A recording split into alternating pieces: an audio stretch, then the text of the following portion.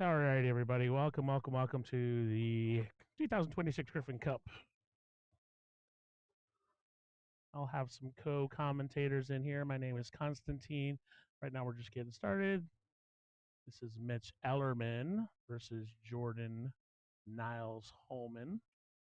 Mitch, somebody who needs no introduction, of course. We've got a lot of really solid players this year. Let me know if you can hear me. If not, I'll adjust the mics. Anybody who's ever played on these tables knows that they are tight, but that does not seem to be affecting Mitch. Similar to the pit table at Bullshooters, if you've ever played that. I don't think Jordan's had a shot. I haven't looked yet. Jeff Gray, great to see you as always. 1-0 so far, Team Arizona. Jordan should have played that better.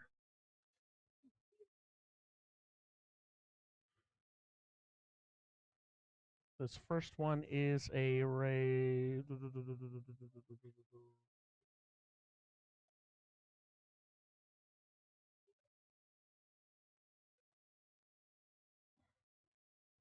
think it's a race to 7.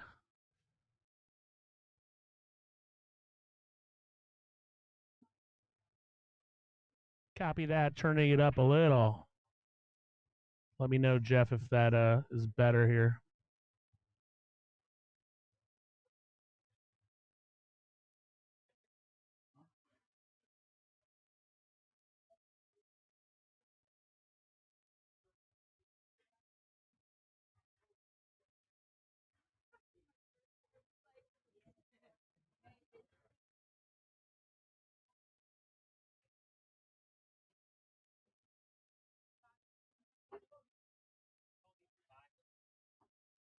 I think the final is a race to 11, but I think the first one is a race to 7, Ike, but I'll double check on that. Obviously, want to have the right information for you guys.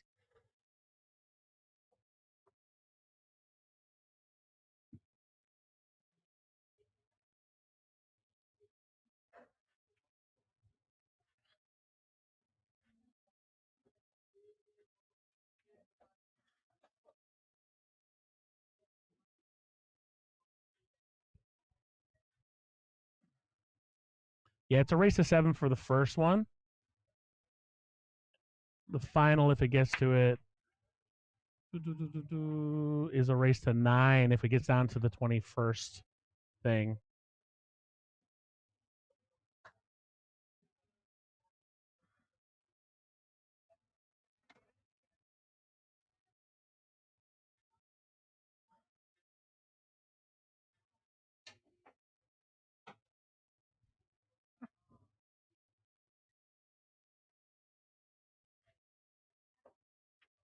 So the sheet that I got, I'm not sure. It says Leo. Maybe it's Leandra. So Leandra must be Leandra, not Leo. All right.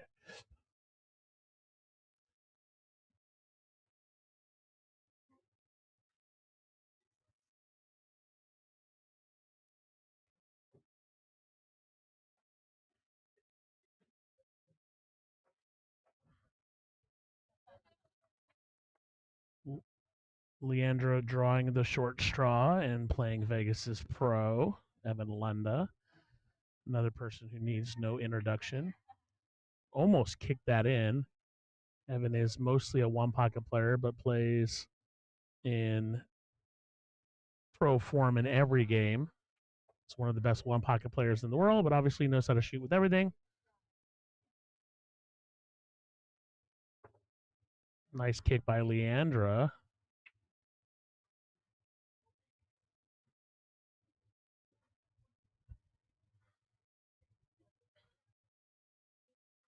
Jeff Gray, why don't you get your happy ass down here and commentate with me, buddy?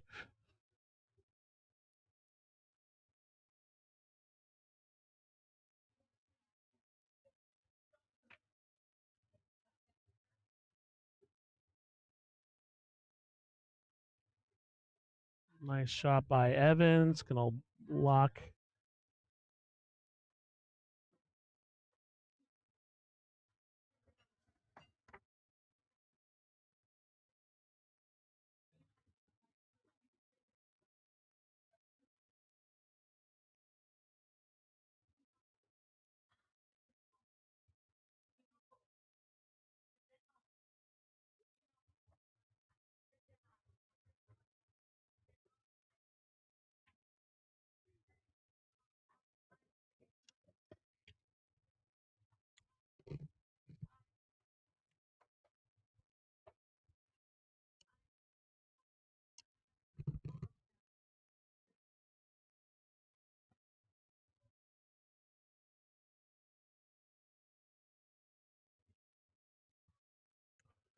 Yeah, Jeff. Usually when I see when I'm commentating matches for pro players, I generally just keep my mouth shut and let them shoot and do their thing.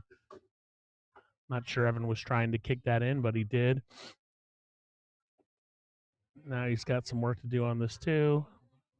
Looks like he's just going to try to kick it, tap into it.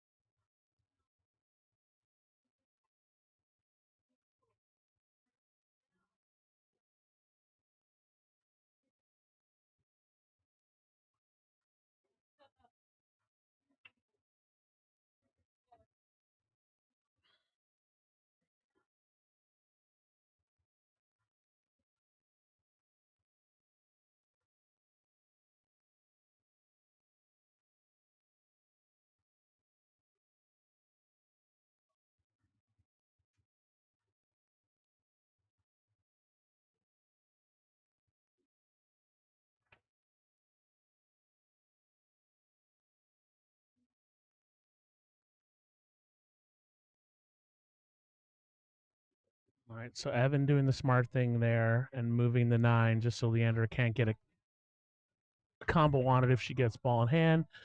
There's those tight pockets. These are 4 and an 1/8 inch pockets, but they play pretty rough. They spit out a lot of balls. They're designed for one pocket, and we're going to see a lot of that today, unfortunately.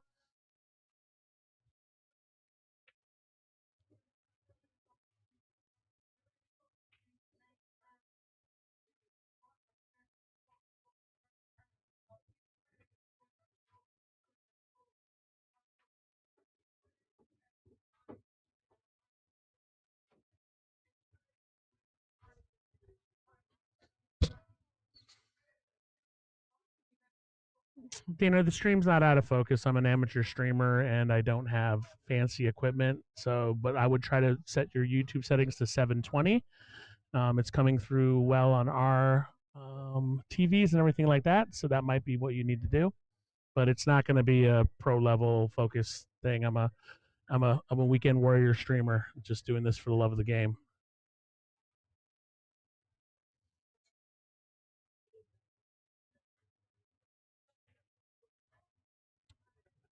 I will try to work on the focus a little, but it looks pretty good on the TVs here at Griff's. So I'm not sure what's going on.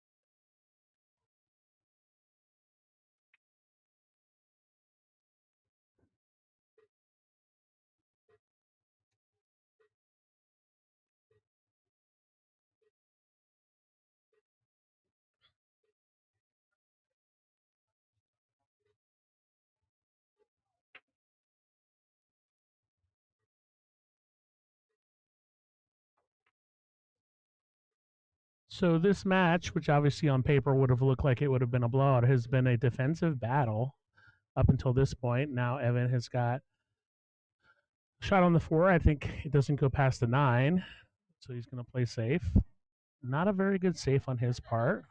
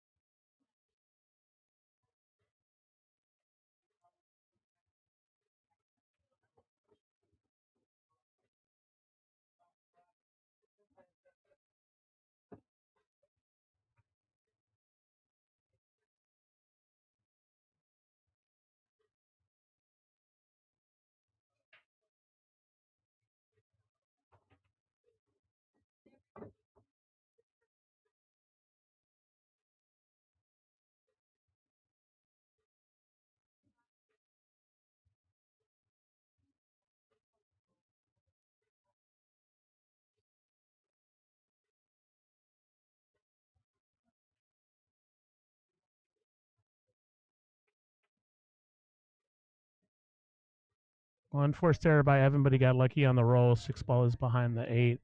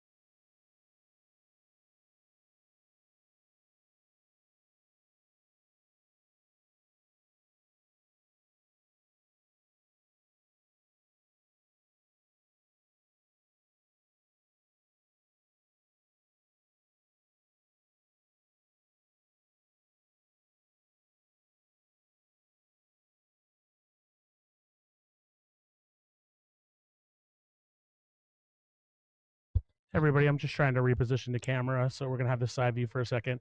I'm working on the main view. Just give me a second.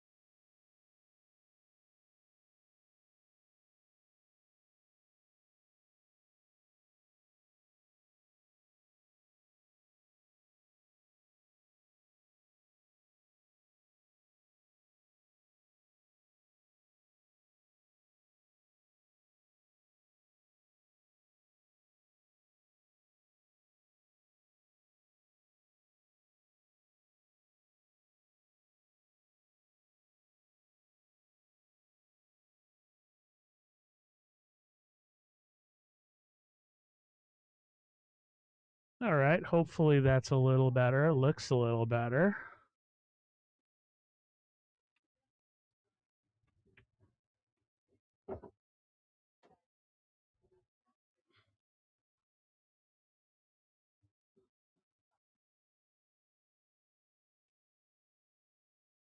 Apologies to everybody. I do one or two streams a year, and sometimes, you know, it's like my pool game. It's inconsistent. Tough miss by Savannah there. Eric Charlton stepping up to the plate.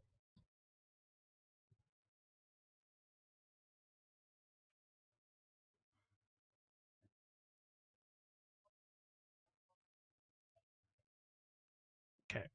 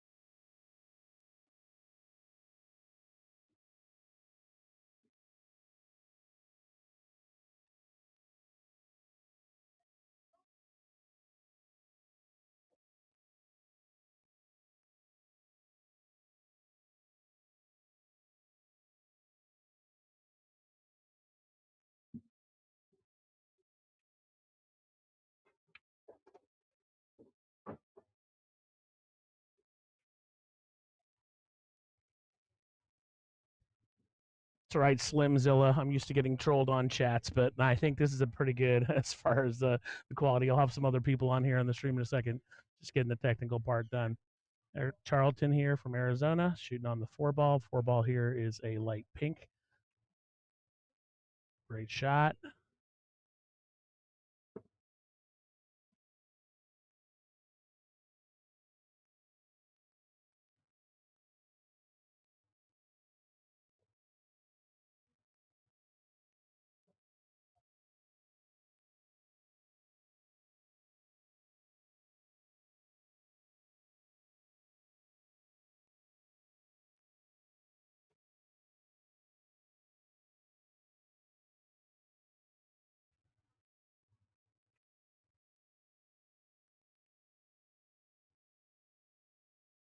Nice shot, creating some distance, although Savannah does have a makeable shot here.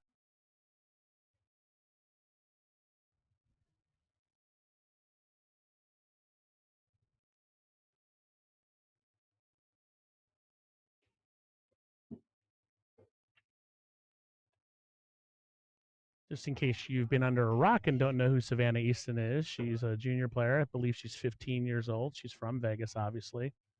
plays a lot in the women's events tour. She's ranked in the top 10, I think, on the WPA tour right now. So she's just been on fire, and she's obviously got a long, lustrous career ahead of her. She shoots straight in general. On that one, she happened to not left Eric a possible bank here.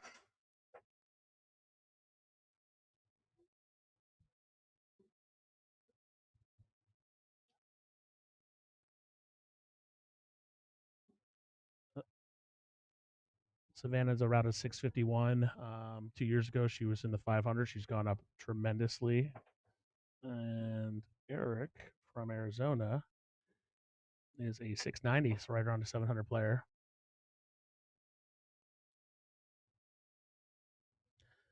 I'll get some of these players in the booth to commentate with me right now. They're in the middle of this match, but when they go to singles matches, and we'll get some different people from Arizona and Vegas in here.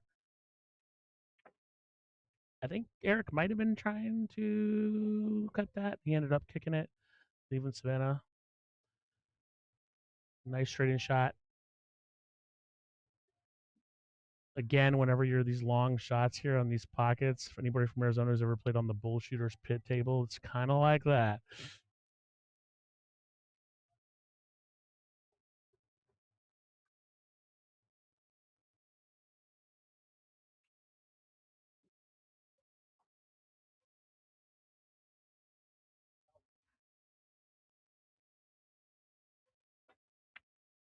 Well, pocket wouldn't have helped her that way no matter what. Is the luck factor going to help her? It has, but she is close in the 9. I don't think she has the ability to cut this in. Mr. Jordan is taking a look. Jordan's the second highest rated player on the Vegas team, 723, I believe. Savannah's almost certainly going to play safe. Just clip this, send the cue ball to the top rail. Try to have the 9 ball to the bottom rail. I don't know if she's got enough angle to do that. We're about to see. She does. Wow, good shot.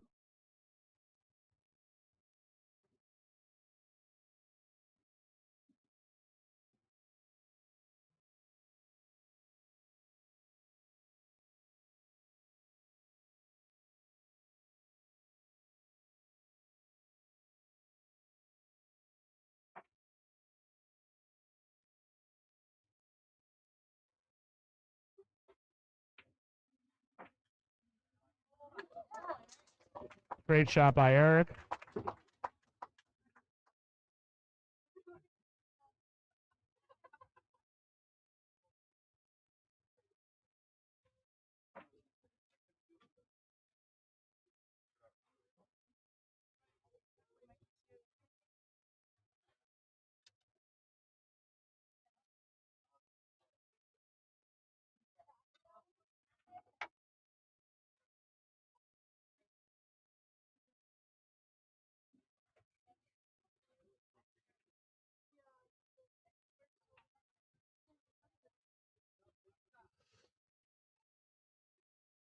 So now we have Fernando.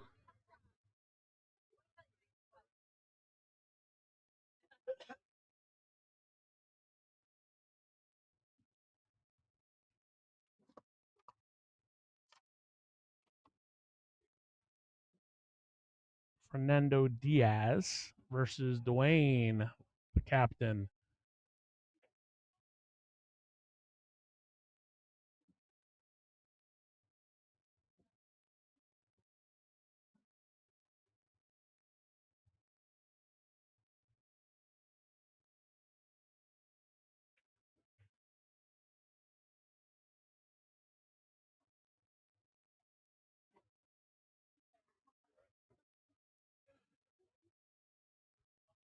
Should be a pretty even match here. Fernando is a 620 from Mesa, Arizona. Dwayne's a 630 range. Dwayne plays a lot of pool here at Griff's.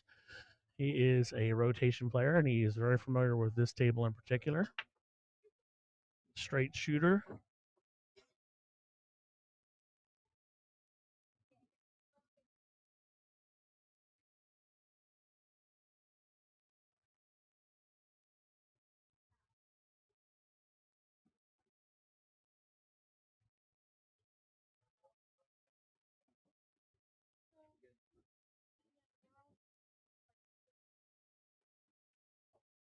Not quite sure what Dwayne was trying to do there. Maybe he was just playing the cue ball, but he's going to leave Fernando with a fairly straight in shot. Fernando's got to play it with a little stun follow, maybe to get on this 2. He could just try to play it with stun and come around the 8.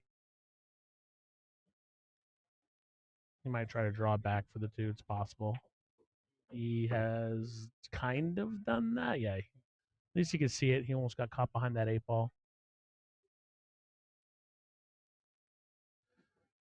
So here's probably try to slice it in. He's going to have to come back. He might try to, I don't know if he's going to try to collide into the 8, but might try to come around for this 4. And Dwayne with a great opportunity here. The 4 ball does not go by the 5. He's just checking that real quick.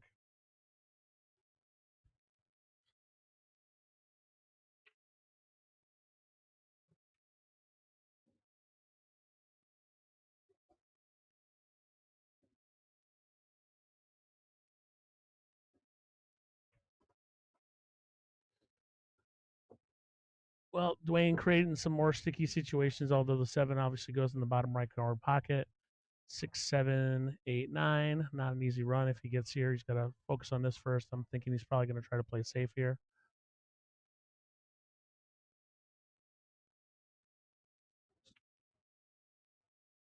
Which he has done ish. Fernando does have a shot on the 4.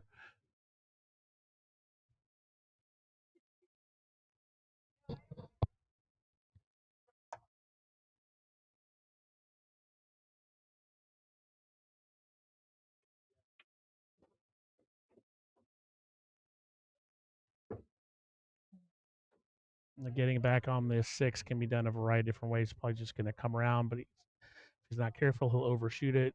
He is getting an angle for this 7.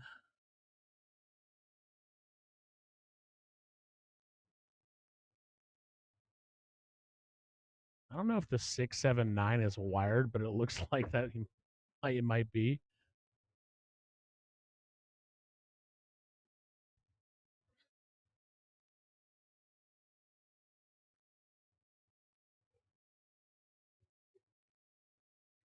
Apparently not. Dwayne's got a shot on the 6, however he wants to slice it. I'm not sure if he can take it in the top left pocket or not.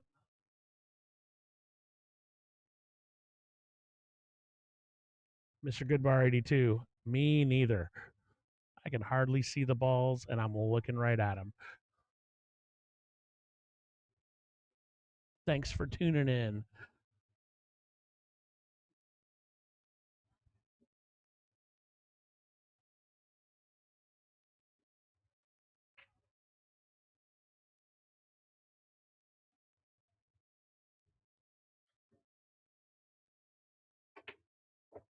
Dwayne firing it in. I don't know if he was trying to come all the way around for that, or if he was just trying to get the 7. I don't think the 7 goes in that corner. It might.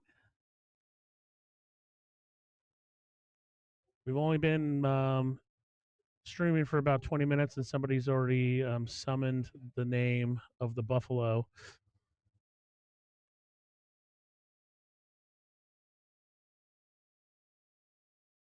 Probably was Jeff Gray.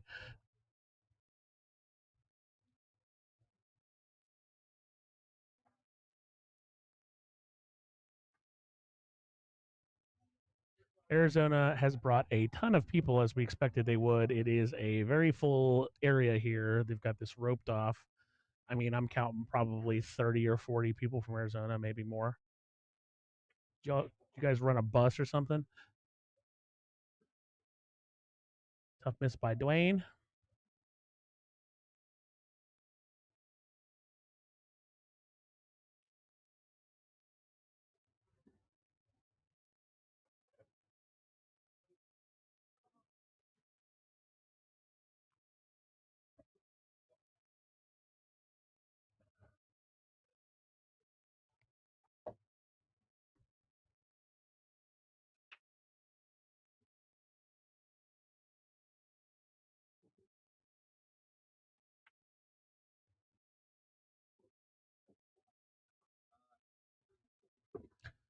Great shot by Fernando there. He's got a little bit of a funny angle. Just got to push it forward a little bit, but should be fine.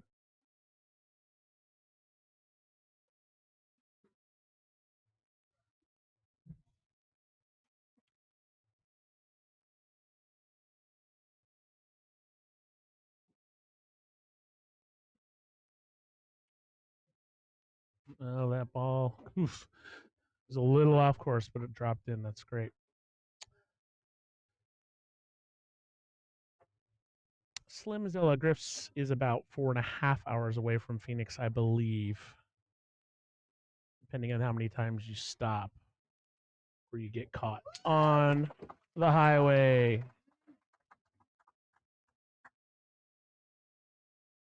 Once you get to Vegas from Phoenix up to 93, you're probably another 20 minutes to get the Griffs.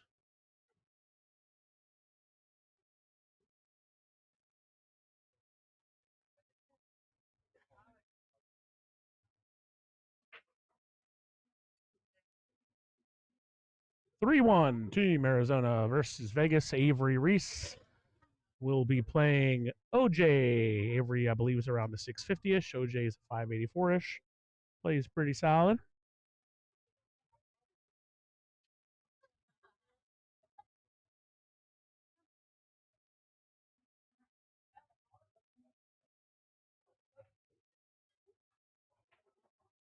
Avery Reese, a 660 from Tempe, Arizona.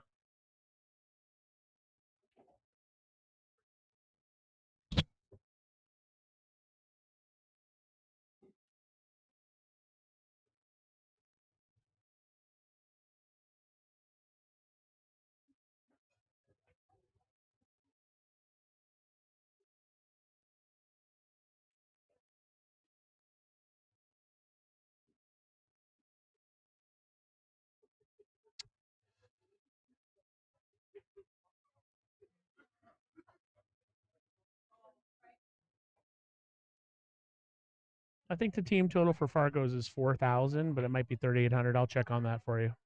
Jeffrey Seifert. Jeff Seifert.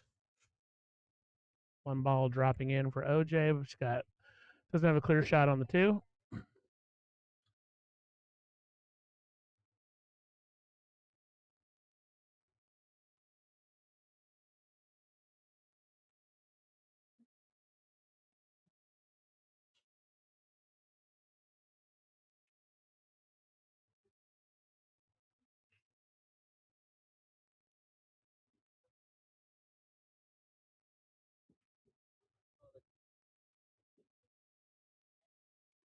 Fargo cap is 4,000 with no player under 550 allowed to play except female players. All players must be established in Fargo. That's all I got on the rules here.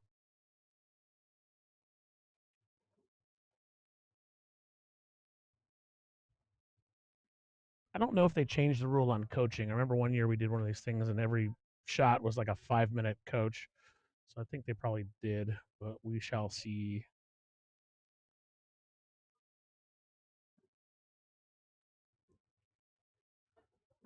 Avery playing with fire with that pocket. Luckily, it's a tight pocket. He can see the three, but not very well, and definitely not enough to try to make it. Eight's in the way anyway, so it's work to be done here.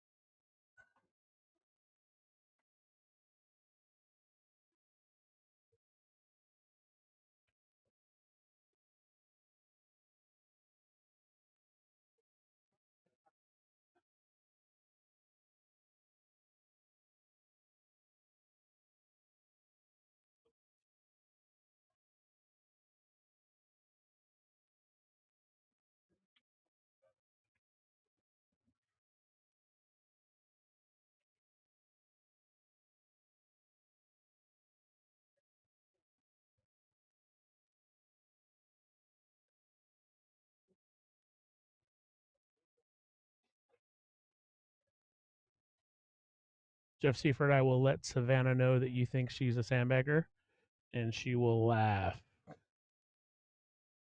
Even though I don't think you really think. That's what. Nice shot by OJ there. Is he going to get behind this 5? Oh.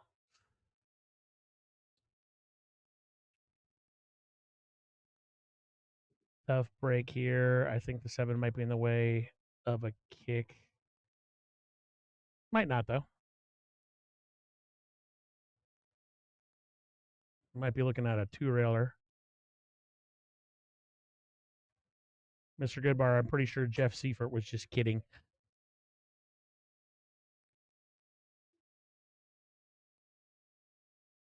Nice kick by OJ. Is he going to get a lucky roll?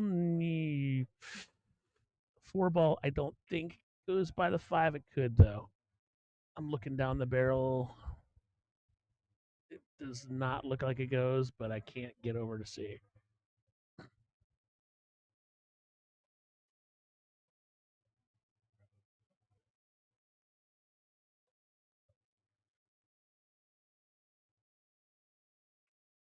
Nice shot by Avery. I don't think OJ is quite frozen to that ball, but he's pretty close.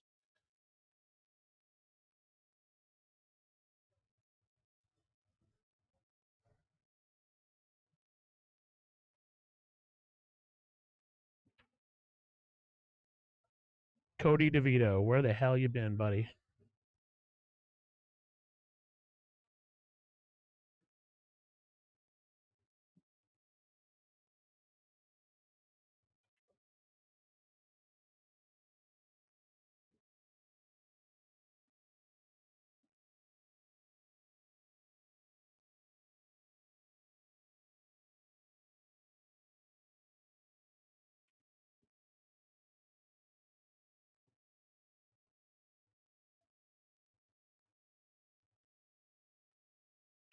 Wow, solid shot. Made it.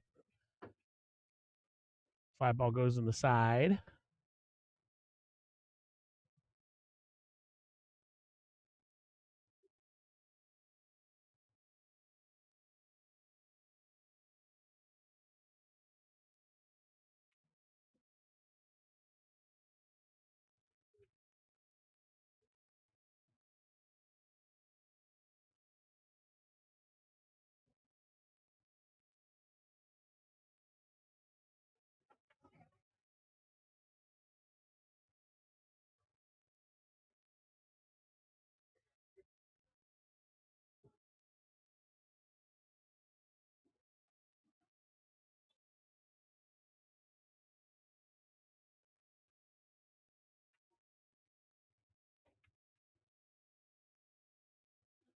Looked away for a second. I'm not sure what happened, but OJ is going to have a straight in shot on this 5 ball.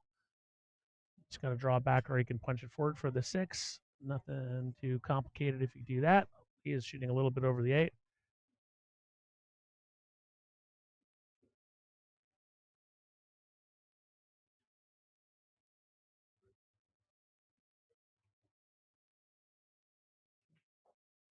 It's going to try to draw back a little bit.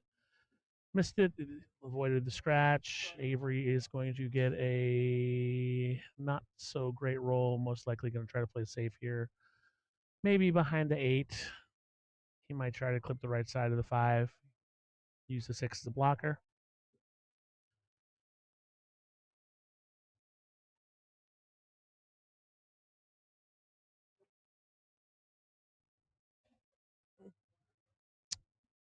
Jeff Seifert, the format is going to be Arizona versus Nevada team play, a race to 7, and then it goes into singles matches for the next 2, and then you have a Scotch doubles match for the 4th one. Then you have back to a single, then there's Scotch doubles. It goes back and forth. They will play a maximum of 11 today.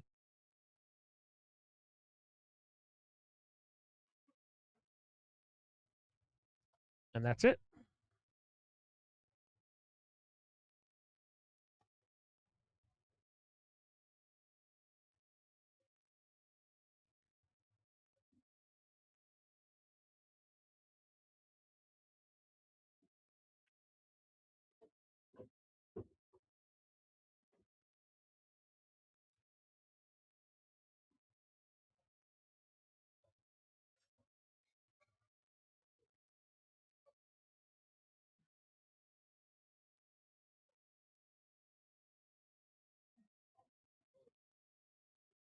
in between the next match, I'll put up a list of the matches that are going to come up, and it'll come through loud and clear.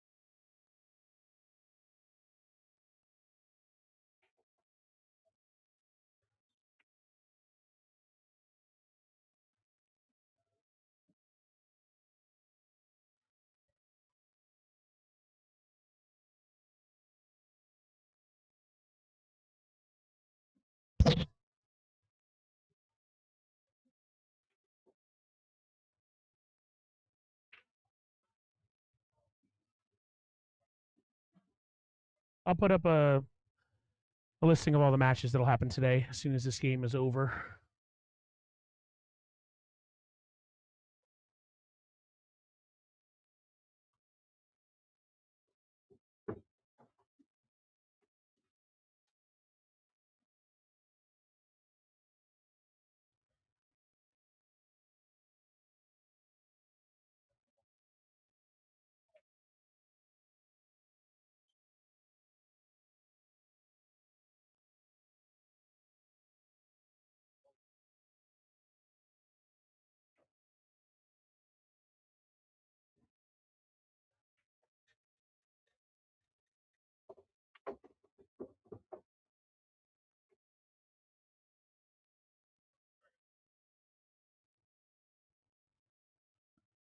Nice shot by OJ. The chance to bring it one game closer. OJ's a not a very active player, but he's a sharp player in Vegas. Shoots just under 600 speed. I know he's plays a lot with Larry and Savannah, so I mean he gets his play. He doesn't play a lot of tournaments. So I'm not sure what he does or how available he is for that, but and there I go, jinxing my Vegas brethren.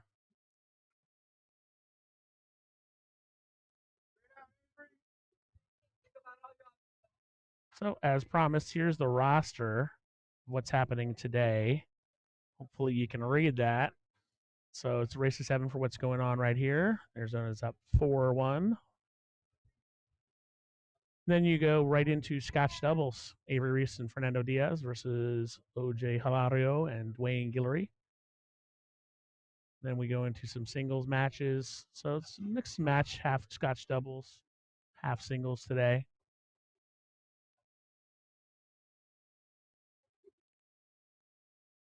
See Marshall, see you around. I'll be here all day. I'll be encouraging people to come into the booth so people don't have to listen to me all day. It's usually tough on this first one because everybody's involved, but usually I can pluck players to come and talk about their teammates and that. If anybody's in town wants to come by, jump on the mic. I got a dual mic here, so it would be fun.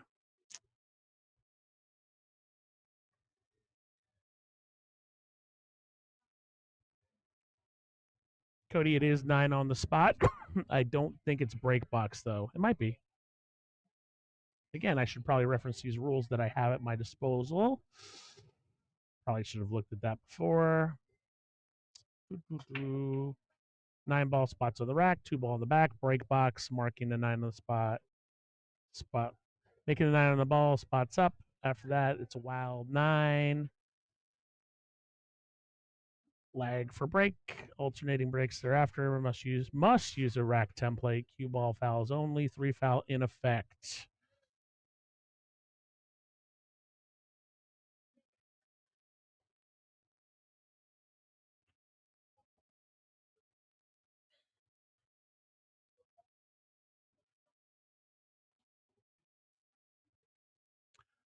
Bobby Emmons, who I have met a couple times, has come up here and shoot. Obviously, a high quality player. I think he's right around the 730, 740 range.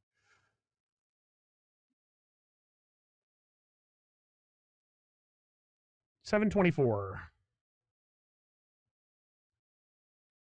Playing Alexis Garcia. Alexis is fairly new to Vegas. I've been here a couple years. Nice guy, quiet, very straight shooter. 650 player.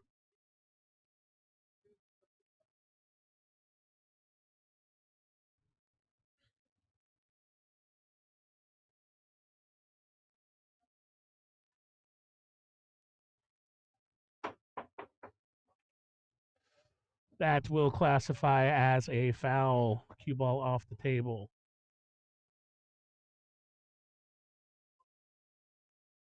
Mr. Goodbarty, too, there is not a shot clock, but I believe the teams have just kind of agreed to not play into that BS.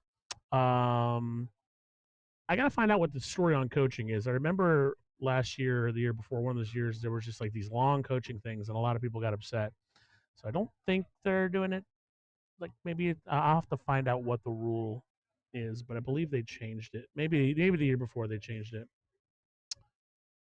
I remember last year I was going to be part of the team going down to Arizona, and that was one of my biggest gripes. Was the year before it was just like these 5 minutes for each shots things.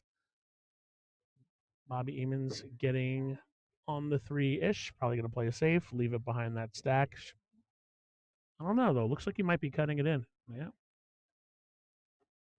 Well done.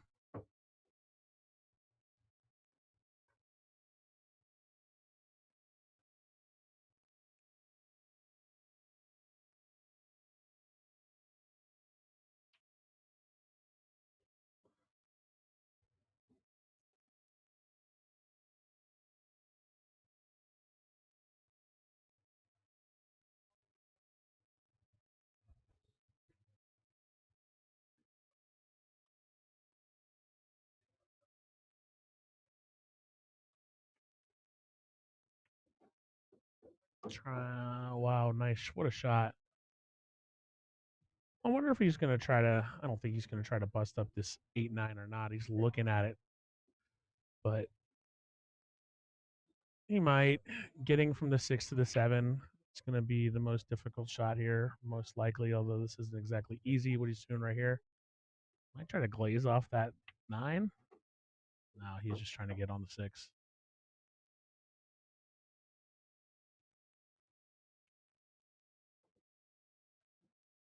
Not a lot of fear in this guy as he shoots. I'm sure everybody from Arizona is familiar with him. We see him up in Vegas every few months. Comes up for some big events.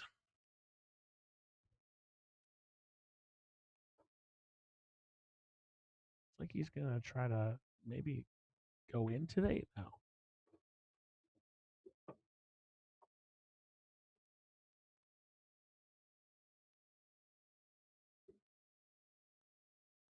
I don't think he can get around that 9. I think he's looking to see how the 9 is going to interact off the 7.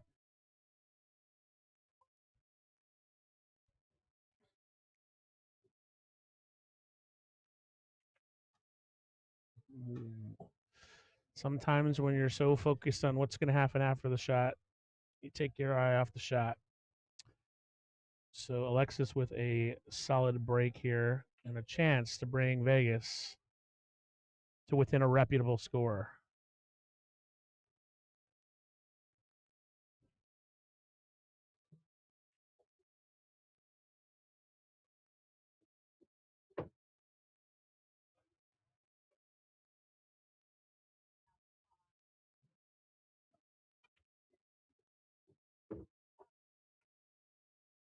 Letting the stroke out a little there.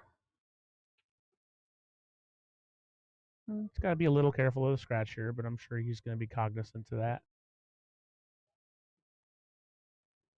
Alexis Garcia bringing Vegas back to within striking distance.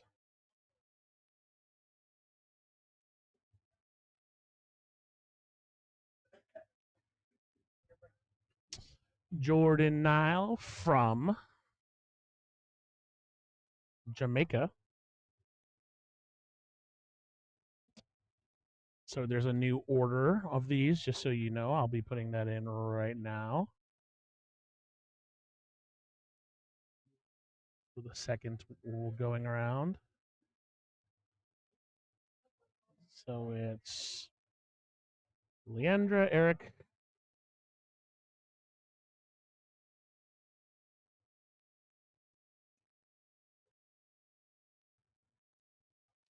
Leandra, Eric, Nando,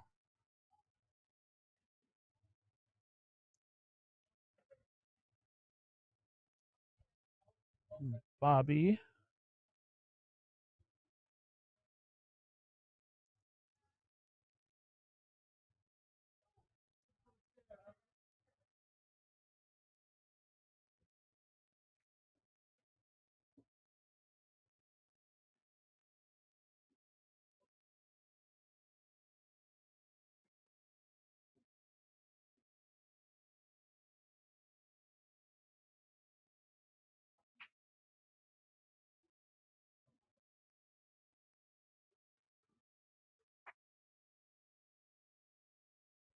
Jordan Nile Holman from Jamaica will be first.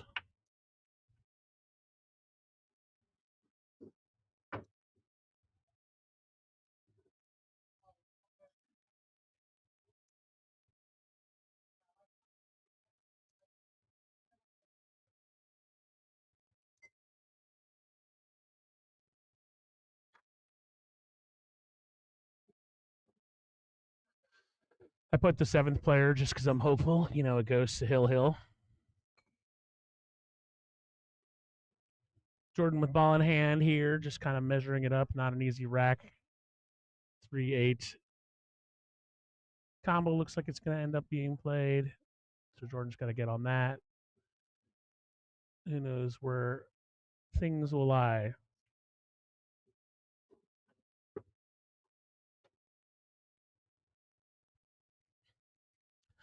Jordan's been shooting really well lately. I did the stream for the California versus Vegas, and Jordan was on fire. He just shot really well, and for the most part, I feel carried that team. Although Savannah Jeff, who is a 400 player, played very well that competition. So Jordan has been great. Yeah, Vandervijs, you know, it's interesting. You know, one match could change momentum. You know, for sure. You know, but at this rate, these quality players, really anything could happen.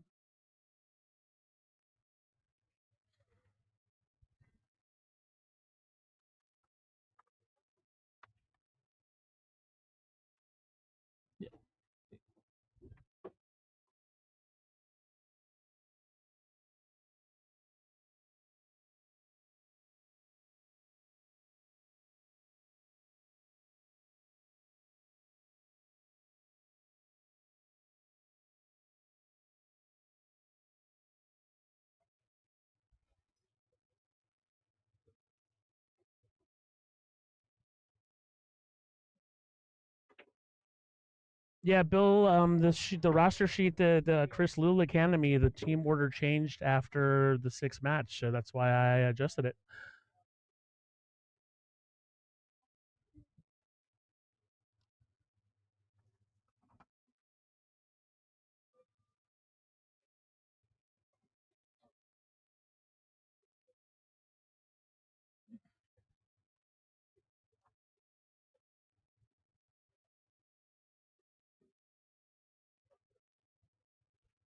Yes, Jeff Gray, you are correct. I will change the spelling of the second Jordan. You are correct. And always count on you to keep me in check. But yes, everybody, the roster that Chris Lula Academy, this is accurate. Changed after the sixth player, so that's why I have updated it. I just couldn't fit 13 players on the one thing.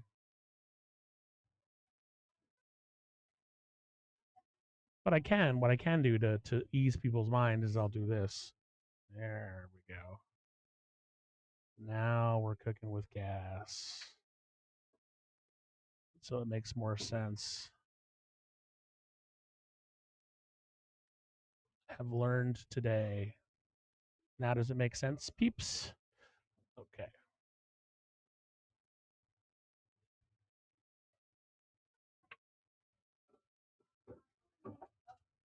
Leandra with a very nice shot there and a chance to take down.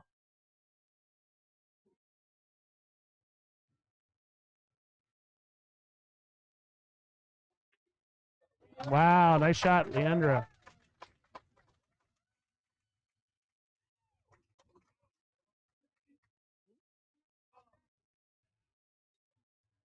Somebody else was asking about the roster, and here it is.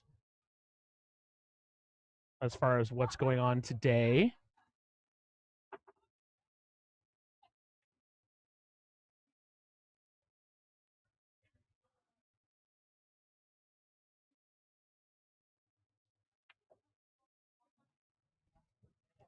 That's right. See, I put it up in between matches, so yeah.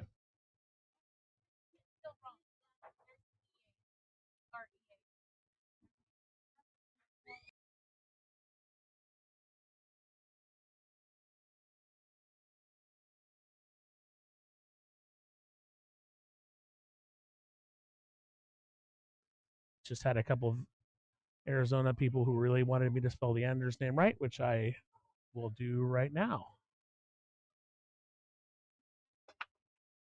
Sorry to all the fans for spelling her name wrong.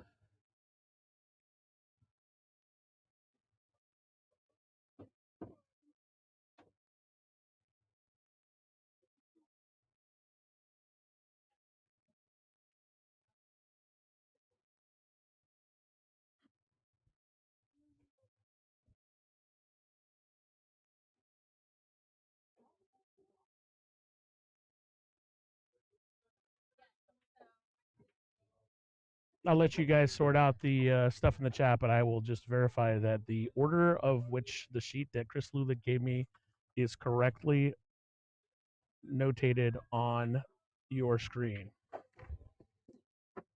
You can talk away. Nice shot by Evan Lunda.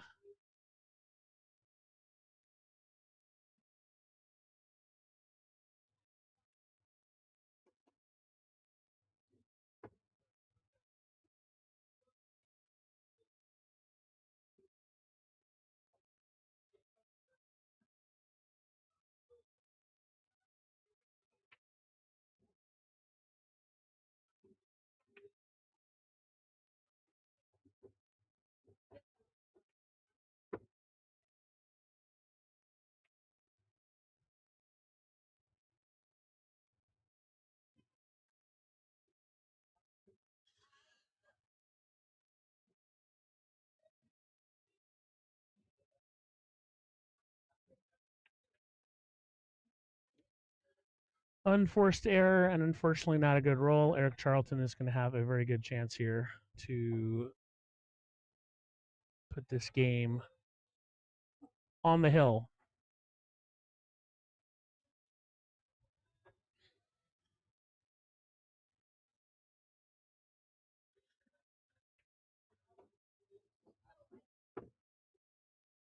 Precariously close to having that 9 be in the way, but I think he's okay.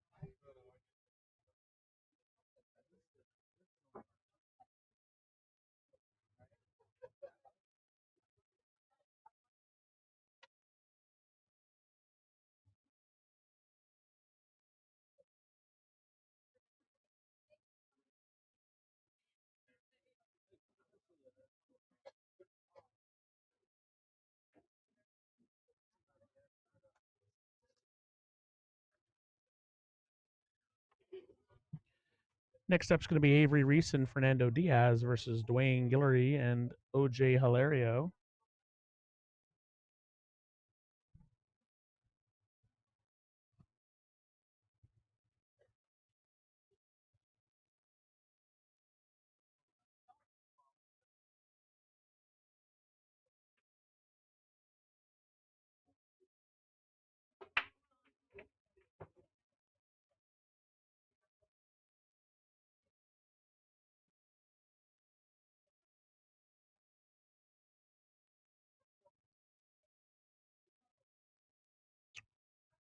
Andy, it could be a long day or a really short day. Depends on how things go.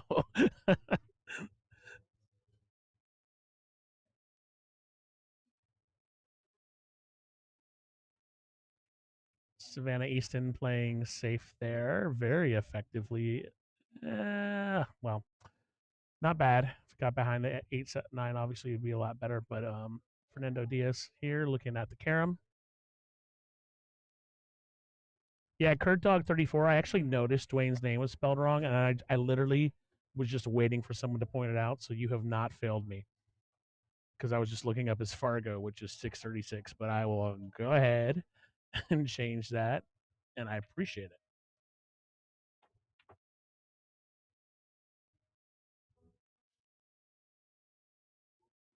I'll continue to misspell things throughout the day just to keep the chat, engaged.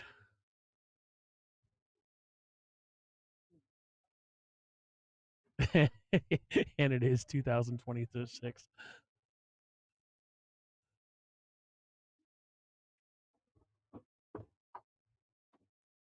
I like this little fun game we're playing. All right, everything should be fixed.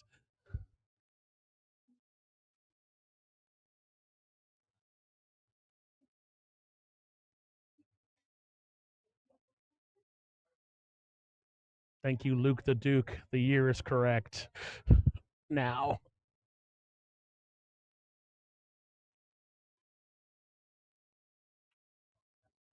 Savannah playing. She wanted to hit that 4 ball. Nando's still got some tough work here. He could try to cut this in. Safe is tough here, but I mean, he might try to just shoot it towards the right top pocket and bring the cue ball back to where it's at. And if the 2 ball does go in, he'll have at least a look on the 3. Now, Slimzilla, this is how we run my streams. I used to stream a lot, and getting trolled in the chat is part of the fun. But that being said, there were 4 typos today.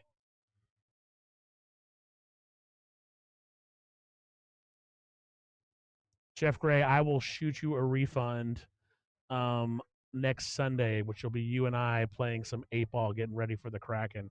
That'll be your refund. Significantly more than you paid for the stream.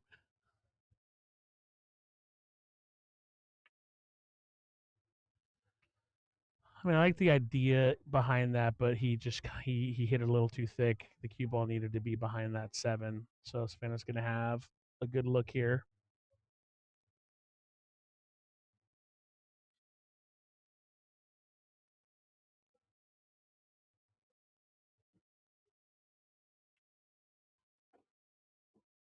Jeff, I was planning on practicing all weekend, but then then I got roped into doing this, so I guess I'll just have to use that as an excuse next weekend when we play.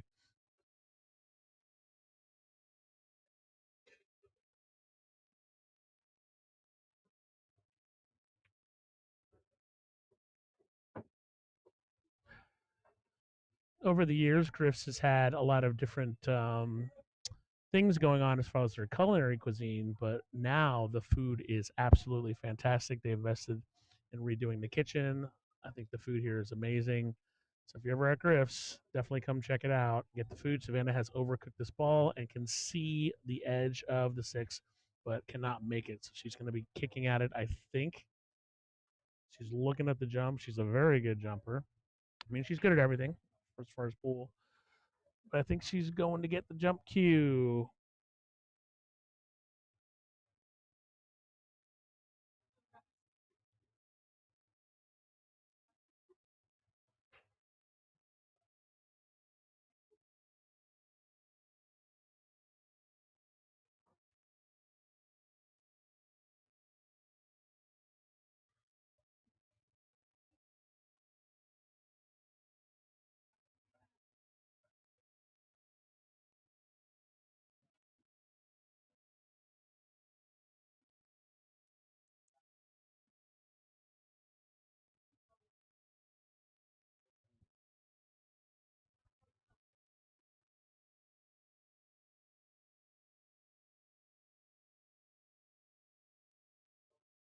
Fernando Diaz just needs to figure out how to get from this 7 to the 8. Really is the tough. It's not even that tough, but he's given it a lot of thought, which is good.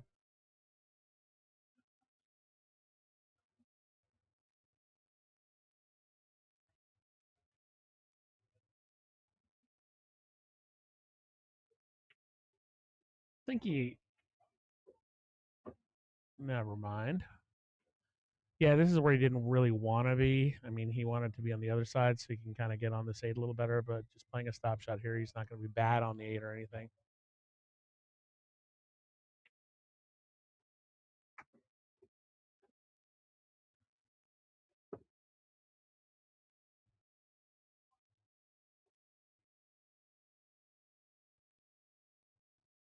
He might try to graze off this 9. He could try to draw back and avoid the 9. Let's see what he does.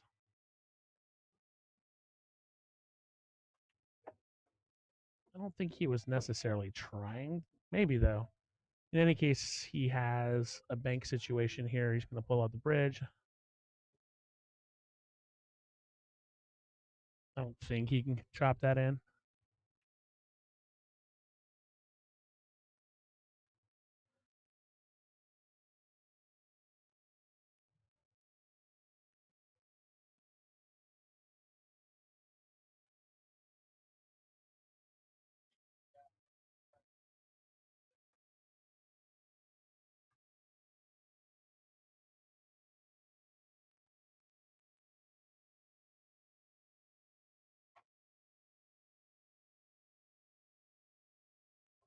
Oh. Well, he tried. He could have made it. Unfortunately, Vegas is going to get a little closer.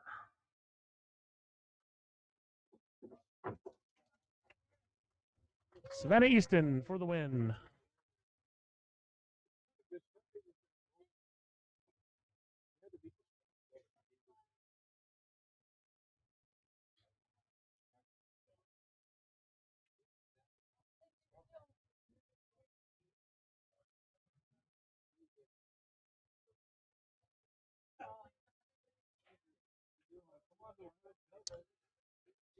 Avery Reese versus Dwayne Guillory. I'm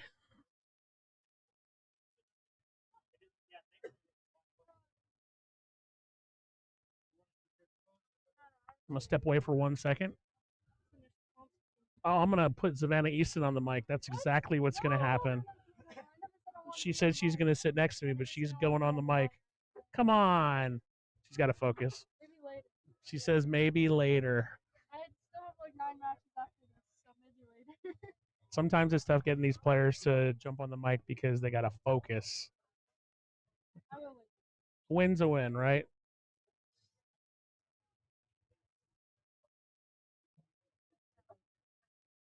Savannah's a really good pool player, but she's also good on the mic because she points out things that smarter players than me can point out. So she'll jump on every once in a while, but right now she's focused getting this first match.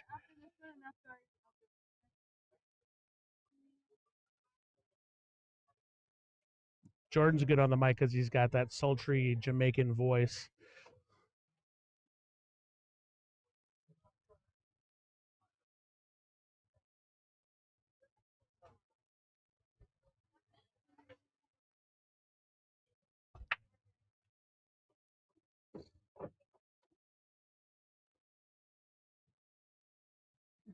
So it looks like so far most people are going for a cut break from the box.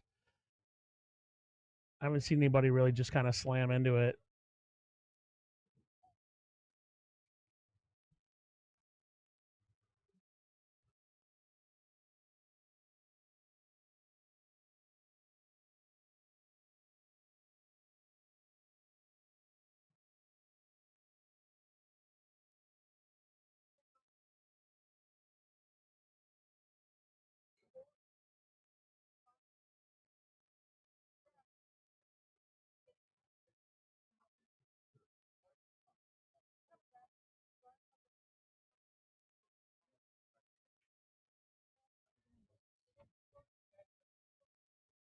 Light contact there by Mr. Avery. Going to get a good solid roll there.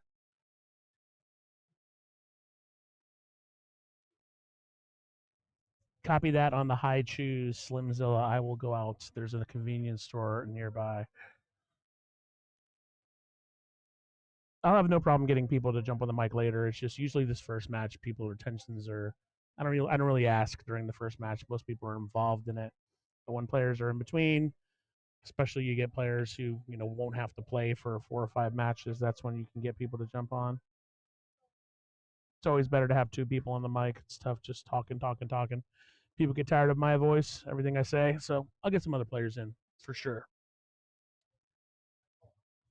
And Savannah will jump on the mic. She's just a little amped up right now.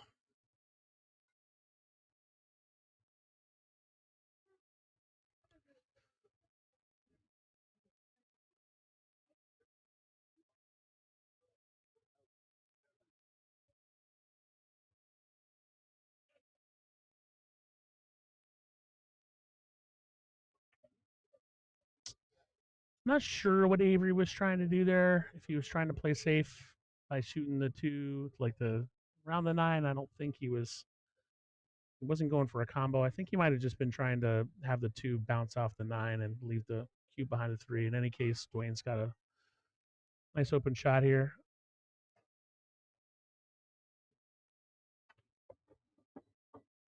He's gonna flirt with this 7, unfortunately, and I don't think he's gonna win the battle. He has won the battle.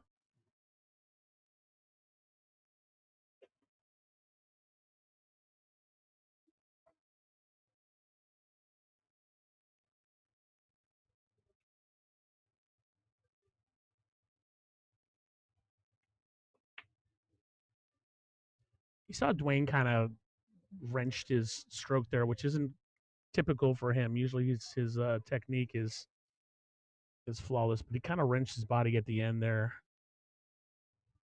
It's not like he missed it by a ton, but unfortunately missed it.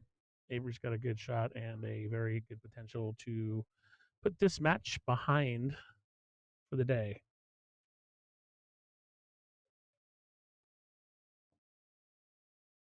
That being said, that ball would have gone on a normal table. But Dwayne knows how these tables play, plays on them every day.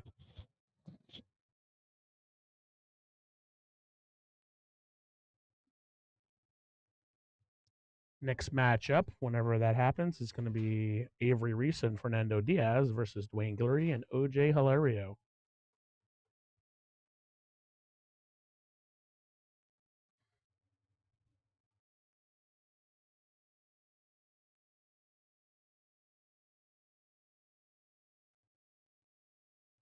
Technique, form, Megan, you know what I meant.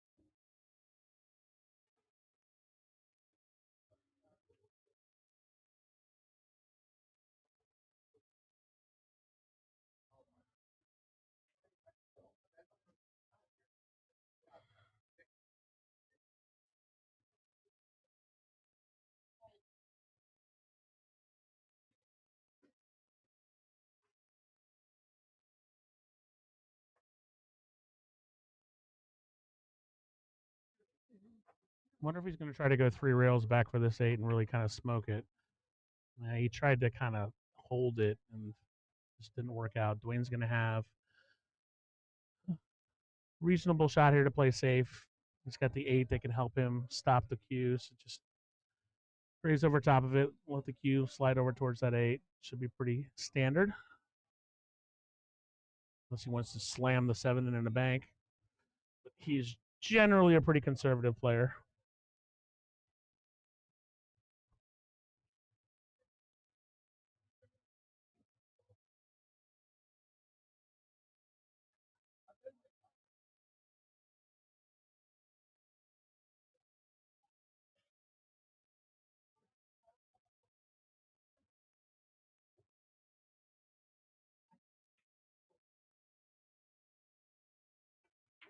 He did go for it.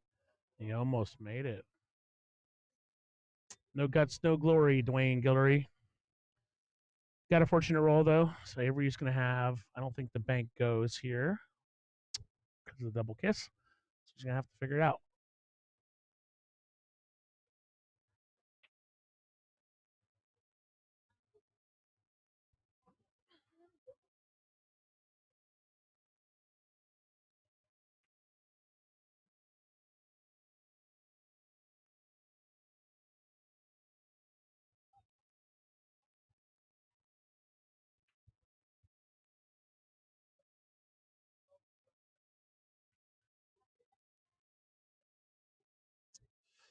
I wonder if he was trying to hit that a little thicker. I'm not sure.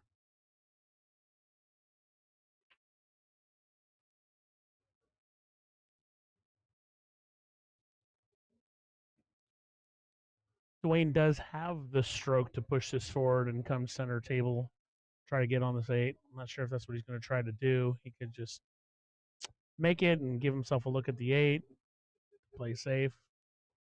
But he definitely has got the stroke to come around the table for this.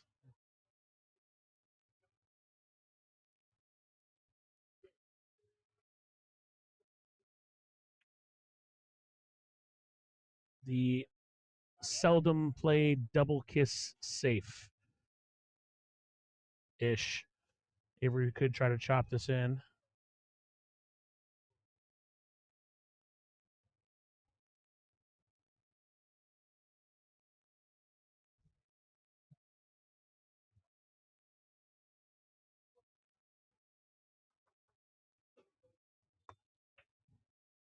He's looking at chopping it in, which is probably the right shot here.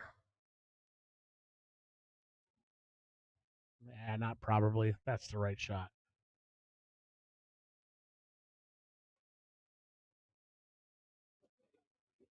He might have just been looking to see how close it was coming to that side pocket. Great shot by Avery Reese.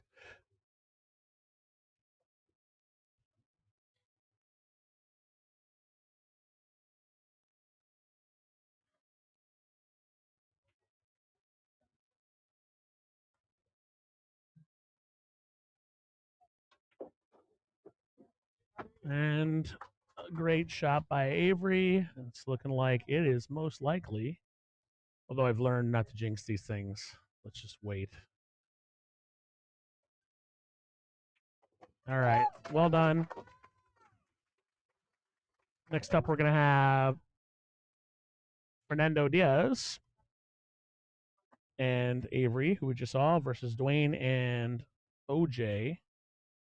That'll be a race to 5. Any of these individual and Scotch doubles ones are races to 5.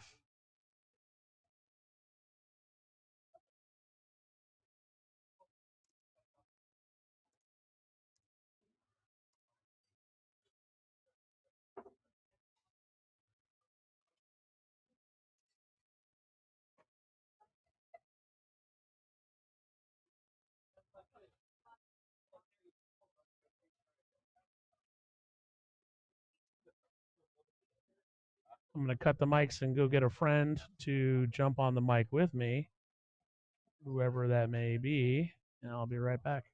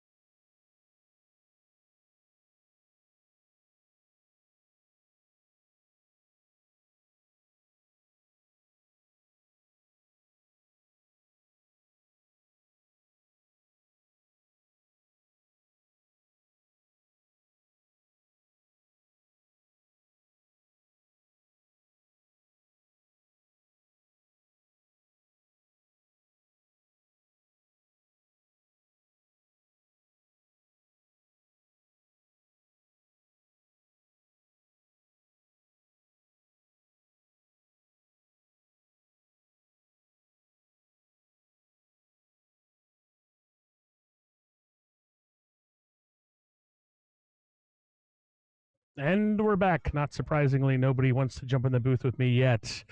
Maybe it was something I said.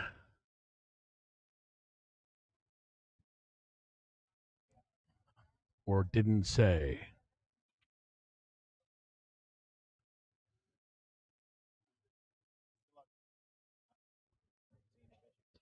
I'm pretty sure jump keys are allowed. Yeah, double check with the people running it.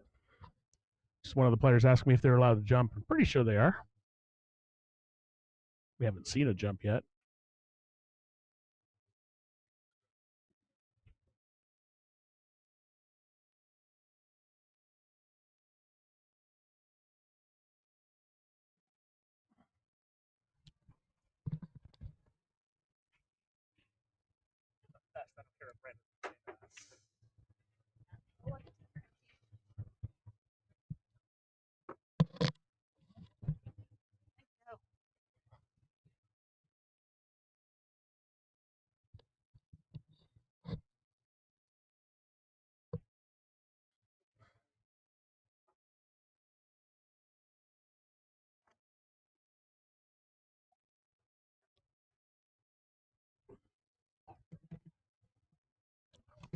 Cleveland Baylor is going to be coming on a little bit, talk about his business.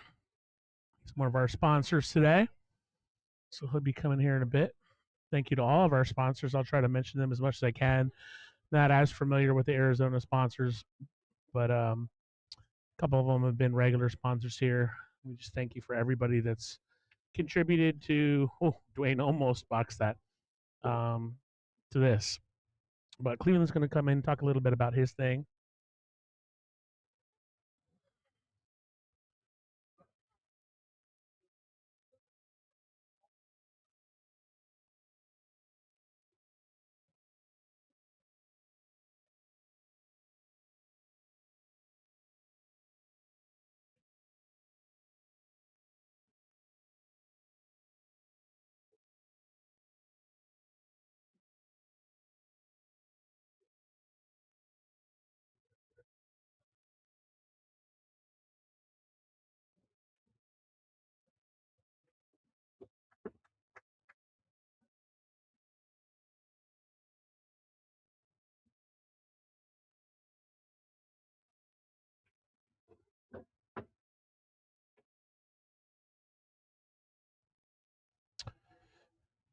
Of course, we are coming to you from Griff's. Next time you're in Vegas, a new pool hall opened up called Walters. Um, Griff's is very friendly with all the pool halls around, tries to support the game of pool. Brandon does a great job with that. So obviously, he doesn't mind me talking about Walters. So Walters is a new pool hall. It's opened by a guy named Tim Glass, whose dad was a guy named Walter Glass, who was a legend in our town. They did a great job with it. 9 9 foot tables. I think they have 11 7 foot tables. It's just really classy. It's well done. Got a beer and wine license. They'll get liquor eventually. They're working on a kitchen, but they do a great job there. So definitely check out Walters after you check out Griff's, of course. Nice shot there. We are playing Scotch doubles, not shoot until you miss.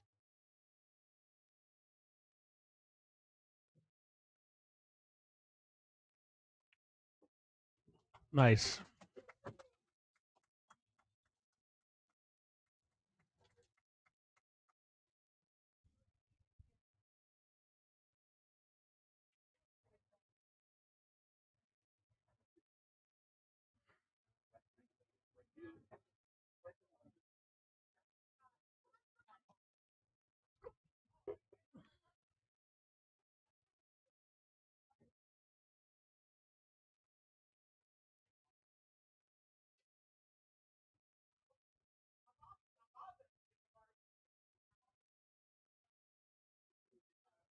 They must use the AccuRec according to the rules given to them. I think most players are going to want to use it anyway, but it was explicitly stated that they have to. Dwayne Guillory breaking from the box.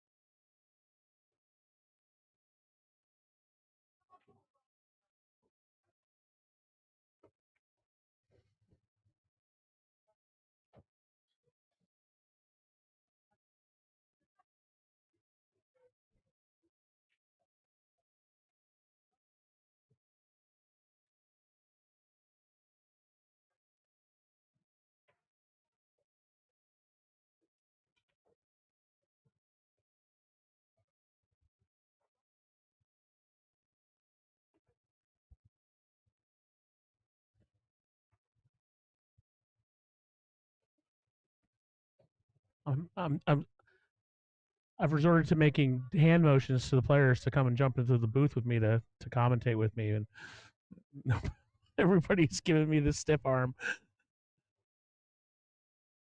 Nice angle there for Avery. Fernando's got a couple different ways he can tackle this to get to the three.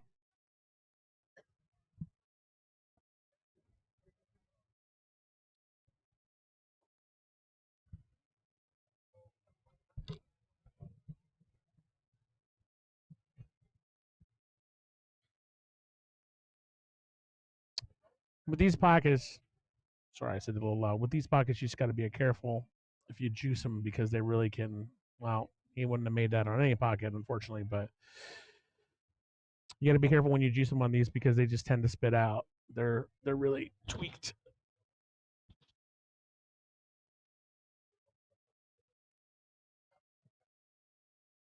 Got some more players from Vegas rolling in. Great contingent from Arizona here. I purposely didn't bring my cues so I don't get tempted to lose money to Arizona this weekend. Bad miss by Dwayne there, unfortunately. Missed that by a couple of balls.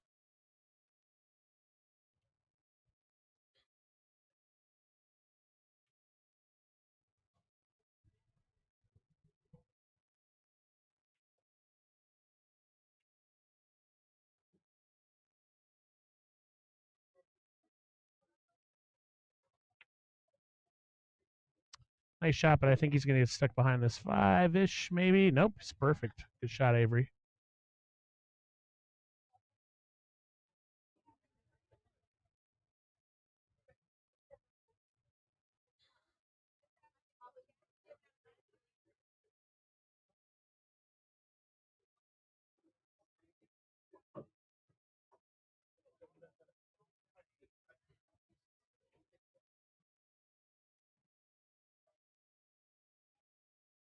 A little tough what to do here for Avery. He can try to draw it back, come around under this nine to get on the six. He could try to collide into the six. He's thinking about it. He's looking at all the different options. It's kind of a weird angle for what he wants to do.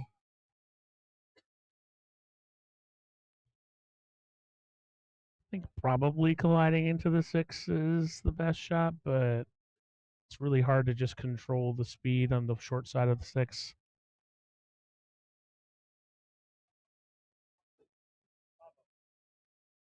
Looks like he called the coach. I'll find out. I forgot to ask what the exact rules on coaching are. Yeah, he's talking to Bobby about the drawing factor of this, to play the five with enough speed. He's not gonna be able to hold it for the six, so they're gonna figure out what they're doing.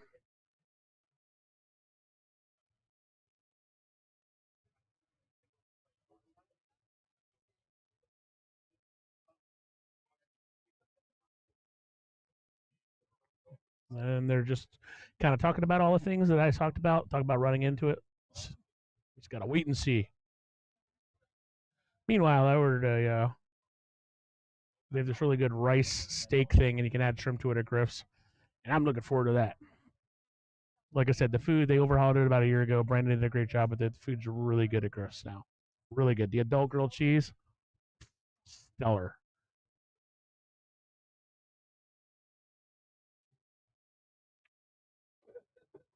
Wow, great shot by Avery there. He had to hit that perfect, and he did.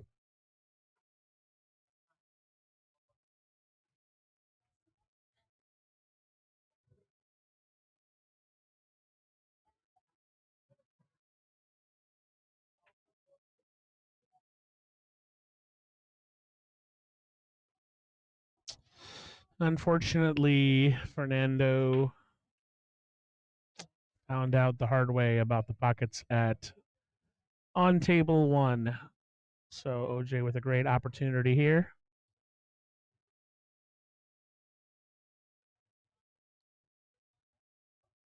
Just consulting his teammate real quick.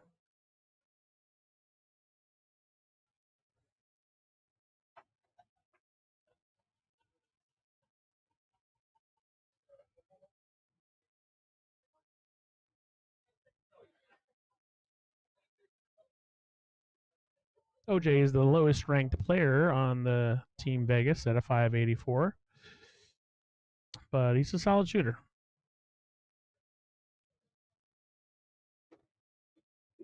Trying to come around. Will he do it? He has done it.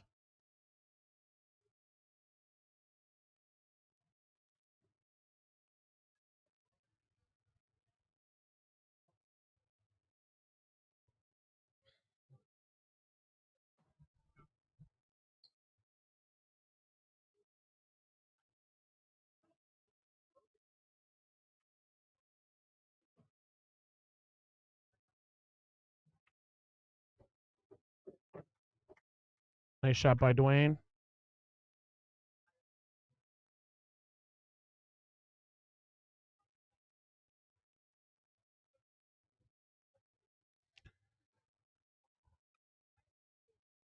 I mean, OJ's got to just concentrate on making this and try to leave Dwayne in the vicinity. There's not many places he can leave Dwayne, in the center of the table where Dwayne can't have a good shot on this nine. The angle's a little rough, though. He's just got to make sure he doesn't try to, slow draw it or anything. He's got to just make it. We've all been in these scotch double situations where we worry about, setting our partner up, but you got to make your shot. And Dwayne can make just about any shot on the table. So,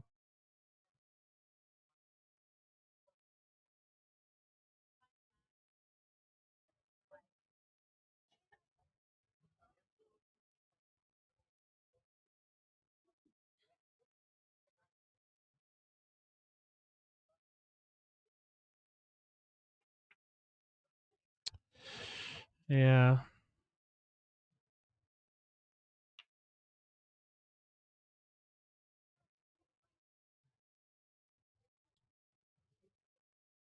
So, not exactly in the jaws, but close for Avery. Overhit it a little bit, though. It's going to be tough. Yeah, Fernando's going to have a bank situation here.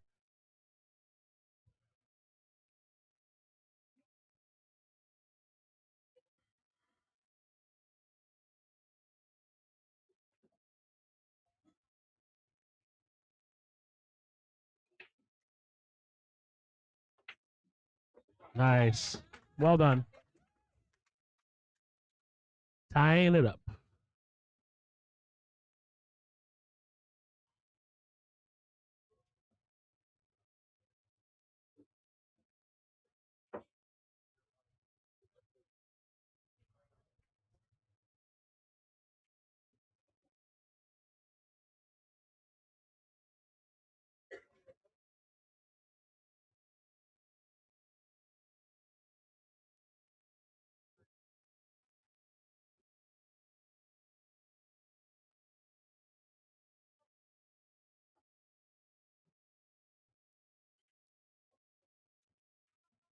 Next up is going to be, well, I'll take that away. Realize they rack so quickly. Dry break. Next up is going to be Eric Charlton versus Evan Lunda. And then we go back into Scotch doubles. It's like OJ's got a busy day today.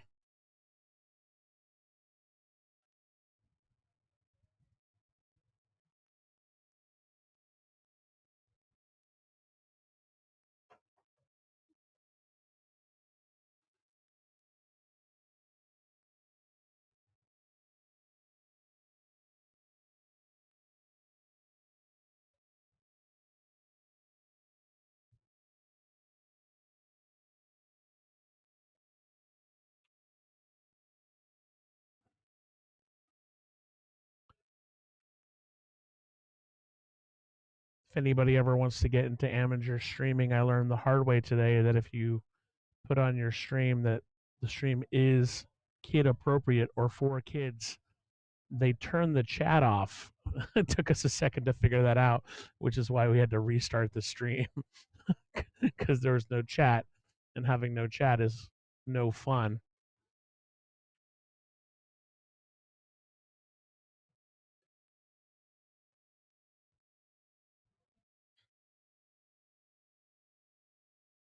I had never streamed directly to YouTube before. I'm streaming on Griff's TV today, and so I just learned that after all these years.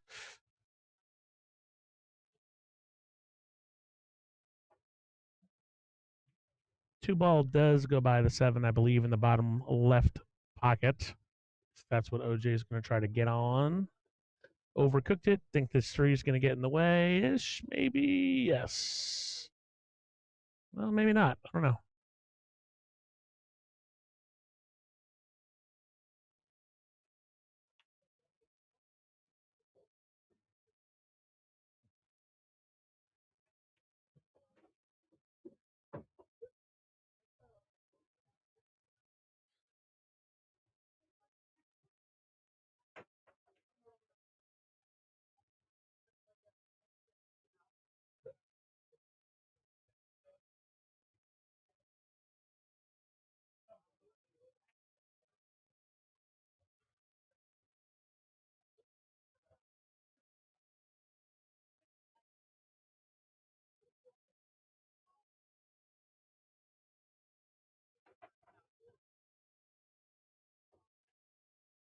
OJ playing safe here. I think he wanted to probably get behind that eight, but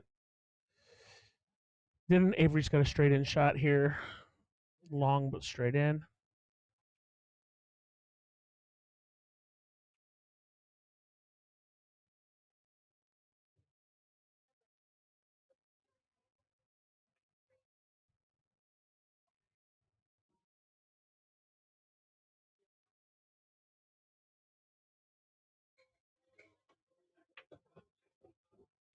Played it with inside there, which is an interesting choice, but he's going to get away with it. I mean, that was risky. I don't know if that's what he was trying to do, but he got away with it. So now Fernando's just got to make sure he clears this nine. Just kind of juice it in a little bit. There's a big path that he could get stuck behind this nine if he's not careful. I think he's aware of that.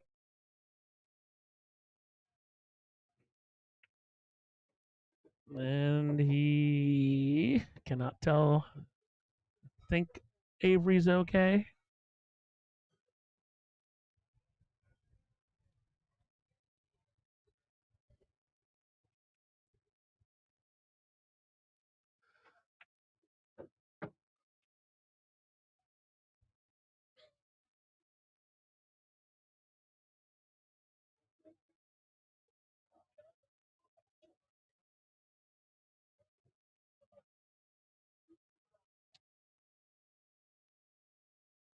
How many pool halls you guys have down in Arizona? You got bullshooters, you got Main Street, dozers. Those are the main ones, right?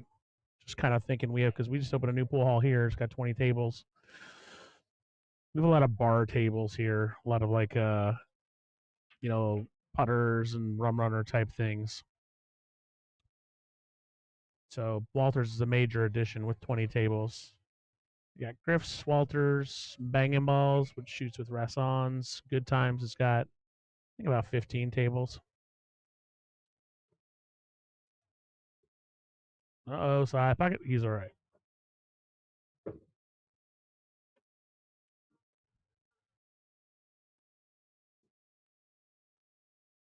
We've got a lot of places that have like 4 to 6 tables. We we don't have too many places that have a lot. I don't know if Arizona, you guys have Main Street, bullshooters, dozers. I feel like I'm missing one.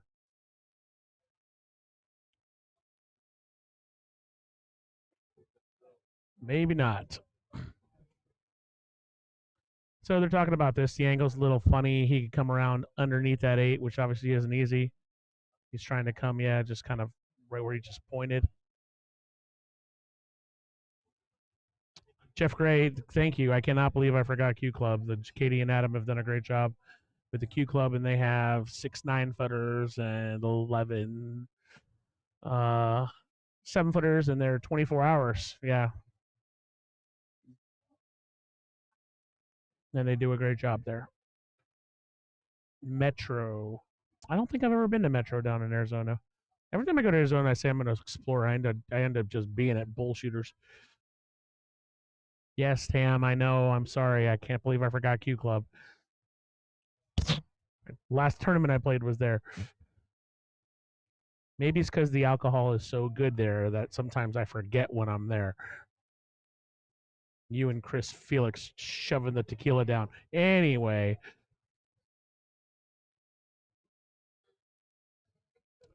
I think Dwayne's probably going to play safe here. Just come off this 8 and leave it on the bottom rail. Send the cue ball up table. He wanted to hit that a little harder with a little less, a little thinner, a little harder. I don't know if Avery can make this 8 with 9 where it is, but I think he can.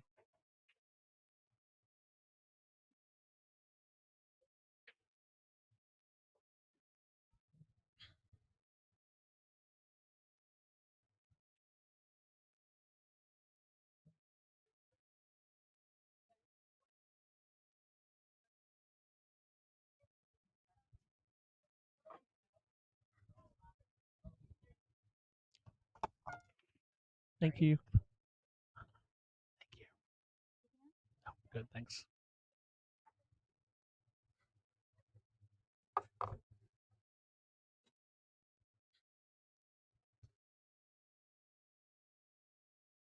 Oh, it's good to know, Kyle. Bullshooters upgraded to their Brunswick style diamonds, 38 diamond tables. That's pretty awesome. Yeah, I played in a big tournament there a couple years ago, and it was. I'm sure I don't have to explain it to you guys. Not, I wasn't happy that they had different kinds of tables there.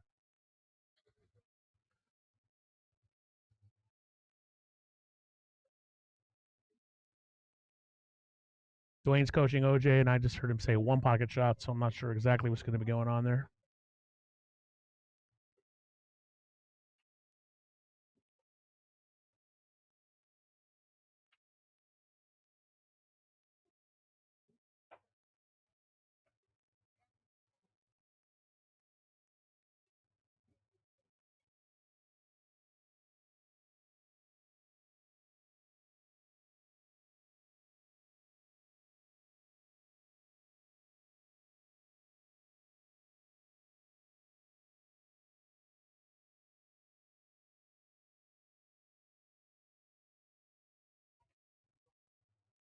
Yeah, Kyle, I remember in that tournament, Tim was running it, and he's like, "Well, if you want to play early, you can, but you got to play on Brunswick." And like one player was like, "Let's do this," and I'm like, "Go f yourself," and that was and I lost anyway.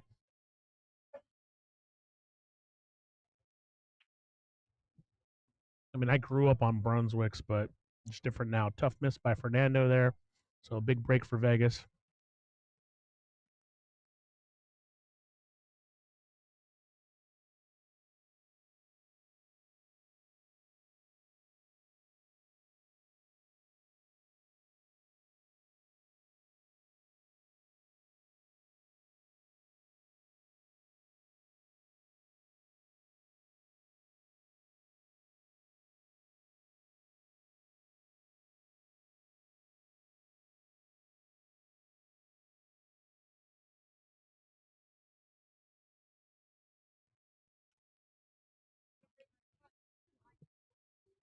Pressure can get on sometimes in these things. OJ with the tough miss there.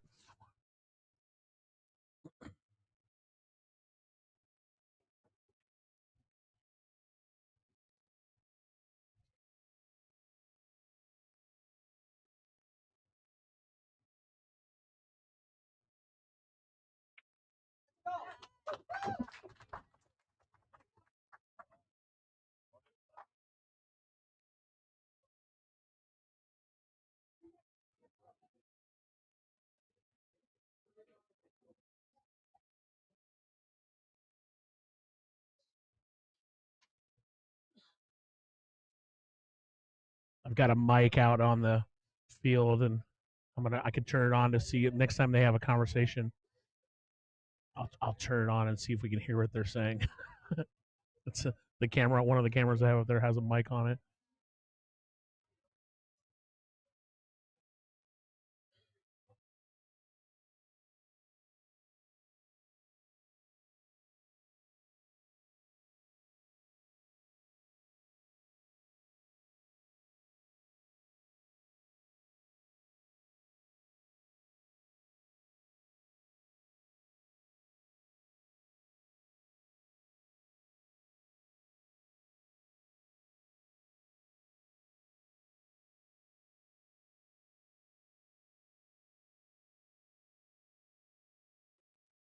So dry break, one ball can be seen, but can't be made in the side from what I see. Arizona's talking about it.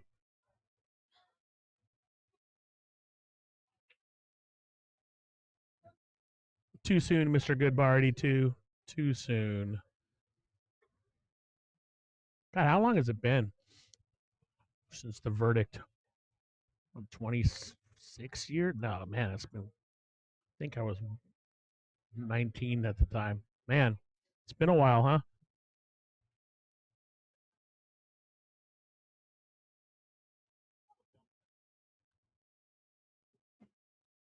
So it looks like a push happened there. I would looked away for a hot second. Never be sorry for making jokes, Mr. Goodbar.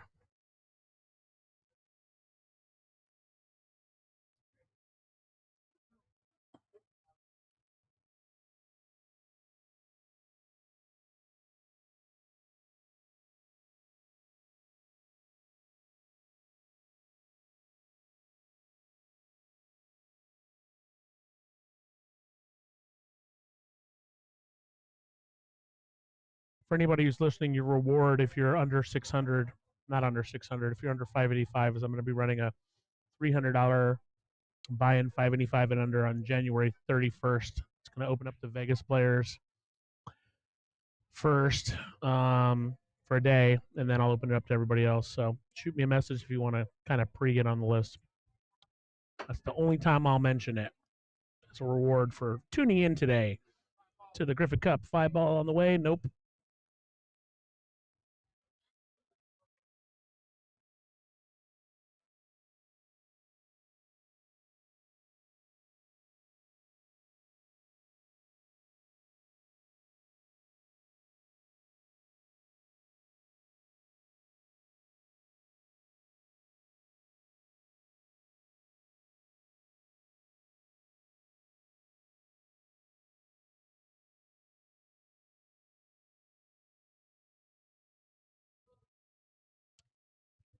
Megan, you definitely got to come to Griff's. These front three tables are set up for one pocket, so they have 4 1/8 inch pockets. Some say that one of them has a little tighter, but they're all about the same.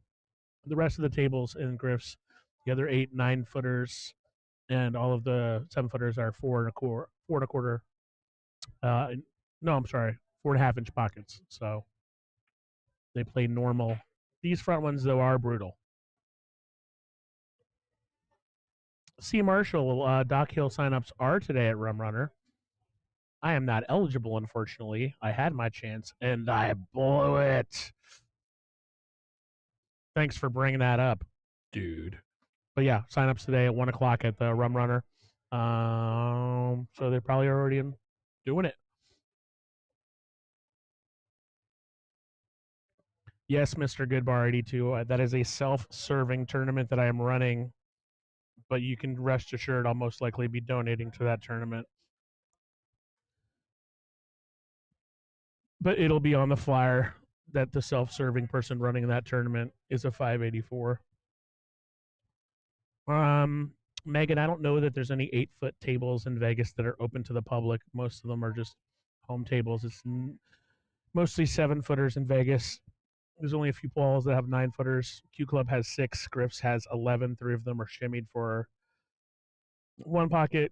Good Times has 7 9 footers. Bangin' Balls has 6 9 footers, and Walters has 9 9 footers.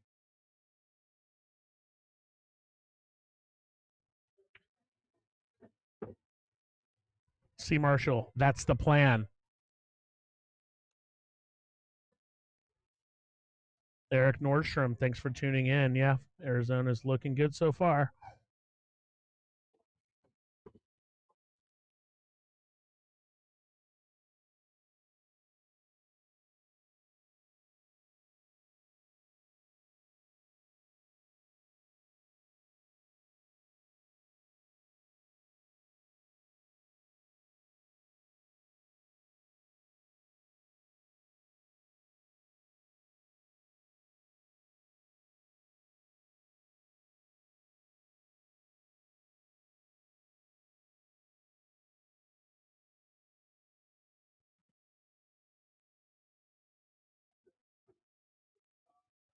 I don't know what other people's opinions are playing scotch doubles, but I find the best thing to do is just shoot how you would normally set yourself up. If you start messing with asking your team, I'm not saying that's what they're doing right now, but if you start messing with asking your teammate like where do you want it, I think it I think it makes it worse and harder. But maybe that's just because I'm a mental midget and it makes it harder for me.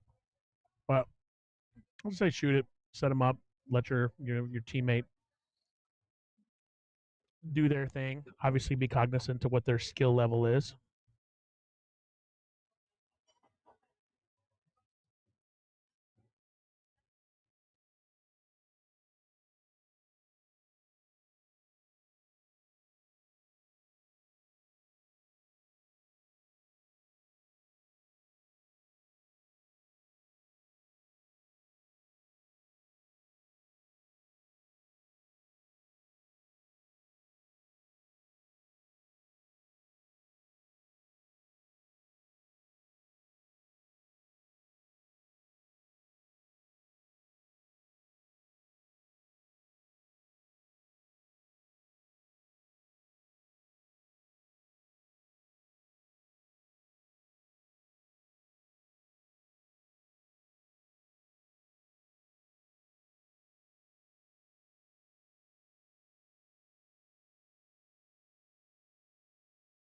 Mr. Goodbar, I was going to offer to change the cap of that tournament before I announce it, but it looks like you're already eligible. So get ready, bud. Nice shot by Arizona, who takes a 3-0 lead. Sorry, 3-1 lead.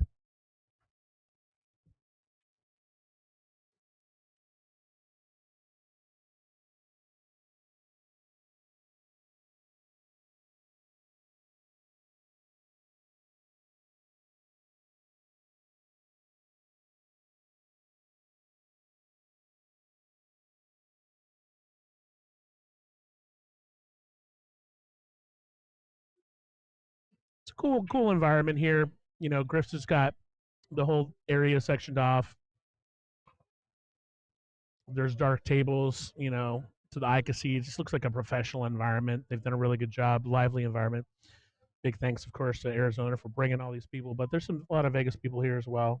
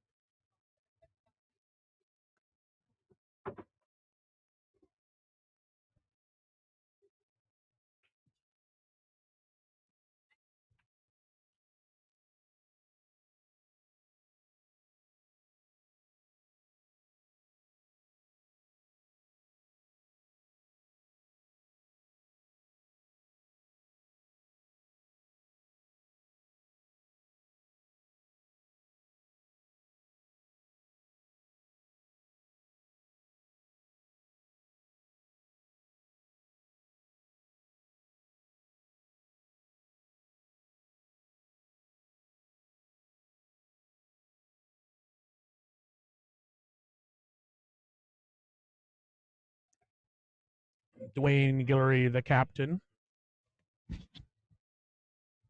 giving some advice. It's a lot of hard work and effort that goes into captain these things. I know that Eric, you would know. Um, it's just a lot of work getting sponsors together, getting it all organized, especially if you're the away team. I had the opportunity to do it last year, and I had to turn it down just because I had too much stuff going on. Maybe one day in the future, but big shout out to these people who captain these teams and put it together because it's a lot of work.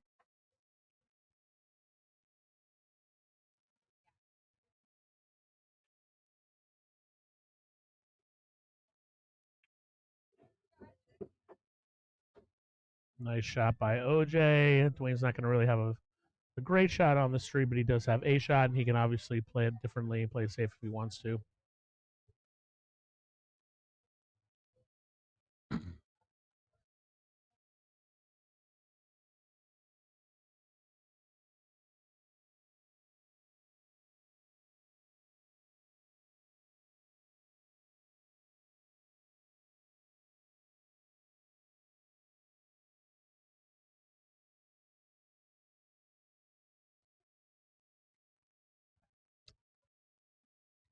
I don't know if the 5 ball goes by the 7 in the top right corner pocket, but I believe it probably does. He's looking at that right now.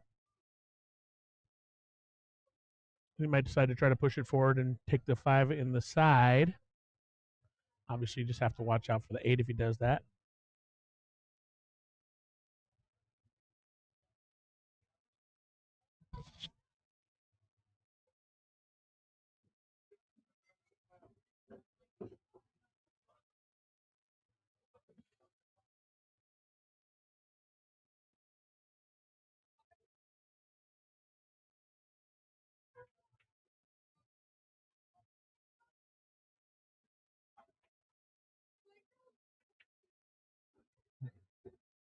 Nice shot by Dwayne.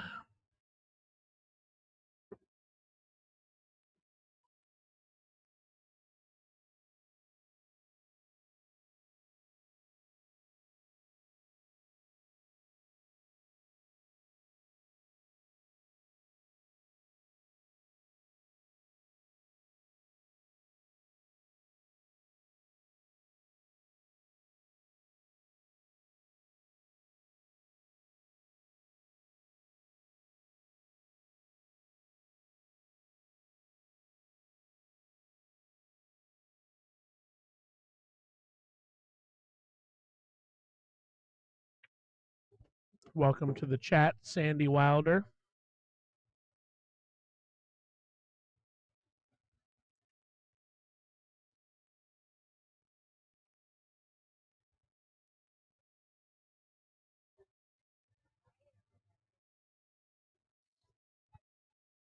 Damian Garcia, this is a 2-day event. They'll play up to 11 matches.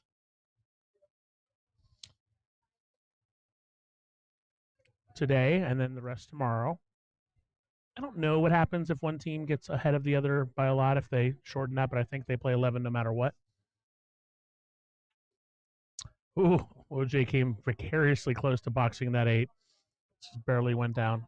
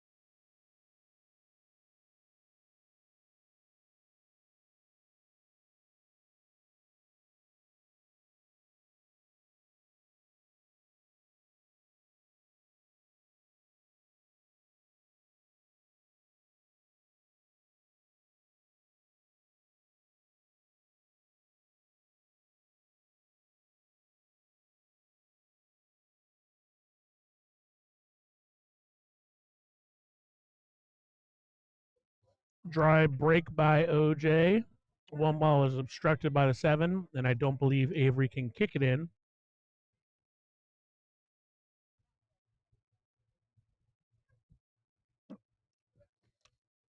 Andy, OJ has been around Vegas a long time, and he doesn't play in a lot of tournaments. But he's well known by the Easton family, and he has played in events like this before. He played in a straight pool tournament that I ran a long time ago. That's where I met him. Yes, I used to run straight pool tournaments. They were pretty fun. They just took too long. So he's been around for the city. He just doesn't play in a lot of smaller tournaments, but he's a Vegas local, and he's He's been around town for a while, and he shoots pretty straight.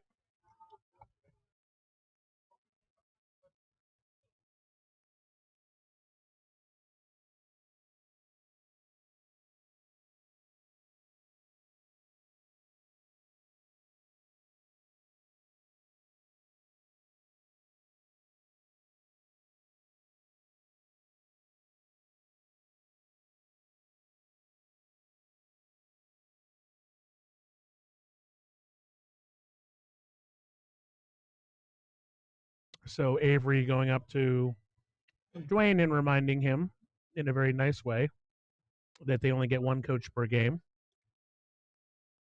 That is the rule, which was changed, I believe, after 2 years ago when the coaching got out of hand. So one per game. So Mitch Ellerman is giving Avery one coach. Not too many other people in the country to give him a coach than Mitch Ellerman.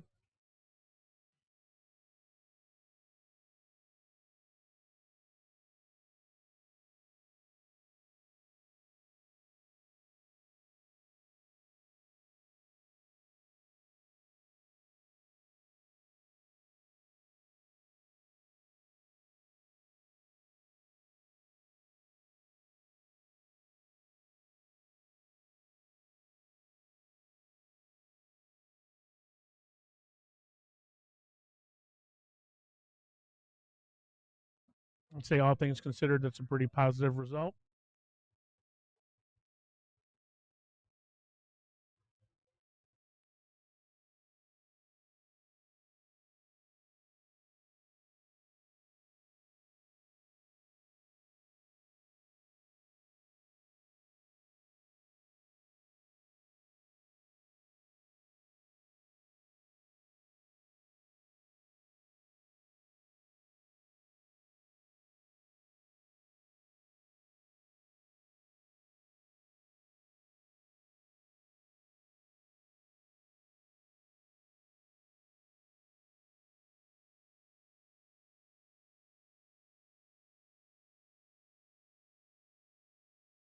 Nice nudge there for Nando. Avery looks like he's got enough angle here to kind of just pop off this to get to the three.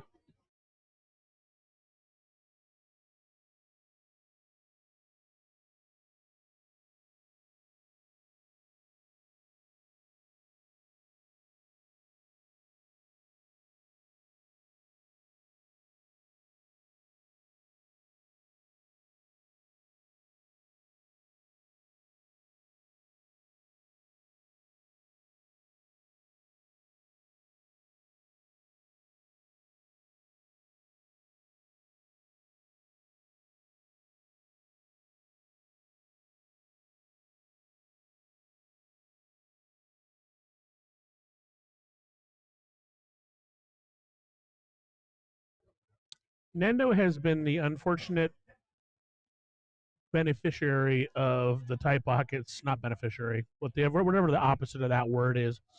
He's had a couple balls just really hanging here, and thankfully for him, OJ doesn't have a completely unobstructed look at this.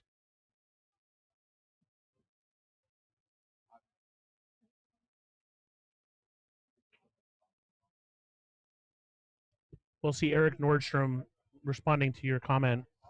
In Arizona, a lot of people probably want to be captain because you guys have arguably the best pool billiard scene in the country. In Vegas, it's hard. Sometimes, like we've had people in the past who really championed it and done things, but sometimes it's hard to find captains.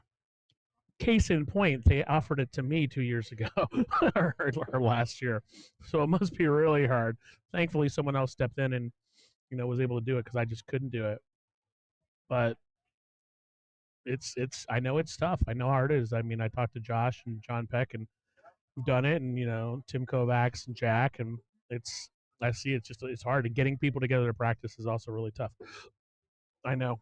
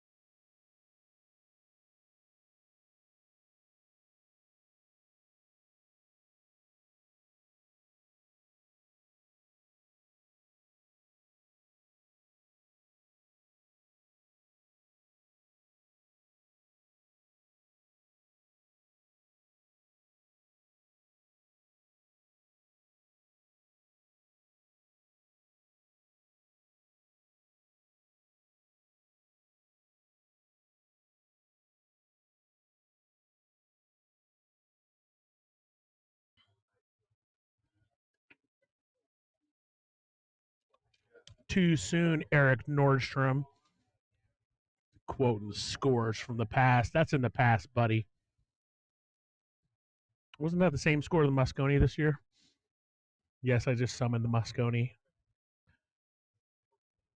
Megan Harrell, these are 4 and an eighth inch pockets according to Griffs, but some people say they're 4-inch pockets. They're tight.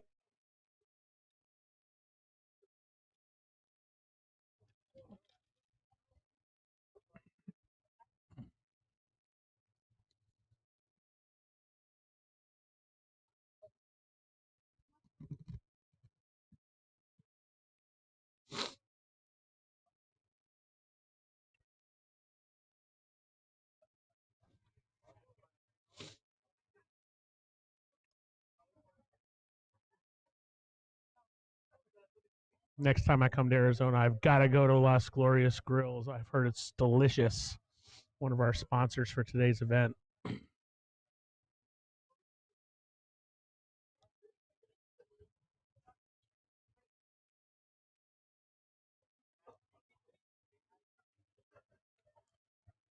Nice try by Avery.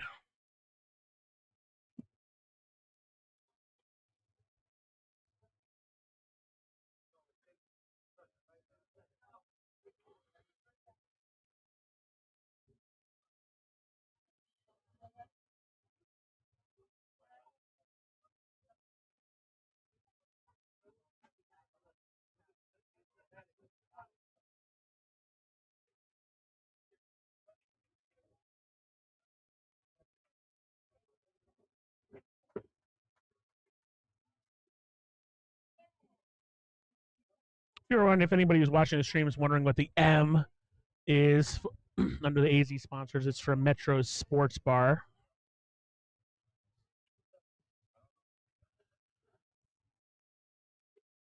Everybody knows Mike Gwynn, great guy, contributes a lot to the Arizona community.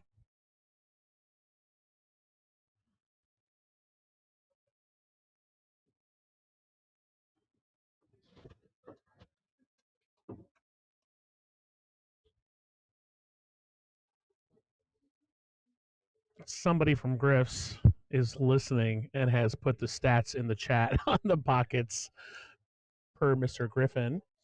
4 and an eighth inch pockets on table 1, 4 and a quarter on 11 and 20. So table 1, which is the one all the way to the left, not the one we're playing on, is 4 and an eighth, and these are 4 and a quarter, allegedly, according to Brandon Birch.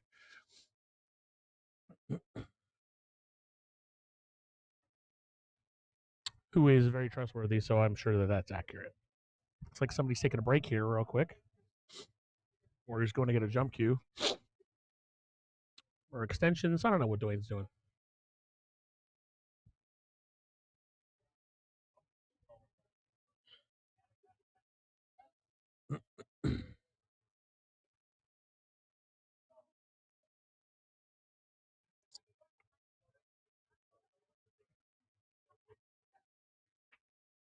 Dwayne Guillory stretched out.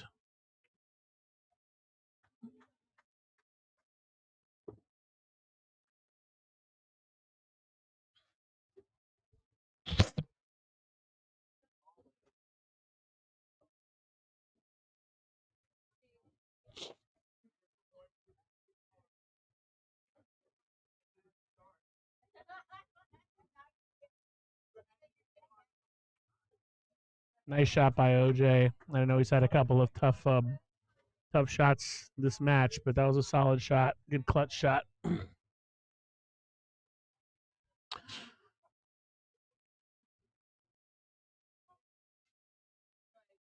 And all of a sudden, we have a tie ball game.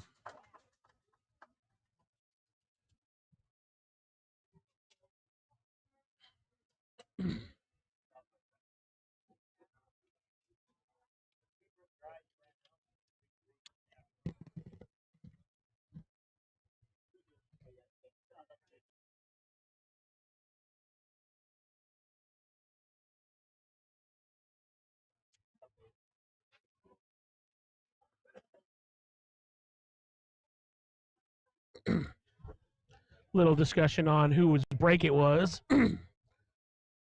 I almost yelled out, "Who won the flip?" But I didn't, because I'm polite these days. Ish.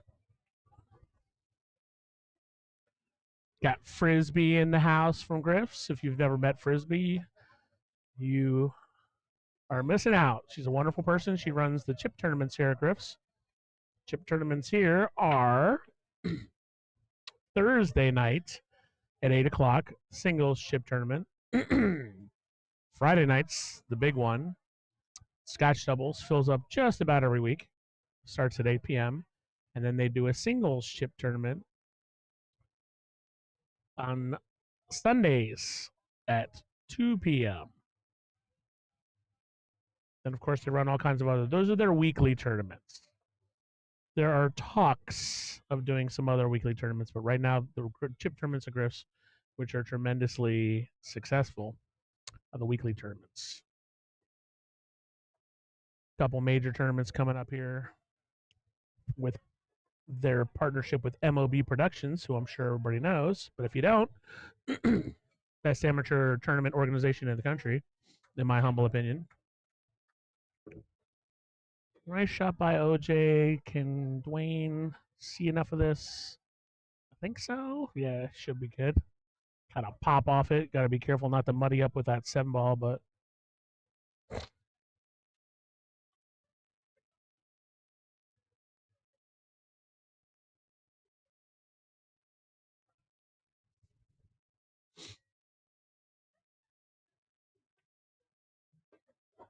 all right, what's going to happen now? Wow, couldn't hit that much better. A little long, but nothing crazy.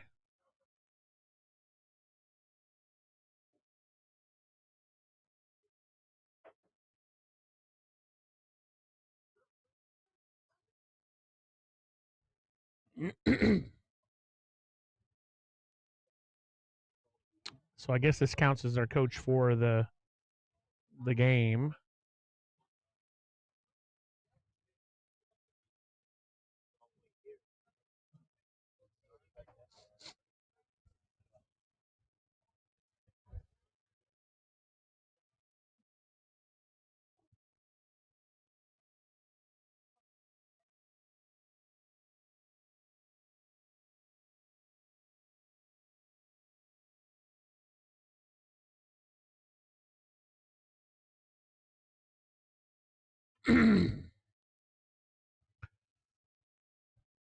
What kind of roll is OJ going to get?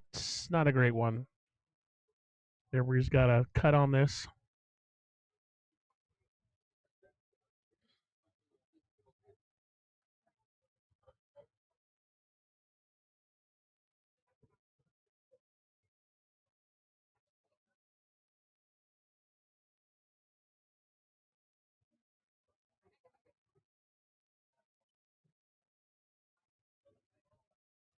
I guess you're allowed to talk to your teammate, but calling an outside coach is the one per game. I don't know. I'll find out.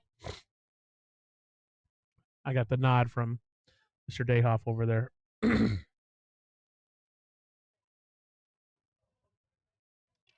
Who should jump on the mic when he gets a chance to talk about his company's Servitude Photography? Now he's not nodding anymore. Now he's shaking his head.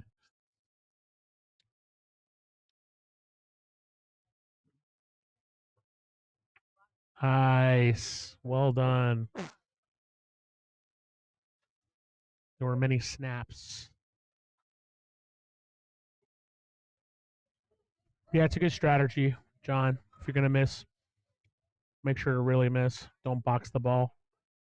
That's why I just wail at things, which is why I never win.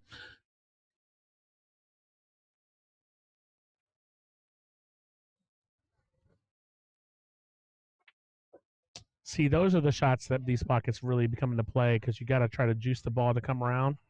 It's just tough. Good opportunity for Vegas here. Dwayne's got a reasonable shot.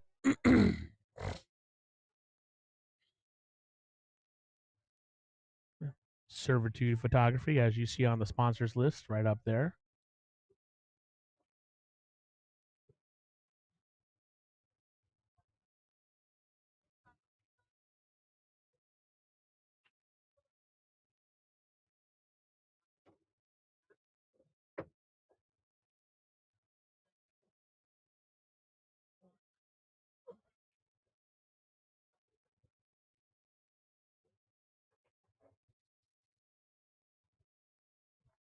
Just riding this up the rail, hit it hard enough to come out for the 6. There's not much to think about here.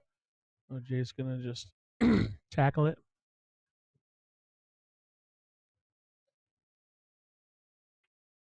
Well, no good. Went with the school of thought of missing it by more than a ball, and it looks like it might have worked. No, didn't work out. This 5 ball looks like it's frozen.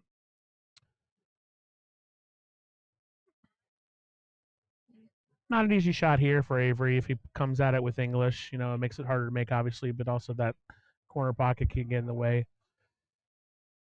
He might try to just stun it with a little bit of draw, come back for the 6. But tough angle, ball's frozen.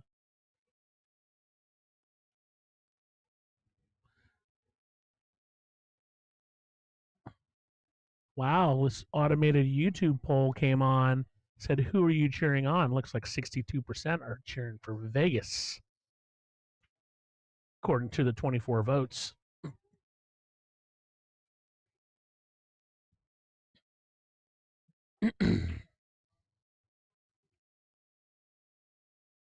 Maybe it's just that the Vegas people are silly enough to partake in YouTube polls. So Arena had a nice shot as far as making it there, but he's left Fernando in kind of a tough position. 9 ball, I believe, probably is in the trajectory of the 6 for a bank. So I'm guessing Fernando's going to graze off the bottom of the 6, play safe, try to leave that cue ball under the 7. We shall see.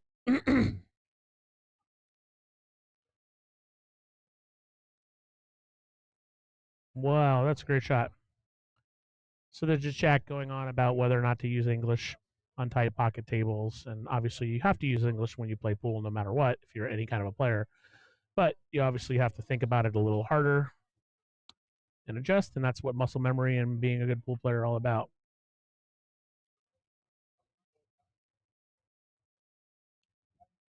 I think Dwayne just sent someone for a jump cue. I've played with Dwayne a number of times. I do not consider jumping to be his strength, but hopefully he'll prove me wrong right here.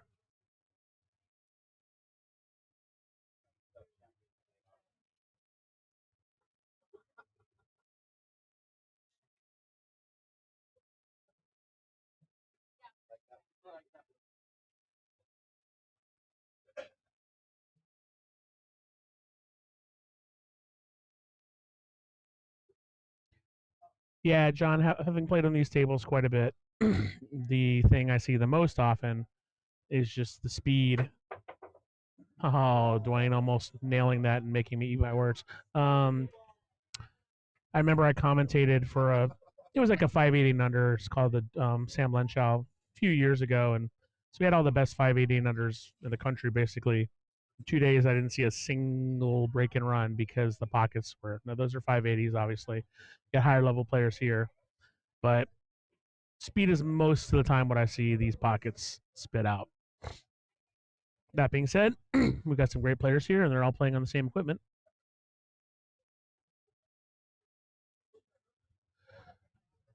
Close shot by Dwayne. 6 ball. I mean, Avery's not exactly in a great position here, but I mean, do you just kind of float the 6 down towards the 7 and try to put the cue ball behind the 9? Might be a viable shot. I don't think you cut the 6 in. It's probably a safe play no matter how you slice it.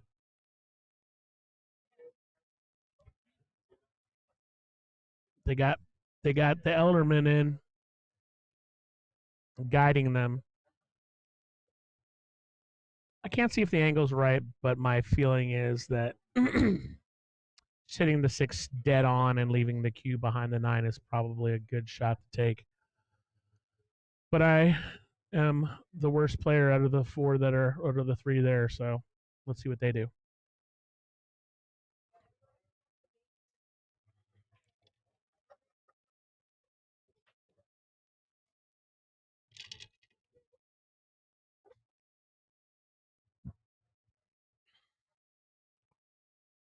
Two rail back leave cue on the rail. Not bad.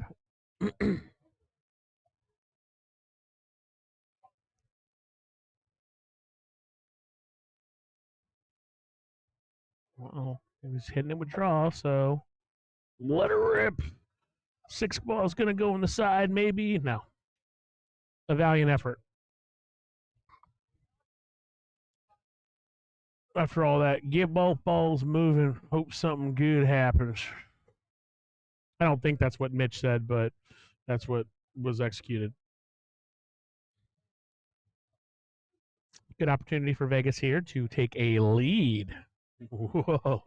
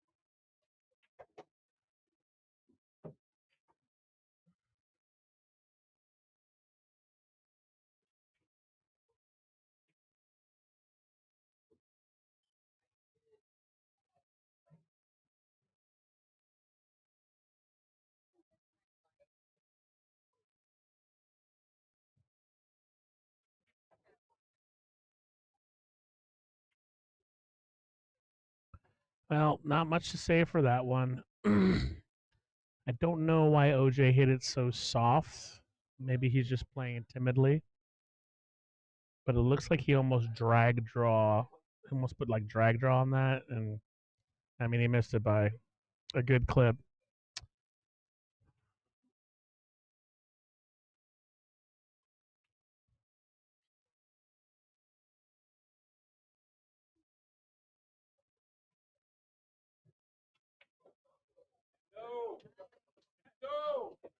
Nice shot by Fernando Diaz.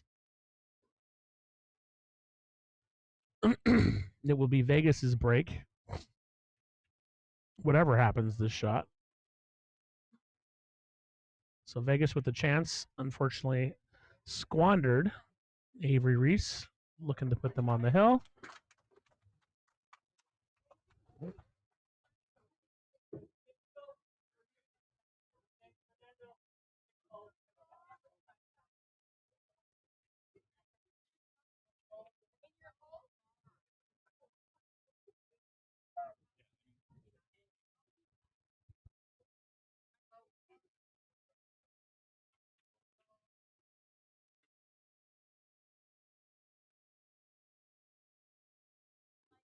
Man, maybe I should have brought my cues today. Look at all these Arizona players. I'm going to be itching to play after this. I'll bring them tomorrow. Cut break from Dwayne. One ball goes in as instructed. OJ with a reasonable shot on the 2, but getting on this 3, not going to be easy. Angle's a little funny. If he slams at it, he might run into that 5. So not easy here. I think just making it and leaving Dwayne a look at the 3 is probably the best shot here. I think the angle's a little funny for him to get on the 3, but I could be wrong.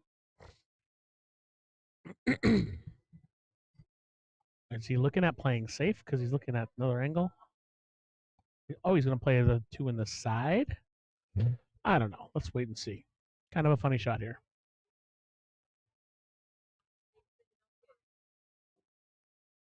Eric Nordstrom in the booth currently is Konstantin Alexander. I will try to get other commentators in here eventually, but right now nobody wants to jump in the booth. I'll try to get one of these better players in here or somebody else just for a little color. But right now I'm a solo act.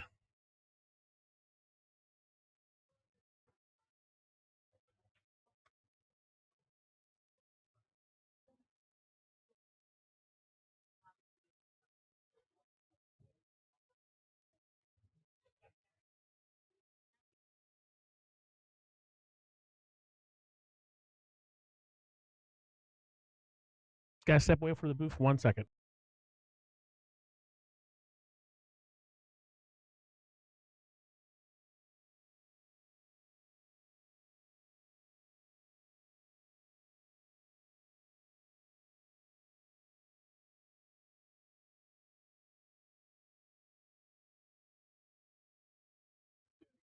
Almost on cue, Mitch Ellerman.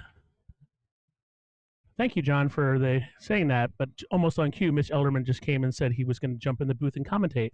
So we'll have a professional commentator here after this Scotch doubles.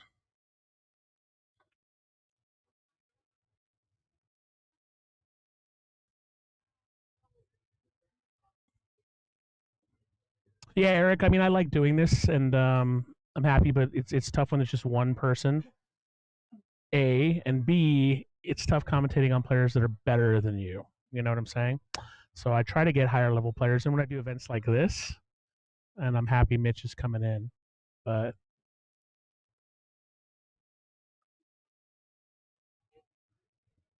doing these things solo, like Jack will, run these MLB events and being on the booth like that whole time, it's hard. You got to try to get someone else in. Usually, after I get a second person in, people are like, oh, I can jump in the booth, whatever. But sometimes people don't want to jump in.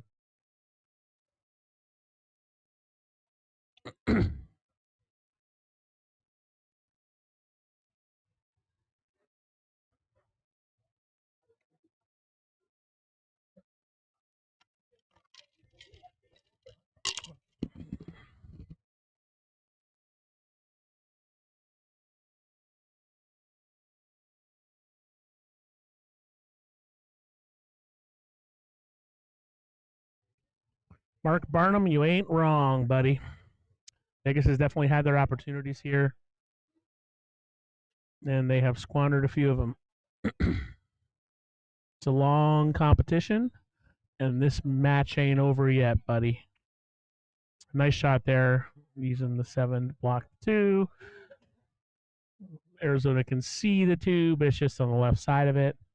Not any kind of offensive capability there.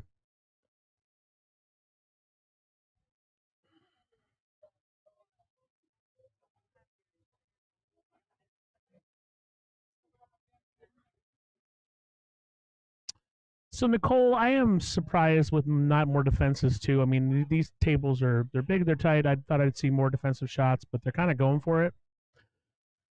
And yeah,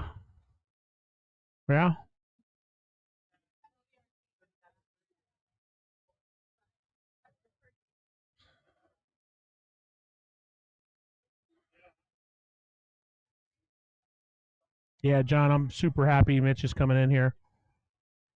Even if you get a color person, just somebody to talk to back here, it gets lonely back here sometimes. But yeah, it's better when you have 2 people here, and I'm set up for it. So we'll have Mitch, and hopefully we'll get other people in, and I'll put some Arizona people.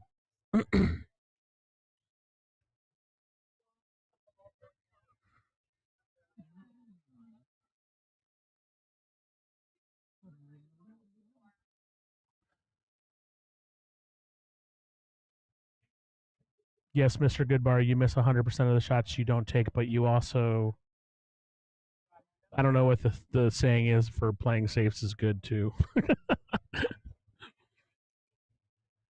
James Weaver, the next match is going to be singles. Eric Charlton versus Evan Lunda.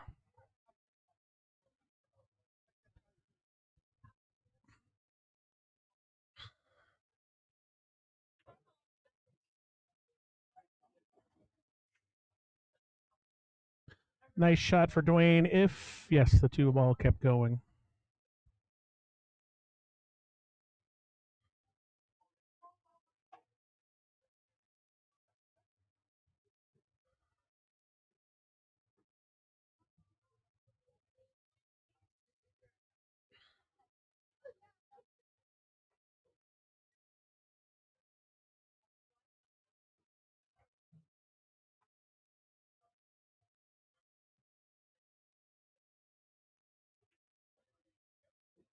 Question from the chat: how does Hawaii get in on this action? I don't know. Drew Ninja, just text somebody you know from Vegas and maybe they'll broker the deal for you. If this is the Drew I'm thinking of.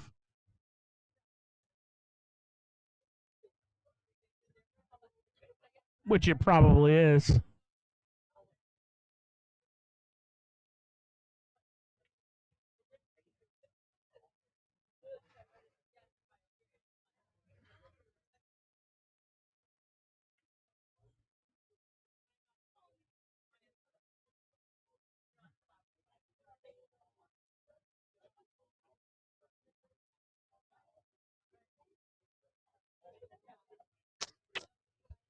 Slick Nick, this is only the second game Savannah hasn't played yet, other than in the first match where she played a couple games. Her next match that she's actually playing solo in is not for a hot second. She's going to be playing Leandra Gaff for the match number 9. So she is not playing for a while.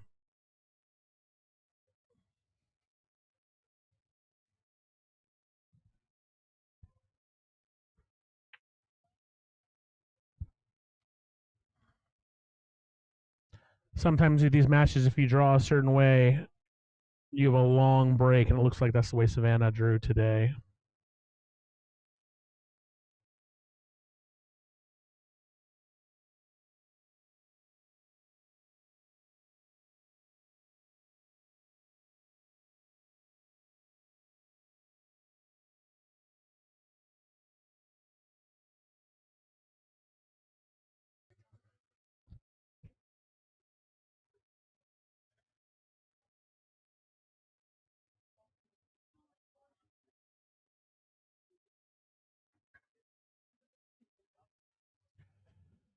It's an interesting point, Nicole. I remember there was a guy named Fred Conglinton back in Virginia where I learned how to play, and he was the best player around.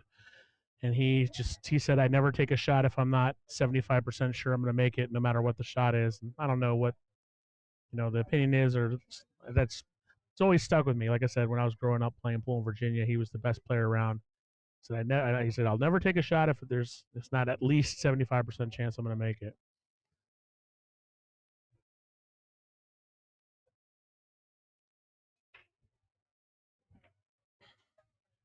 Speaking of safes, Avery can see the 2 obviously, but there's no clear path on how to get on this 3 other than just laying up and letting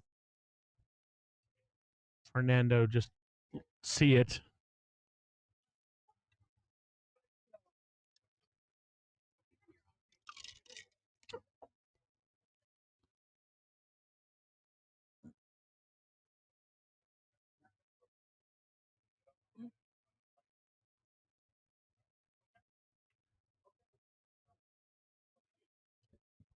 A 45-minute 9-ball rack, John? That sounds excruciating. But if you won, that's all that matters.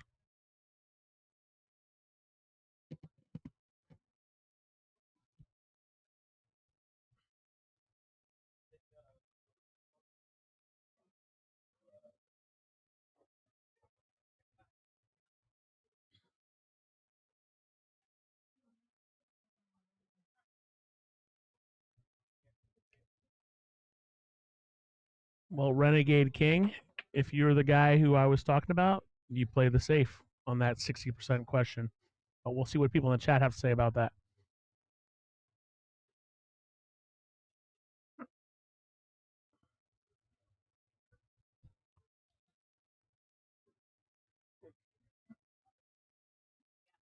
So good opportunity here for OJ. He's going to get natural shape on this 3.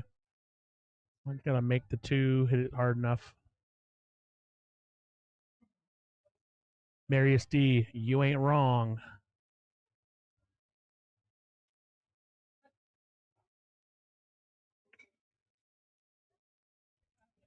Unintentional safe by OJ.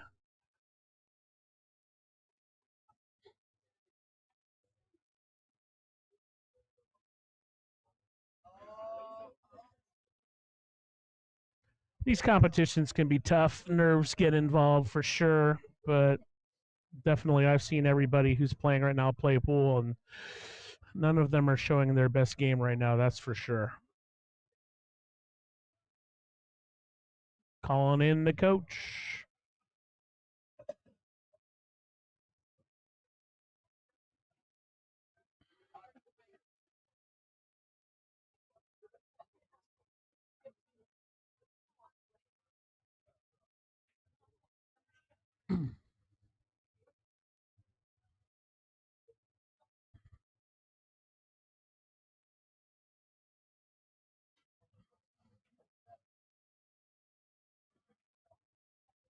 I'm a big fan of shot clocks in general. This guy used to run these shot clock tournaments up here in Vegas, and he made all the players download a shot clock on their phone, and it just went so smoothly because it never really came up. Just the threat of the shot clock was usually enough.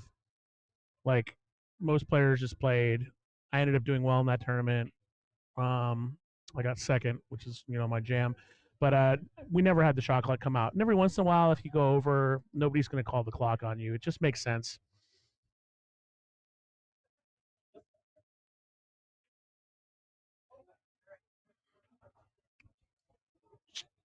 Some people say, well, you need to, how do you monitor it? How do you have a ref and blah, blah, blah if you're in a tournament? Like, the answer is the players generally monitor on their own. But for an event like this, I'm surprised we don't have a ref. I know they were looking for one. Refing is a thankless job in an event like this.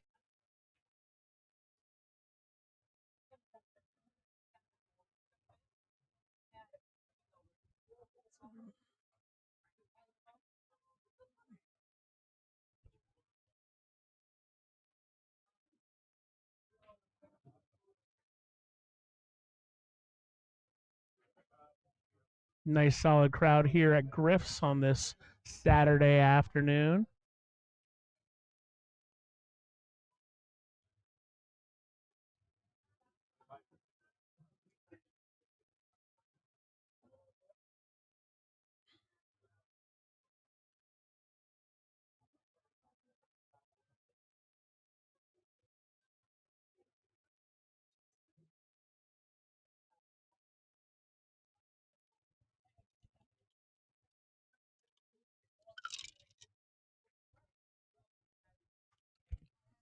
Someone asked me what the hardest part about streaming pool is, and I said games like this. No, I'm just kidding.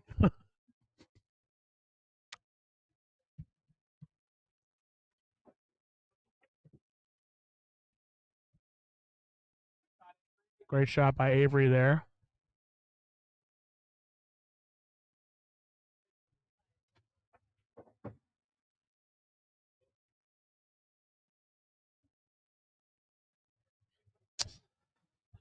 For the Vegas versus California event, we had a ref named William, who's a local player, about a 500. He did a great job. He had the camera out whenever he had to call a shot, whatever. He's racking and refing. He did a great job. I just think he might not have been available for this one.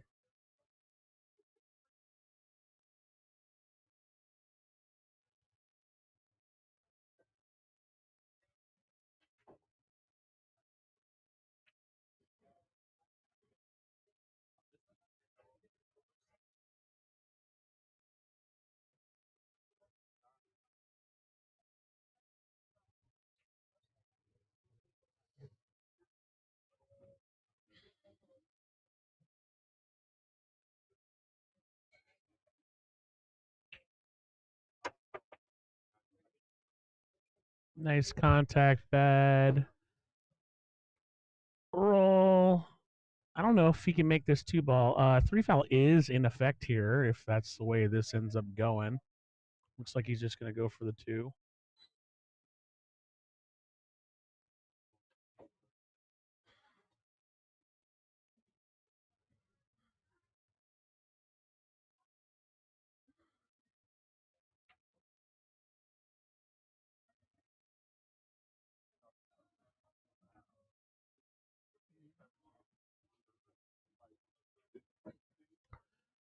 So he made the shot, and Avery's got enough angle here to get on the four.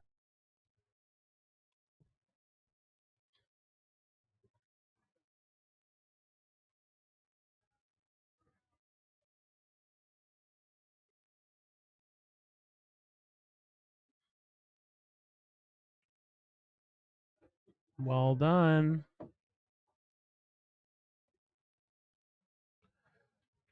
Fernando Diaz. Just got to clear that seven and not hit it too hard to get behind the nine, and these guys could be in action.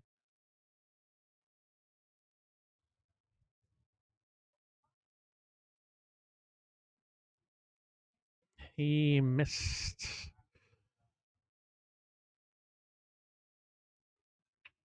think Dwayne can probably see the 4. We might have to curve around the 7 a little bit.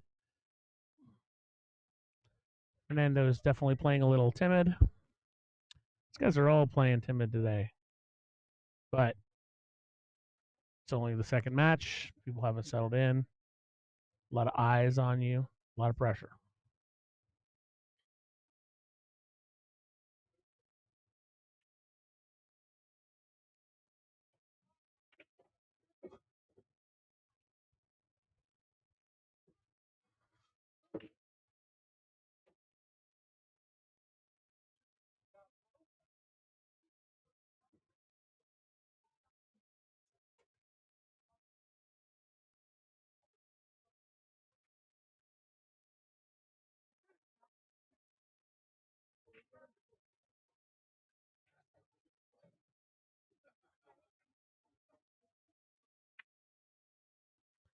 OJ's not having a good match, but he's going to get lucky here.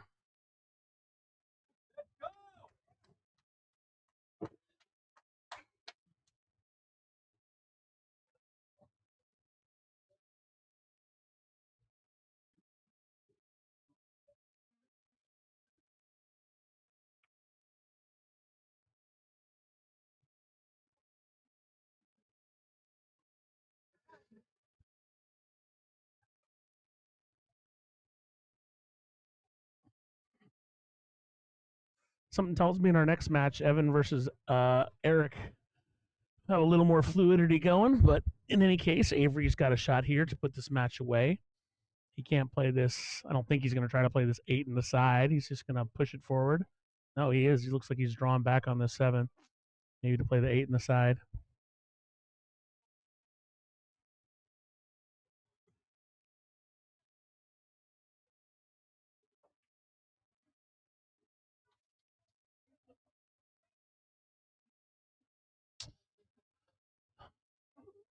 So OJ at the table again after making a few mistakes with a chance to take this game and put it to Hill.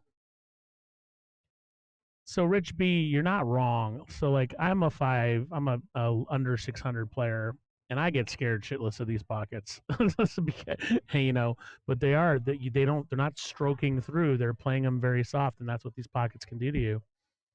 You could just tell they're just not putting a good stroke on them.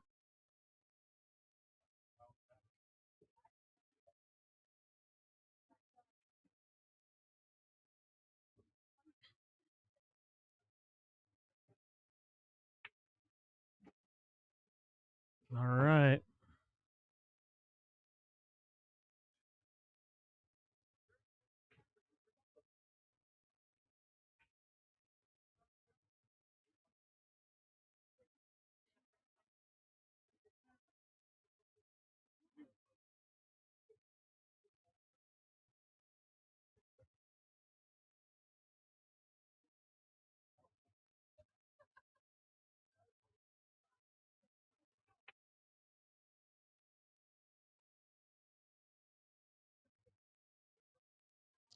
All right.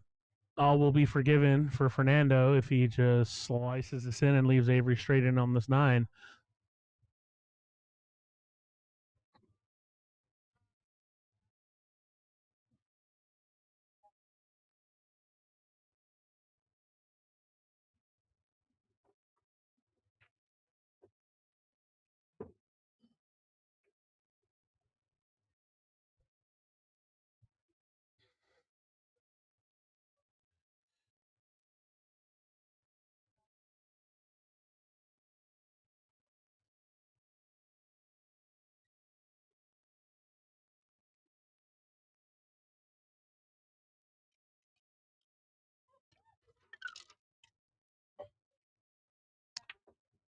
Huh?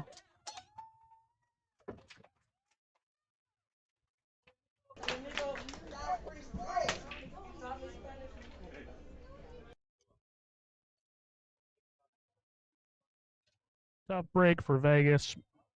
They need to regroup. They definitely did not play to their capability. Next up, we have Eric Charleston versus. We got Mitch Ellerman. It's better on this side. You'll see better over there. Finally, a real commentator coming into the booth. So, Mitch, just keep the mic within a couple inches of your mouth. And you are live. All right. Say hi to all your brethren. About 300 people watching, most of them from Arizona. Excellent. There's a chat down there if you want to. Excellent. All right. You guys will have to tell me if I'm, you're going to hear my overweight backside freaking breathing heavy, so I apologize in advance. I don't think you're the heaviest guy in the booth right now, Mitch. I don't know, man. It might be the case normally, but right now. So we have singles coming up between what, Evan and Eric? Yes. Okay.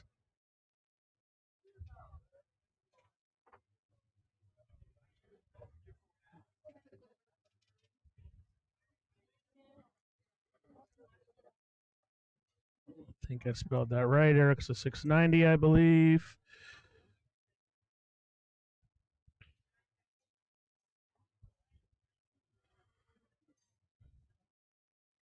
All right, so Evan won the lag.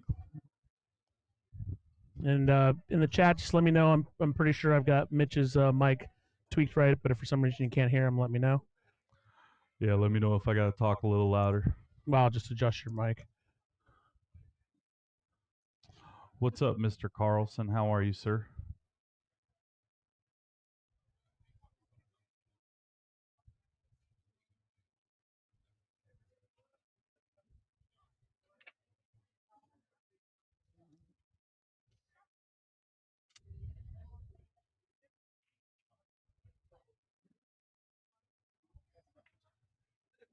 All right, excellent. Thank you guys for the feedback.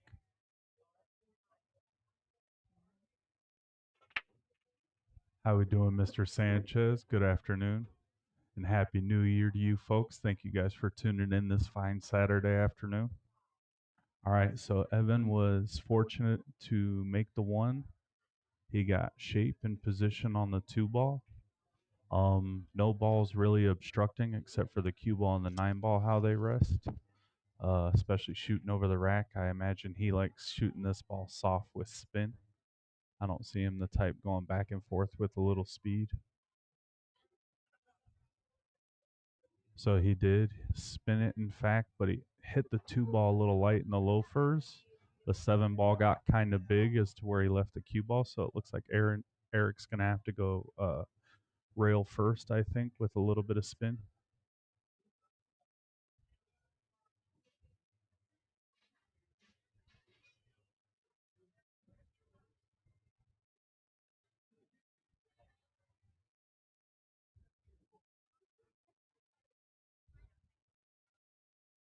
So yeah, he's elevated over the 3 ball, hitting this with a little bit of left.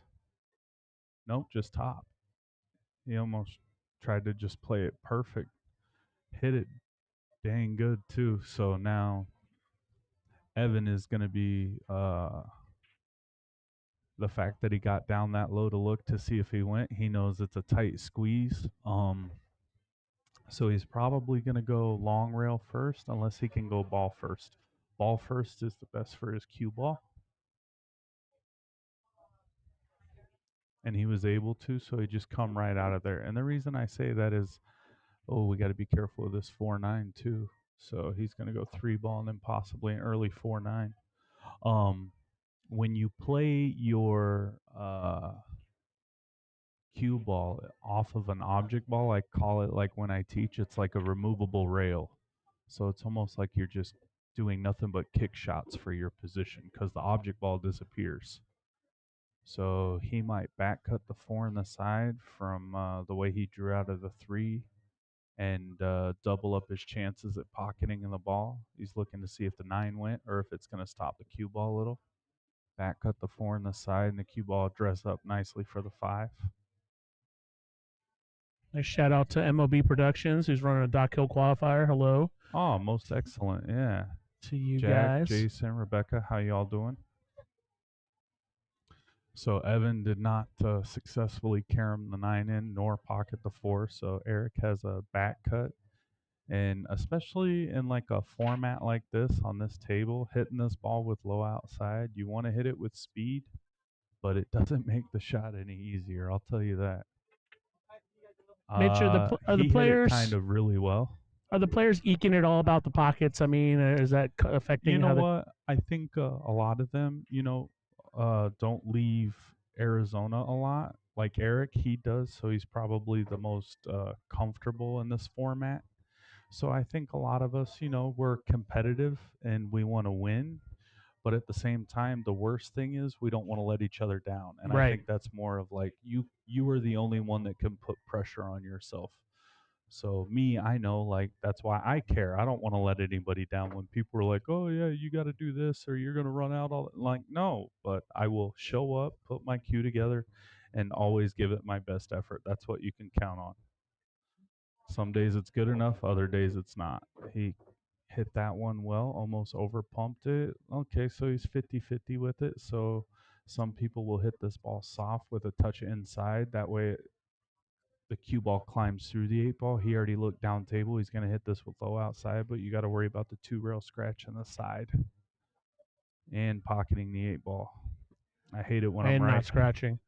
So that's part of the reason why it's not beneficial to go that way. More often than not, you really have to die down the stroke so you don't overcook it. Yeah, Eric Nordstrom. Obviously players like this aren't going to feel as much pressure because they're big used to the big stage, but these under 700 players, I Yeah, think no, just I the think team. I think Evan's gonna do all right. Yeah, he's it's not exactly he's been on the biggest stage in the world, so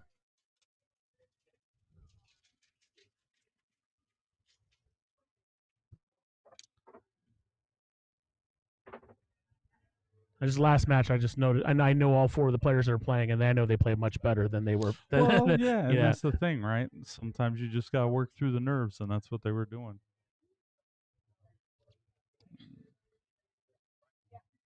Mitch, you want something to drink? I'm gonna go to the bar real quick. I will politely take a bottle of water, please. Bottle water, copy that. Thank you.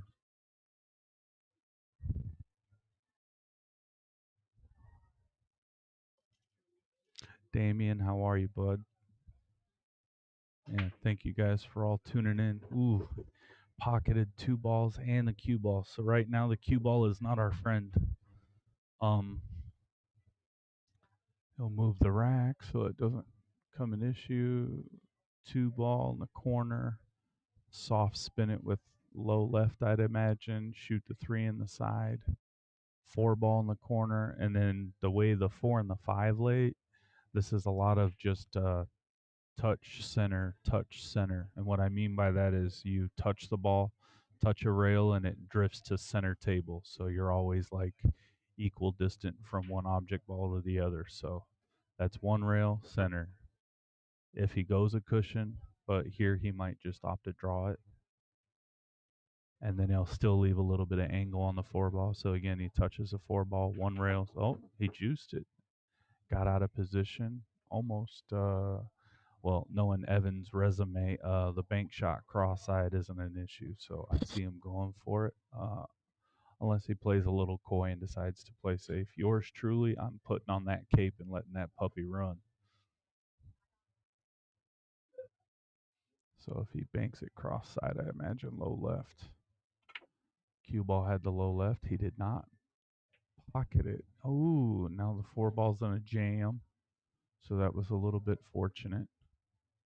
If Eric can hit the left half of the four ball from rested or go right at it, he can play a two-way shot. He's looking at maybe a two rail behind, 4-9 ball on the side. I don't know. I can't tell exactly what he's measuring. Oh, he's looking at maybe kicking at it and then carom the 9.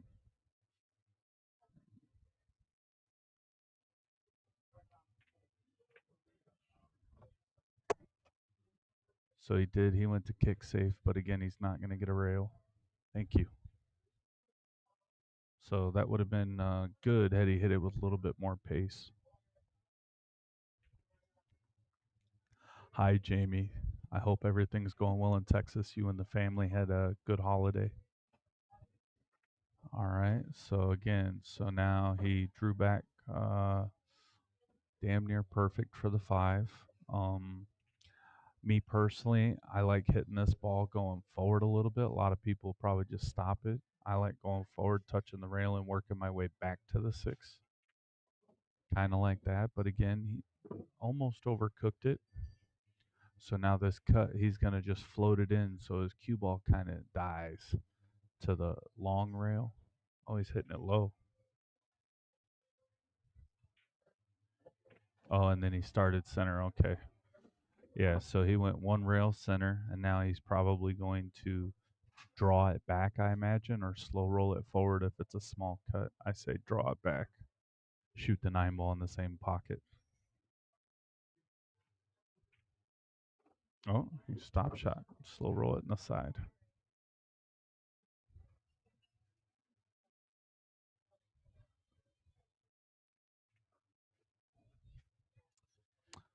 Yeah, Nordy. I mean, it's a lot of it. I think all the seasoning he's got, he's got enough seasoning to be in a spice rack. I think that he'll work his way through any format. But He, again, it's a team thing. So, ooh, he also plays on yeah, these tables a lot. yeah. Now he's mostly playing one pocket. I don't see him play rotation hardly ever here. No, he's not a huge proponent of rotation.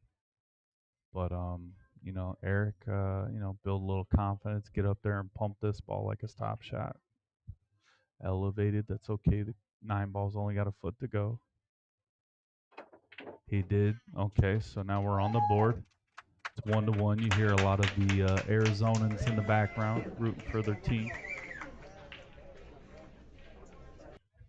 I try to turn the mic on the exterior camera on, or when people are cheering, but sometimes I forget because I can't leave it on because the music will mess Yeah, with yeah. copyright. No, Blah I blah get blah. it. Well, that and I like to let the occasional swear word out, so I'll make Yeah, sure that happens. I'm a little bit more docile and censored. I had the technology to mic the players up, and then I decided not to do it because I'd probably get censored. Yeah. Well, I mean,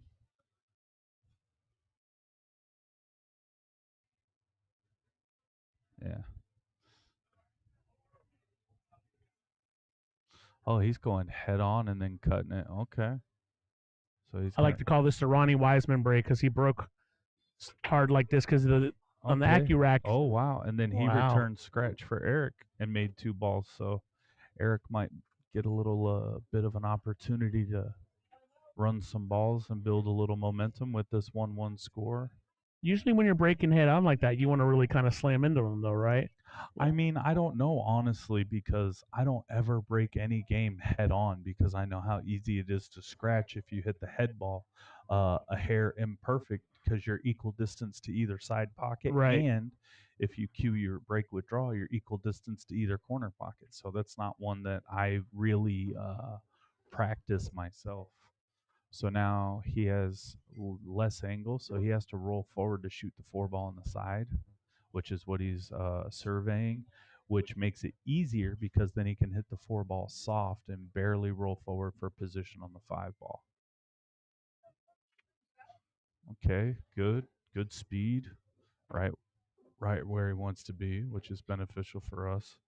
So a lot of times, whether I'm getting the sweet chin music put on me where someone's playing fantastic and I'm sitting there gauging, what do they do better than me?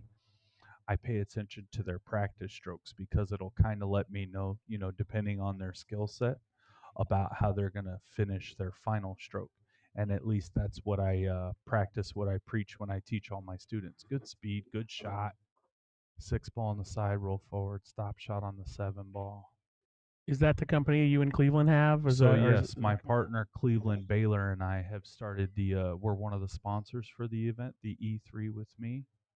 Oh, a little bit of outside, killed it. All right, so that'll give Eric a 2-1 race. But yes, the E3 with me. So the reason we come up with that is our goal is to help you educate.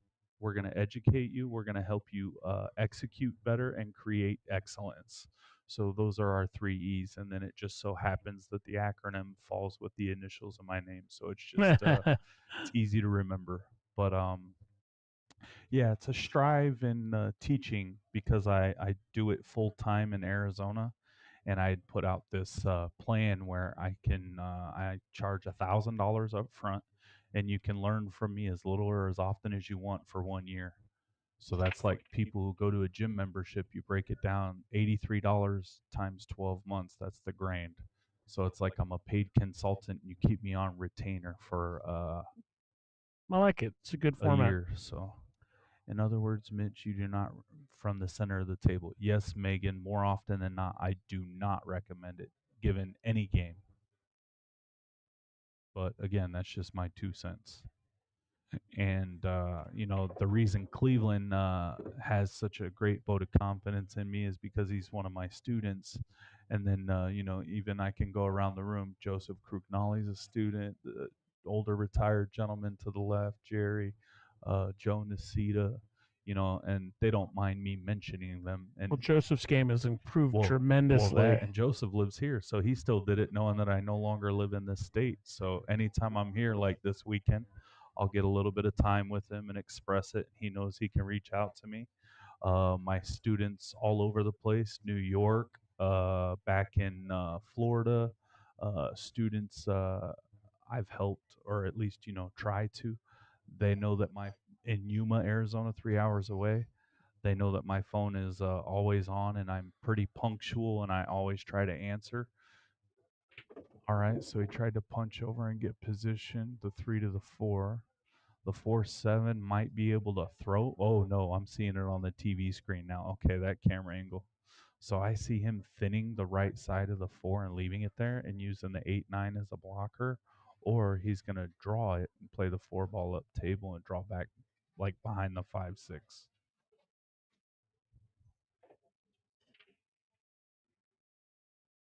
Okay, he did opt to thin it. Now, the reason why I suggested that is because that 7 ball stays there as a blocker. So, really, all he did was play the cue ball. But he did that from the judgment on how thick or thin he was going to hit the 4.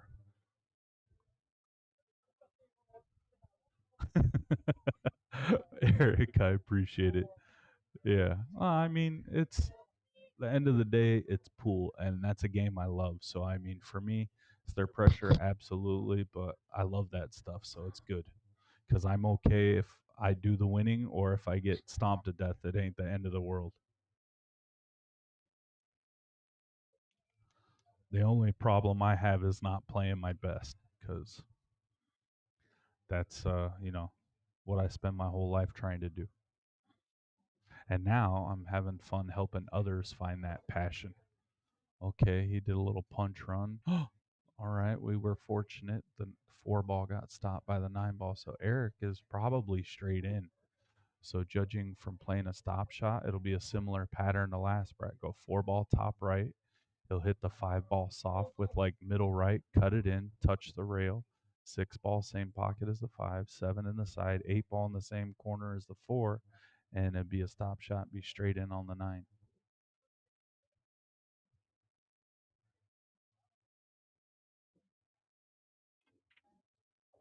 All right, so far we're on par. So obviously, this year helps Vegas to have someone of Evan's caliber because in previous years, we just didn't have anybody at that level of you and Evan. Help. He Oh, Zoinks! misjudged it and overspun it.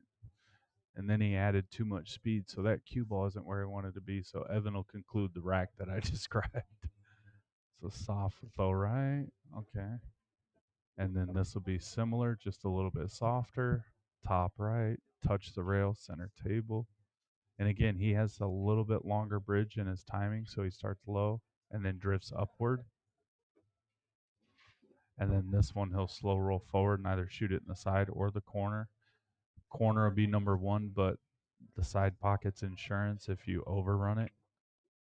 Oh, he decided to draw and shoot that. Okay, so he wanted to let his stroke out a little. And then slow rolled or stop shot, stop shot. Oh, wow, he's letting it run. I don't know anything about Evan's game apparently, so just take everything I say out of it. I mean, this might be the first time I've ever watched Evan Lunda play rotation pool. Yeah, no, we've played a match in a tournament before, but that was it. I think it was a bar table 10 ball match over at one of the convention centers. It's interesting what you're saying about coaching, though, and like, I mean, I know you have a very good coaching style and you're popular and people appreciate, but sometimes, like, I mean, I've taken lessons on one pocket lessons from leaving names out, some of the top players, and Yeah, yeah, I no, I haven't get it. learned much. And then, but if I take lessons from someone who's like just like in the middle, I learn more because they can talk more clearly to me. So it's about communicating with the level of player, So which I know like you're good at. so well, I appreciate that. So like what I reflect on is like my days in high school, right? I failed freshman and sophomore year in math class. Miss Walker, she's still in my phone. I still reach out to her. Her birthday's October 4th. Oh, it's nine. Oh, It's not another gonna. It wouldn't have stretch. counted anyway. Oh, But Eric might have the two ball tied up. Might be a Evan's break 3-9. is not So he working. can shoot a two-way shot. He can shoot the two ball in the top right corner, draw it back just a hair, and use it as a two-way. The 7 is a blocker, but manufacture a shot on the 3-9. But getting back to what I was describing, right? In high school, I spent too much time at the pool room. I get up, second hour math class.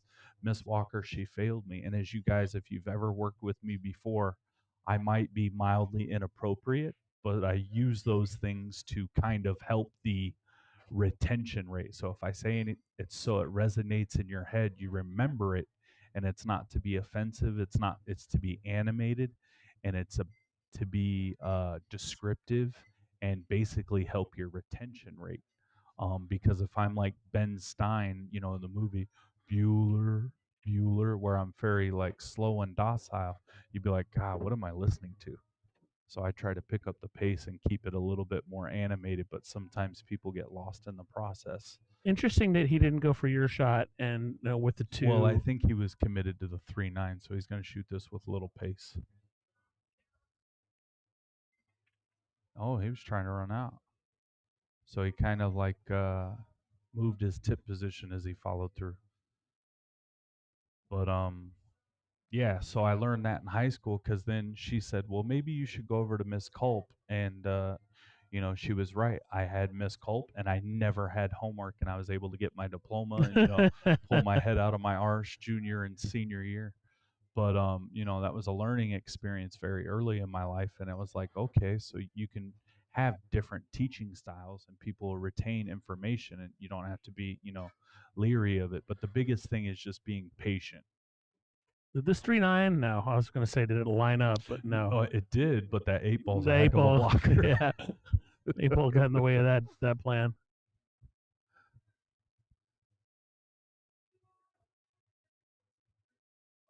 I guess what I was trying to say is that so I took a lesson from a bona fide, No, and no, I I learned. get it. They were just. It was kind of. I felt like it was a cash grab. Like not much was really taught, and it was expensive. Well, and that's the other thing I dislike is I don't want anybody leaving me going, "Dang, I didn't learn nothing." Yeah, And I think you could walk up to anybody in here that I've worked with.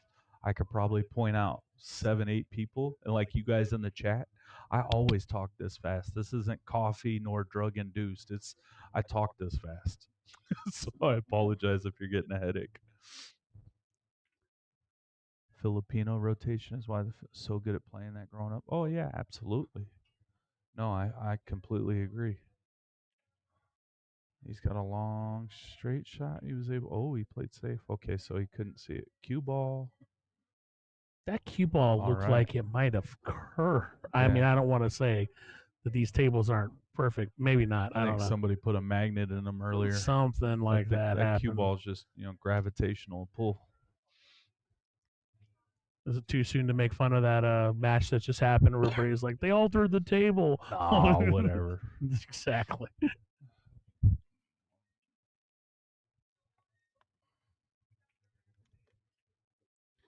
All right. So now he's elevated over both balls, which affects people's confidence a lot of the time. It'll affect your bridge. It'll affect your backhand, the way you go through the ball on your swing definition. So a lot of this is your pre-shot routine. Here I would hit it low like you're going to draw it, but you almost decelerate as you get to the cue ball. So that cue ball just dies, and then all the energy goes into the four ball, and you hope it holds its line.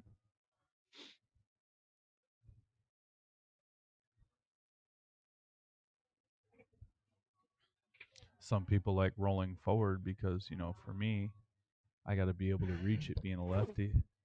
Bless you. So he did that, but he overspun it into the rail. So four ball hanging. This will make easy work for Evan.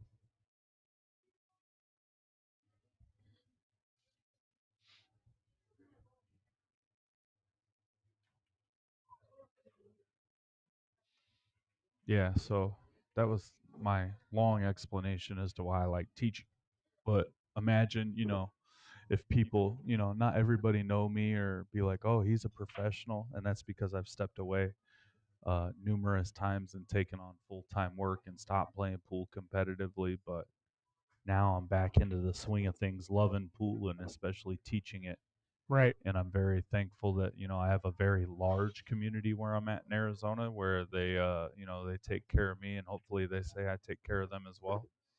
So I'm very fortunate, and even the ones that aren't in Arizona, the few that I take care of. So I'm very fortunate, and just look forward to doing it on a larger scale and keeping it uh, extremely inexpensive. So that way, it's like you guys all have a professional in your pocket. And Nah, then it's a big thing, is realizing, oh, this person's got this channel. I learned from that. Well, argumentatively, it could be, but you're looking at a professional who's done all the reps right. It's doing professional things. So I'm bridging the gap where you have your regular working Joe or Joan, and I'm trying to show you the amount of repetition and the small little nuances that made me the type of pool player I am, where I walk away, I go to work, I come back, I play full time, and it helps me get to that level much faster, so to speak. right. Oh, cue ball, I'm looking at it right in the Man, the drink. cue ball is going in the drink. It's a 3 racks in a row, I think. Yeah. They're joking, saying, yeah, this table is it's got a magnet or something. No, I think that's great, and I mean, there's a lot of times I wish I lived in Arizona. This is another one because there's Thank you. nobody, there's no real people to take lessons. Like I've kind of resigned to being like a B player, and I contribute by running streams and whatever. No, no, I get But it. but I'd like to get to that 650 range eventually, and for that you got to take lessons. There's just not the structure here in Vegas for that. No, I get it, and I remember that the 5 years that I lived here. Yeah. So I ended up very fortunate in life where my father. I was very blessed that he was not only my father, but he was a very good coach too. And he gave me good fundamentals, and I taught myself like systems and spin and that stuff from there, because I'd always be like a mad scientist on a pool table learning stuff. So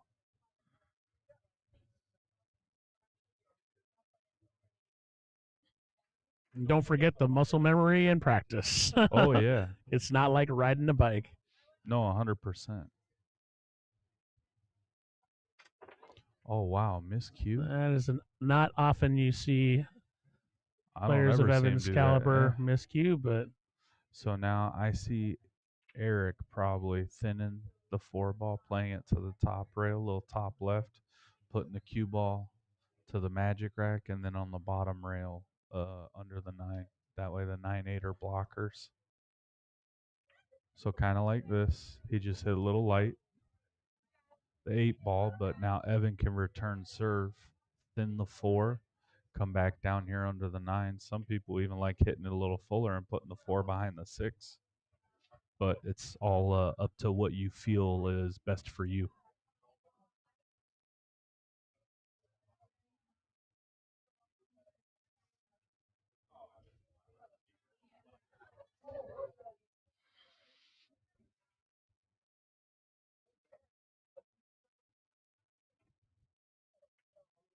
So, like I said, 6 ball becomes a blocker. Now, Eric, knowing his skill set and his repertoire, so to speak, I like him making this ball, believe it or not. But I would hit it at probably just above lagging pace with a hair of left. And the hair of left will help the 4 ball stay the line once the cue ball leaves the cushion. both these players are staying on the table for the next match, which is Scotch doubles. Evan will be paired with OJ Hilario, and Eric will be paired with Fernando Diaz.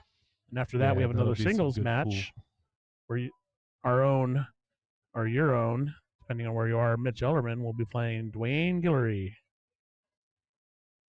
Are you the cap? Who's the captain this year? You are, or is it No, Avery Chris? Reese's. Avery's the captain. Yes, sir.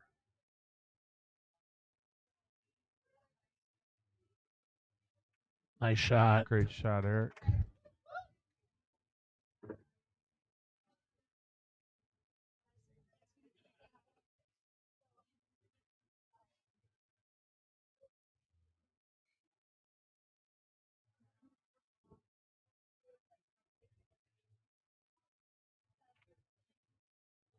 Good shot, Eric. Now, this one looks like it could be soft with spin. Some people like hitting it firm, going back and forth with like a touch of inside to straighten the cue ball out. Shoot the 8 up in the top right.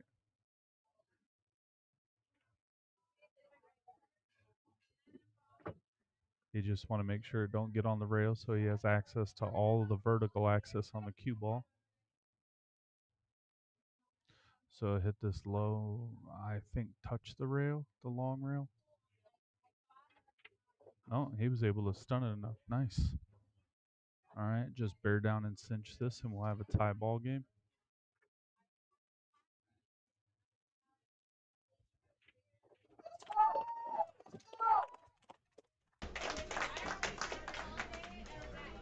And that's the other thing, you guys that are sweating us this fine Saturday, is the format. Yes, it's very beneficial to short race to 5, so it's literally anyone's ball game.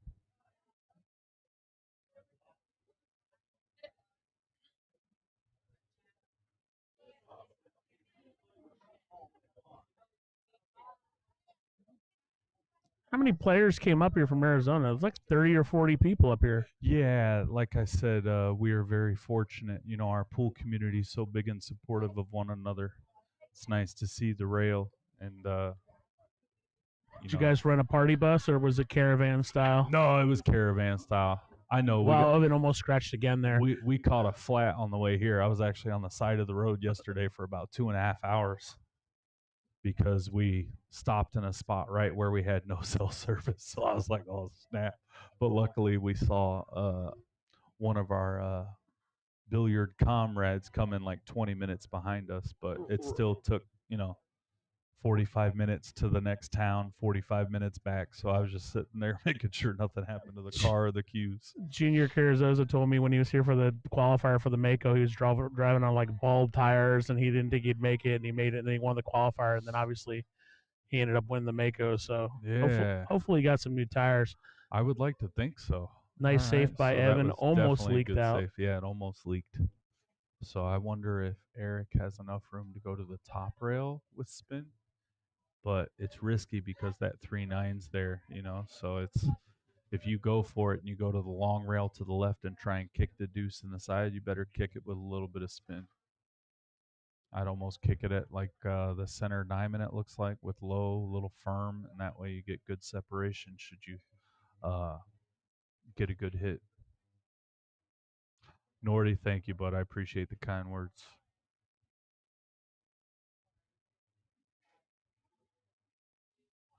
I was going to come down to Arizona. They had a 669 and under, and then Tim canceled it. I guess they just didn't get enough people. I was slated to come down next weekend. Yeah, no, unfortunately, that wasn't a nail. That tire dang near disintegrated. Like a third of it had a hole in it, so Fix a Flat wasn't doing that. Well, hello, Miss Natalie. How are you? Tell Randy I said hello. Hopefully, you guys made it back safe from Chicago. So again, he did kick it a little firm. It's gonna get lucky. Got a little bit of love, and now he's gonna probably play the carom on the 9 if I had to guess. So you can play the 3 ball into the short rail. It makes the possibly go off the 4 back to the rail off the 8, so you can get away with hitting a little bit of speed. Oh yeah, we looked. Yeah, it was definitely dry rot, but it wasn't my automobile, so I can't really say. Oh, that's the only reason I don't like hitting balls at speed. I'd rather swing at that 9 ball, send it.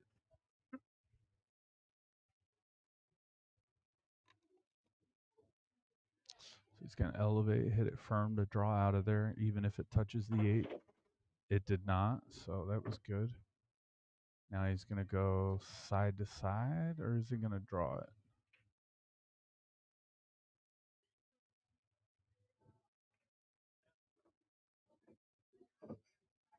Okay. Good speed, landed on the 5 just right.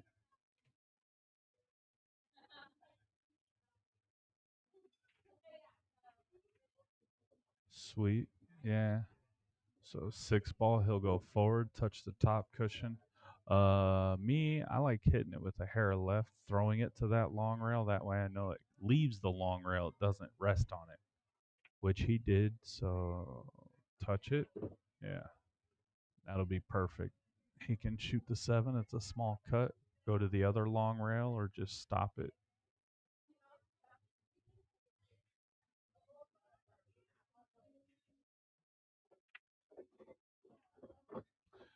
And this will put Vegas on the hill for this set.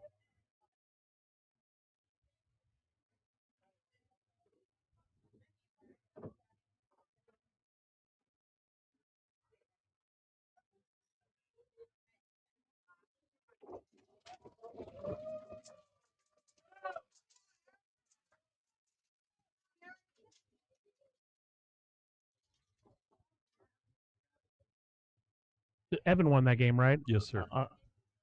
It was weird because all the Arizona people were like, I was like, wait a second, did I get something wrong here?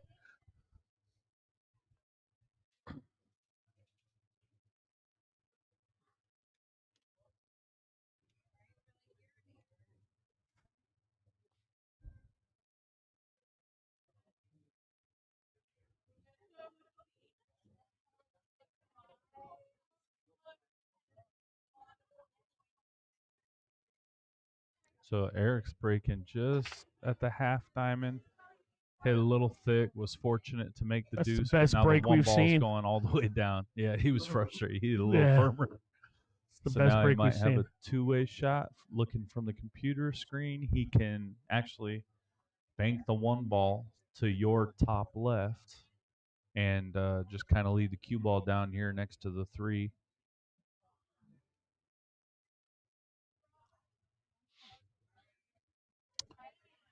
You coming up for the Mercer? I actually do plan on signing up for it, sir, while I'm here. So that'll probably what I do tomorrow, or if we decide to say Monday, I'll go over and pay my entry fee.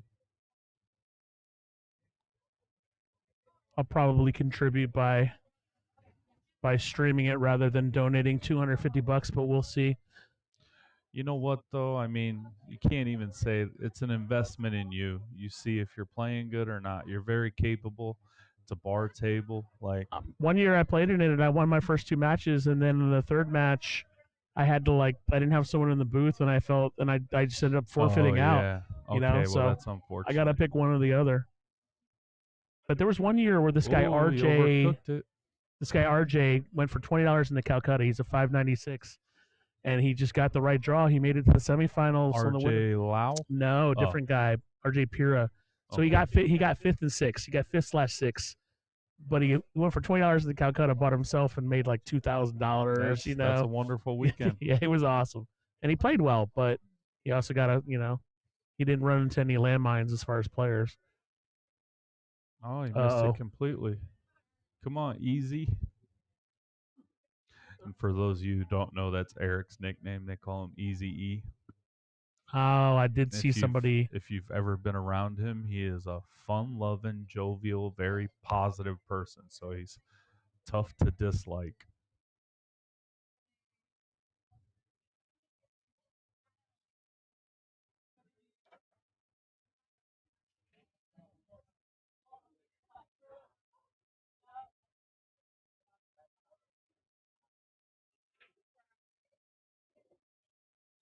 Have you been to Walters yet, Mitch? Point No, I record. have not. I saw it online that is newly opened, so I'm gonna make sure that I stop by there while I'm here. I know where it's at. It's Yeah, just west of here. it's Uh, great. It's great to have two. Like I mean, Griff's is obviously world class pool hall.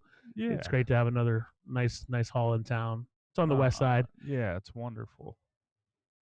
There we go. So now he's got enough angle.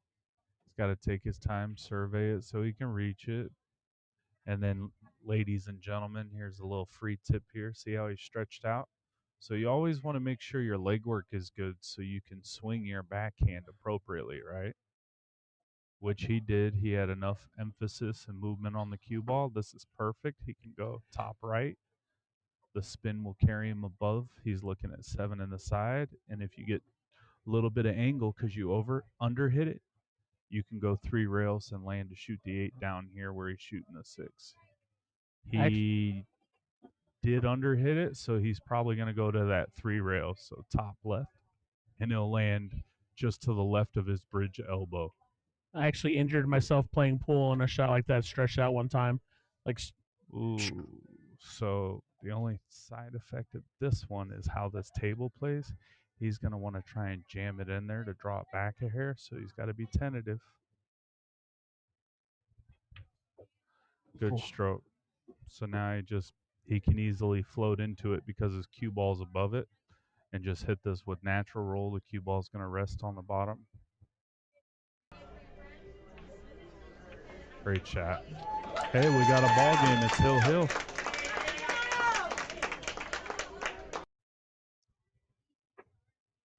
yeah, you talk about technique and form. I injured myself and had to stop playing for a month doing one of those stretched out shots one time because I wasn't like I wrenched my back. Yeah. Well, and another thing that I feel like I give a lot of perspective is, right, is a bunch of people could sit there and watch YouTube, but it's like, oh, they saw him go through the ball aggressively, but they don't realize that that person's like a different body mass or a different Sure. type, or a lefty versus a righty. Like, if Joshua Filler and I hit a ball similar way, he's like literally, no exaggeration, weight and everything, probably half my size. And I'm not saying I'm like physically strong. I'm just saying like the execution to acceleration, like physical mass, right? The And mechanics that's are what I different. explain. Yeah, it's just I might overcook a ball. He's going to be more accurate, but I might overcook a ball because of my physical mass. Best Uh oh, advice anybody ever dry gave break. me was Brian Parks one time told me I had to straighten my stance up before the big tournament because I was too fat, and he was right. And I just straightened my feet up, and I played the best pool I played. Because I just didn't realize he's like you're on your tough shot, on you're avoiding your Yeah, your your body. belly, Yeah. and he told me, and I was like, oh man, he was right. He Well, really dug into it. that's why, like, oh, great shot, Eric. All Great right, shot. so Eric's got a chance to run out here. I see him going forward and around 3 rails, coming around by the 7 and the 4. So he lands on the 3. He doesn't have to hit it too hard. Pockets are 4 1/8 for someone who's asking 4 1/8, but I think they're a tight 4 1/8 if that makes sense because I've played on 4-inch pockets. Yeah. Well, I mean, either way, in the setting, it plays tight too, and the felt's a little worn, so it sets up balls a lot. He did clear the 7. No. No.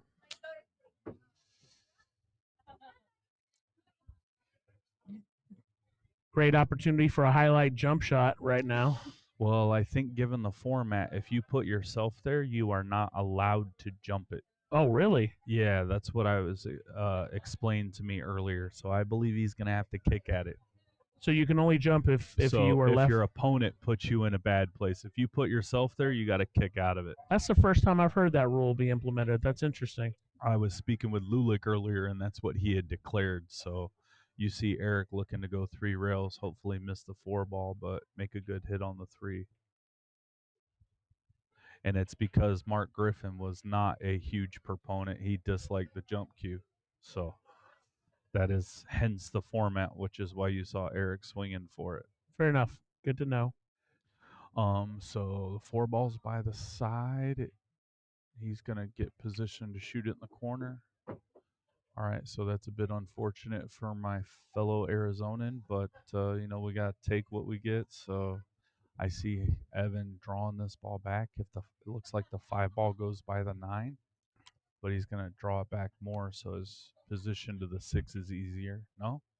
Oof. Ooh. He looked up. See, I would have drawn that a little bit more and shot it in the side, because then it's easier for my cue ball to just kind of roll and get position on the 6 ball. But hey, this guy's, world class. I'm not saying what he does is wrong. He is playing to what makes sense to him. And he really does. He loves the bottom of the ball, similar to myself. We feel like we can get aggressive and stun the cue ball or get aggressive with it from there. He's going to hit this ball soft, make sure he doesn't draw into the 8. He's looking at shooting it aside maybe, so he might let it out. Low right, not touch the 8 and land where he's standing to shoot the 7 in the side. I like hitting it soft, shooting it in the corner. He did get position to shoot it in the side, but he might have overcooked it. So now he's got to maneuver the cue ball a little bit more. We have a now annual tournament called the Jimmy Mattia. It's an 8-ball tournament where you're not allowed to use jump cues at all. That's wonderful. I Yep. miss Jimmy. Oh, he decided to go up, shoot the 8 up table. All right.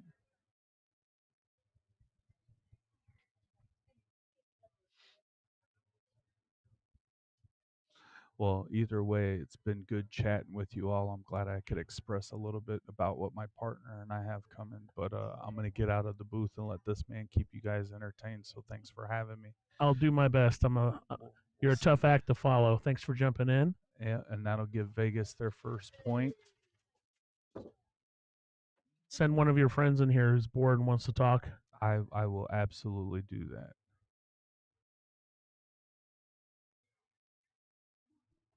All right, good to see you, Constantine. Good seeing you, Mitch.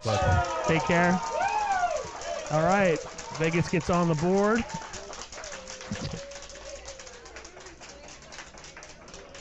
Thank you to Mitch Ellerman, who is, one of the best people in the country as far as commentary and knowledge.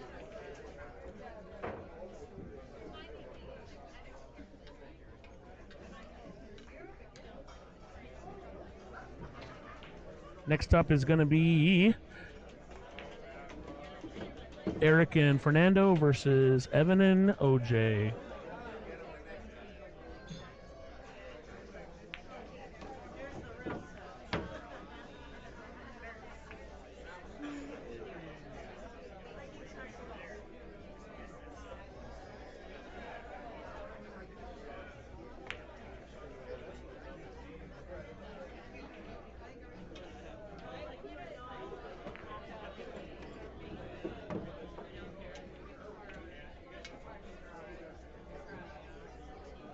Cutting the mics. I'll be right back here at Griff's for the 2026 Griffin Cup.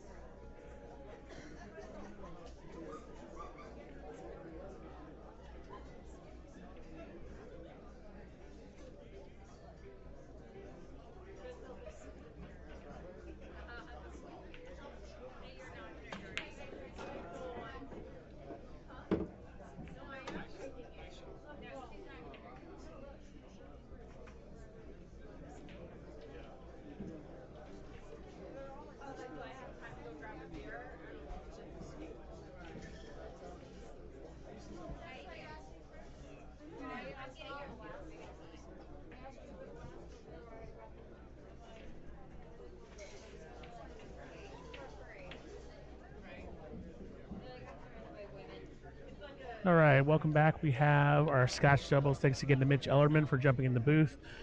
Not often you get someone of that caliber talking about pool, and he's really good at it, obviously. Vegas on the board with Evan Lunda taking out a tough match against Eric Charlton.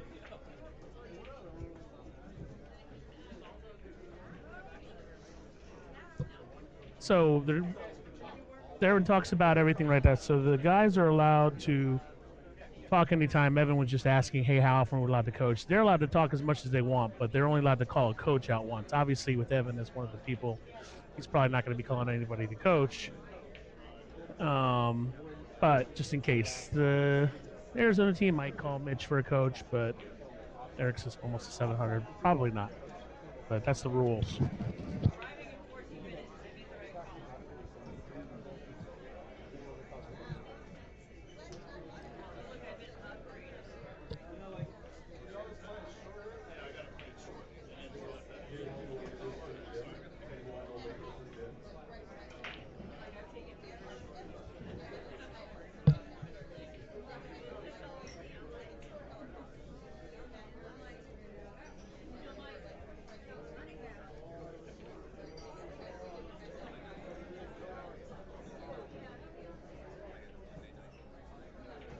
Thank you, Hooper, for contributing to the stream. Really appreciate it.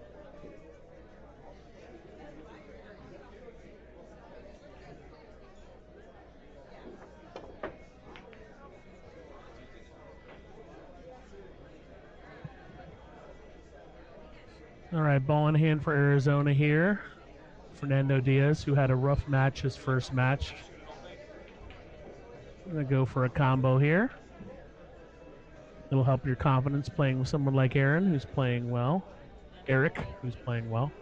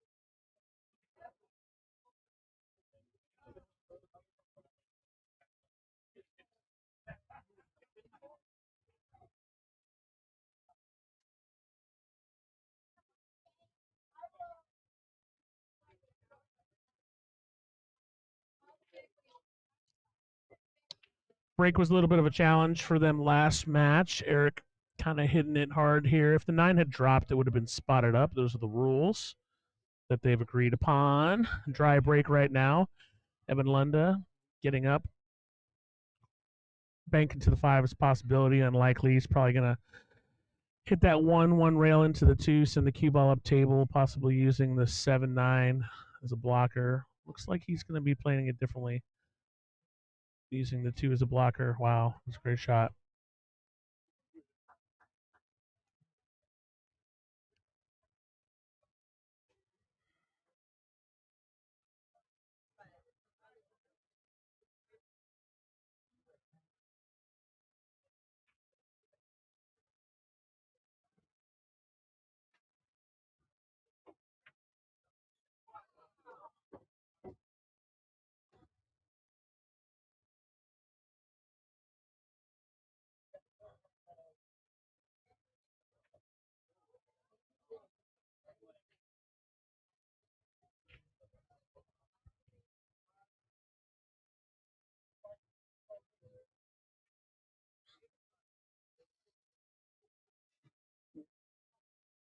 All right, OJ with the chance here.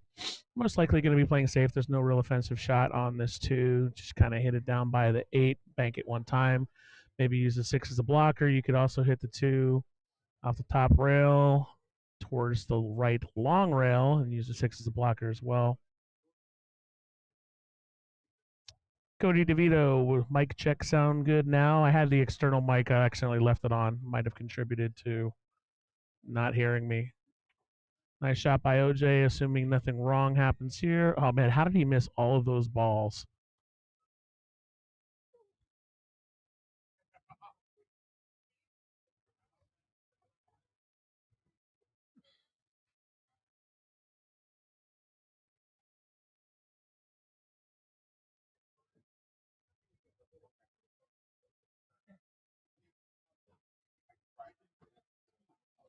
Yeah, Cody, I just I have an external mic and I try to turn it on when people are cheering, and sometimes I forget and I leave it on and it drowns things out and blah blah blah.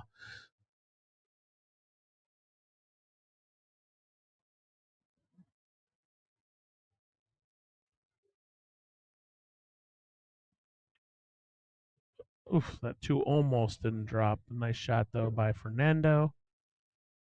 Three ball doesn't. He could. I don't think he's going to try to chop it into the side. He's probably too good of a player to go for this nine. Although he could try to make the three on the side, and I don't know if the angle takes it down to that nine, but I think he's probably going to play safe here.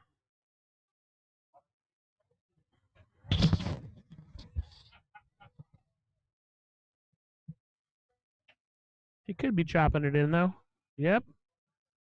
There you go. Nice shot.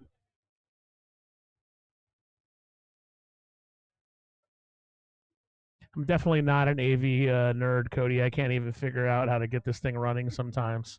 It's always a gamble till the end to see if the stream will go or not.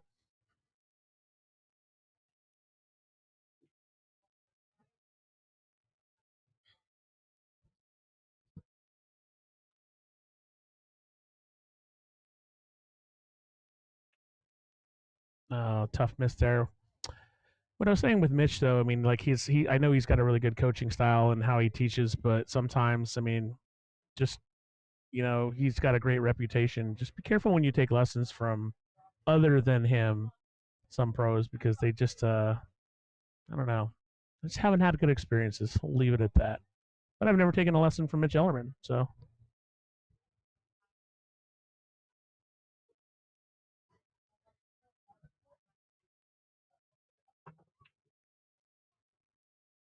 one of his students, Joseph Crignelli, who's sitting here at Griff's, it's gotten a lot better over the years.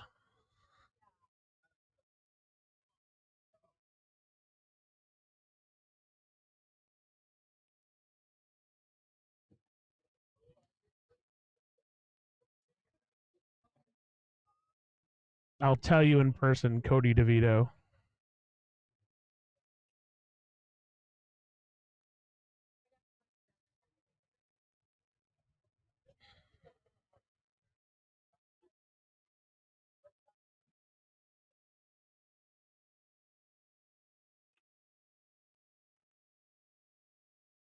Nice shot by Eric there.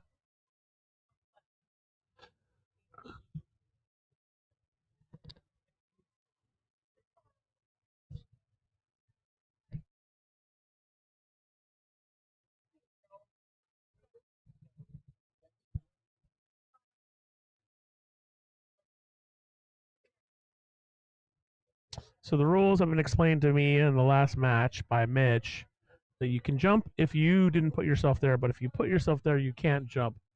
And those are the rules. Paying homage to Mark Griffin, who did not like jump cues.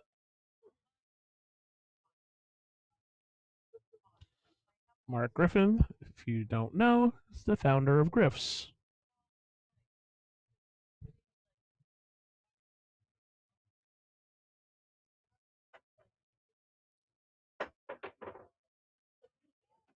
Yeah, that's what I was getting at, Nicole. But I know Mitch is great. Oh, what a horrible role for OJ. Everybody I've talked to who's taken lessons from Mitch has said he's great.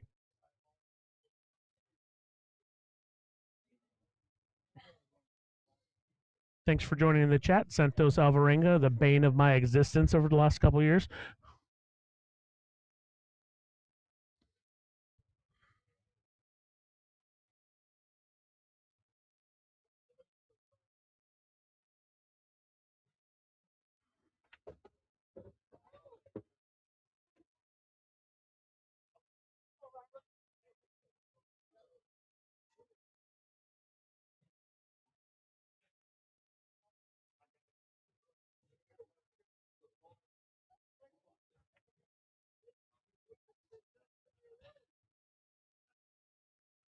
I didn't want to jinx Eric by saying it, but that angle he had was kind of funny coming off the rail, like that. Get on the 7. Let's see what Evan does with it.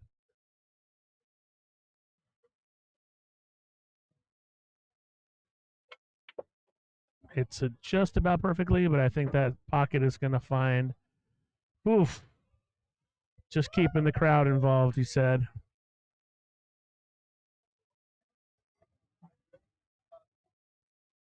Penny Breaks, welcome to the chat. Arizona, how soon for you to. Didn't you live in Vegas, buddy? I, at least be a little conflicted. I guess you live in Arizona now. Are you originally from there? Anyway, welcome to the chat, Ben.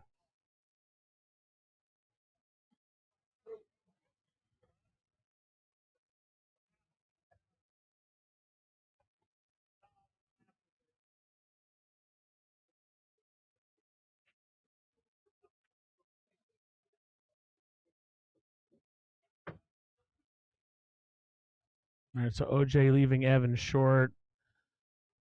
Evan, who, if you don't know, makes some of the craziest shots the world has ever imagined on the one pocket table.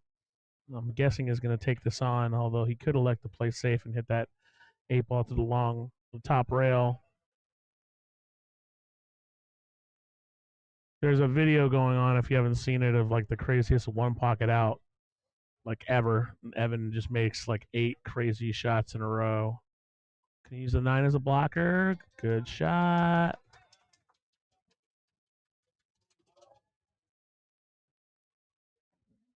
He can see the 8. Not an easy shot, obviously.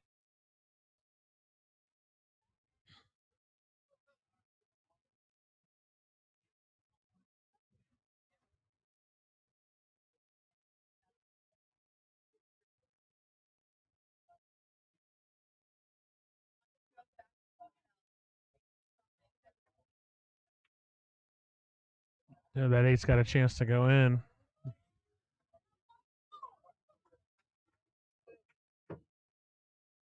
Not what he intended, but it's okay. So Eric's got a long straight in shot. He's got enough angle. He doesn't have to worry about falling in or anything, but it's still a long shot off the rail.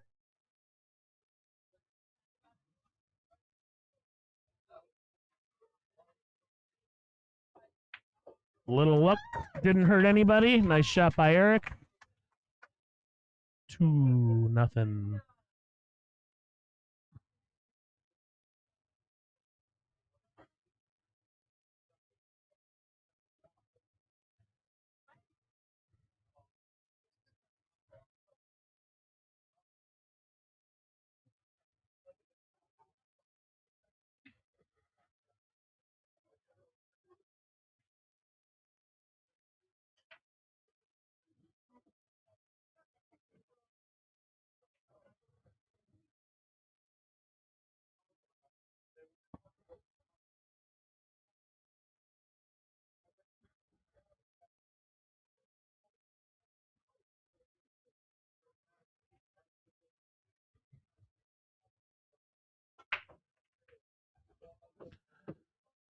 Evan, who has not been breaking well today, came close to a scratch, but he did make a ball. So an effective break. OJ's got a tough cut on this if he wants.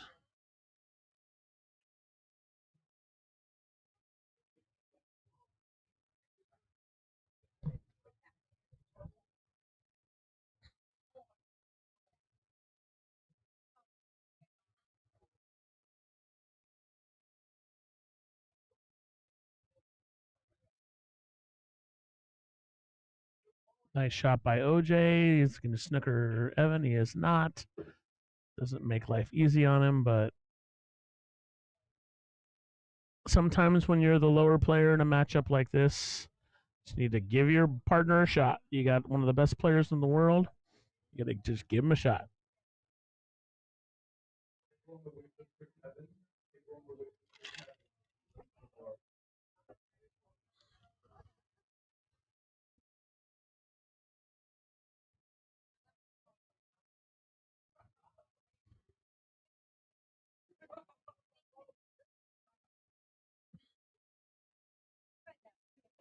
We're not playing all ball fouls here, if anybody's wondering.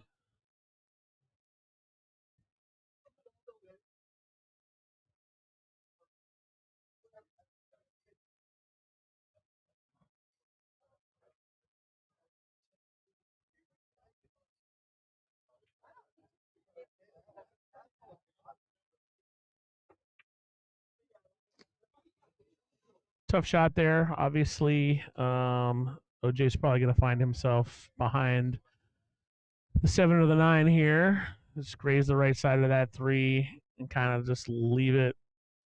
And there's a lot to hide behind between that 7 and 9.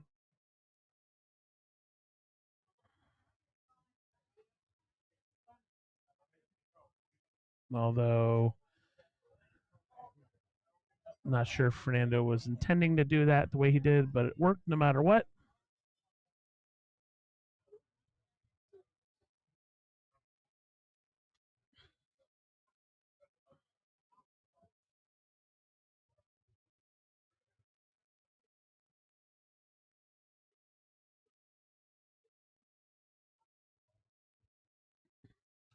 Shout out to one of our sponsors, Platinum Income Tax Services.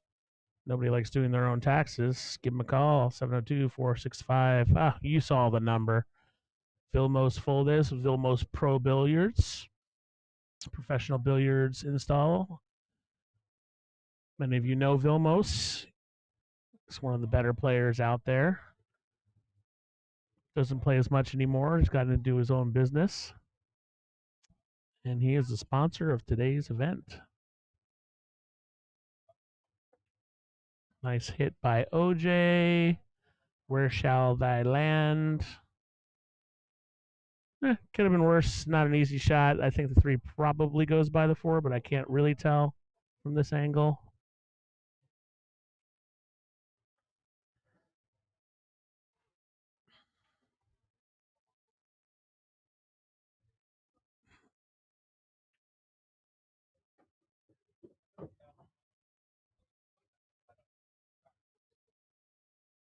Fernando looks like he has enough angle here to come back up for this 5, which he barely does, but he does.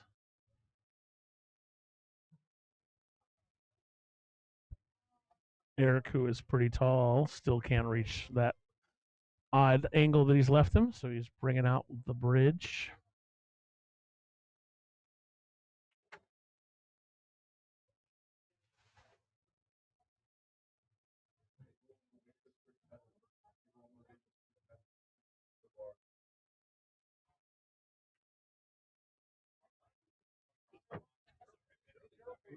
So he just said sorry because he left him kind of a weird angle. Pushing it forward here, there's tons of scratch problems. You could draw it back and try to bring it back for the 7. Not an easy shot. He could. I don't think he's going to shoot it into the left pocket, so I think he's just maybe kind of lay up, or maybe try. I don't know. I'm going to wait and see what happens here. He might be trying to go 3 rails.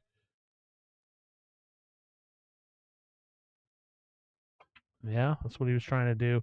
Tough shot, inside English 3 rails like that, and he missed it by a mile, unfortunately. I think that's one of those shots. Like if you're not, at least 50-50 to make it, playing safe is a better one there. But he must have felt confident enough to take the shot. Now Evans, all he's got to do is just float this. He'll probably run it 1 rail. No,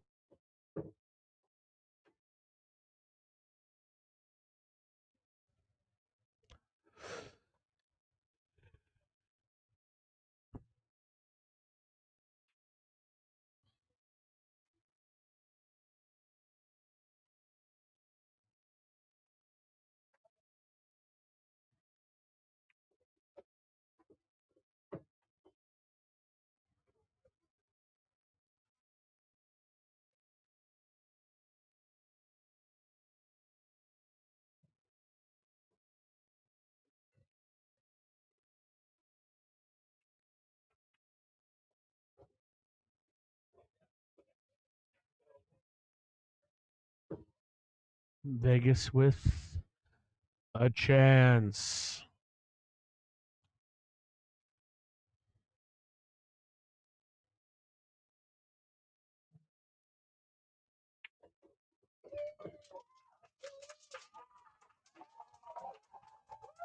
Nice shot by OJ. I'm going to step away from the mic for 1 second.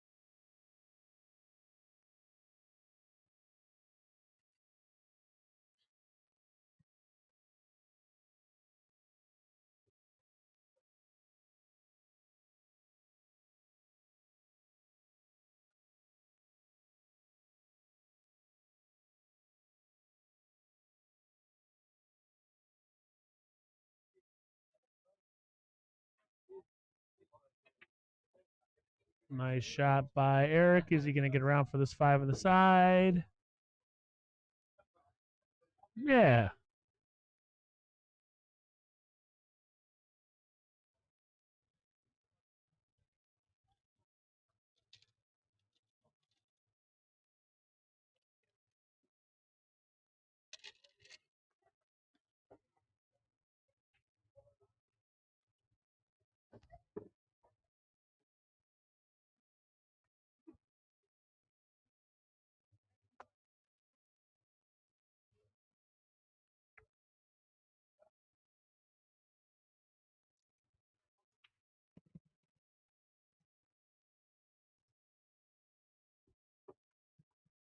Little bit of a tester for Fernando, but he should be able to just concentrate on making this and leaving Eric around the center of the table Doesn't have to put too much English on it. Natural. Should be able to just hit it. He can either slow it in one rail or go two rails back for the 9 in the bottom left pocket.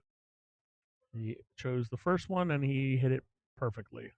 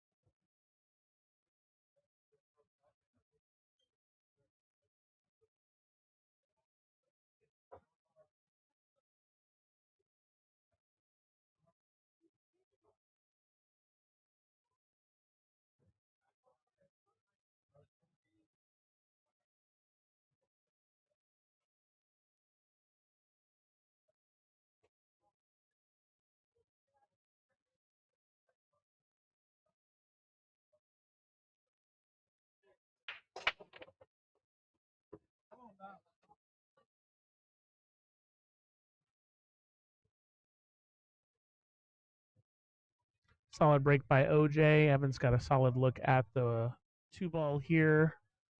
No real problem balls. 5 to the 6 might be the toughest transition. It's not that tough.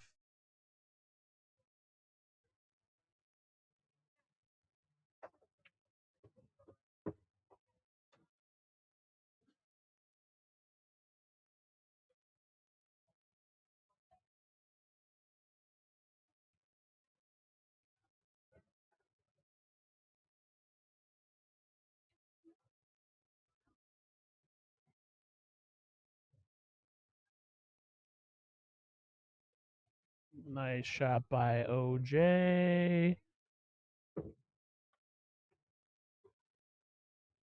So Evan might elect to leave OJ kind of straight in on this 5 where he can draw it back for the 6, but I think he's going to try to give him a little angle, but might not have many options here with where OJ left him straight in on this 4. So he left him a good angle, but the all important make object ball part did not materialize. So now a good chance for Arizona. Just punch just a little forward. Try not to get behind the 6. Again, that 5 to the 6 might be the toughest transition. Is he playing it with drag draw? What's going to happen here? He's reconsidering.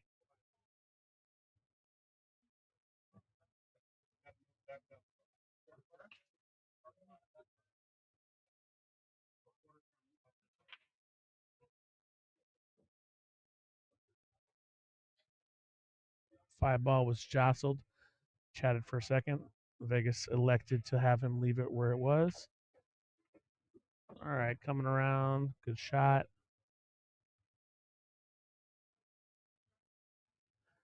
Good angle. Eric can just kind of draw it back center table where Fernando was pointing, or he can accomplish the same thing with a little bit of follow.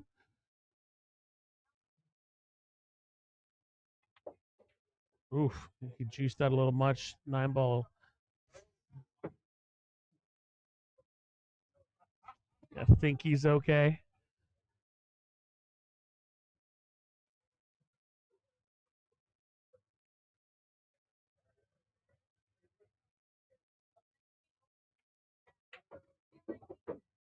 Nice, solid, smooth stroke. Fernando definitely playing with a little more confidence right now. He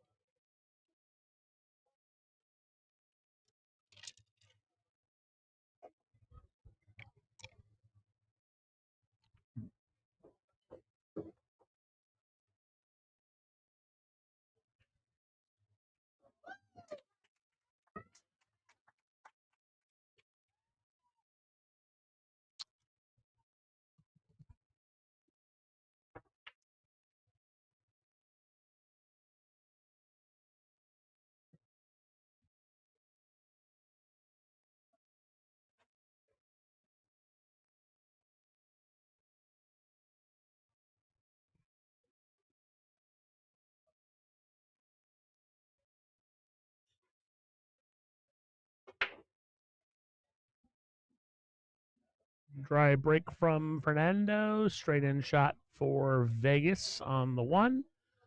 Good opportunity here. Wide open table.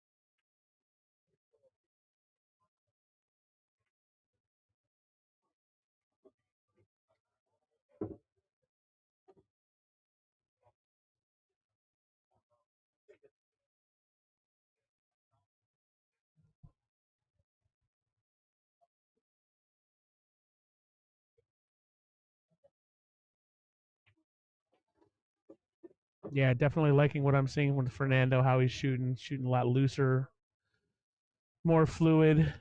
Didn't have a good first match. He's looking good right here. Eric's just got to set him up right on this three. Oh, he squeezed it by the six. Thought he was going to try the combo.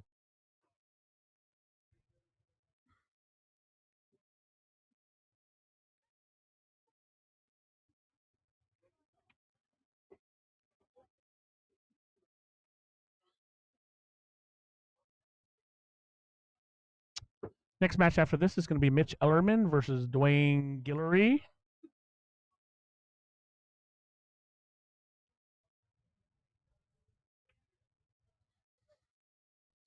Tough miss for Eric there.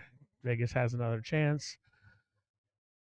That's the six ball on the left side pocket if you're wondering what's going on. Evan Lunda, one of the best bankers in the world, looking at that.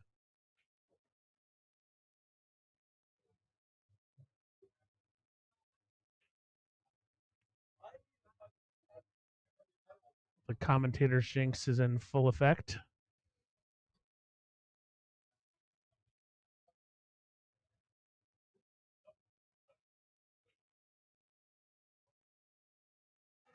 Jeff Gray, don't do it. Last time you played on big tables, you went out a winner when you won the Buffalo Invitational or whatever that tournament was.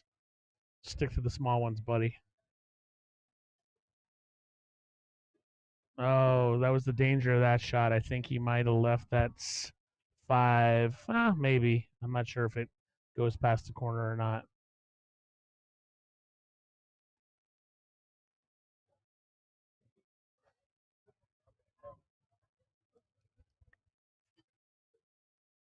Hit her hard, Eric.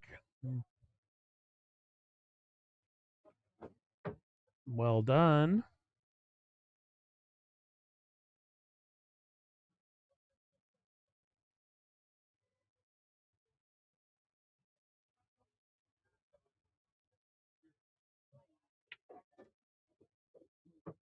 Fernando overcooked it just a little bit, but it's absolutely fine.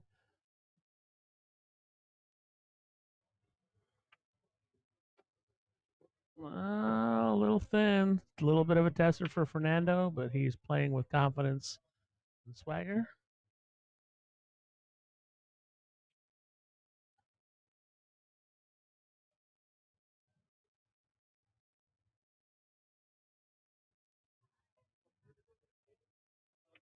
Yep. Well done. 3-1, Arizona. Vegas had their chances.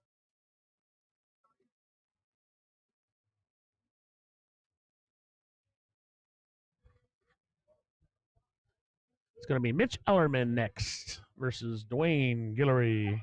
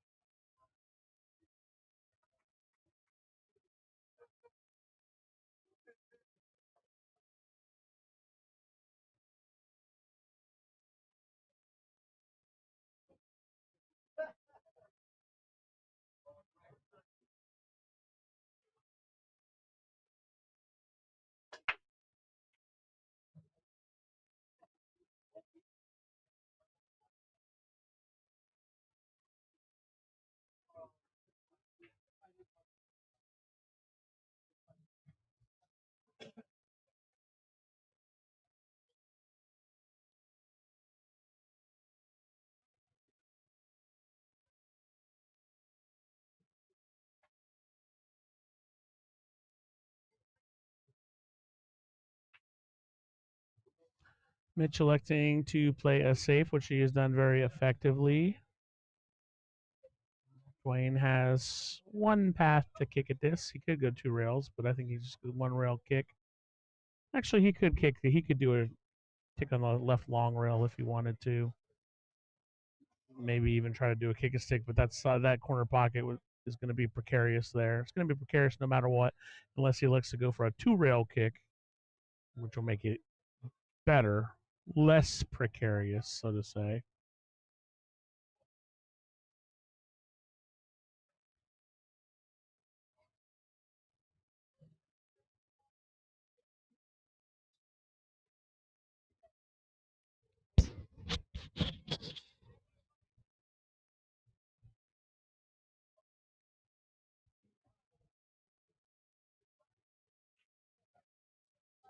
Nice shot, Dwayne.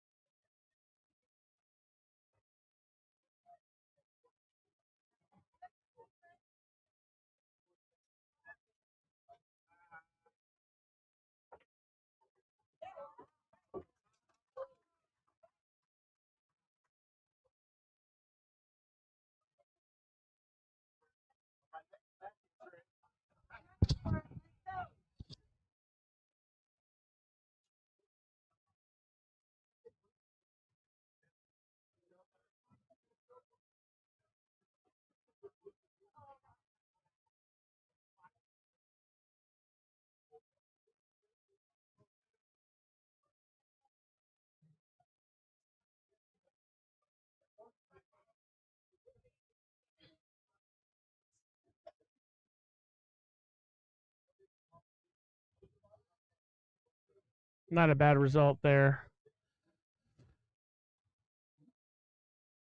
A couple different ways to play safe. Mitch is probably just going to graze the 3 ball, leave it up towards that left long rail. Put the cue ball behind that 4-9-8 cluster. No, he's going to play it a different way.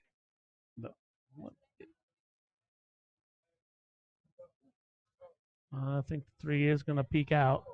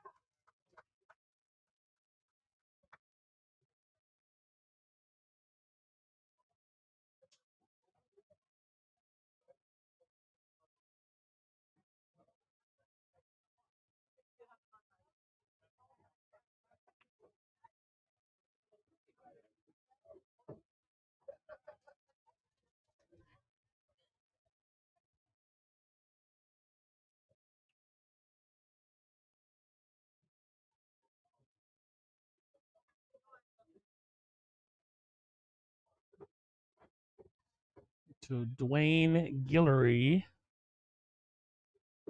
I can't tell if that 8-9's wired if it comes into play.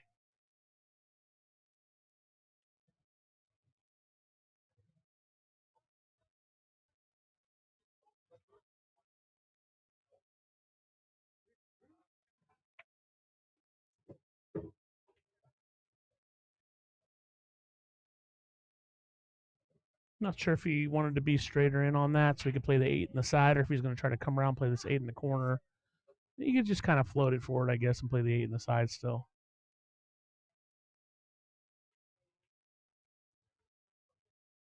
Nope, he's going for it in the corner.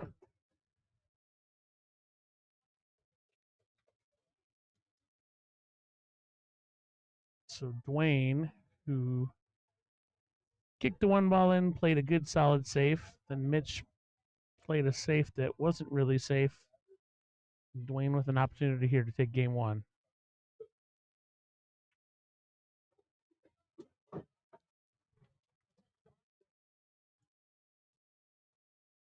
Captain Dwayne.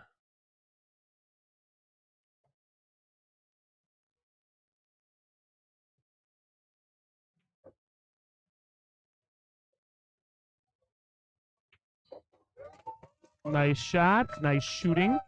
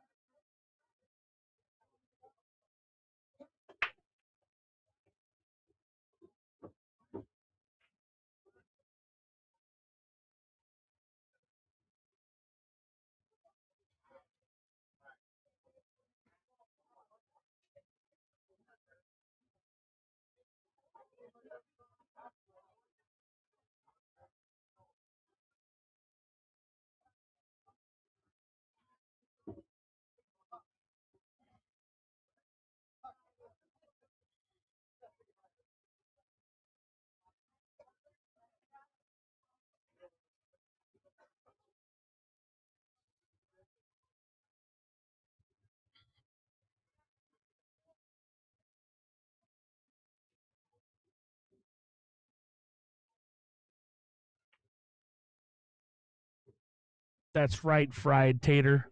Like away. Uh oh, Dwayne. Oh no, sorry, didn't see the 2 there. Looking pretty good.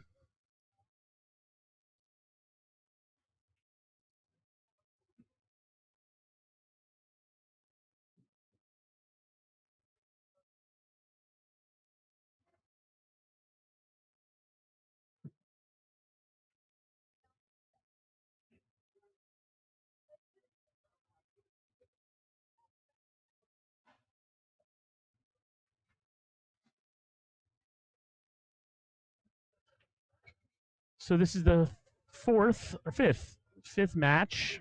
Saran Pace to be playing about till probably 10 o'clock today. You see that Dwayne, that ball bounced out and it was literally in the pocket. It was like a one pocket shot.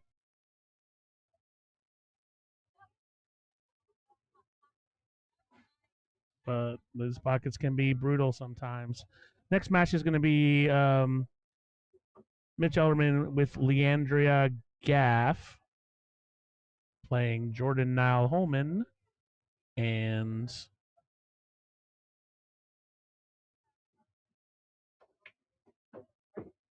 Evan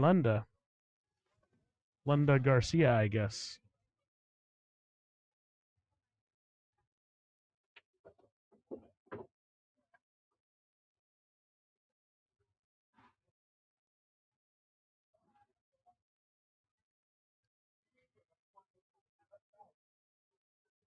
I'm sorry, Alex Garcia. Alex Garcia and Evan Lunda. No, Jordan Nile and Alex Garcia. I'll get my act together eventually. Nice shot by Mitch.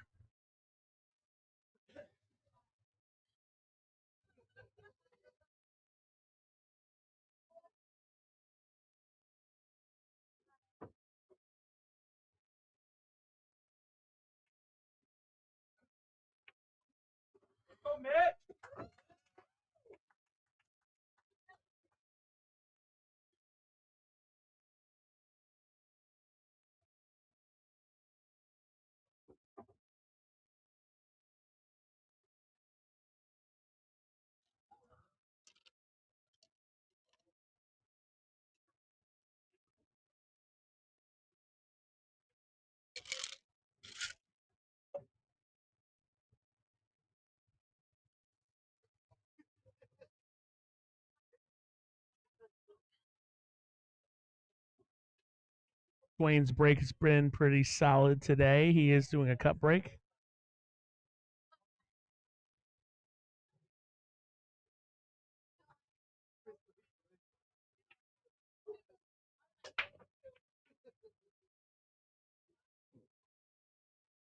On cue, I jinxed him. Matthew, next is going to be a Scotch doubles match. It's going to be Mitch Ellerman and Leandria Gaff versus Jordan Nile Holman and Alexis Garcia.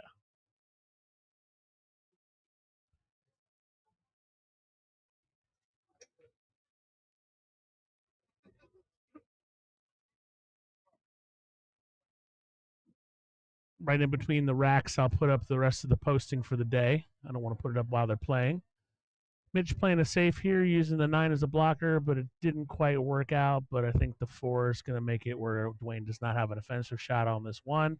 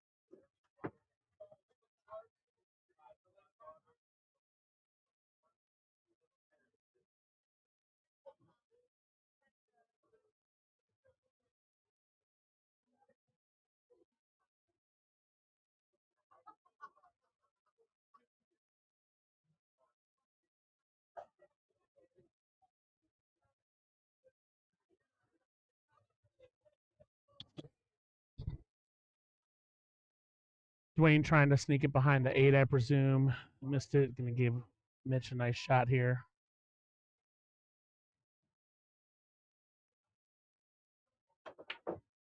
Jeez.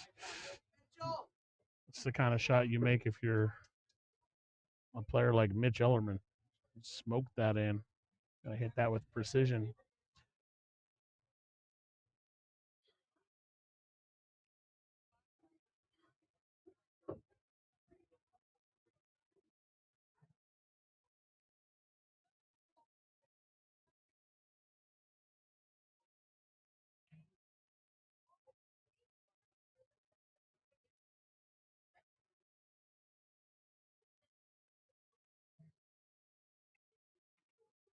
Remember a couple years, Mitch was playing in Andy Mercer, and John Moore was playing in, and they drew each other the first match, the top 2 players, and Mora barely beat Mitch, and then Mitch battled back all the way through the whole field to play Mora again in the final, but unfortunately lost again, but just still battled all the way back after losing his first match. That's like 13 matches in a tournament that size.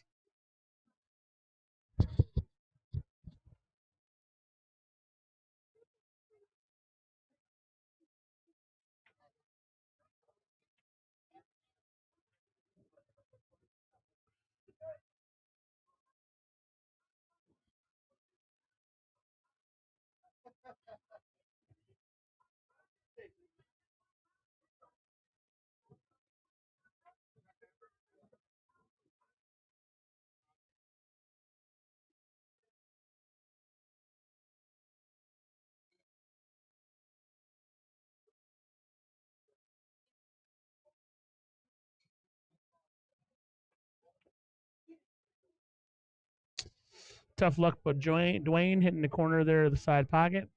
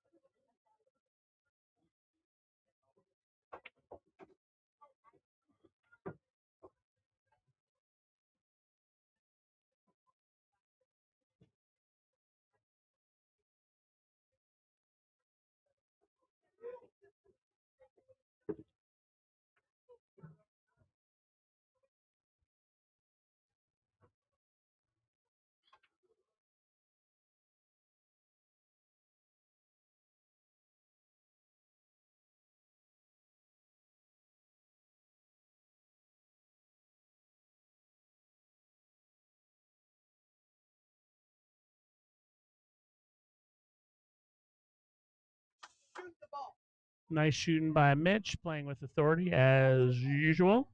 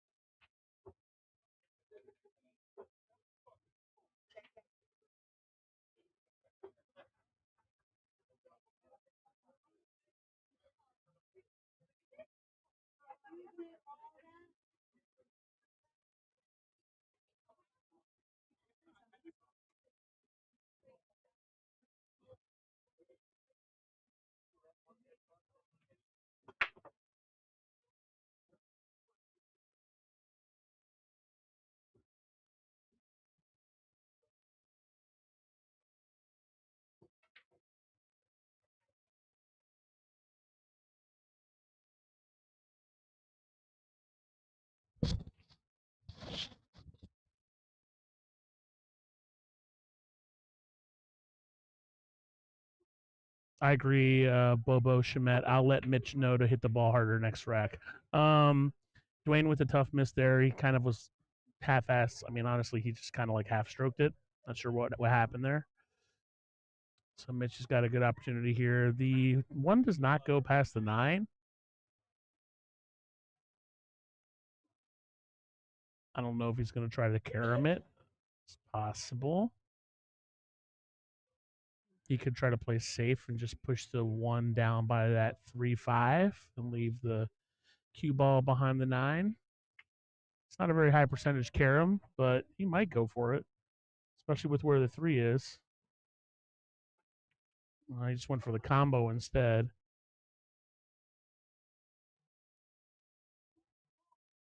I mean, 4 ball tied up, 3 ball tied up seemed like a logical move.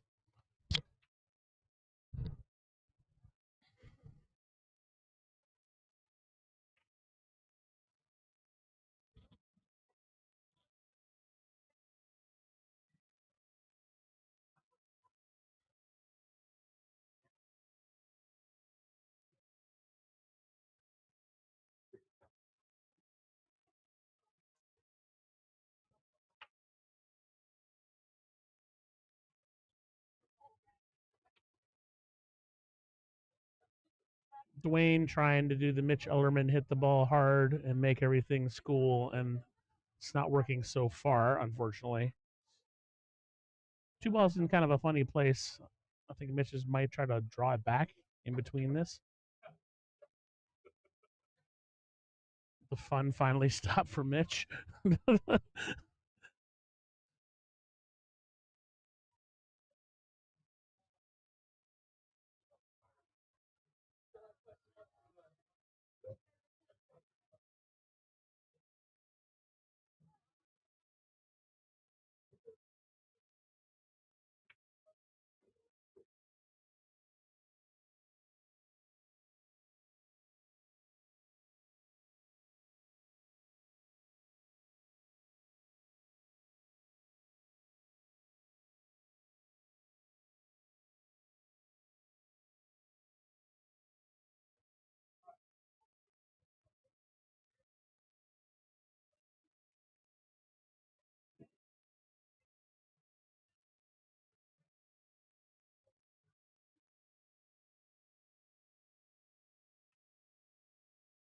Nice shot by Dwayne. He freed up the 4 there. Perfect. Then he unfortunately created a tie up on the 5-9, but the 5-9 might be wired.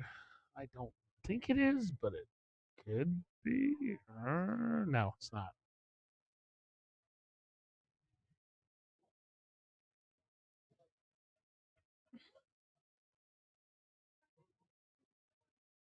So I wonder if Dwayne, no, he's going to go offensive here.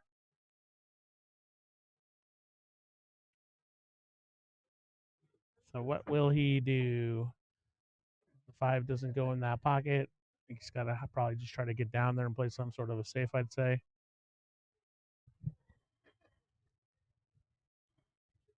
I mean, he's looking at it. I don't know if he's thinking of banking it, whatever. I don't think it can throw in there. It doesn't look like it might though. I mean, it's frozen. If it's frozen, he can throw it into that pocket. Yeah, for sure. That's what he's looking at.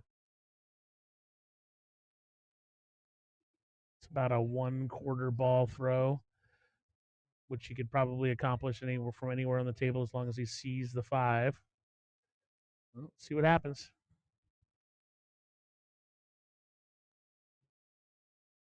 I mean, it'd be great if he can get it where he is, but honestly, he could throw that ball from anywhere on the table practically.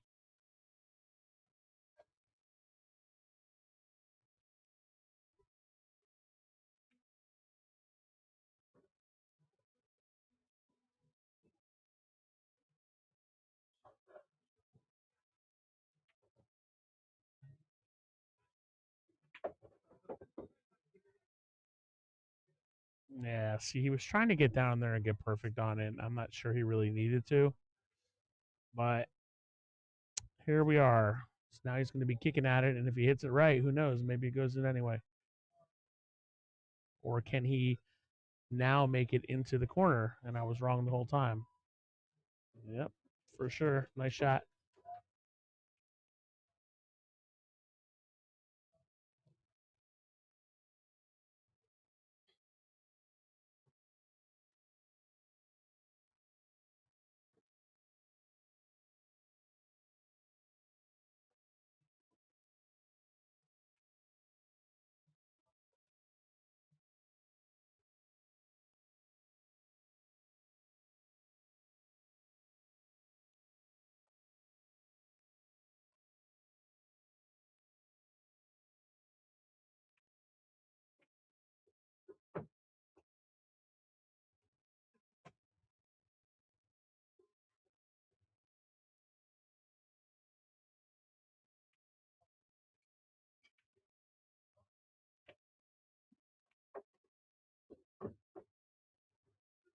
Nice shot by Dwayne. Multiple different ways he could play this. Let's see which one he decides.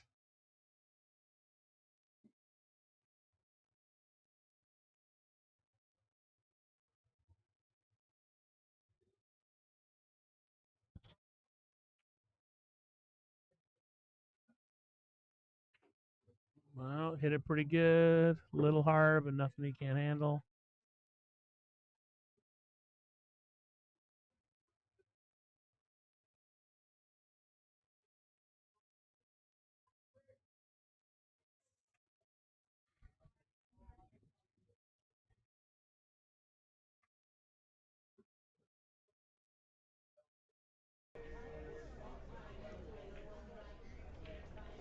Nice shot.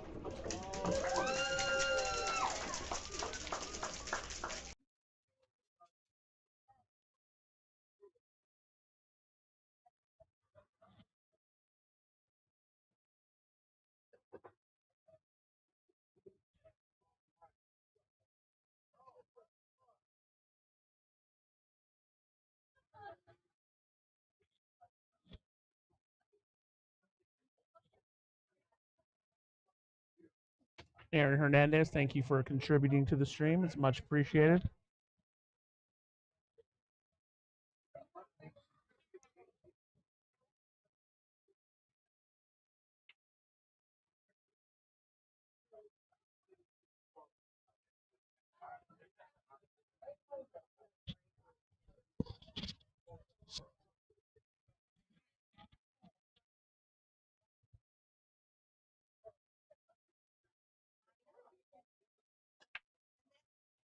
Cut break from Dwayne.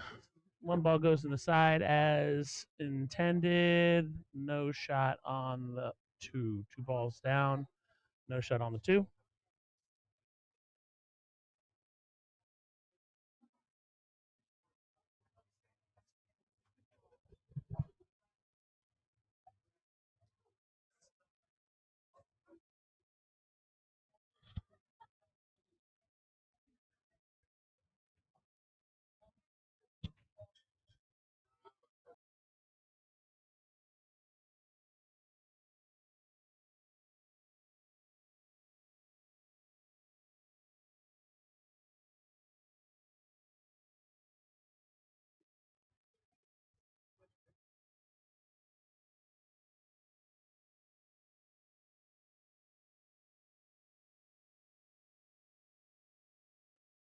Oof, almost put him in jail behind that 8.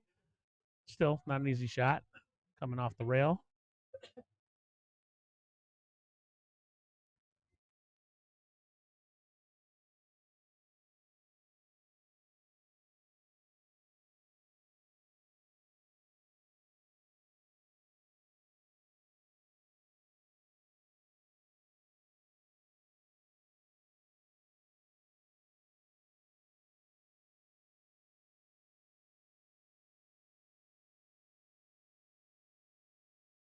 Lorinda, thank you so much for contributing to the stream. We really appreciate it.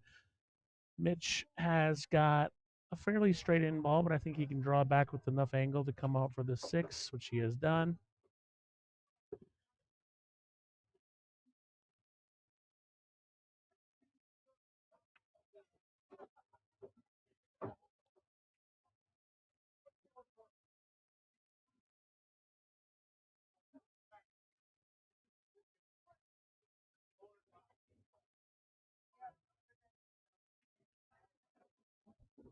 So this 9 ball is obviously not in a great spot, and I'm sure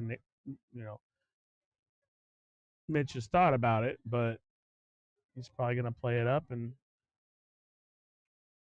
she has hit it just about as good as you can hit it.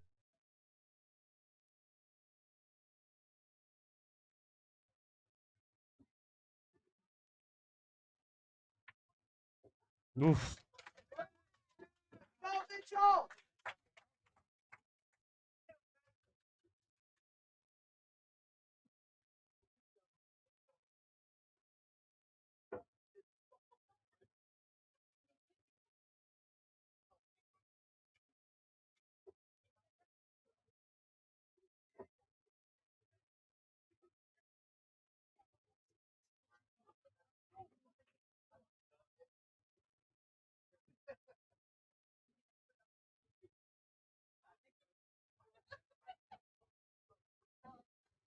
This is the rest of the roster for the day. Right now, we're at Mitch versus Dwayne. Then next, you got Ellerman Gaff, now Holman Garcia. I'll put that back up in a second. Blazal ball did go down. So that's the rest of the lineup today. Mitch Ellerman and Bobby Evans versus Jordan and a Savannah. Wow, that's going to be a fun match to watch.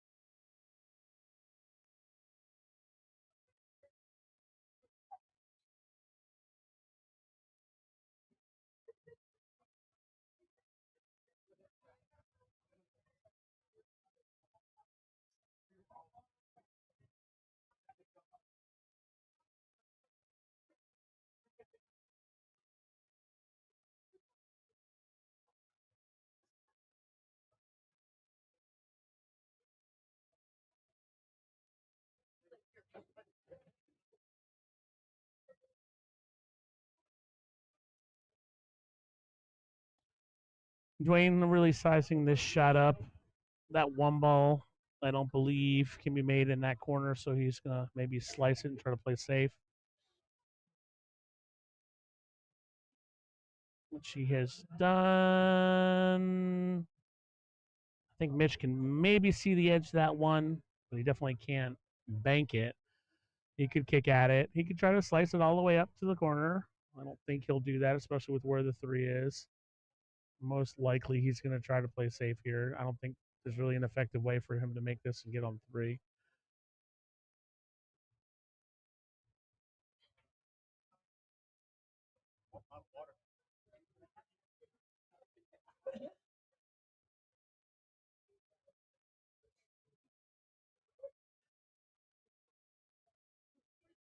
He did try to do it. He almost made the 8. So he's trying to cut that in with English. Not easy, but if anybody could do it, Mitch Ellerman can do it as it stands out. Dwayne has, I mean, he could carry him the 8. He could pull a crazy shot and shoot the 1 to the 9 and send the 9 fly in and maybe make the 8. He could play safe on the 1. I like to send the 9 fly in and make the 8 shot personally. That's man, gonna hit it harder, Dwayne. The 9 was going.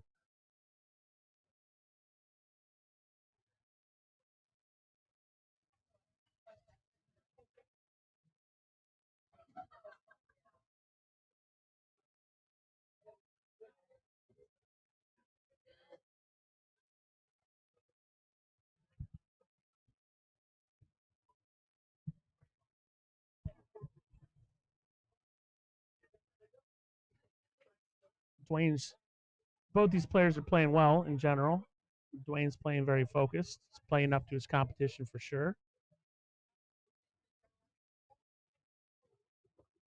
Good shot there. Got all the 3.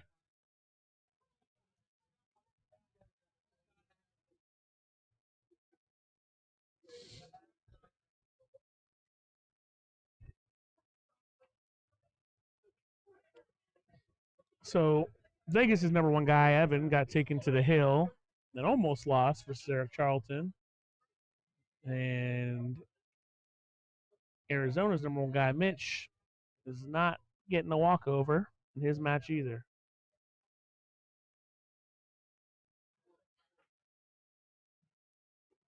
Dwayne trying to hold it for the angle there, and I think he does have enough angle, but he wanted to be about a centimeter to the left of where he is.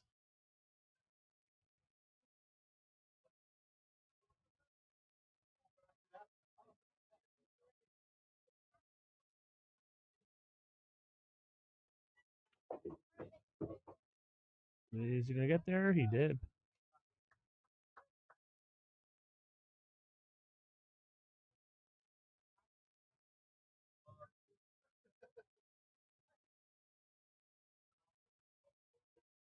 Thank you for everybody who's tuning in to this 2026 Griffin Cup, Las Vegas versus Arizona here at Griff's Deluxe Pool Hall in Las Vegas.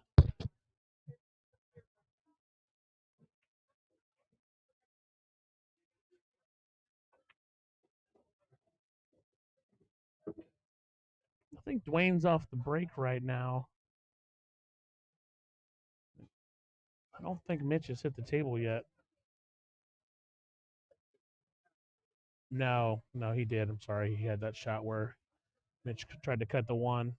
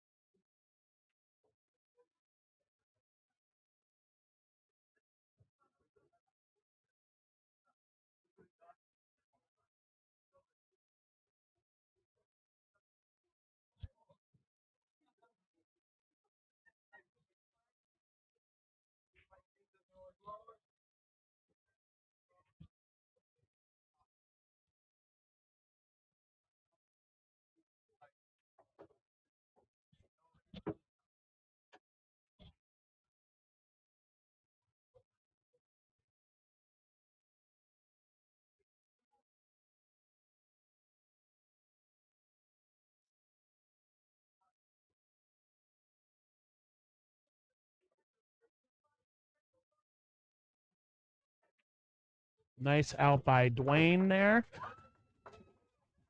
to tie up this match.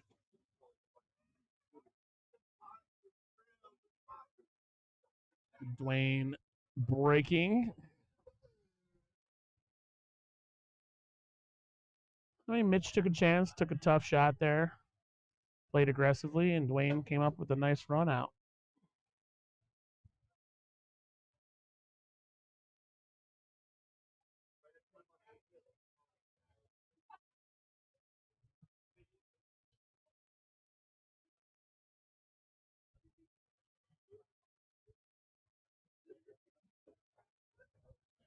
Yeah, Rich B, they're both hitting them good right now. It's a good match.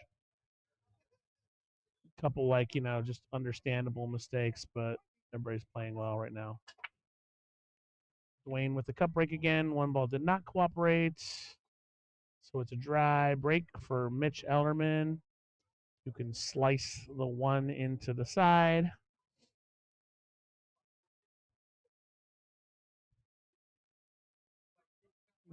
Thread it around that six and get on the two in the left corner pocket, which is what I believe he'll do. Is he going to contact the four? He did.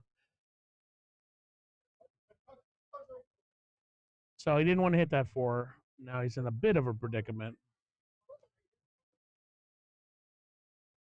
I'm guessing he's going to send the two ball to the bottom rail, maybe send the cue ball up top.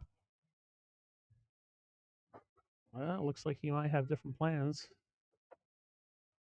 Wow. I love this guy. He goes for some tough shots. If he had made it, he would have been out. He didn't. Dwayne does not have a shot at the two, but I think he might be able to see the two. But I cannot tell from here. Looking to kick it in, maybe.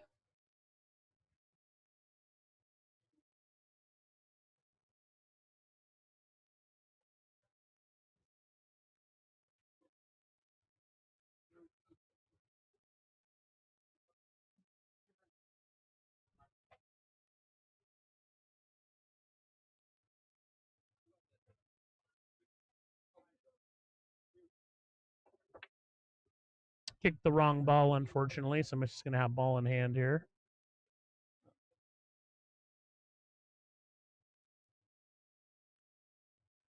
Mitch just double checking.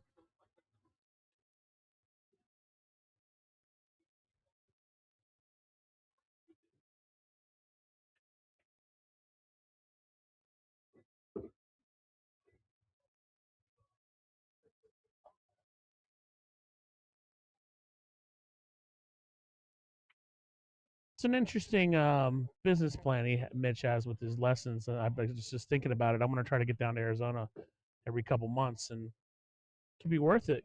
Just flat fee and works with you when he can type deal. Maybe. Nice shot by Mitch. Not exactly what he intended, but it's going to work out. Unfortunately, he took the six and put it into a precarious predicament. I think he just probably pushes forward and takes a tough cut on the six. It's most likely how he's going to play this. No, straw on it. As he said before, he's a fan of the draw. All right. Same thing I was talking about.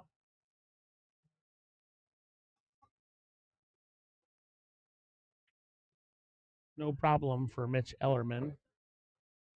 A little close to his work, but he's still good.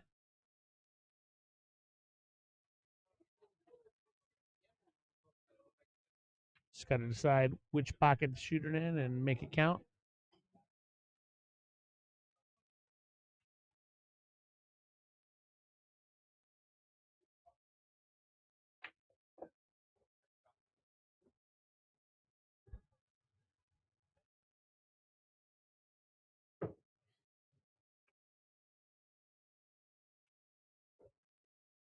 Lining it up to come one rail, drawing off back there, which he has done. Hits it a little too much English, though. He's a little close. Yeah, let's play it in a different pocket. So, again, not what he intended, but it worked. Ooh. That shot will cost Arizona. Kind of got up there and rushed it a little.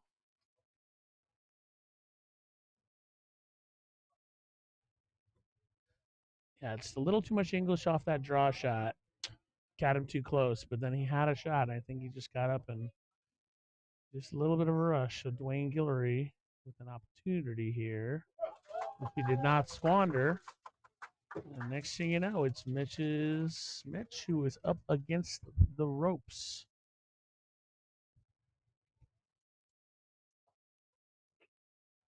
I had a couple members of the Arizona team look at me being like, "What just happened?" Wow is right, Rich B.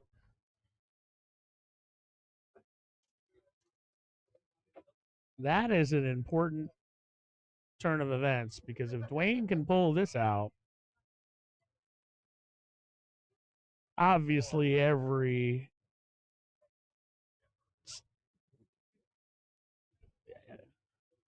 marked the wrong score. Hold, please. It was quickly pointed out to me. If Dwayne can pull this out,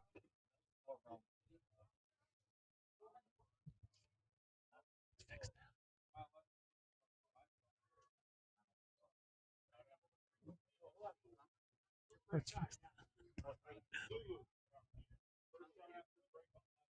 I know. I fixed it. I fixed it.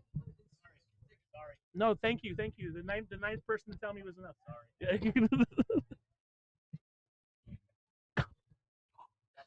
telling all these people, telling all these people they come help me commentate. I'll make less mistakes.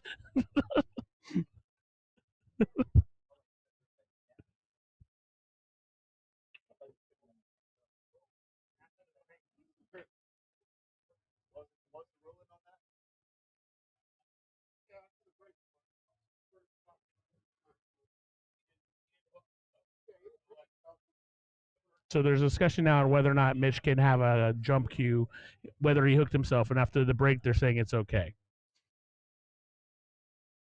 There's a lot of discussions going on. First one was about me having the wrong score, which has been fixed, and then they fixed this one too.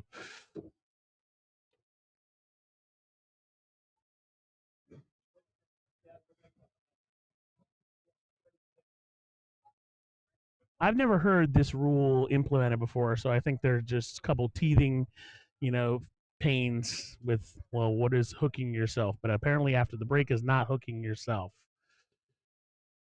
So let it be known that if you break and you're behind the ball, you can use a jump cue. If you put yourself behind a ball, you cannot use a jump cue per the rules of the Griffin Cup 2026.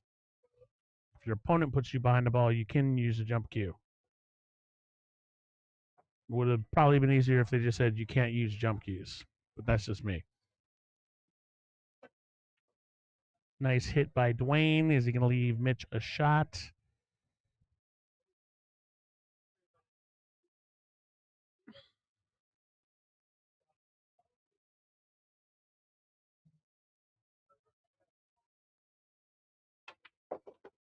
Poof.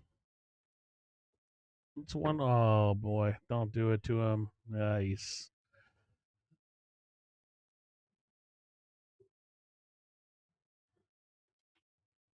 he gonna try to cut this all the way up top? Nah, he's just playing safe. Did he do it? No, unfortunately. So a couple of costly errors from Mitch with that missed 9 ball, and now this not good safe. So Dwayne, 4 ball's tough. He's got to come off this. The nine's in the way of kind of doing any juju on it. Maybe he plays it with like stun draw and comes around. I don't know. He might try to just bring it in between that 9 on the right side. Huh. Kind of surprised he did that because the 4 does not go by the 6, so I guess he's going to play safe. Yeah, fair enough.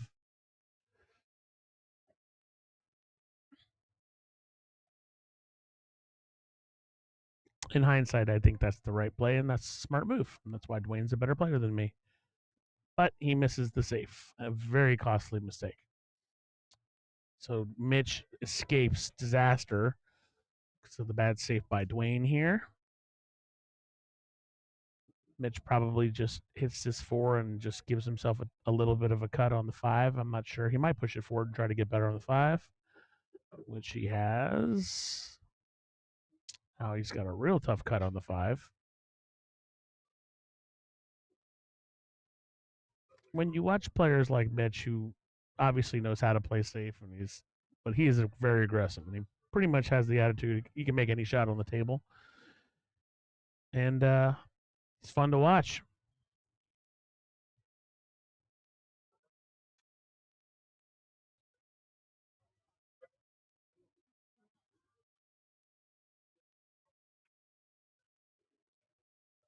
He's going to get behind the nine like a world champion pro. He almost did.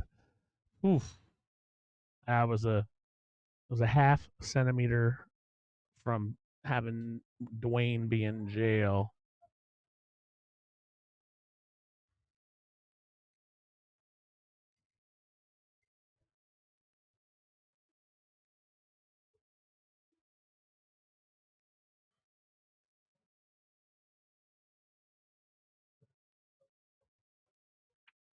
Oof. Dwayne with the miss. Mitch does have a shot on this five, so Mitch has escaped disaster a couple times in this rack. On this pivotal rack, obviously, difference between these. Oh, difference between 4-1 and 3-2 early on. Mitch was playing well. We jinxed him in the chat, and he's had a couple rough go arounds this rack, but he's still in it. What is he looking at? He's looking at the kick here. Yeah.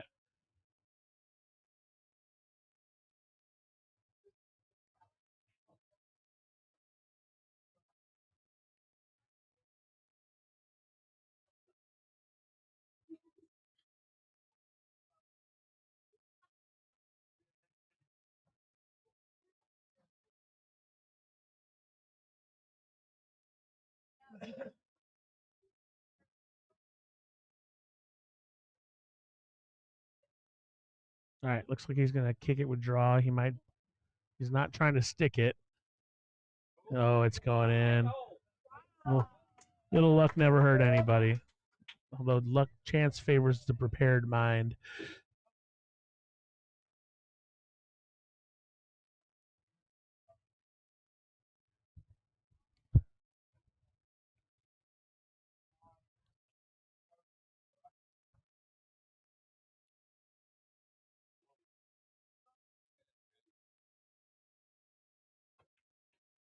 Ooh, wow. And that is why he's Mitch Ellerman. Hey, great. I mean, he escaped disaster there. Dwayne Dwayne let him off the hook. So Dwayne won the flip, and now it's his break. So Hill.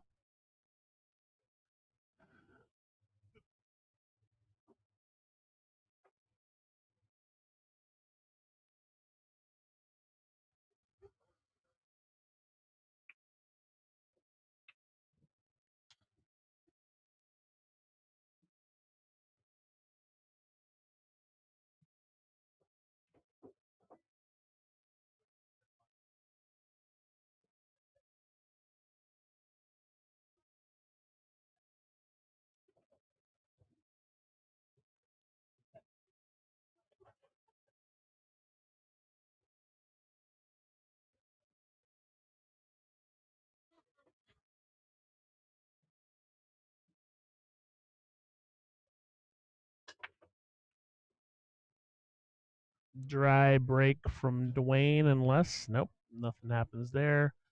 Mitch has got a shot on the one, I believe.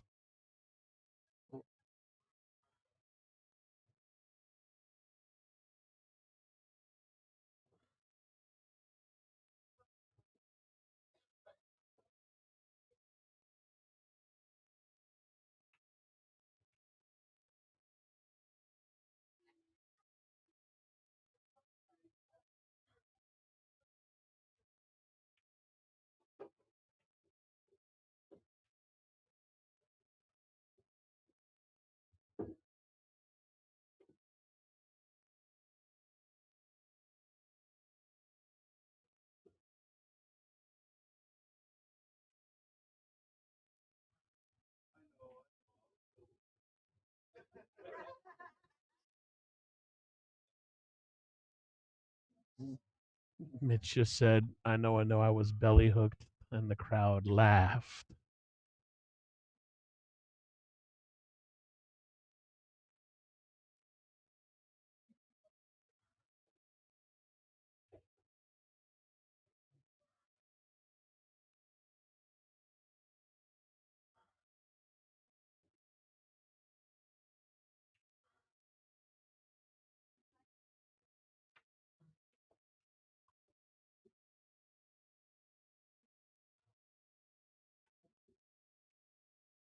Dwayne trying to spin it in, got a good solid roll there. Mitch, I think, might be able to see the right side of this too to slice it in.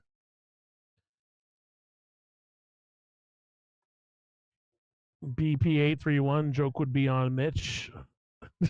I don't think this match reports, but I think Mitch, like I said, can slice this two in, but I'm not sure. He's looking at it like he can. He's going to shoot it opposite handed.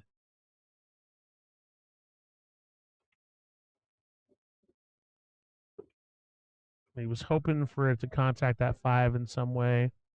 It did not. He cannot see the three straight on.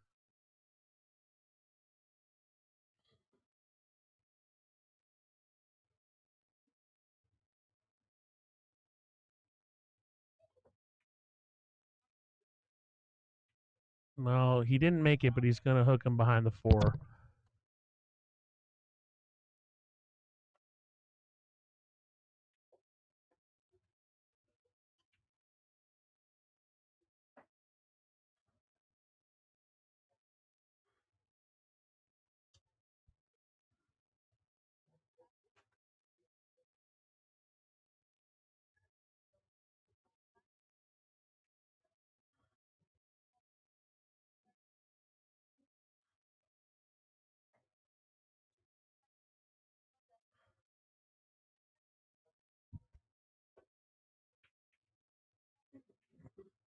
Well, not a bad result there at all for Dwayne.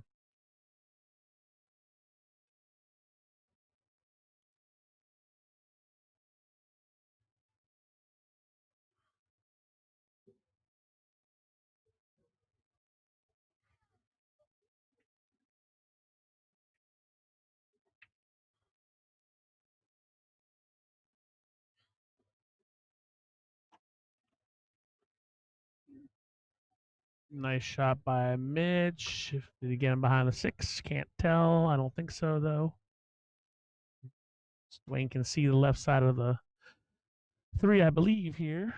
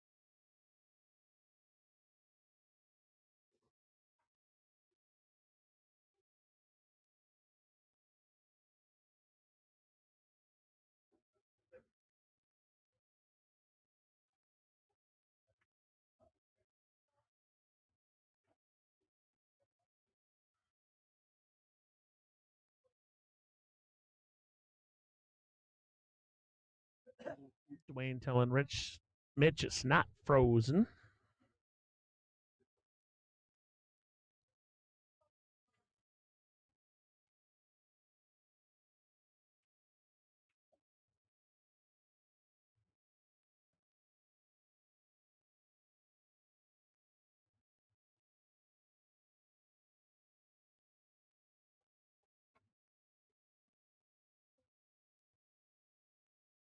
Nice shot by Mitch there, whether or not it was intentional.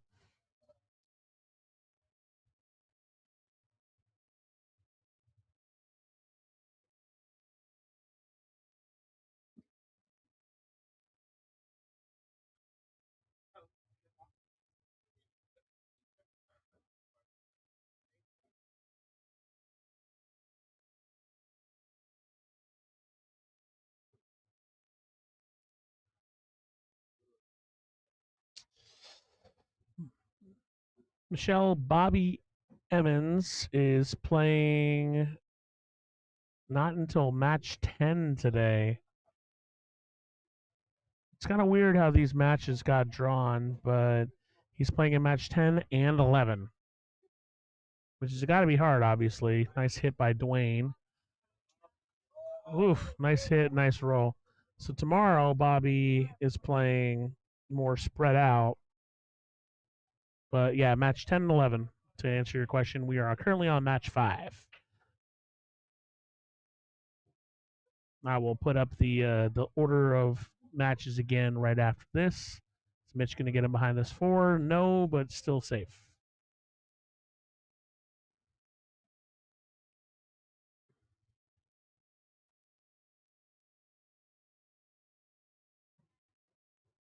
Whatever happens in this game, both these guys have played with a lot of spirit and heart this match. It's been an entertaining, fun to watch.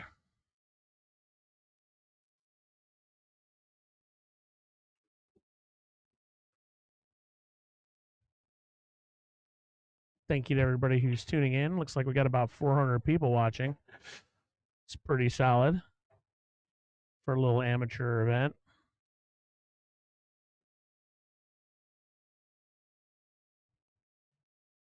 So Dwayne lining it up here.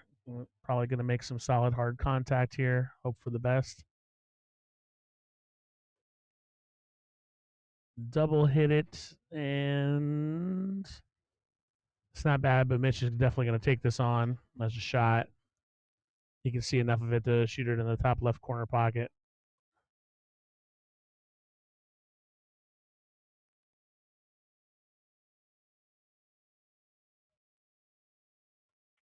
And he missed it bad, but he's going to get, he got a lucky roll.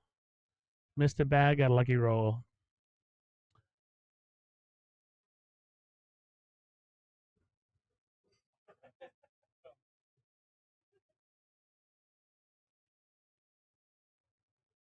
Thank you, Michael McGovern. We appreciate it.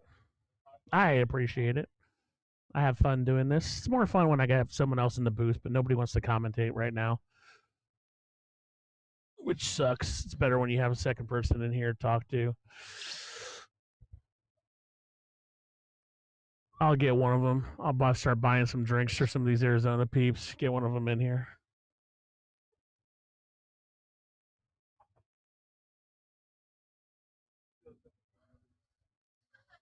Wayne thinking hard about this. He can use the jump cue if he wants, obviously. Yeah, Rich B, lots of lucky rolls in this game in general, you know?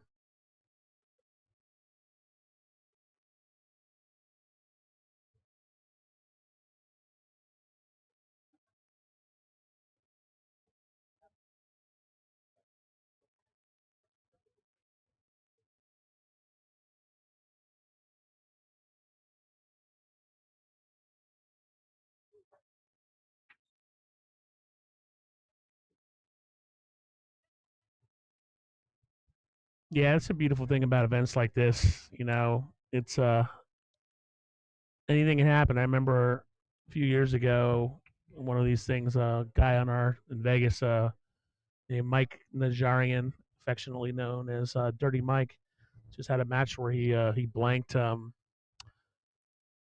Jovan Javon Bustamante like 6-0, and everybody's like, "What just happened?" And it's just sometimes it happens, you know. And sometimes you get tough fought matches like this.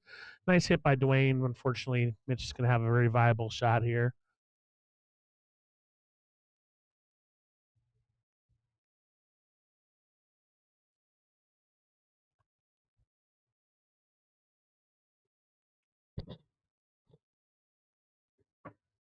Not sure he wanted to move that 5 where he did, but he'll be okay. He's got to just kind of push it forward, bring it the cue ball back to right where it is, play it in the side, which is what he's done. Almost enough, we'll say.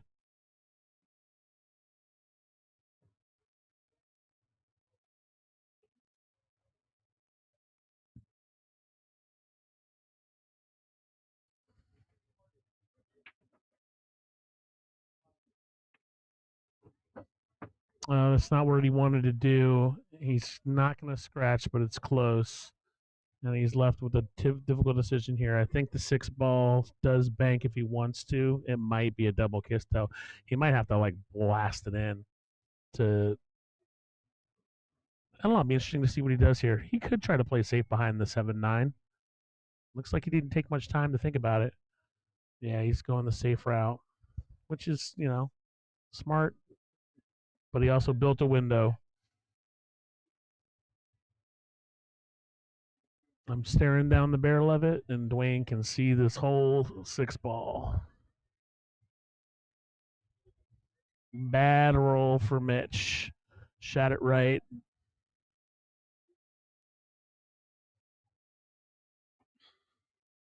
Now, that doesn't mean this is an easy shot, and he still has the 8 in the way of the 7, whatever, and he's shooting off a rail in between 2 balls, but let's see what happens.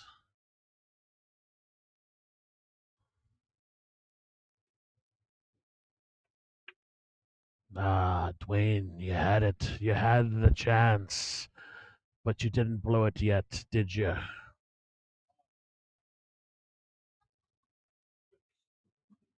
They're laughing at the fact that there's so many rolls right now, both Mitch and Dwayne.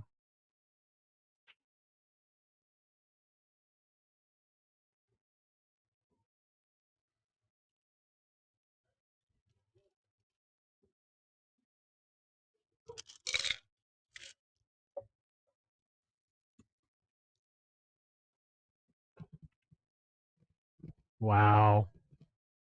How did that not go in? I thought that 8 was wired.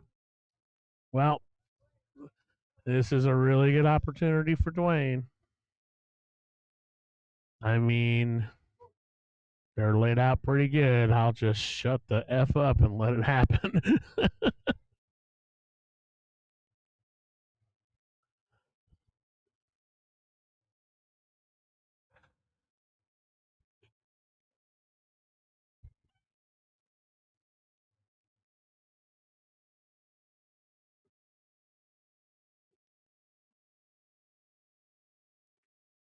Oh, Dwayne could have been somebody.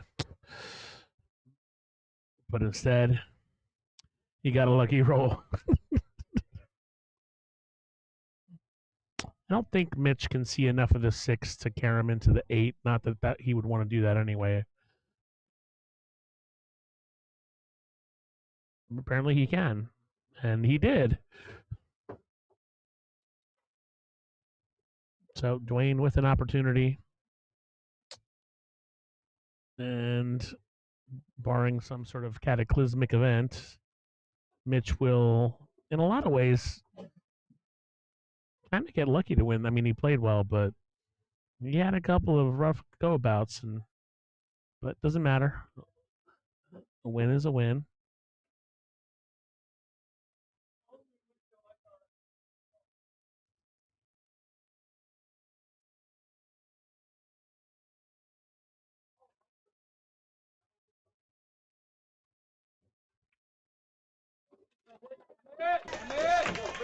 Great match. So Mitch Ellerman takes it. Arizona is up in the match. Dwayne gave it his best effort. Great match. Next up, we're going to have Mitch is going to stay on the table again with Leandria Gaff against Jordan Nile Holman, who we have not seen a lot of today, and Alexis Garcia.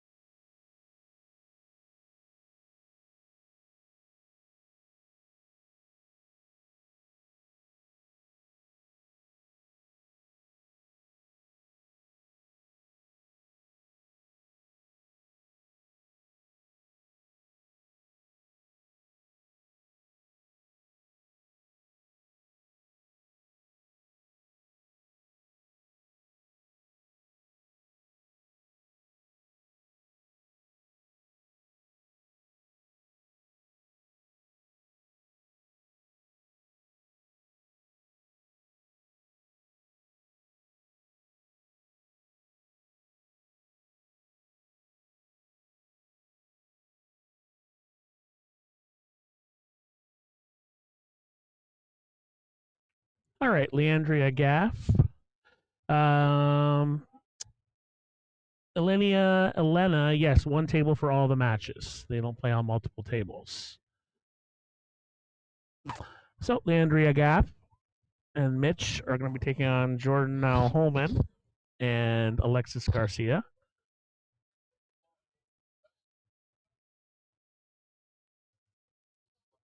That last match was awesome, except for the part where Vegas lost.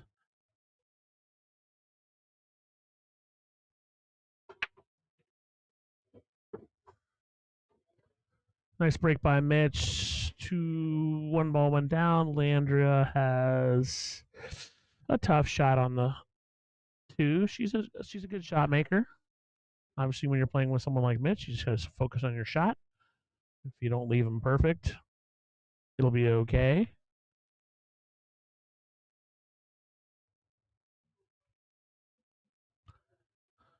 Jordan's been playing extremely well this last few months. So is Alexis. I have the pleasure of playing both these guys pretty often.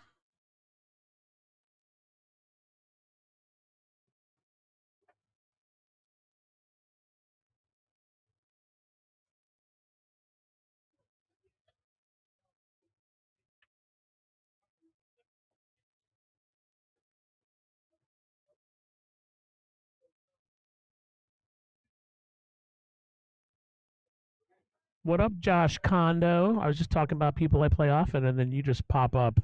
You're probably the person I play the most often. My head still hurts from last time you and I played at Putters. That was fun, though. Oh, the Griffin Cup is going on top of the booth.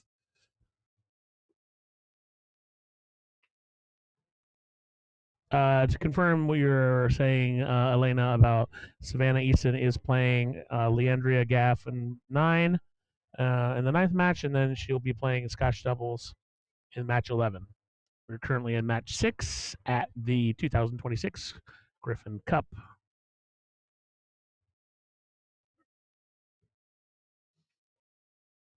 Michael McGovern, I'll put up the match chart after this game. If I put it up during the game, I'll get a bunch of hate in the chat. But I promise I'll do it when they're racking.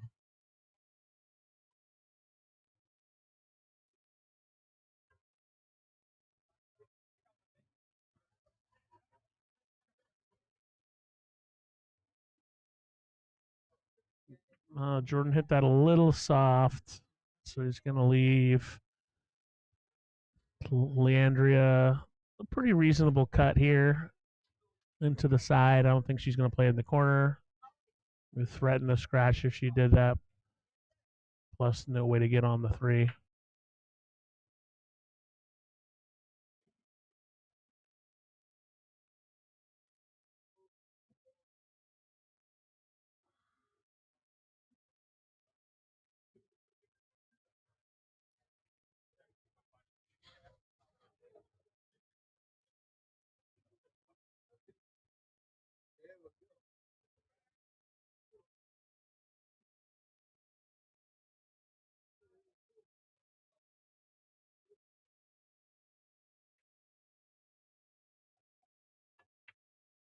I was wrong as usual, but unfortunately she missed the shot. But she landed right. Alexis Garcia might get the jump cue out. He is an incredibly good kicker, so he generally will kick before he will jump. Alexis is from Peru. He's been in Vegas. I don't know how long he's been in Vegas, but I know he's been playing in Vegas for a couple years. Nice guy, soft spoken, straight shooter, incredibly good kicker.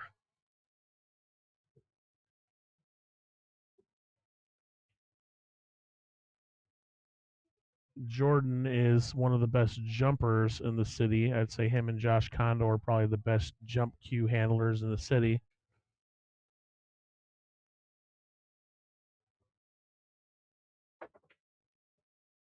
Mitch going for a bank there. Going to maybe get the 2 rail. No. And we'll get safe here. Jordan can see the edge of the 2.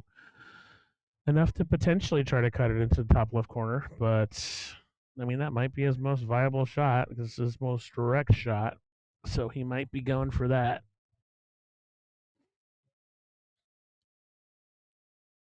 He's looking at it.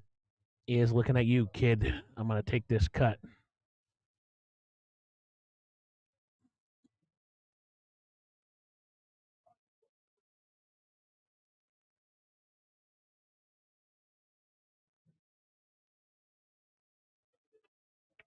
Yeah, he did take it on, and he almost made that. And he's continuing on. I don't know if I'd call that a lucky roll, but it's a fortunate roll. But almost made that. That would have been great.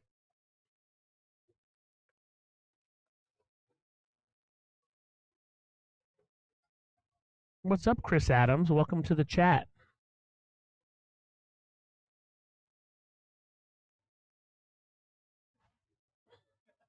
So Leandria is going over the kicking place. So the coaching rules is you're allowed to talk to your Scotch doubles partner anytime you want. You're only allowed to call in a coach once a game. Obviously, with Mitch being one of the players, I doubt he'll be calling in anybody to coach, but you never know. Vegas, on the other hand, oh, nice try by Leandria, but that went in. I doubt Jordan will call a coach either, but if he wanted to, Evan Lunda is technically a higher player than him.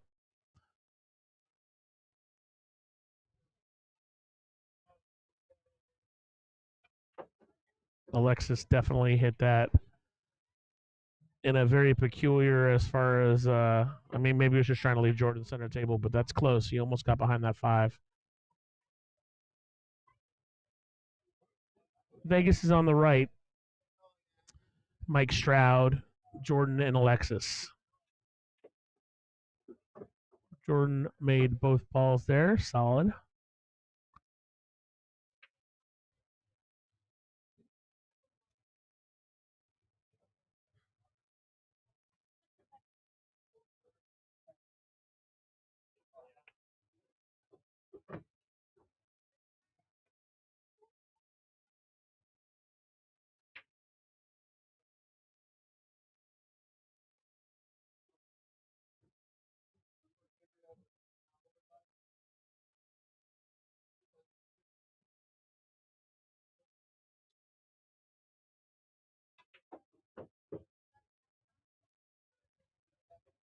Nice shot by Jordan.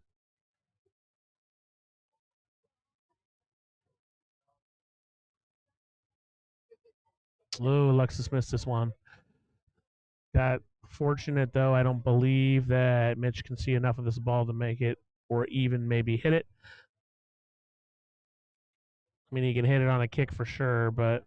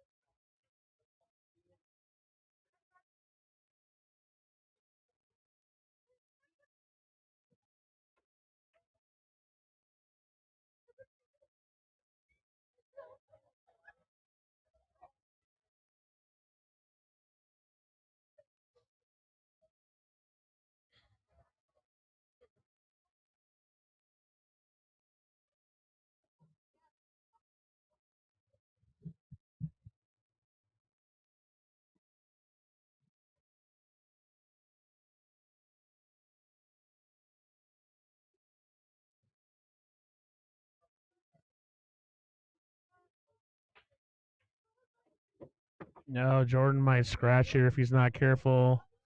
Oy. He didn't scratch, but he might have left Alexis hooked. He did, I think. Costly unforced error from Jordan Nile Holman here. Unless Alexis can see this, he's going to have to masse it.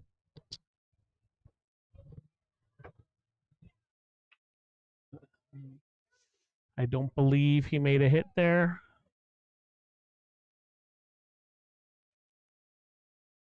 Although I could be wrong.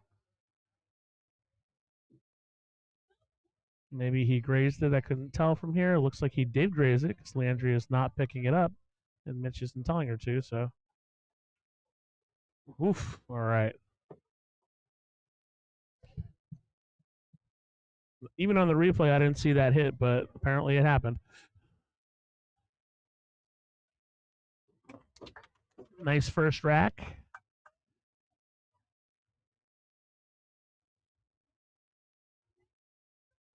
Go step away from the mic for 1 second. I shall return.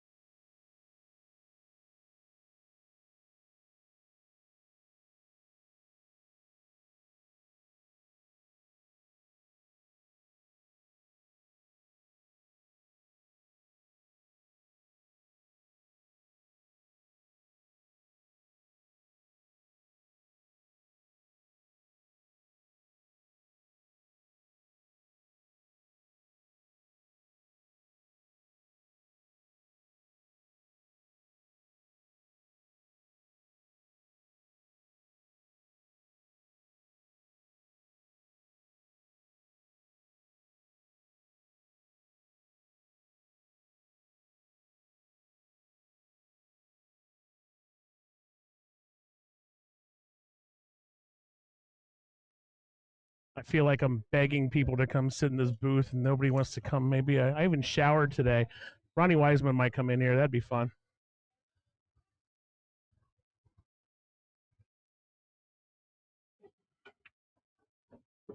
Nice shot by Alexis there.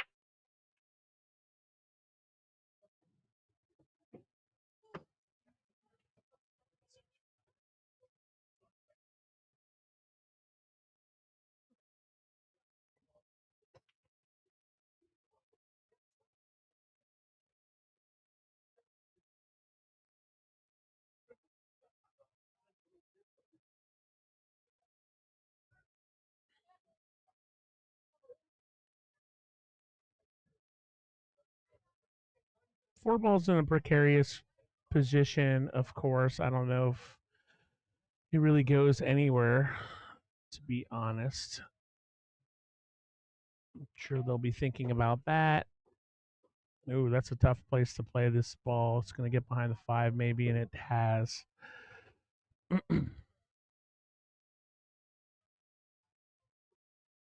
Alexis is playing the masse, it looks like. Remember, if you put yourself in the position, you cannot use a jump cue. I'm sure that goes for Scotch doubles as well.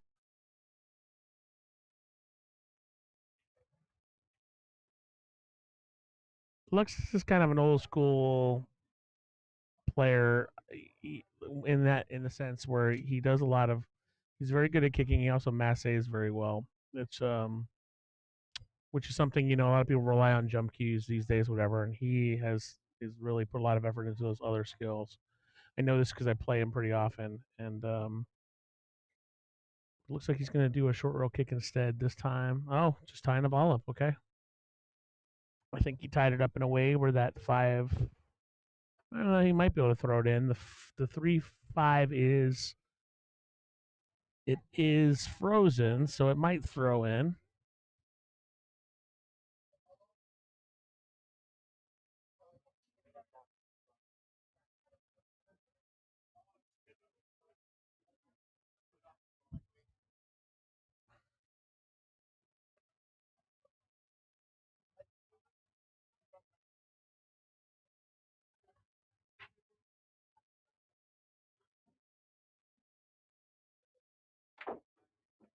Nice breakout by Mitch. Didn't really get rewarded though, but I'm sure he'll coach Leandria on what to do here.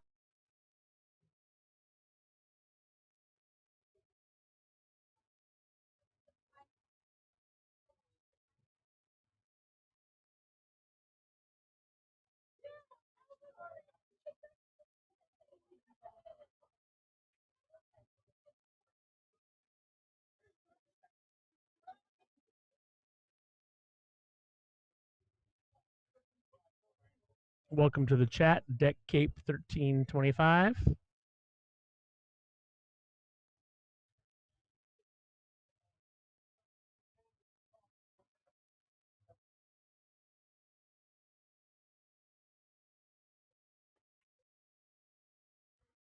Good shot by Leandria. Looks like a jump cue is probably coming out. As stated, I feel like Jordan's possibly the best jumper in the city of Las Vegas, although Josh Kondo would have something to say about that. But Jordan is a very, very good jumper.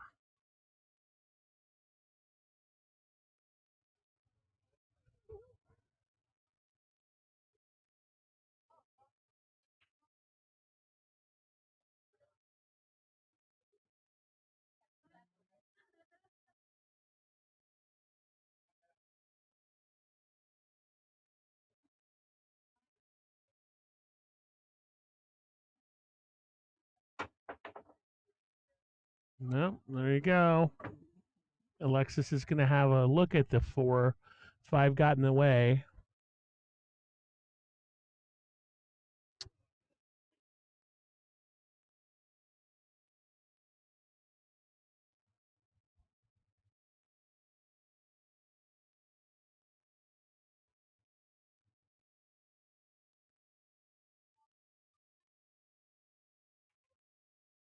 Oh, nice try from Alexis. Fortunately, it didn't work out. Mitch is going to be able to, probably going to slice this in. I'm guessing.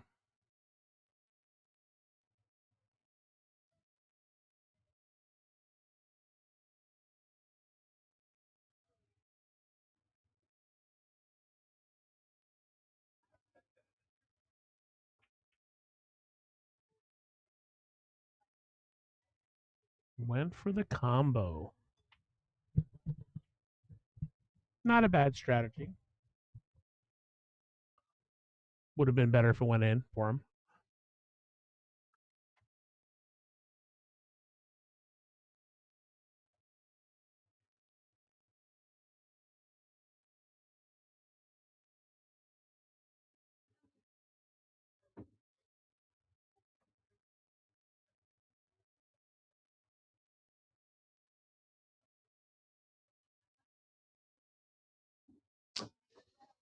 Ooh, that was devilishly close to not being good, but Jordan's fine. He's gonna come around for the 7. The 8 to the 9 is the toughest transition, obviously, but so far so good. Everybody's playing within their parameters and playing well.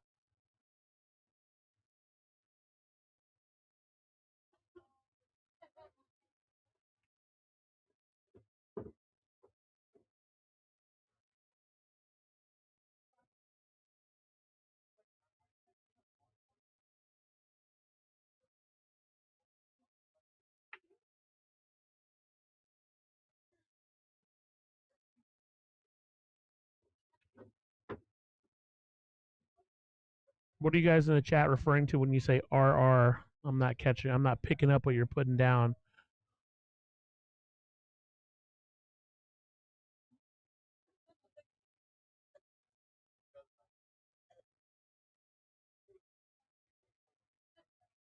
Jordan thinking twice about this. Tough shot to draw this in. Copy that, Roadrunner. Yes. Beep beep.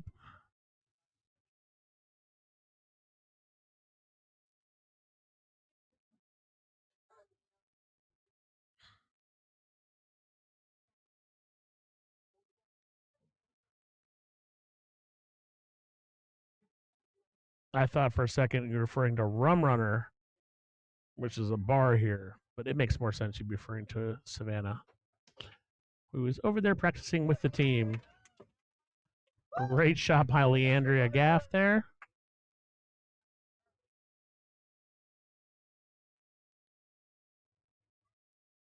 Yeah, Savannah definitely was not playing Ultimate Pool today. She's over there talking to her friends from Vegas and chilling and practicing. She drew the short straw when it came to time between matches. Sometimes she played in the first one and she doesn't play again until the 10th one. So she's just got to kind of hang out all day.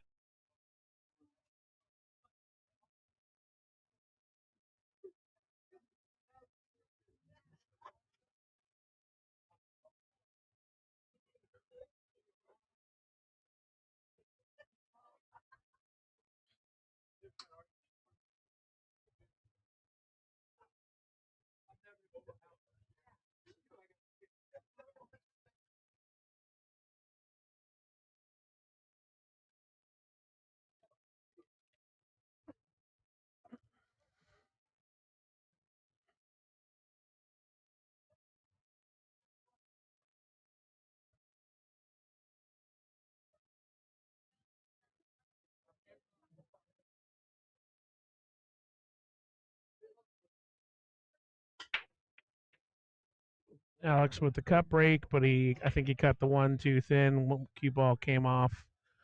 Went around. It'll be ball in hand for Vegas. I'm sorry, for Arizona.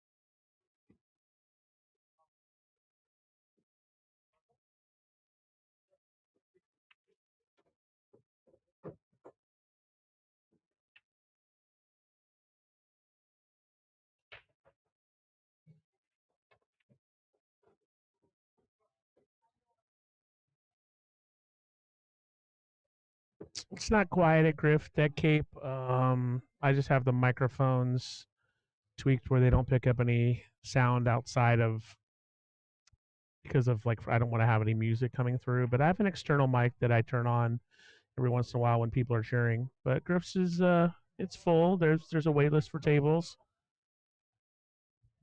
A lot of Arizona people here. So, I mean, I wouldn't call it quiet, but you might not hear much because I have the microphone set to a certain way where hopefully all you hear is me and whoever I have in the booth with me, who is no one right now because for some reason nobody wants to sit with me. Maybe it's me. Mitch with an unfortunate miss there. They can see the seven off the rail, I think. I don't know if they can see it directly. But yeah, so here's when I turn on the external mic, deck cape. I mean, it still is kind of quiet, I guess, but I'll turn it on when they're cheering.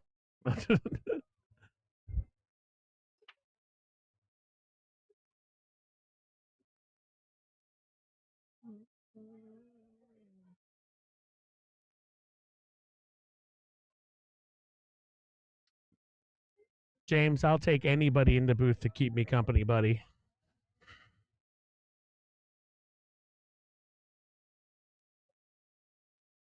It's just better when you do commentary if you have a second person in here. But I should text Sue Orr. I wonder what she's up to. She's great in here.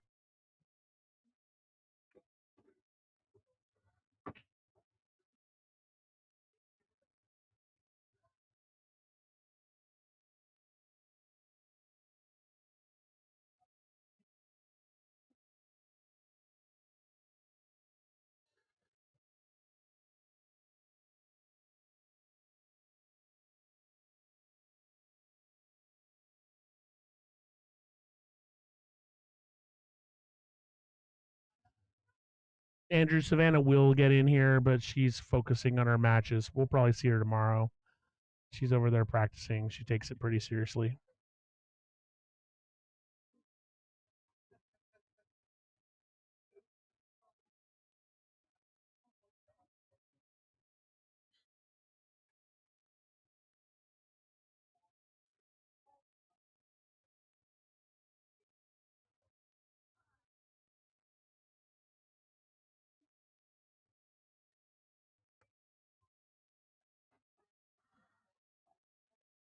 Tough break.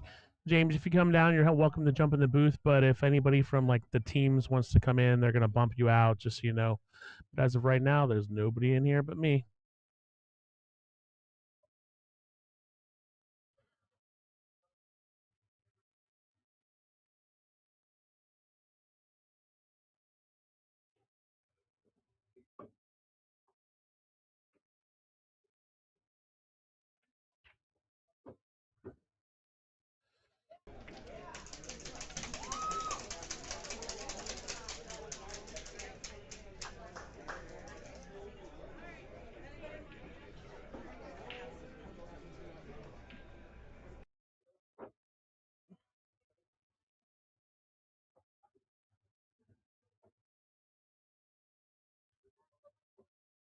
And James, I think I do have somebody coming in to join me soon, so I wouldn't rush down here. I just got the nod that someone's going to be coming in.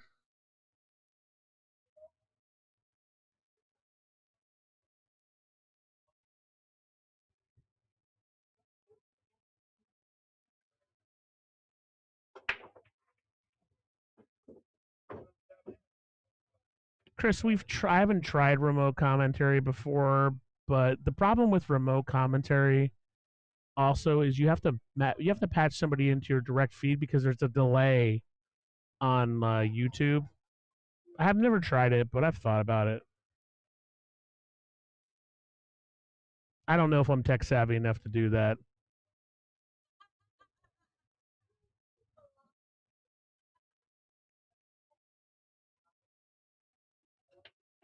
I'm sure it wouldn't be that hard to figure out.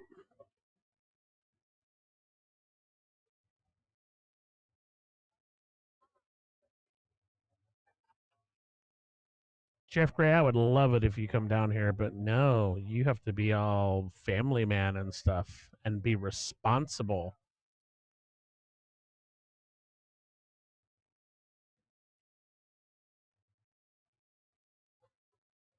I will look into it though. I'll look into getting remote commentators. That'd be fun.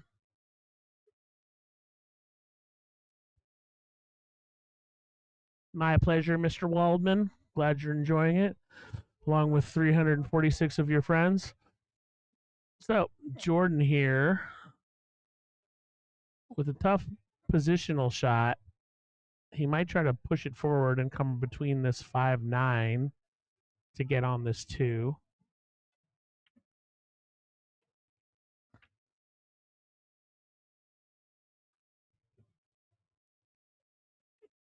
Jeff Gray kids, they get in the way of pool. I'm just letting you know.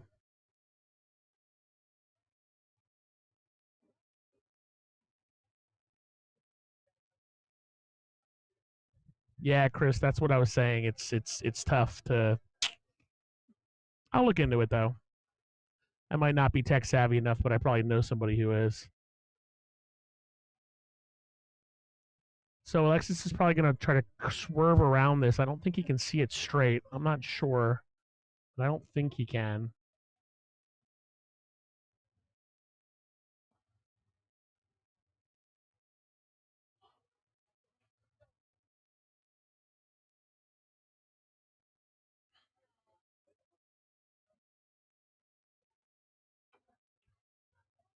Jeff Gray, I don't think there's going to be a chip tournament tomorrow. I don't know for sure, but I would presume no chip tournament because it would interfere with this. That's a good question. That I will ask Frisbee next time I see her because she is sitting right over there.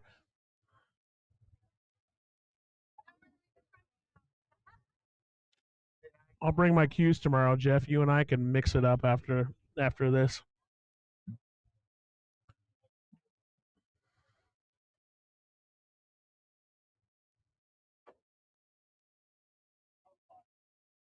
Tough hit for Leandria.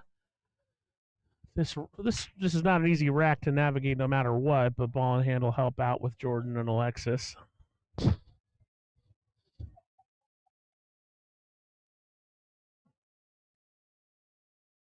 Too soon, Jeff Gray. Too soon.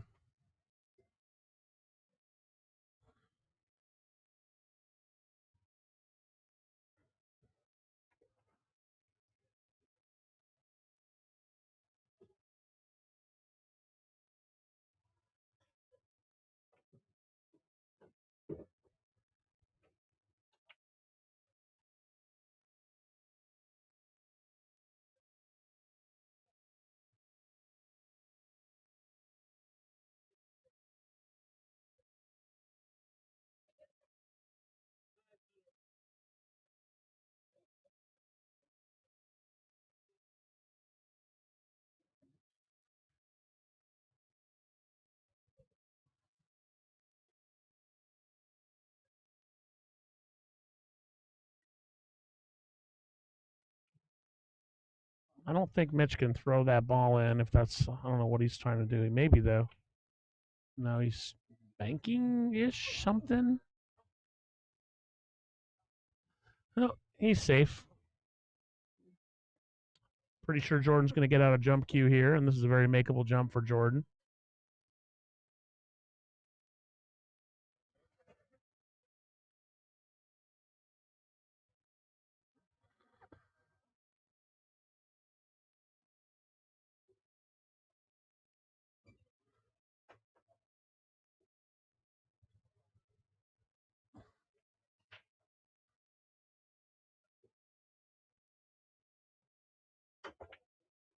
So a very minor jump, but a jump nonetheless. Well done.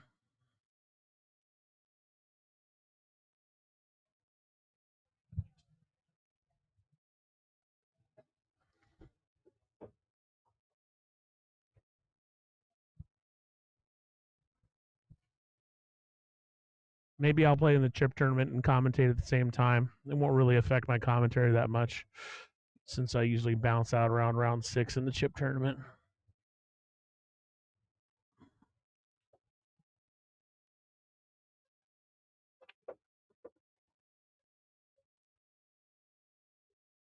Jordan trying to cheat the pocket as much as he could there, but Alexis got a very makeable shot here. Got to be a little careful. He could get stuck behind this 9, but I think he's just going to keep the cue ball at the same latitude, so to speak. go back and forth a couple times, which he has done, I think, perfectly.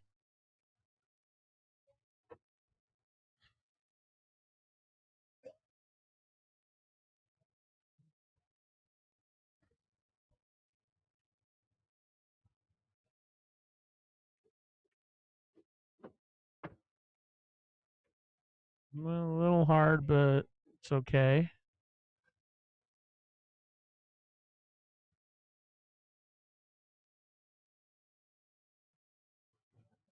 Alexis has got to pop it a little bit, or he could scratch, but he did it right. Nice shot.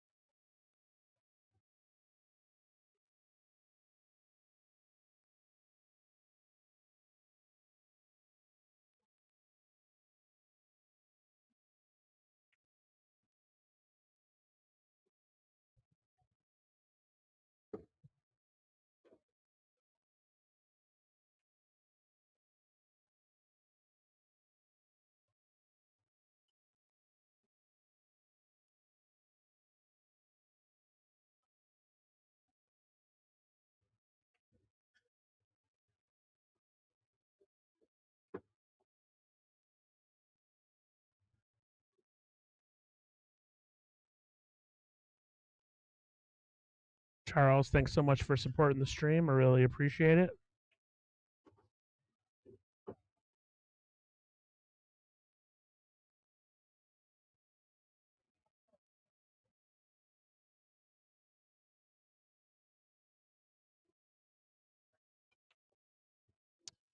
Tough miss there from Alexis, but he's going to get a pretty fortunate roll, I think.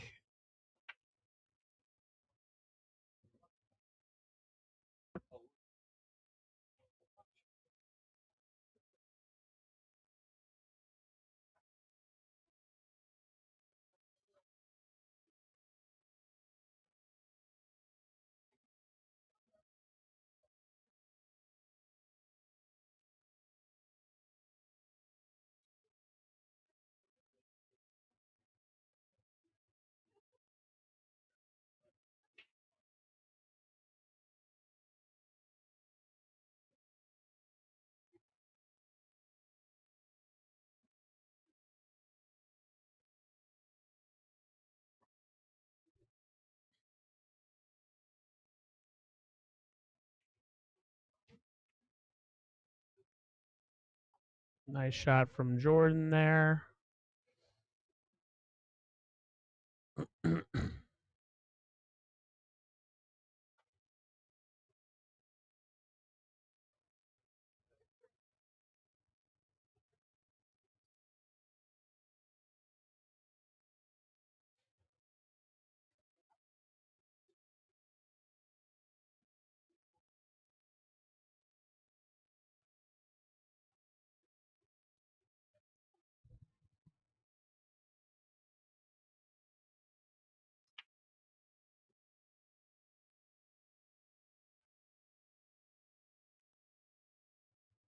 Let's see if we can hear what they're talking about.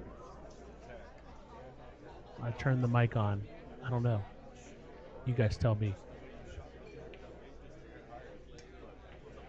There's a camera like right where they were talking, or a mic, but I don't know if we could hear it. Nice jump by Leandra, but she's gonna get unlucky with the roll. She's gonna get lucky with the roll. Fair enough.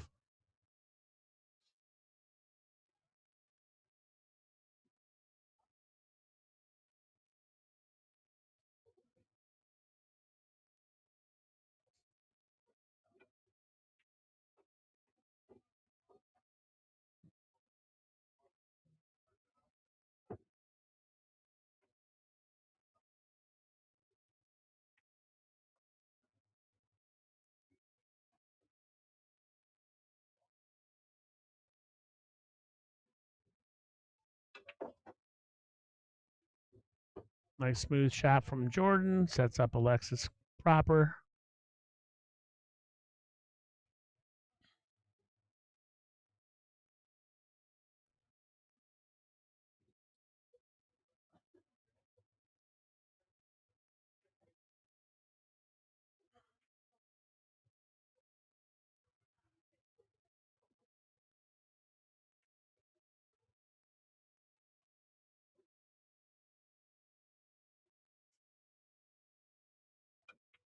What an amazing host Griffs is. I mean, they have this whole setup here. Everything's blocked off. Obviously, they're committed to this event. They've got 7 tables closed.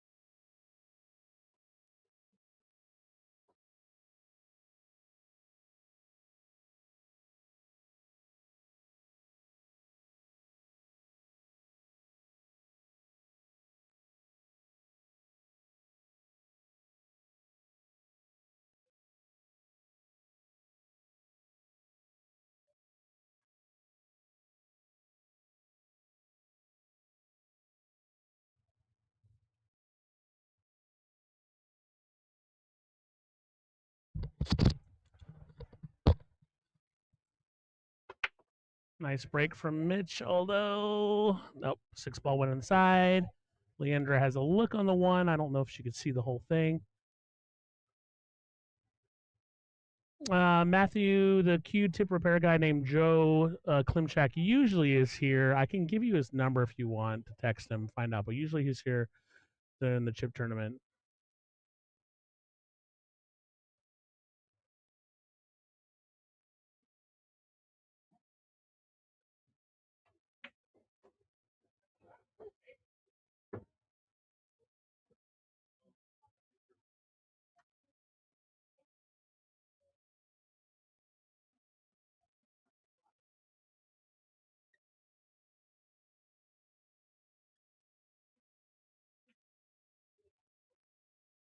Nice shot by Mitch.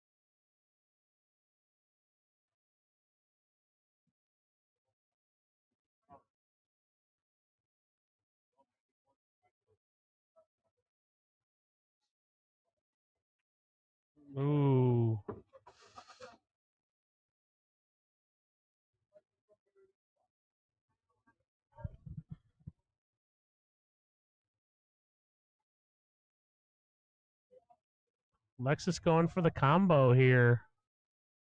Looks like,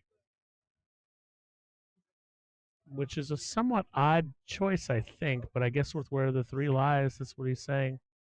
I don't know. I don't know if I understand that decision, but they're both better players than me. So,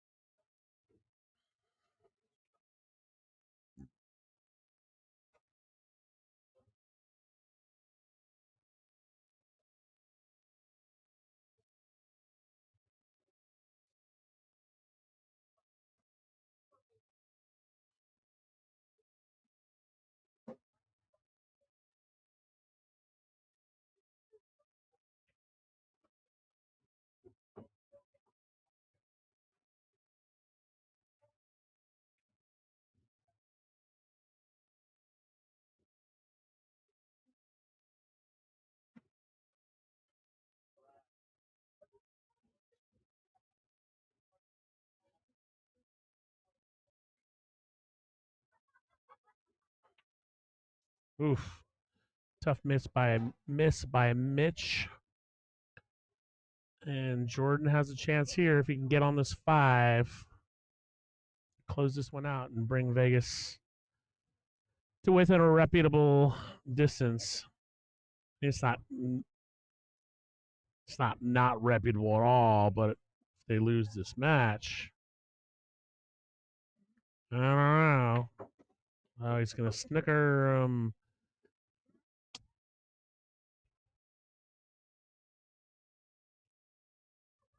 Andrew Waldman. These are 4 1/8 inch pockets, but I will say they play a little tight even for those. So they play tight.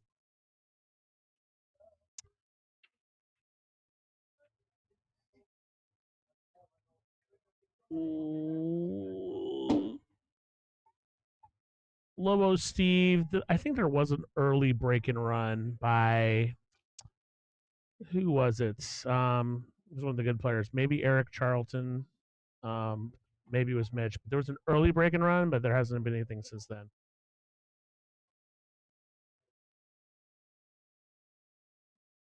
So Lexus with a nice kick. Leandra has a very makeable shot, of course, but I don't know if she's going to slow roll it. I mean, she's just got to leave Mitch with something to shoot at.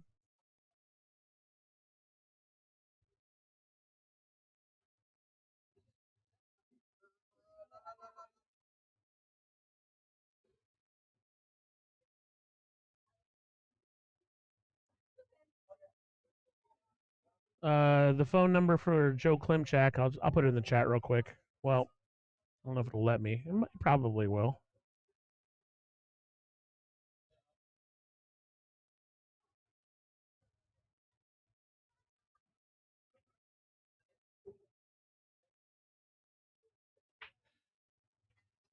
Joe Klimchak. That's his business phone he uses. You can text him whatever. If he's asleep, he just won't answer. But that's his number, and he will tell you where he's going to be. And he's great.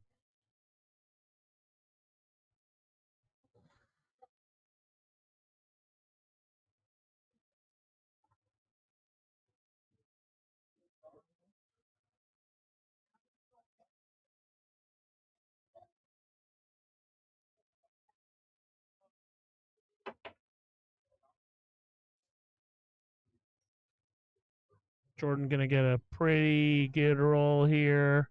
Mitch cannot see this. Maybe he can see the edge.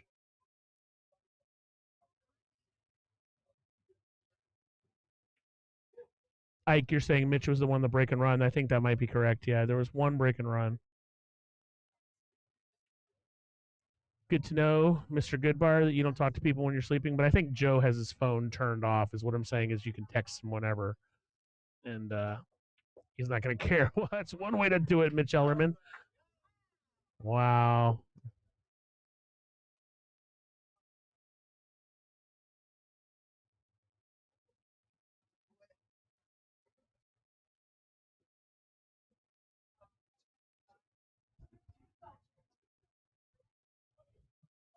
No pressure, Leandria, but your partner made a pretty good shot there.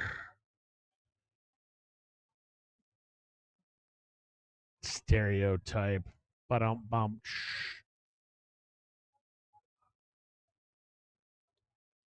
Hey, Andrew Wallman, you know what a dyslexic insomniac agnostic does?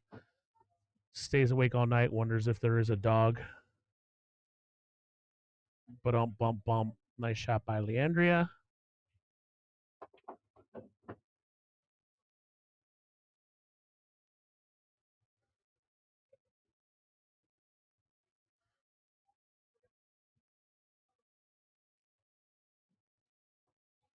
No pressure.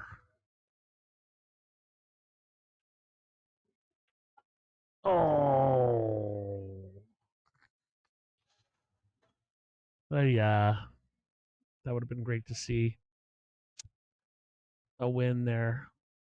Keep this game alive, but it looks like Vegas might pull it out.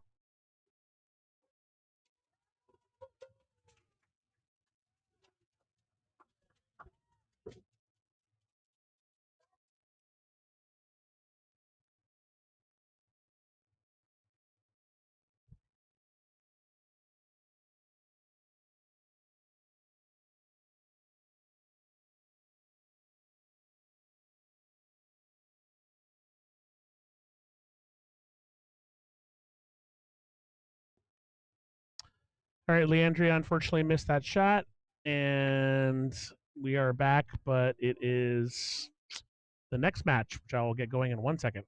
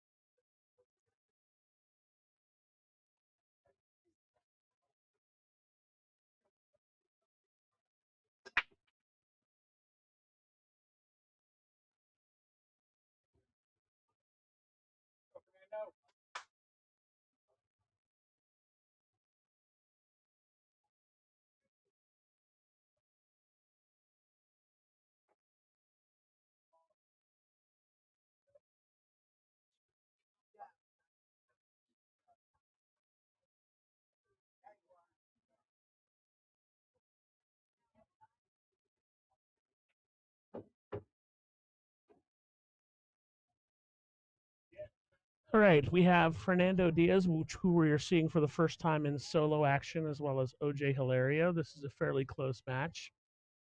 These are the two lowest Fargo players on the teams. Fernando is a 620, OJ is a 584. Other than Leandria, who's the female player. Fernando gets stuck here. Pretty tough hit. Maybe just kind of swerve kicking at it, I think. Maybe going directly for it.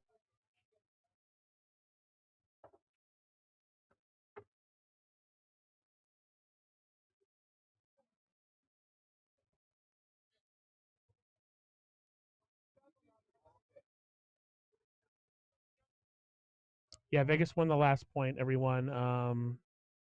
There was a commercial. So sorry about that. That's part of the game. And they it was close, but unfortunately she missed, and Vegas won the last point 5-2, which I have not marked on the scoreboard yet, which is probably why people are mentioning it. There you go.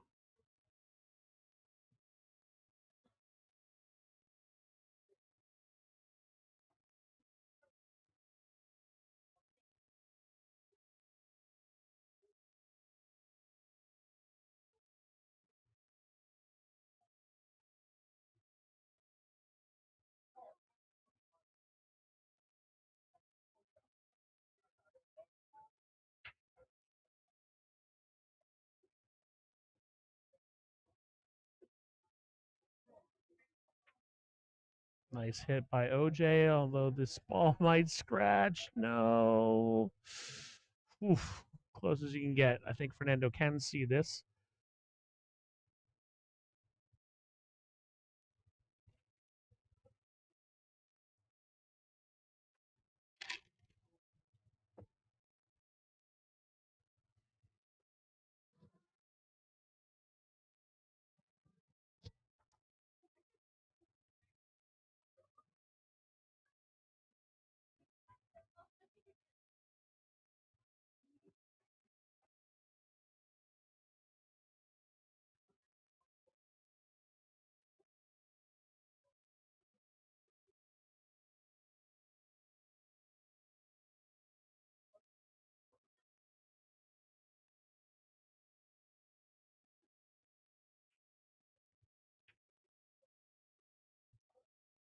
Nice try there. He was corner hooked.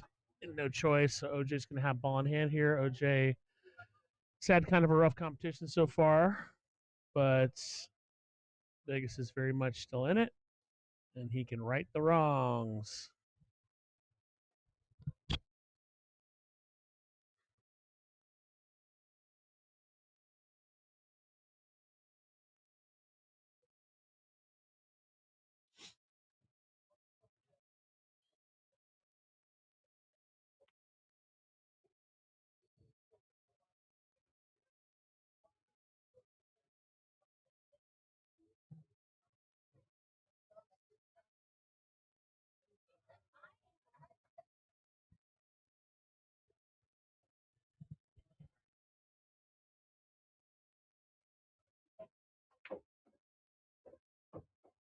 Nice shot by Fernando there.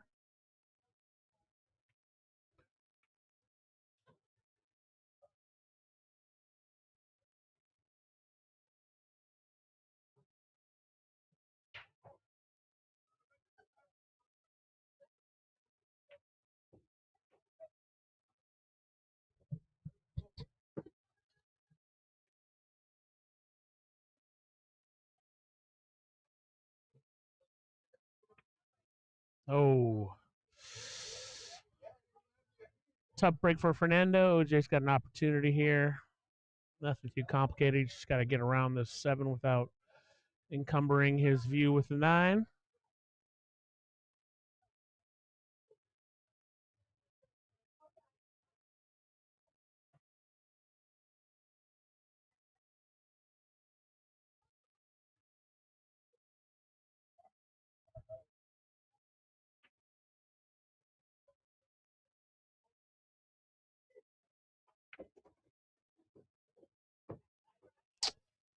On that last shot, I don't know if the pockets necessarily had much to do with it. He hit the corner, but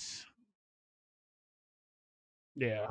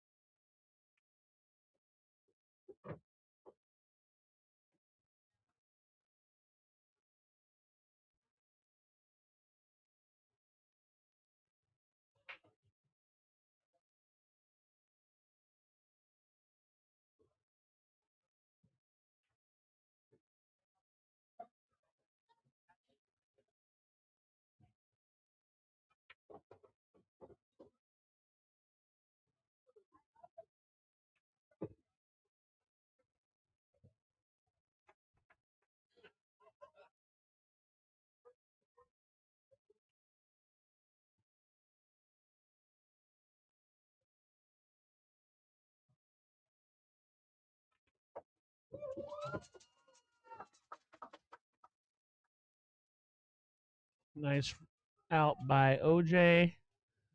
Good for him to get some confidence up. Yeah, Andrew, the pockets here are 4.5 inch at Griff's, except for these front 3 tables. And this table is 4.25, as well as the table in the middle, which is table 11, and then table 1 is 4.125 per Mark Griffin. So that is the tightest table. It's not the tightest table in Vegas, I believe. I believe the pit table at Good Times is probably the tightest table in Vegas, but they're close.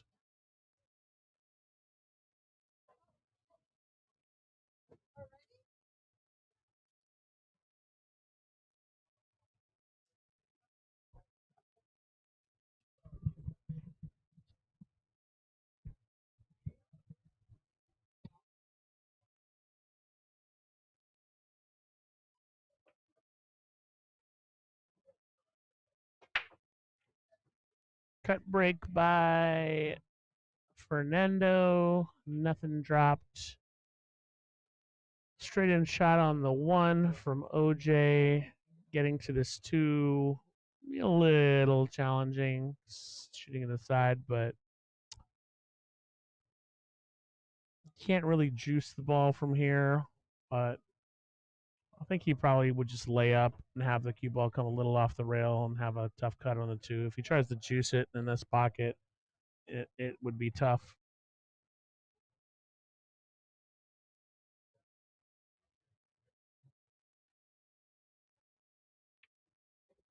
No, great shot. A little too hard, but I think he's good enough.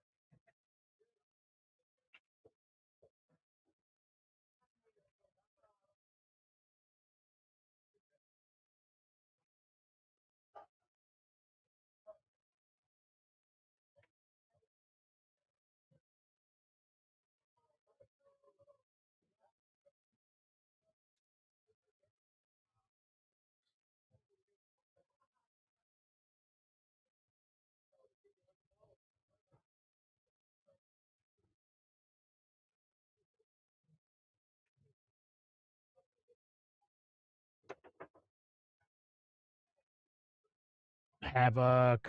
At least the 9 dropped. If it had hung there, it was going down next shot. So OJ with ball in hand here.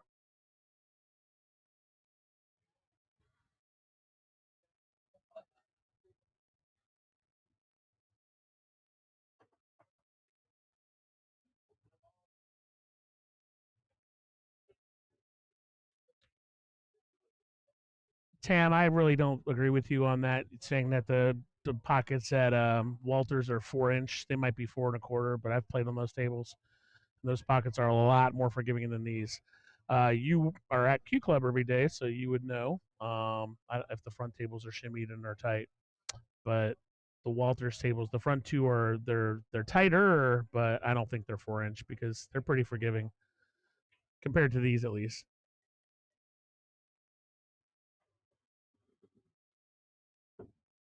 Nice shot by OJ.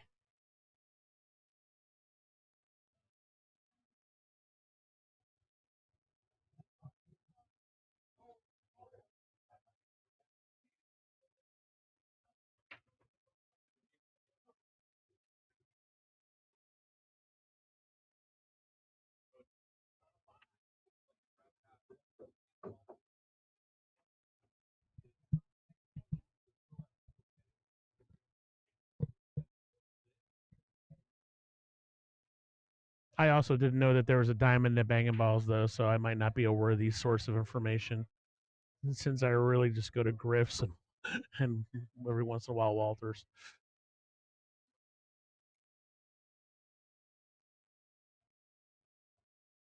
Andrew Waldman, you might say that, but he has not had a good competition as of right. He seems to have stepped in right now and playing. But I'm familiar with him as a player. His Fargo's accurate.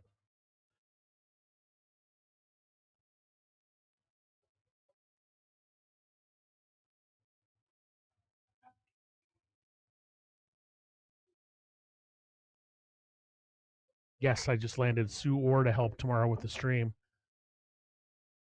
So we'll have two people in here. Boom! More fun.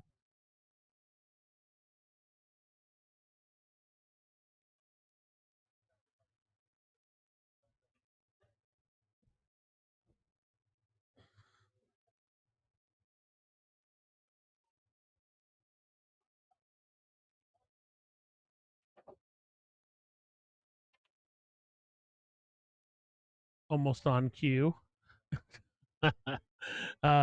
Pretty decent roll there for OJ. No offensive shot here. Fernando's going to have to, probably graze this six, maybe knock it into this nine, send the cue ball up table. I don't really see another option. I don't think he can play behind the nine or the seven.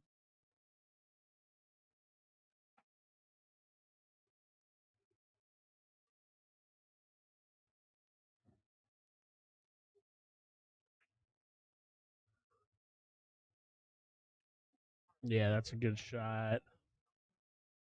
Well, kind of accomplished two things if he breaks the eight out, but I don't know if OJ can make a combo on this 6-7 or not.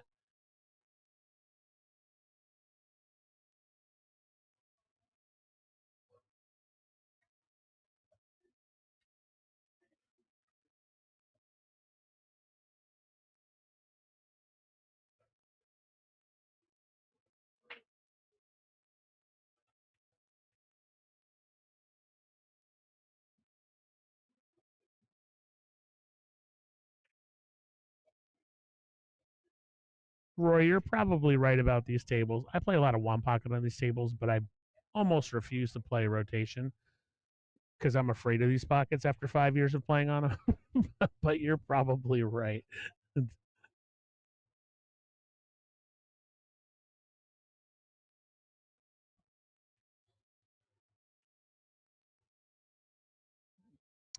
So Fernando was definitely trying to get behind that seven, but unfortunately he sold out the six.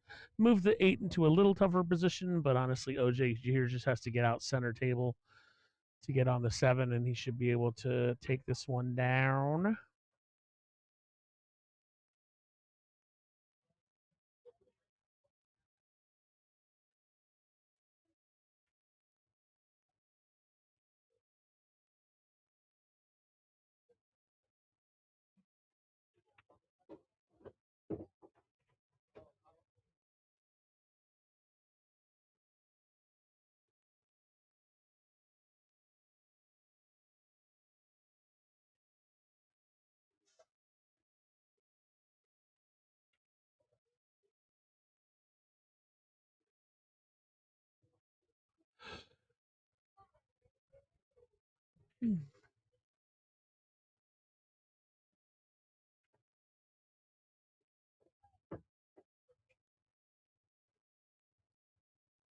Not an easy cut there. Pretty sure he can make it. Let's see.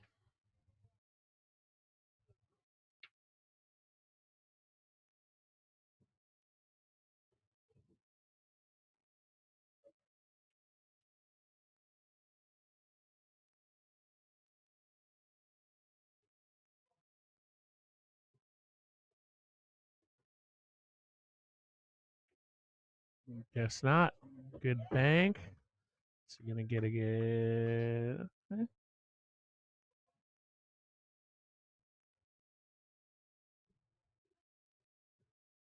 Hardest part's just getting on this. He's got to really lean on the table, but he's tall and slender. I think he'll be okay.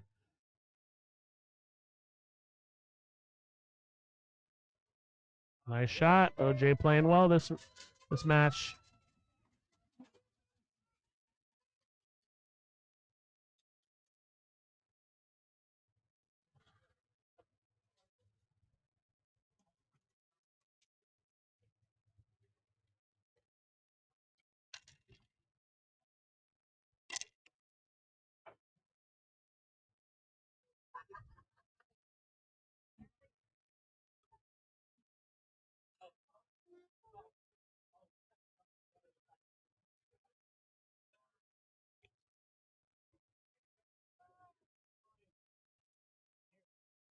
Come on back. We got James Warga going to join us on the stream. I've known James a while. It's a lower level player, but he'll add some color commentary. Let's see what happens.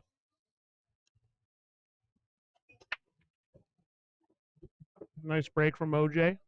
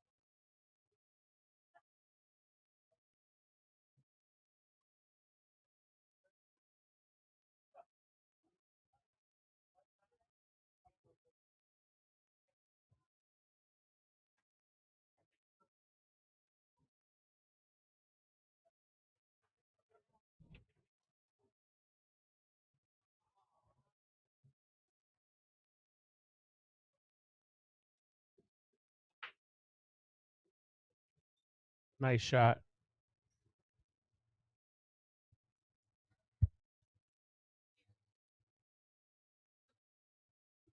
Just watch those chords, James.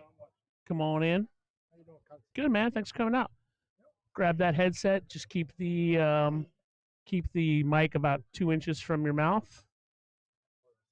Call it like you see it. Everybody say hi to James, a local pool player. Give us a mic check, buddy. Mic check, mic check. Can you hear me? Speak up just a little, but don't speak so loud that they can Okay. hear you. But you're good. We got the booth here. It's pretty good. Okay, so you can hear me now? Can you hear me now? Well, they'll let us know in the chat okay. if they can't hear you. Okay, who we have up here? Better put my glasses on, huh? Okay. Okay, let's see. Oh, he's playing defense. Very good defense. You got to speak up a little, James. Oh, I do. Yeah. Sorry about that, people. I think you can hear me now better. So, you've been watching at home. You've seen the whole thing. Yeah, I've been watching, not the whole thing, but enough to know that we're doing bad. We're doing all right. OJ's playing good right now. Yeah, he's starting to wake up. This guy is pretty good. Who is up there right now is... I gotta see the back. So I got two angles, James, just so you know. We got the angle we're looking at here, and then I Oh, can there we shift go. over to a side angle if you need me to. Yeah, I see that. That's a better angle right there. Yeah, I mean it can be. I mean, it depends on the shot. Yeah, I like the front This one. one right here is a tough one. He's hitting behind a 6 and a 2. That was actually a really good push. But now he's got to take the shot. Nice. He got a good nice hit. contact. Nice hit. Nice leave. Oh wow. Perfect leave. Can't do much better than that. The tangent line brought it right to where it needed to be. So when is Savannah coming up? Savannah's coming in match 10 and 11. Oh, so she okay. played in the first match, and then she had a 9-match or an 8-match break, By 2. which sucks. And You know. by 2. Okay. Yeah, that slow start like we do every year. So who's the captain for Vegas this year? Dwayne Guillory. Oh, Dwayne's the captain this year. Good. Dwayne's a really good shot. He shoots pretty awesome. He's going for a kick. Very good kick. Good defense. Nice shot. Very good kick. This is going to be a tough way to play this, but he could possibly kick it. 2 rails with the 1. Put the 1 behind the 8. Behind the 2. Put the 1 behind the 5. That's what I would do. That's me. But again, I'm only a 433. It's Right always good to behind get the 8. everybody's perspective. Nice shot there by OJ. Yep. So OJ's playing great this match. He really struggled in his he's, first couple matches. he's woken up. He's playing defense more now. Can't be aggressive with And Arizona. Arizona will take advantage of it. Arizona's playing one ball at a time. so Andrew Wallman, you asked what match this is. This is match 7. So I'll put it up in between the games, but match 8, it's going to be Mitch Elderman and Eric Charlton against Evan Lunda and Alexis Garcia. And then after that is when Savannah's going to play. She's playing 9 and 11. So she's going to play Leandria Gaff first. And then the last match of the day is Mitch Ellerman and Bobby Emons versus Jordan Nice. Holman and Savannah, which is going to be awesome. Oh, he got a lucky roll. There we go. Where Vegas has got an opening area to try to do something. I would take this nice and slow off the rail and take the 2 straight up. But he would have to do a stop shot on a 2 to Well, get the the 2 lead for is the 4. the 2's tough because he can't really draw it back. So he's just going No, to he's got to stop it. He's got to stop it. It's just like that. That's exactly how I would play, with a little forward roll. And he's going to have no choice but the bank will play a defense after this.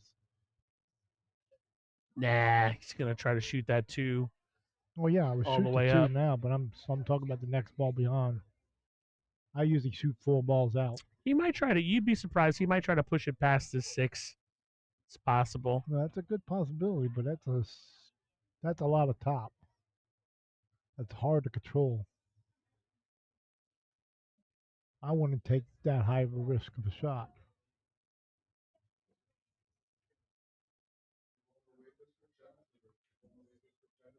There's the high risk. Yeah. Now Arizona has a chance to pull out of this right now. It's pretty much wide open from here. It's duck shooting. This is what Arizona waits for, is a wide open shot. It seems like that's how they've been playing all night, is waiting for one screw up. Well, take Fernando out. played a little timid there. He's been playing with some authority in general, but there he played a little timid. So it looks like he's probably going to go for a bank here. Just pop it in. Yep. Well done. Very neat, smooth bank. It's pretty much wide open from here. Been playing a lot of pool lately. Still playing in leagues, tournaments here yeah. and there. Yeah, I was on Rodney Wiseman's team with Errol Cheryl. Okay. Is that an APA? No, BCA. BCA?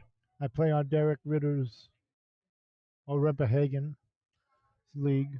He runs a solid league up there at good Yeah, times. he's really solid. I play with his league for a while. I'm actually on Derek's team. We took 4th this year. Nice. So I think he's going to just graze this and maybe try to leave the cue ball back down on the bottom rail and how use the 7 as a blocker. Yeah, He could be what trying I do. to take it and put it behind the 9. 9, that's the best shot.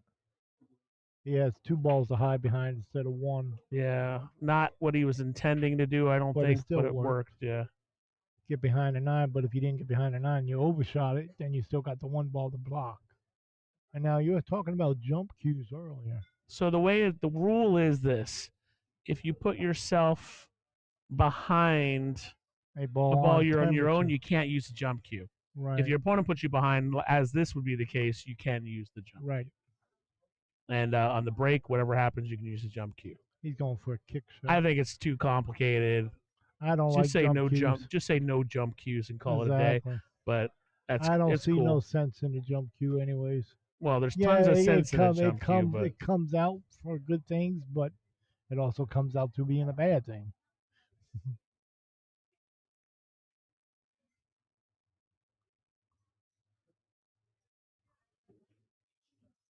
the 8 does go by the 9, I think. Someone was asking. Yes, it does. Yes, it will.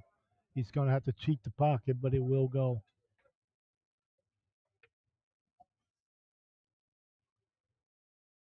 He will have to cheat the pocket and get the 8 to go by. If he slows rolls it past the 9, it will fall.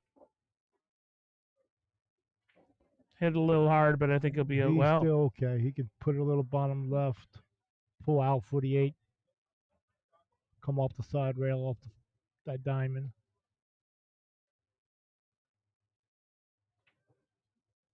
That's what I would do. Just a little bit of It's a bottom. tough shot. Try to control it. It's a tough shot. You want to try to Or keep it. take it 2 rails off the side to No, side. you want to try to keep it underneath the side pockets for sure, but this is a tough shot.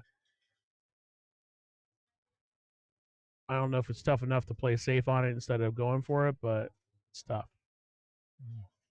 He could do a save, put the two rails with the 7 and lead the cue ball way up there at the other end. Nope, he went just for it. nailed He it. held the 2 rails. There you go. A little too hard though.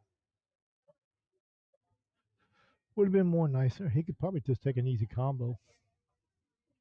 Well, it's not a very easy combo, James. Oh, okay. I'm sorry. I'm only a 433. No, These are easy combos to me. And it is to me. That's just straight up ball to ball. But then again, I learned a lot from my mentor, I think Becker. I think Fernando was a little afraid of that 9 there, and Yeah. unfortunately, it cost him the rack most likely. Yeah, he should be out. This is He was simple just stop shot, game over. That's what I would do. Stop shot, be done. Simple, basic shots.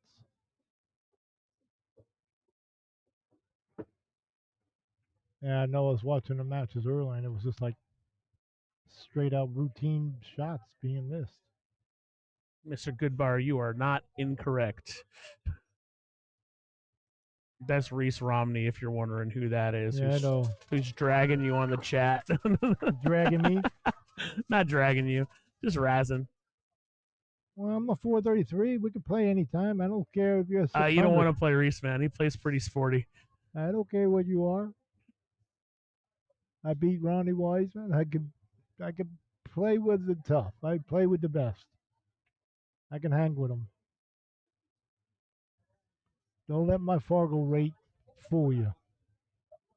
I am very underrated. I love my Fargo. It hasn't changed in 3 years.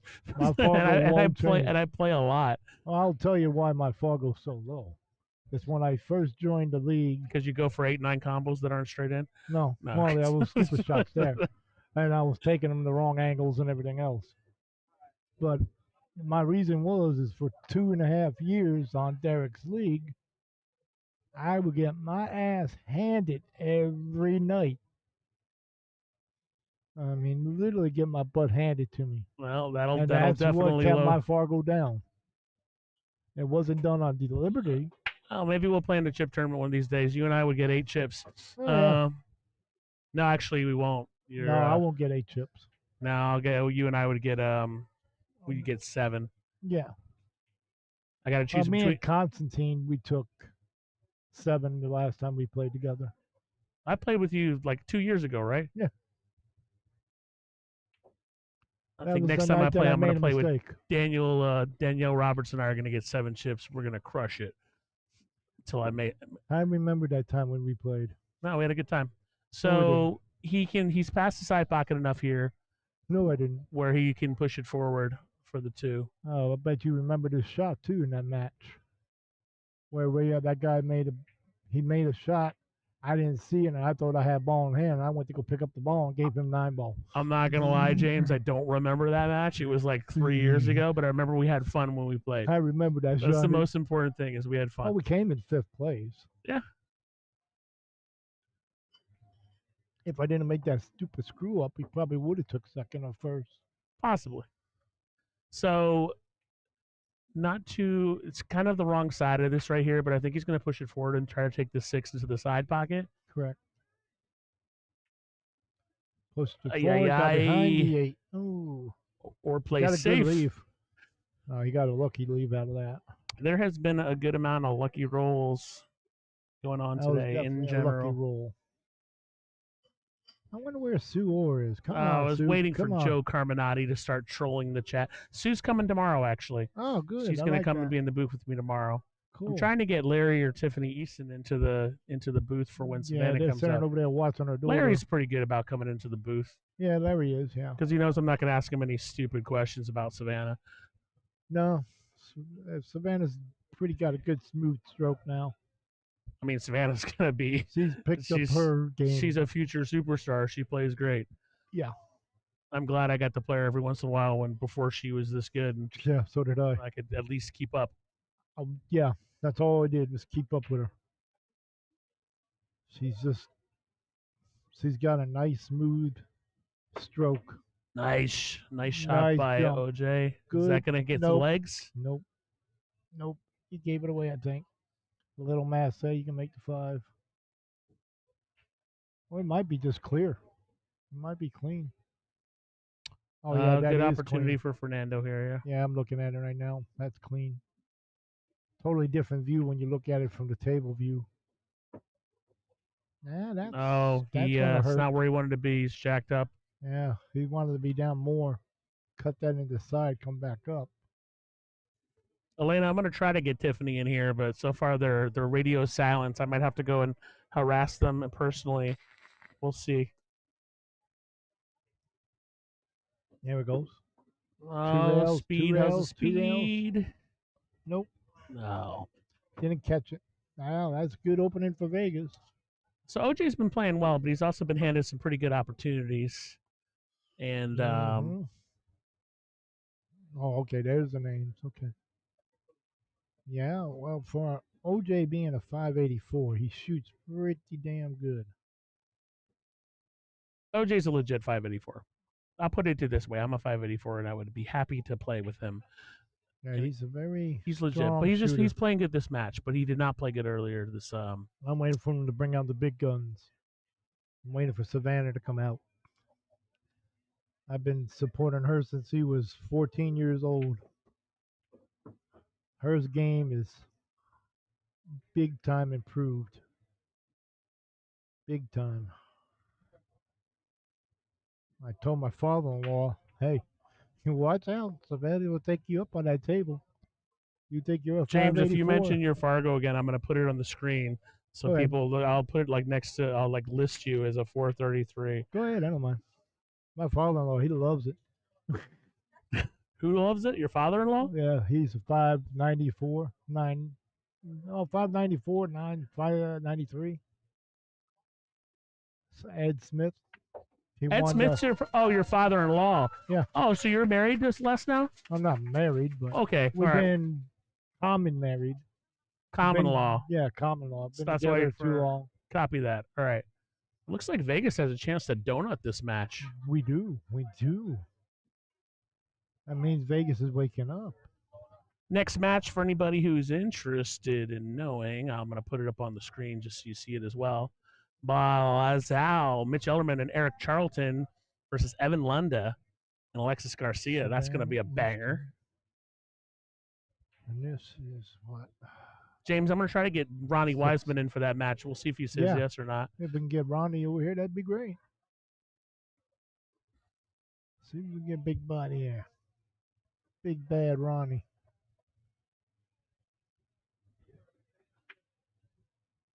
And then after that, Savannah.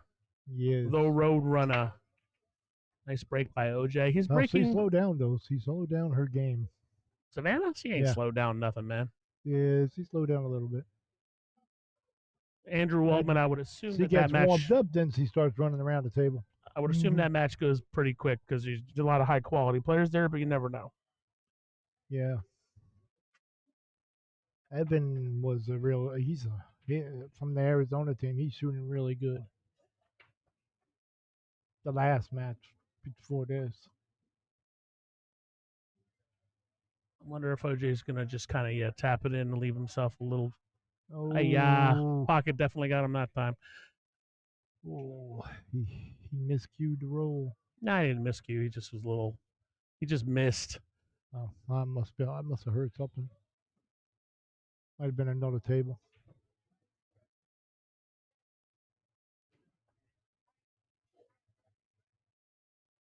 Yeah, that's a simple. Just roll up behind the 8. Side pocket will work. Corner pocket works. I would roll it to the corner. Roll out for the 3.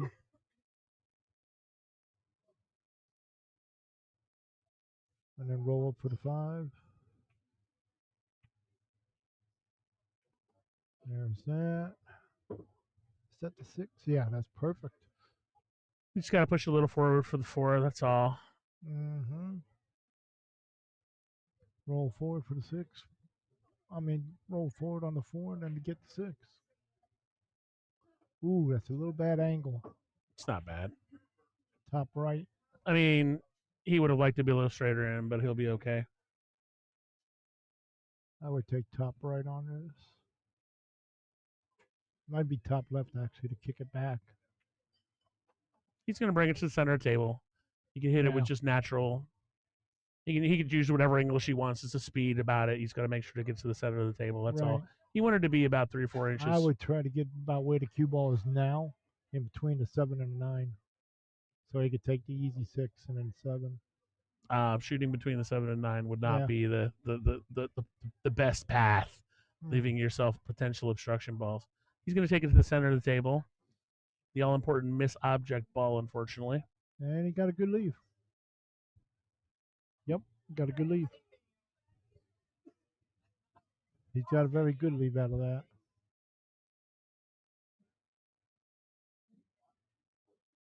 I haven't seen Ed Smith in a while. He won the dock, and then I don't know if he really plays much anymore. He plays on Tuesdays, Senior League, and he's got carpet tunnel now. And that'll affect your pool game for sure. Yeah, it's throwing his game off a little bit. I took a few lessons from Ed. So OJ's got to kick at this, and the short rail kicks are pretty tough if he wants to try to make it. But I think he's going to come down to the bottom right. I think he's got a better angle just to kick that and try to clear that 4 ball out of there. But he's gonna go offensive to try to make it. For it, yeah. These are tougher kicks in general, but this is more like a defense shot myself. Oh, yo. Yeah, that's gonna cost him. That's an easy push right out for the center pocket. Boom.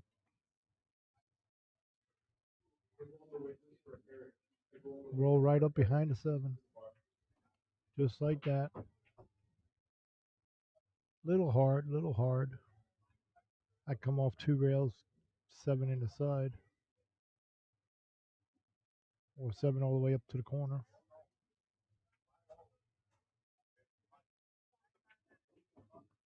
There you go. He got the 7. 2 rails. 7 o'clock on the cue ball.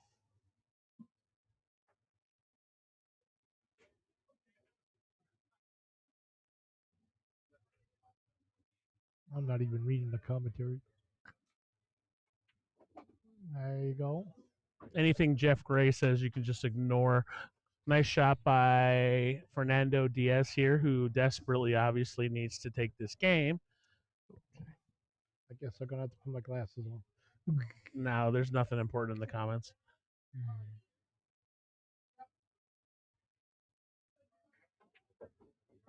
Nice shot by Fernando. Perfect, actually. Fernando did good. Can't get much better shape than that.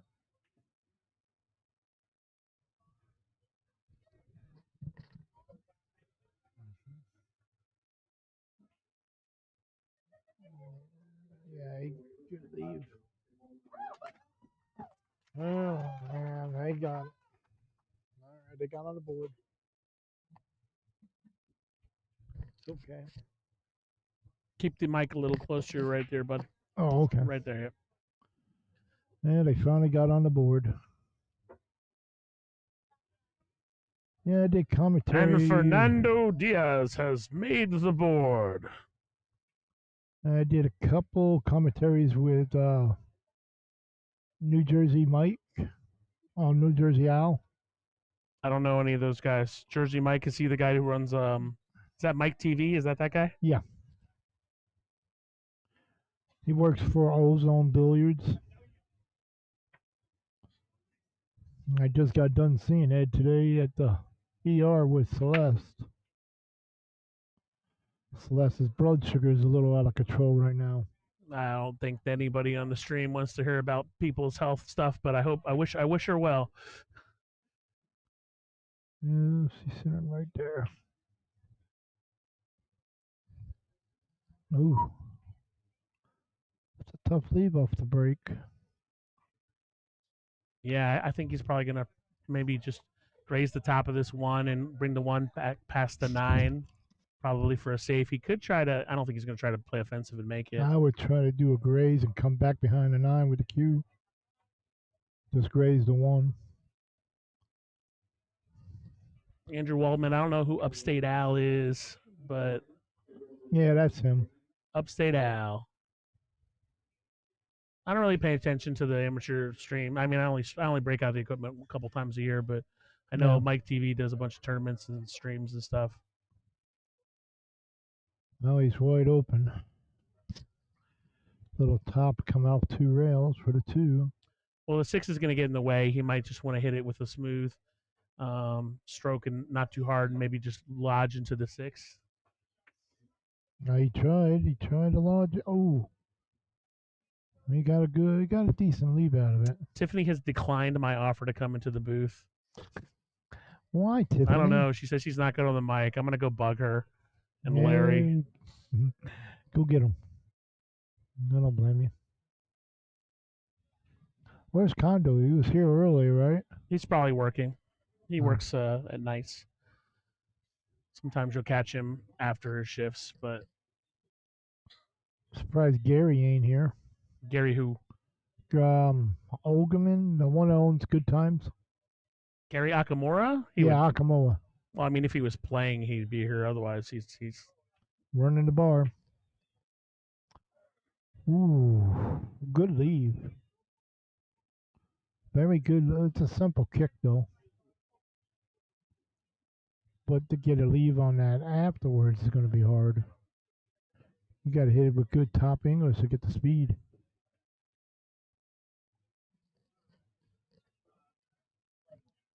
No, not enough. Another opening for Las Vegas. Freddie Milan. Tiffany is Savannah's mother. I'm trying to get her in to talk, but she's a little shy. But sometimes Larry, who's Savannah's dad, and he's here. Sometimes he'll come to the booth when she plays. But nice. Oh, a little too much. He's going to have to play Tiffany defense. is Savannah's mom and manager and coach and everything. Well, Larry, I think, kind of coaches her, but yeah, Larry shoots very well. He shoots pretty well.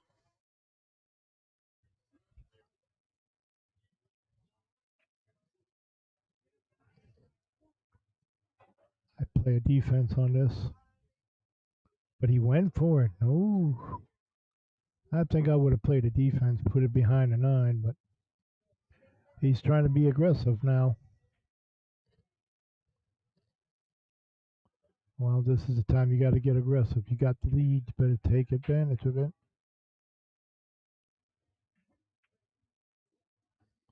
Perfect. What's your next major league tournament? You playing any tournaments, James? Davy, did you play in the Davy Jones? No. I'm thinking about coming back to Griff's and playing a couple of these small little 9-ball tournaments. Try to get myself back into the rhythm again. I've been just doing BCA and Senior League and VNEA.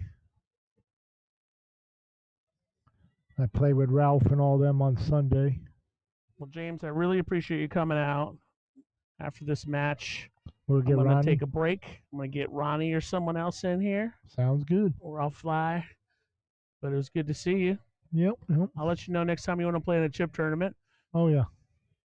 Well, I don't do the chip tournament too much here, unless it's during the daytime one. What's up, Rebecca Wagner? Helping join the stream. I got George Myers trying to get me to come back to the chip tournament with him. George Myers, didn't he used to play with Rory? Yeah. All right, so OJ with the chance to really take this down here. All he's got to do is kind of slide off this, bring the cue ball Back to the up. right. Just got to avoid the side pocket unless he wants to go center. I don't think he's going to play it with inside here to get to the 6, On but the we'll top. see. No, Coming out for the side pocket. I don't think I he was think it will trying. I don't by- think he was trying to come to the side pocket. No, I think he was trying to get the 6-9 combo. No, he definitely wasn't trying to do that, James. That's all right though. He was trying. He might have been trying to get the side pocket. Now that you say it, but I don't know if that 6 goes past the 9 though.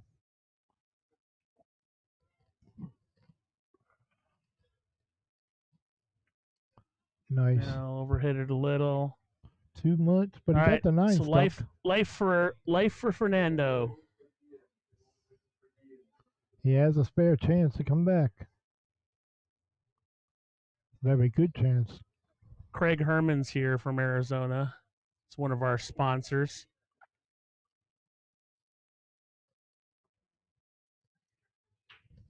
Comes up a lot, Craig does. Hmm. He always threatens to play me in one pocket and then never does.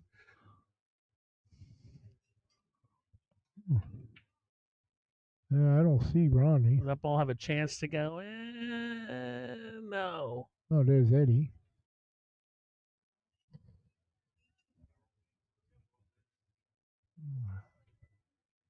So I'm glad to see, just as a fan of Vegas, I'm glad to see OJ's there's playing Ronnie. well.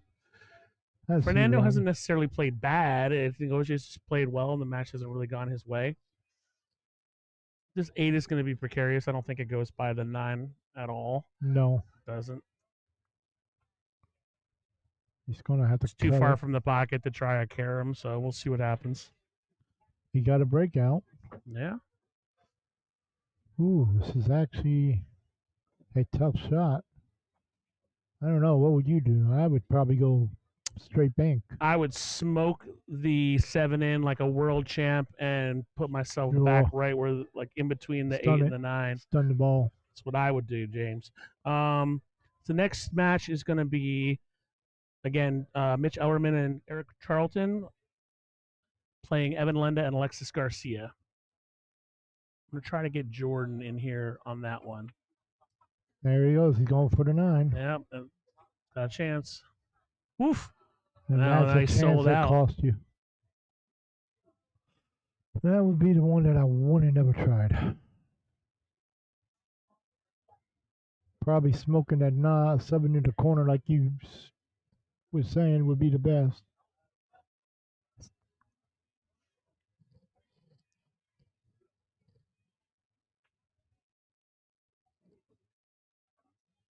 Me, I don't know. I would go for the guts though. I mean, the 9 is is on the rail, so it's not a gimme by any stretch of the word, but it's probably the most viable shot. It's a good momentum builder if he makes it. I mean, it probably is the right shot to go for a carom, not a combo on Yeah, the 7-9. carom, right. And That I way you believe can that's block the probably 7. yeah. So I mean, even if, like I said, he missed it, but Ooh, that's wide open. Vegas has a possibility. Yeah, I think Vegas is going to take a good possibility. Put a little bit of bottom, come back up rail for the 8.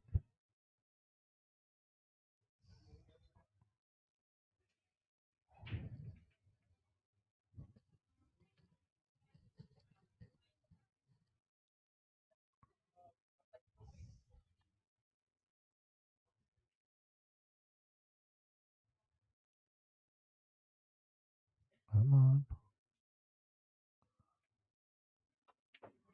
Oop, he went get for them the all 9. moving. Something good will happen. No, that's Florine. That's Colin says that all the time. So I don't think a bank is a viable shot here from No, Fernando because the 7 ball is too Too close for a frozen. double kiss. yeah, I won't even take a chance with that.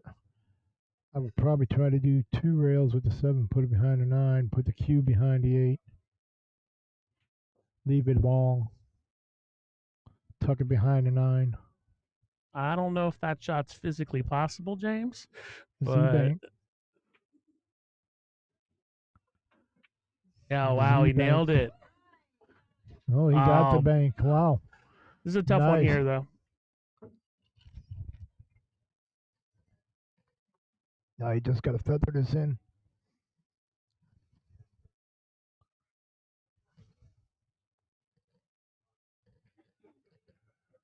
I would feather it in.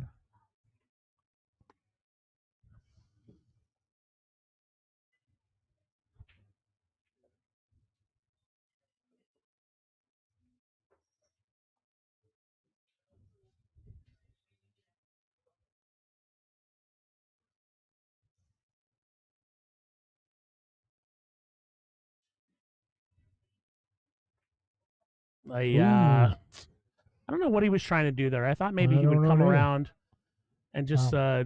kind of go into the left long rail, but Yeah, that's he was what I trying. was thinking. He played that with inside English, but he got Oh. lucky on the leave, Yeah, he got a and good leave out of OJ it. doesn't have a lot of options here. No, he don't. That's a tough. He's in a tough predicament on this one.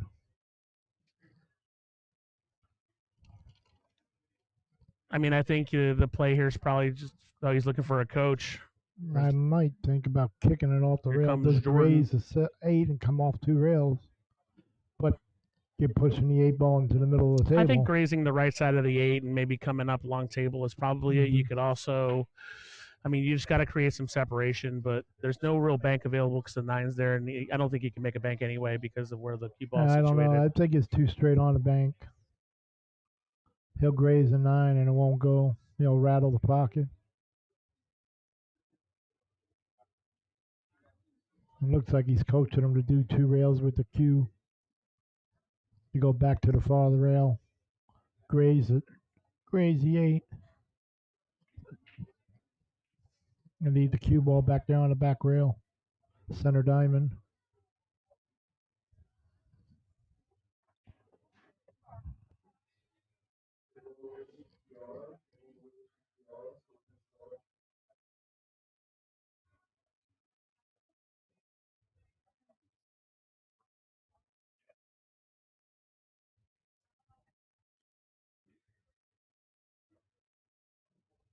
Tough shot no matter what he does here, but I couldn't really tell what Jordan was coaching him to do. Looks like he's trying to tell him to graze the 8 and bring the cue back there. Honestly, 2 rails. I think maybe just creating some separation and putting the 8 ball. Now he's gonna try to send the 8 ball down right to where his head is, I think. No, he's going for a bank. What the heck's going on here? To the victors go the spoils, or however that goes. Not That's horrible. a pretty tough shot. Not horrible. It's not easy, but it's makeable. He could lose control of that 8, the cue ball, and have to bank the 9. Hits too hard, gets a table roll.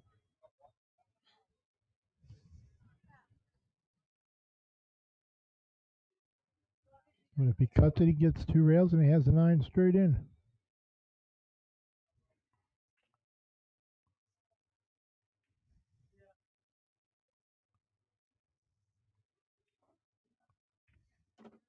Two rails, there it is. There it is.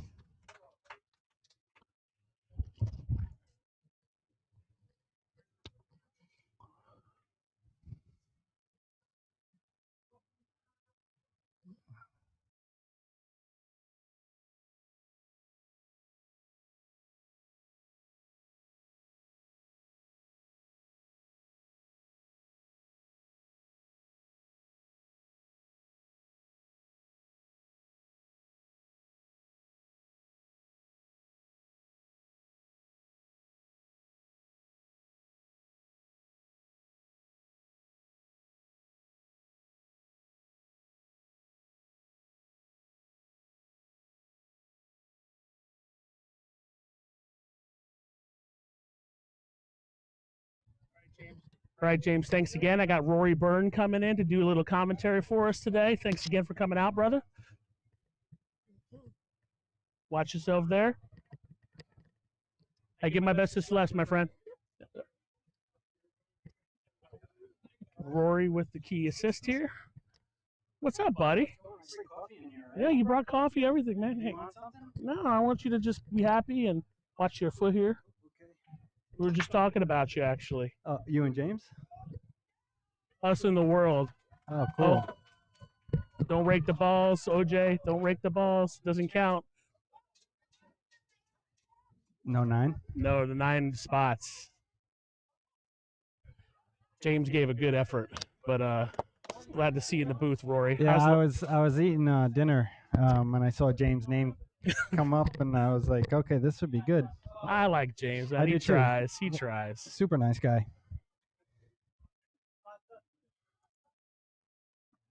I'm gonna try to get Jordan in the booth later. You can stay as long as you want. Cool, man. I wasn't doing anything else. Just having fun watching some of these guys shoot. Oh my god. And my jealousy is triggered quite a bit. One of these days, man. I never get invited to these things either. I got to just do the stream. They tried to get me to captain this a couple years ago, and I was honored, but I just couldn't do it. I had the restaurants and everything. It was just too much Yeah. going on at once. They still haven't re-racked these balls. They're looking at the rules. The rules clearly state that the 9 does not count on the break, and OJ is questioning it, but it's in the rules. I don't know why there's any discussion. It wouldn't be a re-rack though, a spot, no? No, it just spots up. That's it. OJ with the classic not reading the rules, but he's been playing well overall this match.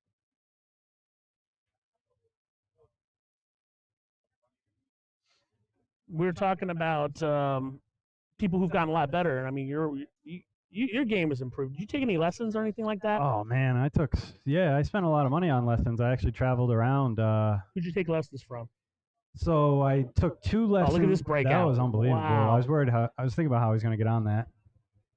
What a shot! He's got that 2-9 lined up pretty good. You think he's going to go for the 2-9? I think he's eyeing it up. I think he wants to get this over with, to be honest with you. Being up 4-0, having 2. He's still salty that 9 didn't count on the break.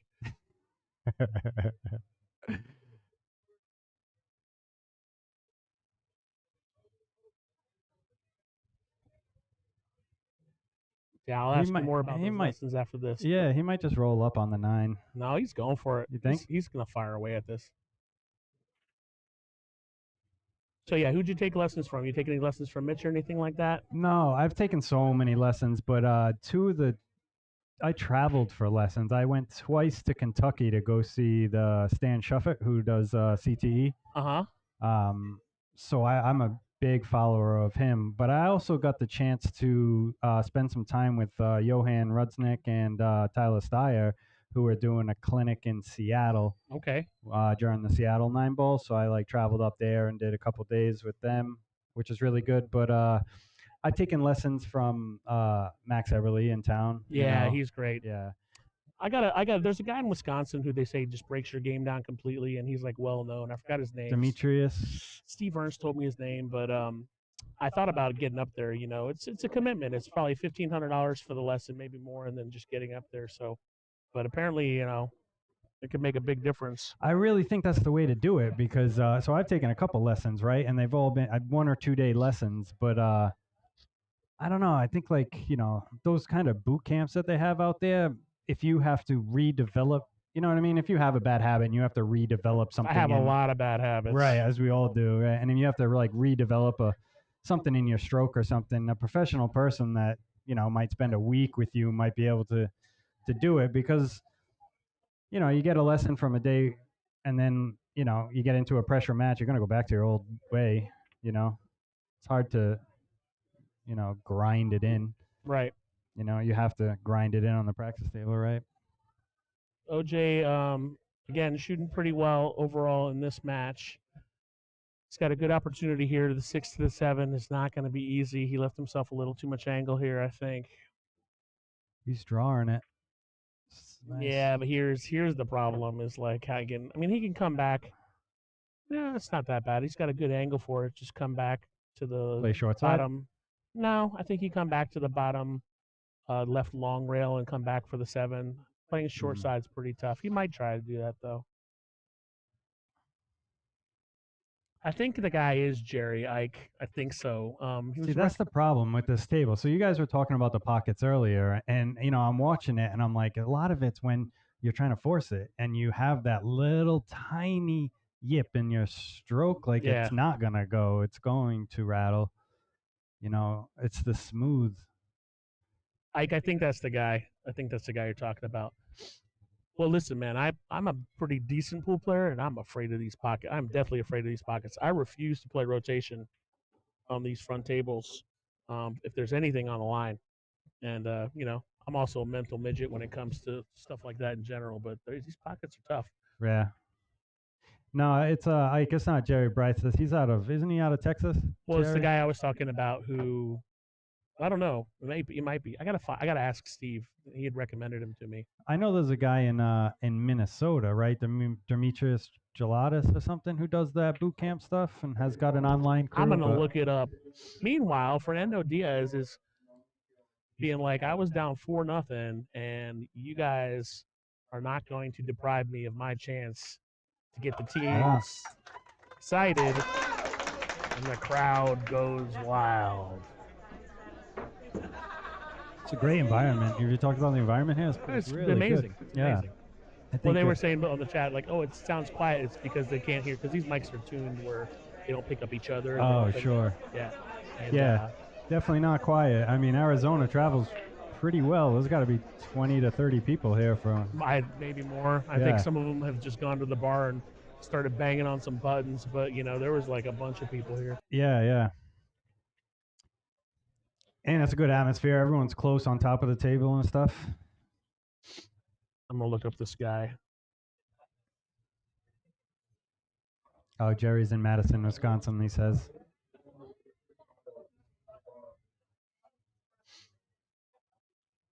It is 4-3 now. We are in the process of changing that score. Yeah, I don't know why I put 0 there. Sorry. Yeah. Oh, and the 9 dresses up pretty good here. Wow, just like that. And honestly, he might go for the bank. The right shot here is to bank combo it and leave the cue ball behind the 5. That's the right shot. And he's going to do it. I mean, that is the right shot. You got a big pocket there with where the 9 lies. Yeah. And if you go rail first with the 1, you're hiding the 1 behind the 4 unless you're slamming it, right? I think, yeah, exactly. You shoot the 1 rail first.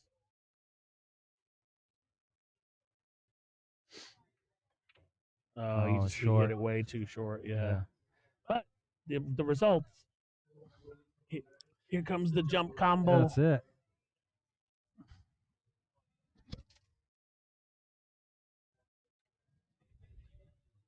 So Steve just texted me and said, Jerry Bryce is a long-time Wisconsin guy, but he's now in Phoenix. Yeah. This is a real tough jump because even that combo is kind of on the wrong side of it, really, right? Yeah. I mean, I haven't seen OJ jump enough to know his acumen. He's made a couple jumps.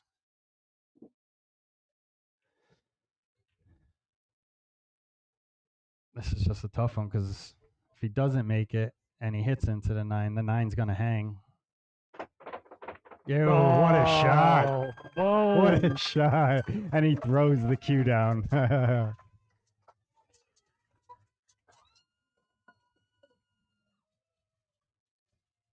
forgot to turn the exterior mic on, but the crowd was going wild.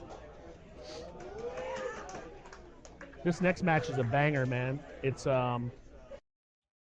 Mitch Elderman and Eric Charlton versus Evan Lunda and Alexis Garcia. Oh, this is a good. I was just watching Mitch on the practice tables, and I haven't had the luxury of seeing Mitch shoot too much. But man, he's a straight He's a shooter, gangster, huh? man. He's straight as they get. I've seen a couple of balls. Full table on table 11's got the tightest pockets in the building too, and full table on the rail, jacked up and just spearing him full speed into the hole. I'm like, oh man, super good shot. Now I'm excited about this one. And then after this, we got the Roadrunner. And Jordan, I want to see that. I'm excited about it. I took a couple lessons from Jordan, too, to be honest with you. Jordan's a good guy, and he cares, and he's not so we had the conversation before about sometimes pros like they're just too high to understand. Jordan's not like that. Um,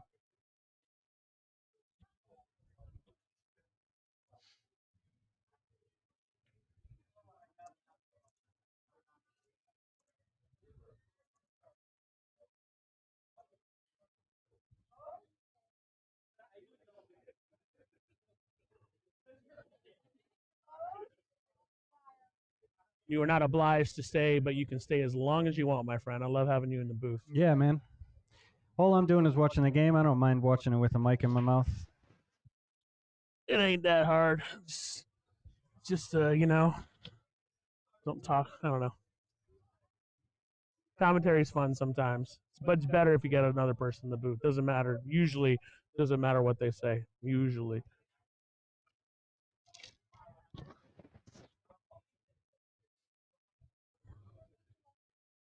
Evan was having struggles with the break in his match. He scratched a lot, but it looks like he was working on that because he just nailed the one exactly where it's got to go. Yeah, what speed? That speed was perfect on that break.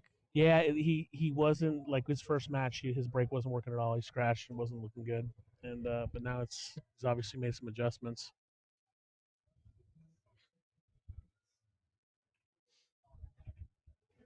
HR Biggs, I do have a booth cam, but it's not really a booth cam. It's like the internal cam. It's grainy. I don't know. I'll play around with it maybe. Just me, my big ugly head. Nice shot by Mitch. A little close, but nothing there. Can't handle.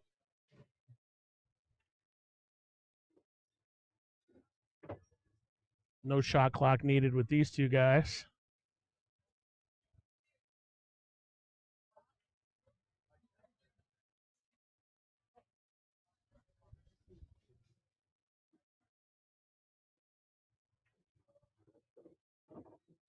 Oh.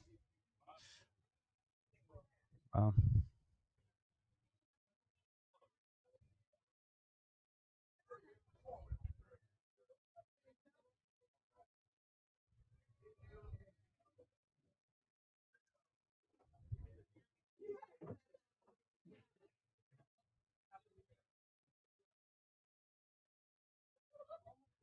Oh, we're going to commercial.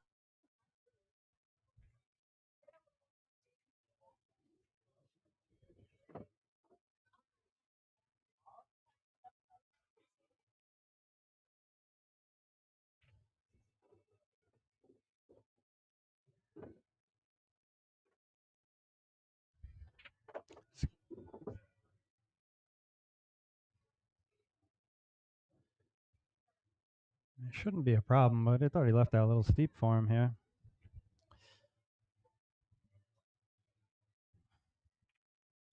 Oh, yeah, that good. So one quick, was that a break and run? No. Evan Alex, broke. Yeah. Yeah, Alex missed a 2-ball.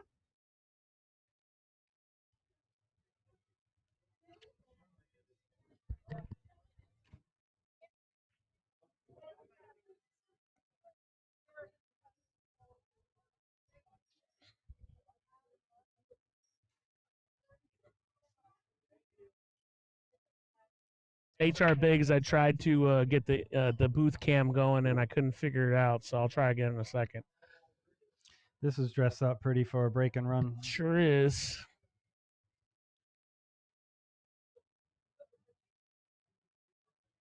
Next match after this is going to be Savannah Easton versus Leandria Gaff. Singles match? Singles. First time we see the Roadrunner, huh? We saw her briefly in the first match. Oh, and briefly. the team play? Yeah, the team play. Gotcha. Yeah. I missed actually. She drew the short straw where she had to wait like 8 matches. So she plays at like noon and then she doesn't play again for 8 hours. That sucks. But she can handle it. Look at that shot. Oh, he got on the he got 9 behind ball. the 9 though.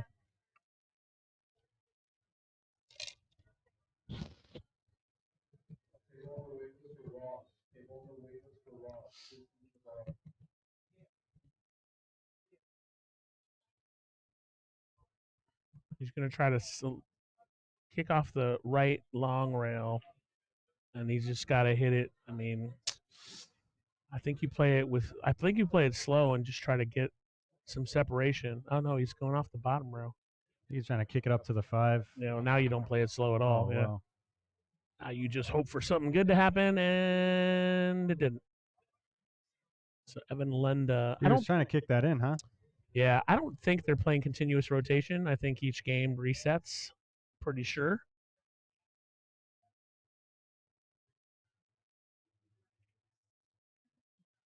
Oh, yeah. Whittler Boulevard, Savannah, she's practicing. She didn't want to get on the mic. She said she would, but maybe she will tomorrow. But she'll typically jump on the mic when I'm doing some events where she's not involved. But if she's involved, I think she really likes to focus. Coming in between the 6-9.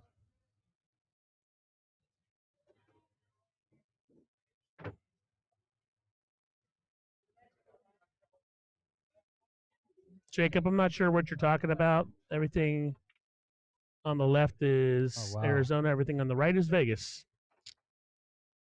Oh, you're talking about the top. Yeah, all right, fair enough. Fine. You got a point there. I'll fix it just for you, buddy. See, I'm not a monster.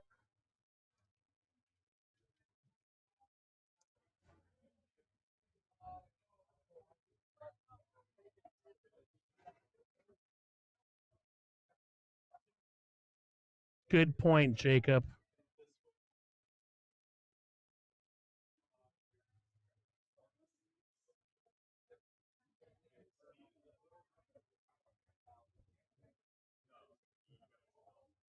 Thanks for chiming in, Mr. Goodbar. You didn't say anything about it the last 8 hours. Jacob had to log on to the stream and say something. Thanks for the assist, Mr. Goodbar. Or should I say Mr. Badbar. Nice kick, nice hit.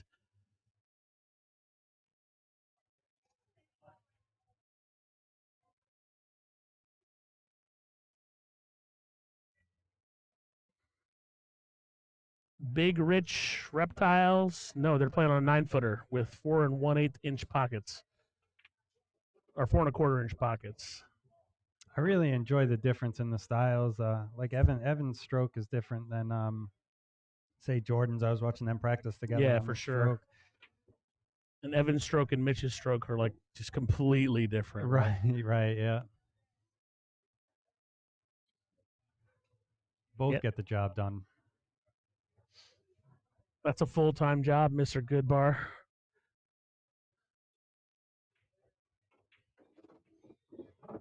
Oh, he's going to be a little close here. Short. Oh, he's perfect. It's not too bad. He's Alexis can handle this, but nice.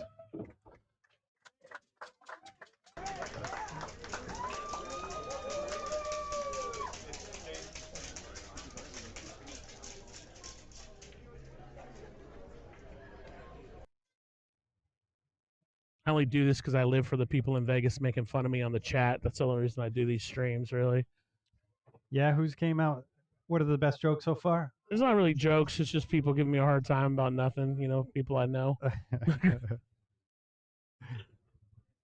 The other 300-something people were like, what's going on here? Or they just don't care. Or they already turned the sound off. Is that how many we got? We got 300 on the live stream? Yeah. Wow. Very nice. People like these events. Oh, of course. They'll probably go up This to is like... This is one of the better... It is. It's one of really the best is. ones, yeah. It'll probably go up to 1,000 when Savannah's playing, but... Because she'll post on her thing and everybody will tune in. Nice break-ish. Is something going in? Dry break. Eey, dry break straight in on the 1. No so good.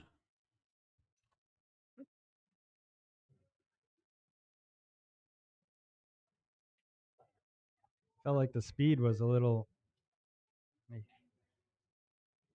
Like the first break where he pocketed the one in the side, he had taken a little bit He had a little off more of it. pace, yeah. Yeah. Three ball is not easy to get on though. No. I mean, I think you got natural shape here just to come 1-2 rails, but you still got a thread between that 8 and the 9. It's not easy at all. I hit a little hard. He missed it anyway, so. Good coverage though. I think Alexis can see this too, but it's obviously a tough kick.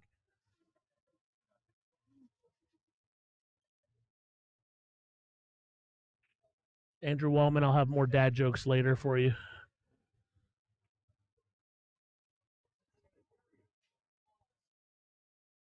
Rory, you know what you call a grizzly with no teeth? No. A gummy bear. Gummy bear. That's what I was going A to say. gummy bear. Come I on. almost had that out before you gave it. Almost. Too. That doesn't really count now, does it? No, I was close though. I'm giving myself partial credit. So they're allowed to have one coach if they want it per match, but obviously Mitch and Eric aren't going to be calling too many people to coach. And Jordan Evans not going to call anybody to coach.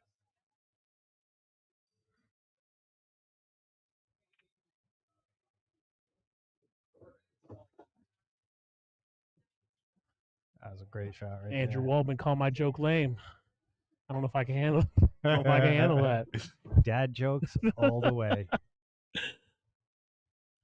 And these guys play fast And good.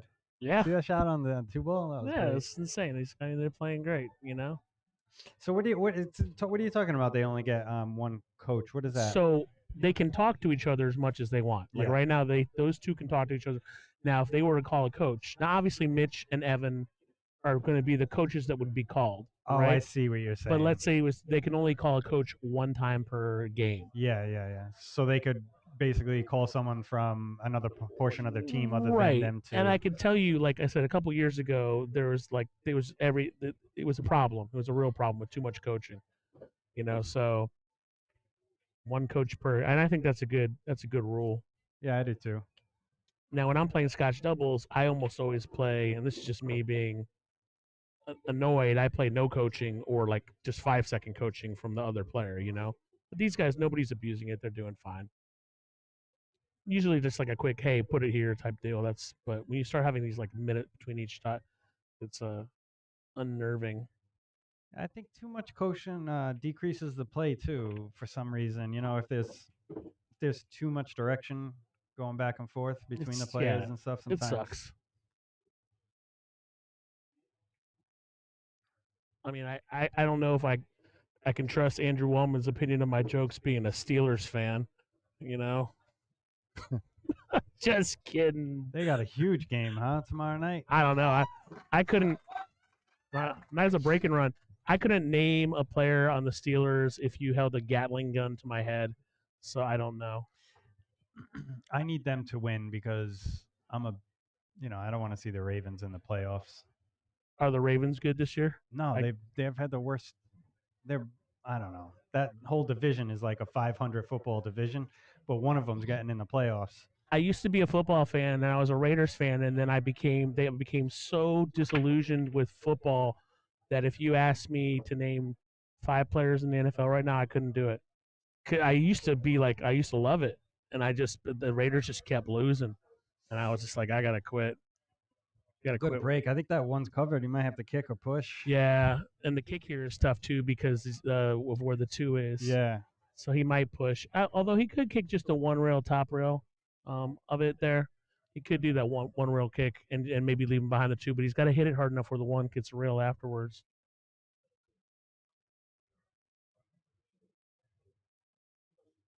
Yeah.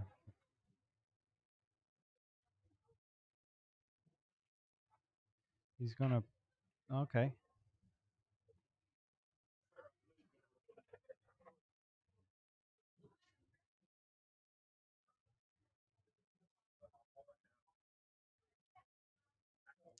They're gonna give it back. I think with this angle, you can stick behind the 2. Am I wrong with that, Constantine? Hold on a sec. I got to text somebody about a wine at one of the restaurants. Oh, no worries.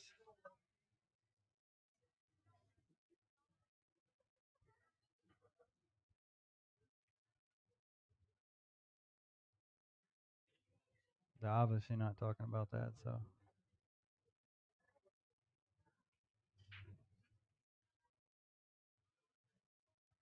So did he push down there? I had to look away He for a pushed second. and they gave it back. Yeah, Okay. he pushed straight up. Just got a little closer, a little more angle, and they gave it back. Sorry, I manage about 3,000 different wines, and sometimes they can't find stuff, and they text me, and I'm like, oh, I think it's here. Bad management. Oh, man, Nice. a drag shot, huh? Wow.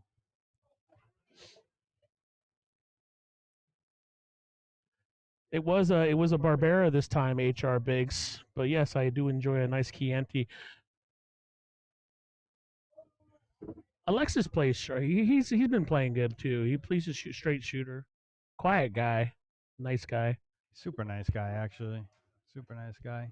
He does keep to himself quite a bit, though. Yeah, he keeps to himself. But he He's- also helps younger, Yeah, Mauricio and stuff. I seen him coaching the other night. no, he's nice. He's a little tight to match up with, but I try to play him when I can. But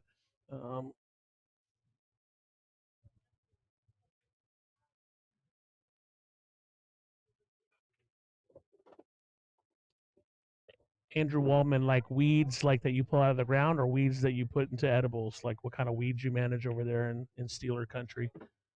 Because all that stuff's legal here. Heck yeah.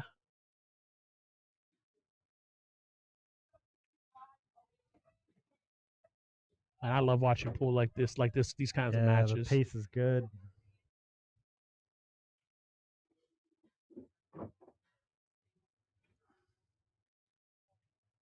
The ladder, fantastic. You're back in the good graces of the chat, Andrew.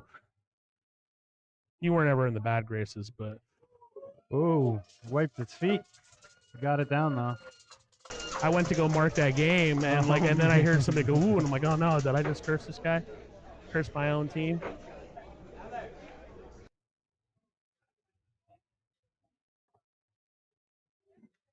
Yeah, it sure is like Yeah, it ultimate is. pool. Yeah.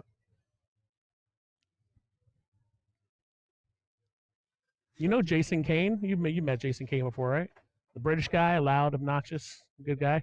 No, He- no. He was like a speed pool champion, and he literally that's like the British 8 ball, and he would it'd be like you just get down and you shoot like it was speed pool. It was crazy, and that's kind of how he plays in general. But So there's another guy on Arizona that I watched last year, Bobby.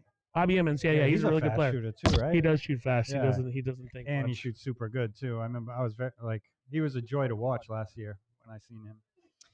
Speaking of the Pool USA, have you played on any of the new Brunswick Gold Crowns? I have not played on any of the New Brunswick. Is there one in Vegas?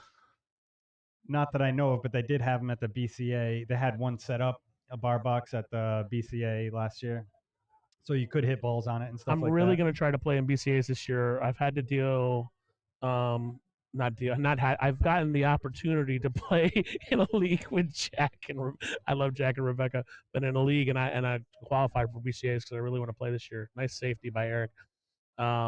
Last year I just couldn't play, and I'll spend some time there. And but no, I haven't played on the Brunswick, the new Gold Crowns. They're kind of like diamonds though, right? I don't know. I wish I was hoping you had, because I was looking for some details on it. Nice hit. That was a good hit. I was mentioning earlier, I think Alexis Garcia is one of the best kickers in the city. He just really kicks solid, and it's just something I'm cognizant to when I play him. It's not much of a jumper, but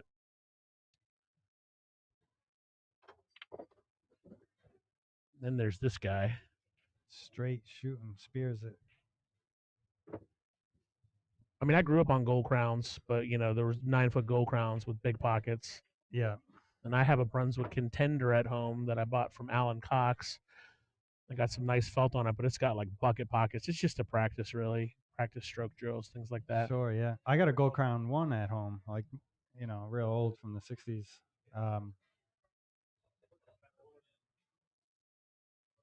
just curious how the rails are. You know how the Rassons and Diamonds are all a little different, Well, Rassons are. I mean, Jimmy D'Souza has a Rasson, and he uses the Aramith balls, and it plays great. So what are they talking about here? They're trying to get on this 4. I think he's just trying to say, well, where am I going to be to get on this 5? How he came around. I think he hit it a little harder than he wanted to, but that'll work. They use different at banging balls. They have different kind of balls, which make the tables play a little differently. Okay.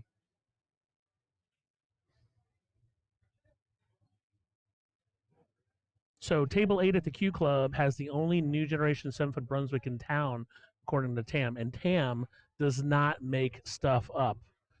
Tam is the authority. So I got to go to Q Club and check it out. I think he got hooked on this. He did get hooked on this, which is surprising. That is a surprising unforced And error. I think this is a masse, not Yeah, a well, jump. he's Oh, not it is a allowed. jump. Well, I think the rule is no jump cues. Doesn't Oh, say is anything it? about no jumping. I think Mitch obviously read the rules because he didn't even flinch.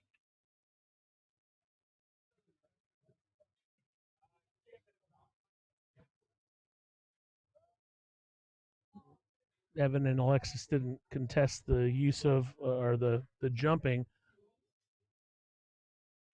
Good camera work there. Hey, my Constantine, pleasure. huh? Thanks. I like to set up 3 cameras. They have you working here for a reason, huh? They do. Maybe if I get enough donations, I'll buy a new camera. This one's not as clear as but a lot of that has to do with the base software, not the camera. You can only get such high quality from OBS, and I think it came out pretty good though. Get to watch some good pool here. This is great. This is great. Yeah.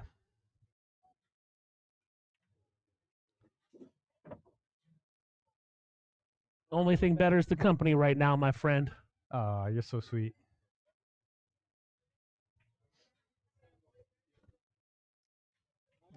Stop for an extension.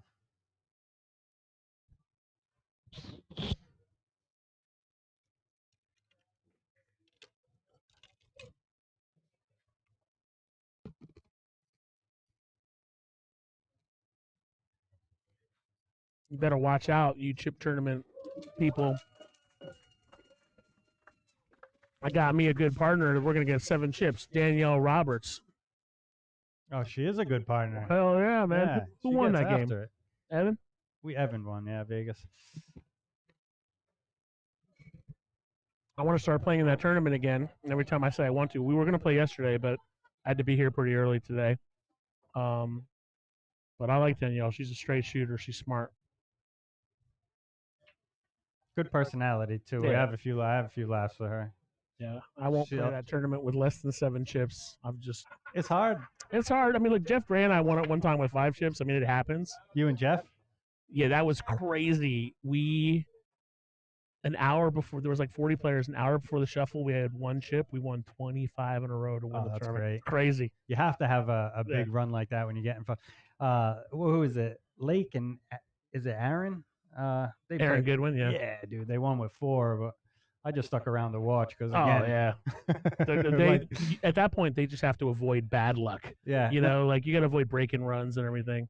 They were fun to watch because there's a little bit of banter going back and forth. Like you get perfect on each other, but it's not good enough type of stuff. Yeah, going back and forth. I thought that was Jeff great. Gray chimed in. I don't think we ever got 7 chips, Jeff. Maybe though, because my Fargo was like 520 for a while. Jeff remembers that. We won 25 games in a row. It was nuts. We were playing good.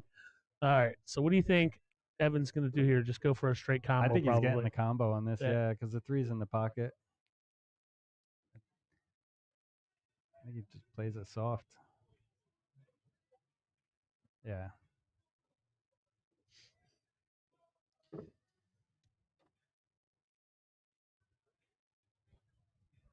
Yeah, I'm gonna start playing that again. I've never cashed in a singles chip tournament, but the group, the Scotch doubles one, I've won them a few times. They're fun.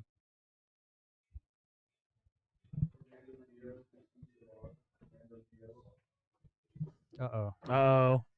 Oof. So on top of the 9 too. This is an awkward shot here. Well, it is an awkward shot, and if he's not careful, he can go in the drink. Yeah, I don't even know if takes it on. Yeah. That's a good shot. The 4 rail right That under is. the 9. That is a great shot. Great shot.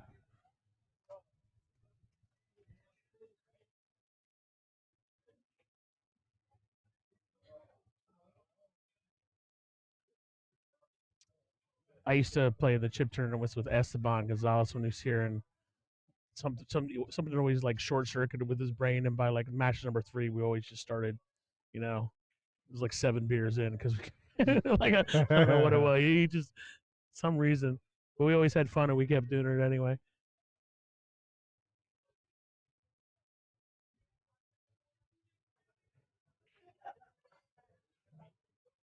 I mean, both these teams have been playing. Other than that overshot, the Eric overshot, that one shot, been playing pretty flawless. Yeah, and they're just getting after it, you know. They seem like they're playing really well together. The styles.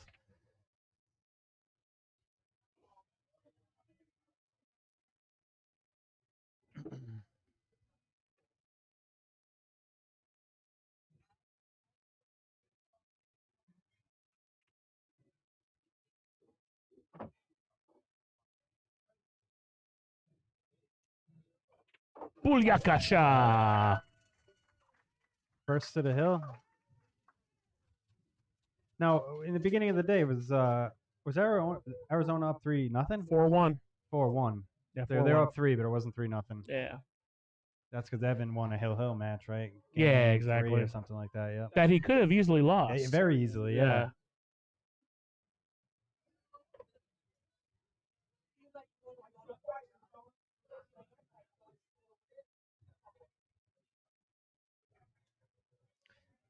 It's funny that like the way this match is playing out, and now you can listen to the energy in the room yeah. picked up a little bit. Well, it's different than like, you know, just like kind of slogging, you know, like nothing against the previous players, for but you know, sure. you got this level, this caliber. This is what people come to see. Yeah. The This room is what starts. the people want. Plus, there's more alcohol going on. Oh man, tough break. And he took a little bit off of it too, you know. Yeah. Got the one on the side. You think he lines up the 2-9 right here? I mean, I don't think he's going to line up the Nah. 2-9 because it's a pretty standard run out, but I mean, he's looking at it, but He's shaking it off. Yeah. Yeah. He looked at it and just kind of laughed. I think on a 7-footer or a Brunswick, maybe you go for that, but not here.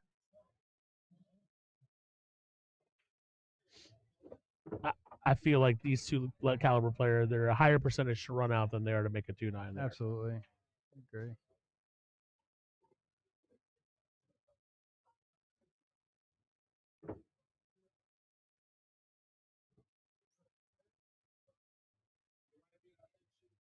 Any big tournaments coming up for you next? Anything big? Honestly, Constantine, I want to go underground and yeah, I want to go to work to be honest. If I'm going to reveal all my details. All right. Yeah. You don't got to tell us. Nah, yeah, I just want to go to work. I want to improve my game before I get to the. Just makes it look so easy, huh? Even shots like that. That would make a lot more sense for me to do. I just keep entering tournaments and going 2 or 3 and out. You know, but I'll keep trying. I mean, I'll still do all the weeklies and stuff like that. But I mean, pretty much the next level for me is the 580s. You know, those are the next big ones. For sure, yeah. Moby Dick and the 580s, and you can hang. I can, but I wouldn't be. I don't think I'm a favorite or anything like that. So, you know, if I had the money, I'd do it. But I've been trying to play a little bit, you know, some small stakes action games. Yeah, we talked about we should match up one time, just small, just you know, trying some things, whatever. Yeah, it would be good for me. I mean, I'm a perfect shortstop when it comes to that. I've been stuck at 583 or 584 for 3 years. Wow, look at that. Bunch of balls go in. But is he snooker? He's got it. Good. He's got it. I got the Kraken coming up, which 8-ball's kind of my game, so. Oh, yeah? Yeah? I'll give you a run. 8-ball's my game. I need to. Oh, wow. Oh man, such a good break, and then never tell you whenever I break 9-ball, and I make more than like 3 balls, which does happen because I break pretty hard. I always like just take a deep breath because I almost never win those games. Like I'll break and make 4 balls, and you know, straight in on the one, and then I miss. You know, but tough. That's a tough miss for Eric. Or who missed that, Eric or Mitch? That was Mitch. Mitch, yeah, it was a tough miss because this is a pretty good layout. Before he took that shot, I was just thinking, because I was over there watching them on the practice table, and literally that was one of the last shots that he had taken like 2 or 3 times in a row. But he was shooting out of on the practice table, shooting out of the corner pocket.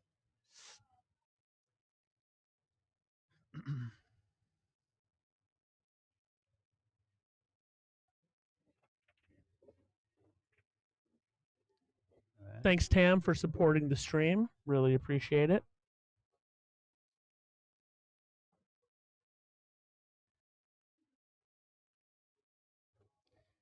Wow.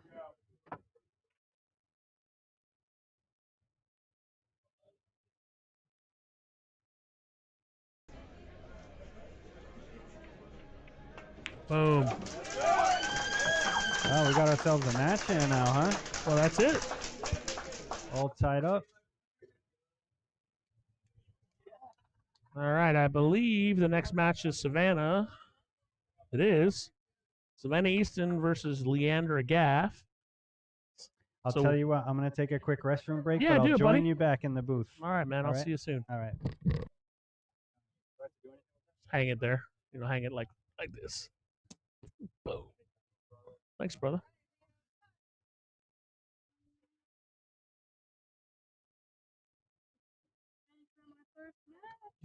Yeah, you drew the short straw waiting like all this time, right? I know. 8 p.m. Savannah goes, I'm ready for my first match at 8 p.m.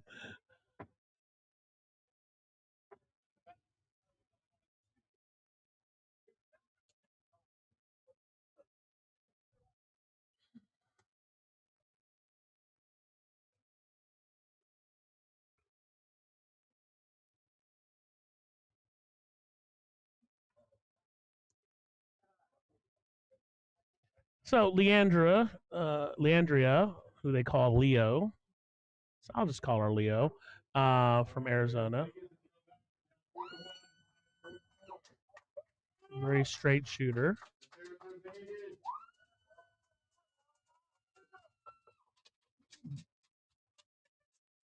Brandon Birch firing the crowd up.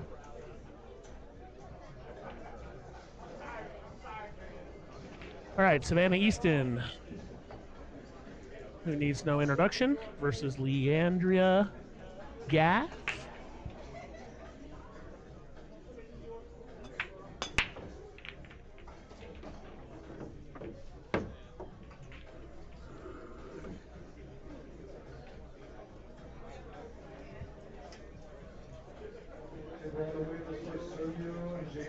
Sergio and Jason, please come to the bar.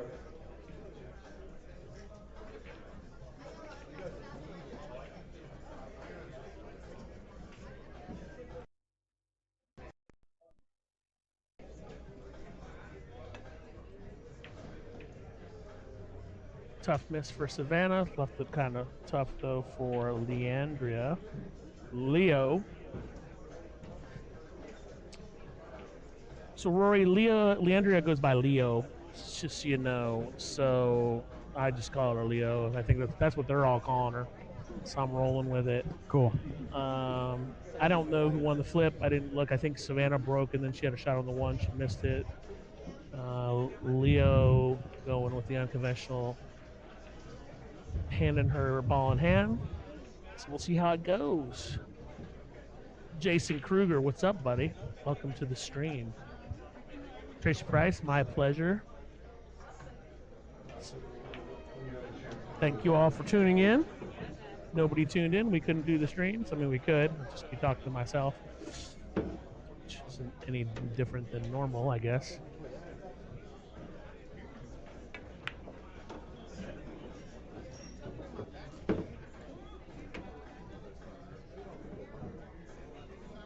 Savannah won the lag. Yeah, she broke. All right. So Savannah, she's 15. She's got a great pool acumen. I mean, you can't really say enough good things about how she plays. She's very composed. These team events, though, they're tough. She took a lot of. She played it a couple years ago, and she took a lot of it to heart. Because she missed a shot that was tough during a women's event, and I think last year she was the captain, and Like the Tiffany and Larry obviously helped her with some things, but they went down to Arizona, so she's got an axe to grind with this Arizona team for sure.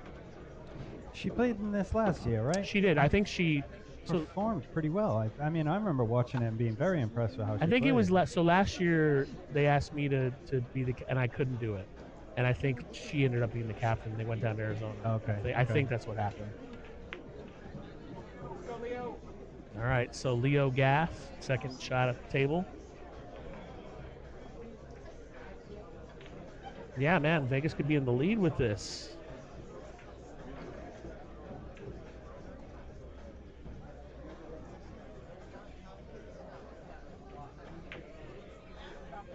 Yeah, the way this is shaping up, we're going to go deep into day 2. Love it. Yeah. Are you here tomorrow too? I'll be here all day tomorrow, yeah. Well, like this year, like there's a couple things that happen. One, having Evan helps a lot. Last year, we didn't have any like pro level players, right? Yeah.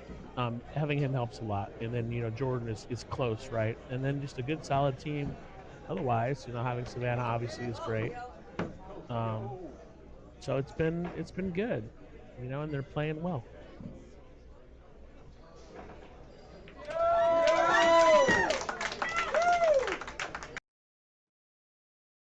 One nothing Arizona.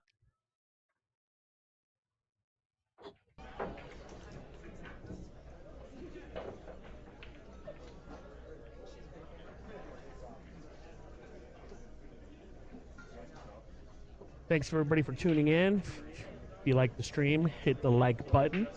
Helps Griff TV out. It's a free stream. Any donations are well appreciated, of course. We love putting this on for you. I'm an independent contractor. We'll just leave it at that. Zach.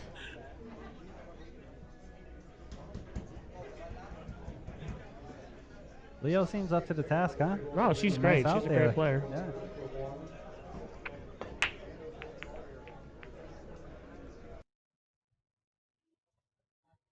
So there's a camera you'll see down here. There's the camera out there. The main camera does have a mic on it. So every once in a while, I'll turn it on and let them hear the crowd, whatever. I don't hear the break, but I can't leave it on because it might pick up music, and music would be a problem.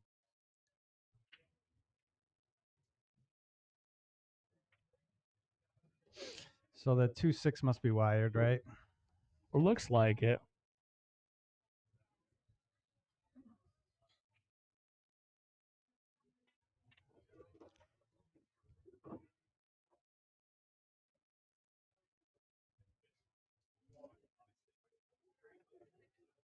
It's a funny story that Larry told me is when Savannah was growing up, she wanted to play hockey and pool, and she wanted to do both, and they had to tell her she had to play one. And she asked her brother, and her brother was like, "What are you, a moron? You're much better at pool," like or something like that. And so that's how we got here, huh? That's how we got here. That's amazing, huh? Well, we're fortunate to have someone of her style and skill at that age in Vegas, and for the sport itself. And for the sport, yeah, for sure.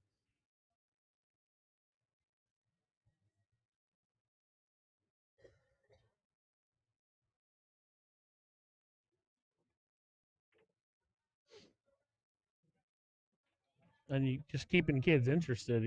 Obviously she's committed and interested, but I remember I grew up in Virginia. There was this kid, and I forget his name, but he was on like a cover of Billiards magazine. He's like whatever, 11, 12, and he played like 700 speed. And he found video games and girls and never touched the pool cue again after like 13. Oh, that's wild. It's just and just because it's a lot of pressure, man. It's a lot of pressure that these kids are under. For sure.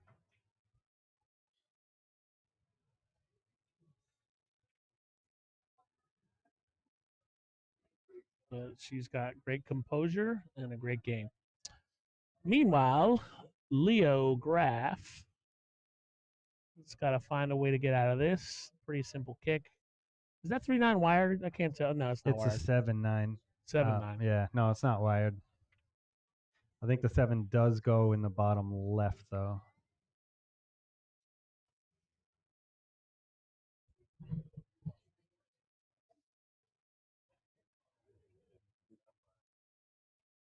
Thank you to some of our sponsors. Obviously, Griff's, who's been putting this on and has done a great job. They've got 7 tables blocked off, which costs them revenue, but obviously this is a great event. Thank you to Brandon for this. Walters Billiards, new pool hall.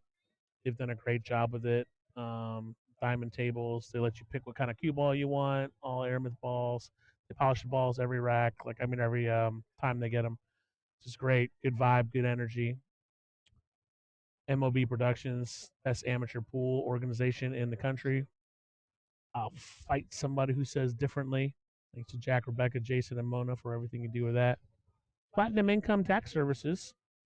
Don't know who runs that, but they're a local company, and everybody needs their taxes done. And of course, Vilmos Foldez. Thank you so much for everything you do. Arizona Best Billiards, Craig Herman, who is in the crowd, does all things billiards. Thank you for supporting this. Adam. I gotta look and find out what Adam does. If anybody knows what they do, I'll look them up in a second. Then I'll talk more intelligently about them.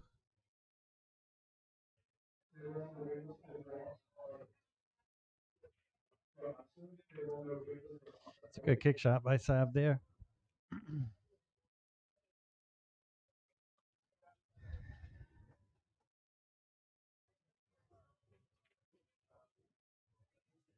I don't know. I think she has to come off the long rail. I'm not sure if that 3 is frozen, but got a good clean hit. She hit it good. Yeah, she hit it real good. And got coverage.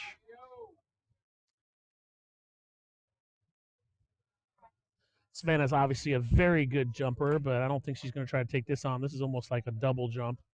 And here. it's no jump cues, right? It's no jump cues if you put yourself in the position. If someone else puts you in the position, you can. So if Savannah if she were to mess up her own shape, she can't get the jump cue out. But if It's an interesting rule. Yeah, I mean that's what they decided on.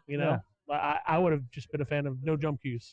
Now, how does that work? Now, captains kind of come up with the rules, like you said they worked it out? I think Chris Lulick, who's kind of the custodian of the event at this point, might have set that rule. That's what I heard, but I don't know. Maybe the captains agree on it. I mean, I think there's a rules meeting and they talk about certain things. That's cool. Like I remember when I was going to do it, one of the things I was going to, for lack of a better term, complain about was that the Fargo cap should be lower because we didn't have any high-level players in Vegas. Yeah. I don't know if that would have been successful or not, but I was also going to argue the coaching thing, which obviously they did already.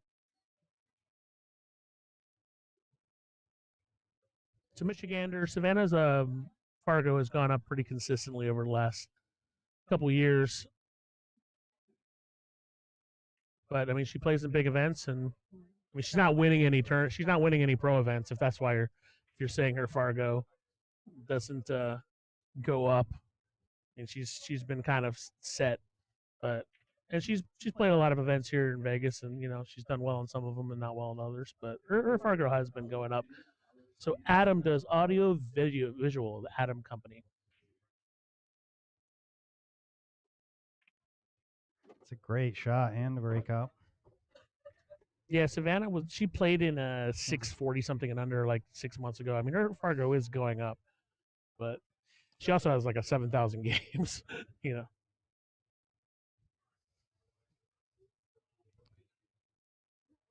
Leandra came to play, that's for sure. This is a tough one here. Well, she's kind of jacked. She's jacked up over this 9, so you can't really give it a ton of English, and you got to come behind. You almost have to just straight draw it. I mean, this is a high-level shot to do it. Yeah.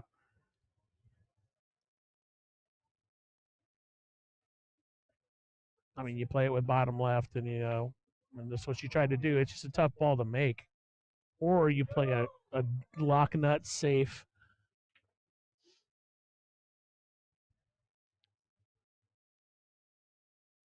Andrew Waldman, you have a problem hearing us? You said what happened to the audio? Uh-oh. Ruh-roh. Ruh-roh.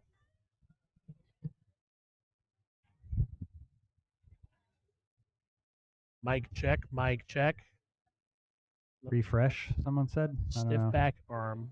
I don't know. I'll check in a second. Everything seems to be in order. I don't know if they just can't hear it.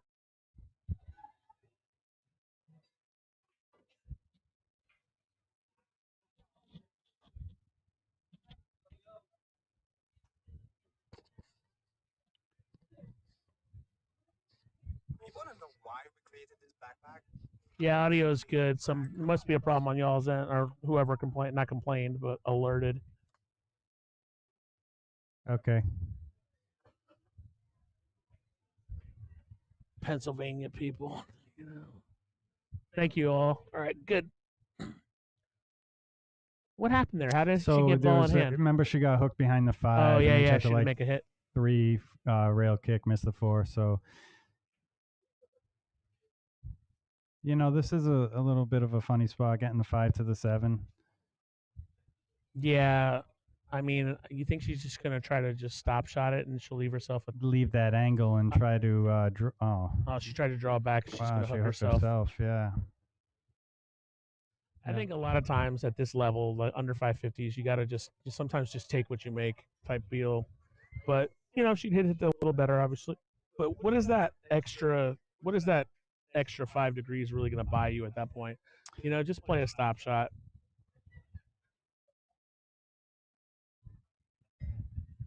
DD Carballo, what's up, DD? How you doing? Nice hit. Is And it she going made in? it, and she got shape. Boom.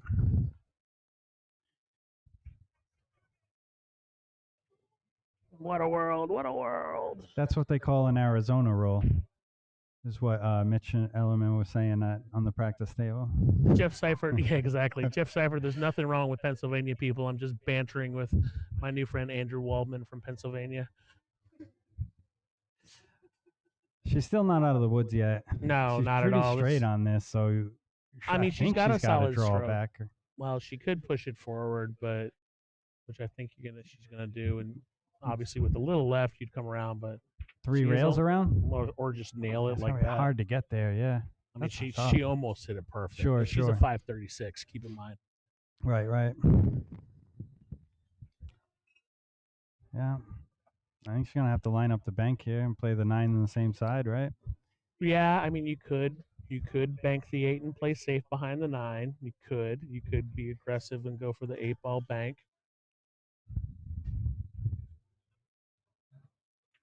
Aggressive it is. Yeah. This is not a gimme either. I struggle with these ones. I mean, it's not an easy shot. No. You know, it's all about deciding if you want to have any English or just it's muscle memory and repetition on these shots.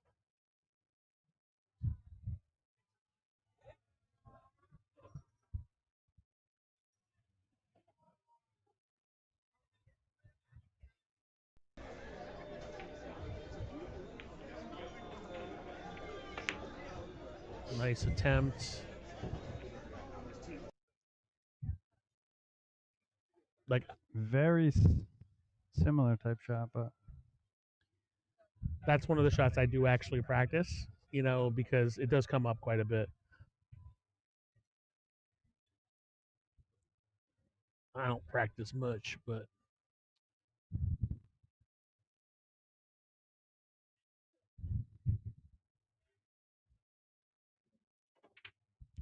should put a good stroke on it too.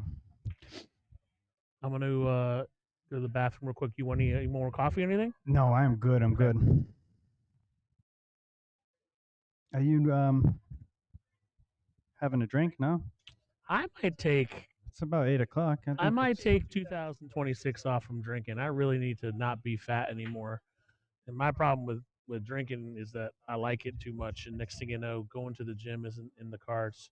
Yeah. So at the very least, I'll follow along with the dry January thing. But no, I'm not going to have any alcohol.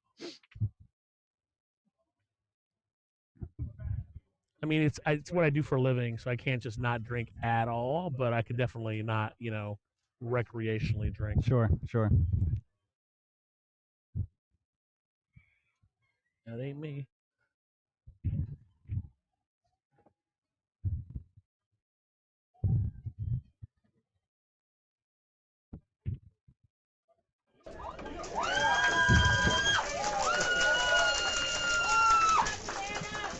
Vegas in the house. And I'll be right back. Yep.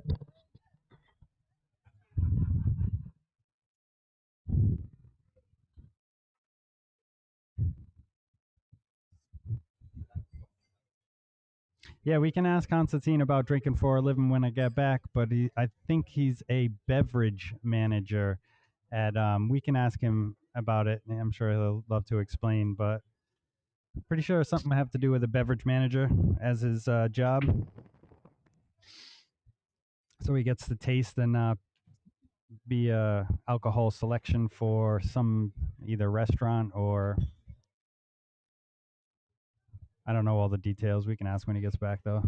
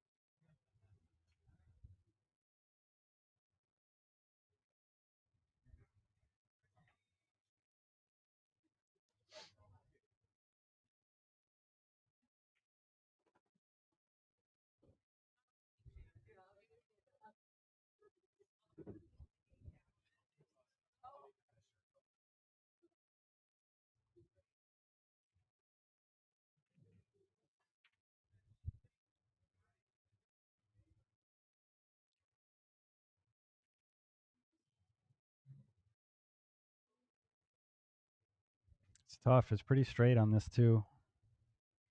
She might end up playing safe, not going for it.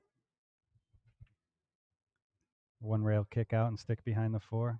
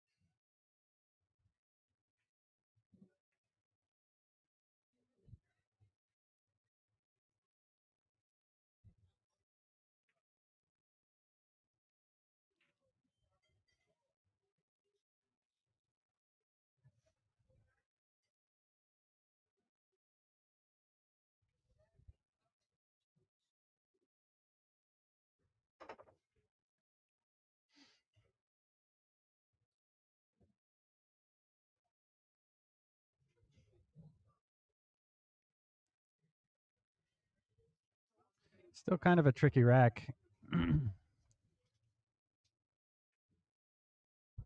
She is lining up the 2-9, it looks like here. It's just kind of surprising, but it is a tricky rack, so it might not be a bad decision at all. Well, I mean, look, there's only one place to make the 2, and it is tricky. Yeah.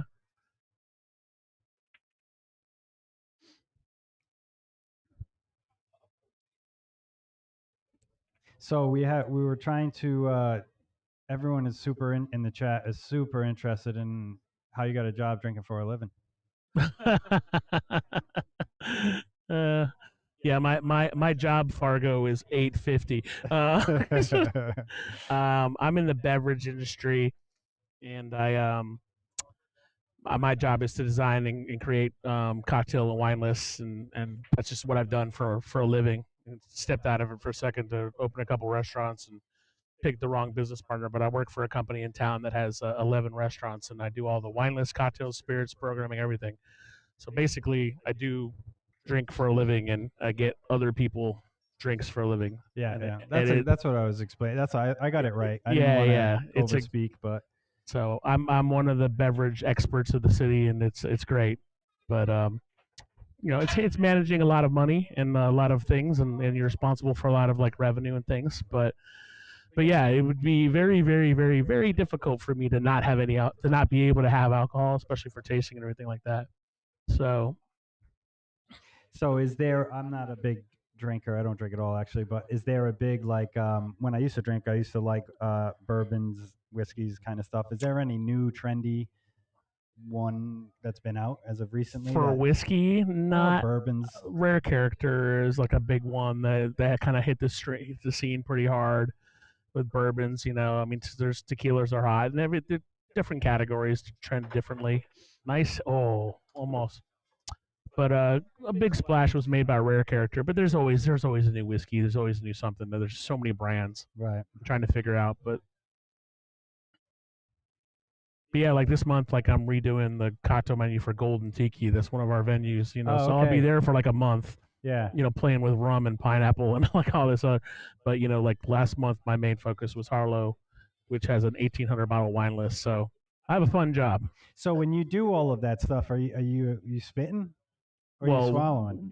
You have to. You can't do a tasting if you're. It depends on how much you're tasting, but you Yeah. have to. You can't. What we get- call expectorate in the business. What is it? Expectorate, What is- basically spit, because Oh, you're okay. gonna get drunk. Yeah. So you have to keep. You can't get drunk, really, right? Yeah. Slimzilla, you are correct. I mean, yeah, if you get drunk at work, like you can't. But I'm allowed to drink and do whatever. Sure. Now, how do you cleanse your palate, kind of thing? Because I know, like, There's different ways. yeah, I mean, usually just like a citrus kind of thing. Cucumber works. gotcha. Okay. I mean, when you're doing professional tastings, you have to actually cleanse your nasal, like which coffee actually works for that. Oh, coffee beans. Yeah. Yeah. Okay. Plus, you know, when I'm playing pool and I'm playing matches, it's easier for me to get my opponents a little zippy. That's a nice hook there by Sav. It's time for the Red Bull. All right, Leandria has a tough shot here. Is that a jump cue in her hands? Yeah, No, it's got to be. no, she's still got a regular cue. I don't. This is pretty close for a jump. She's hooked pretty good.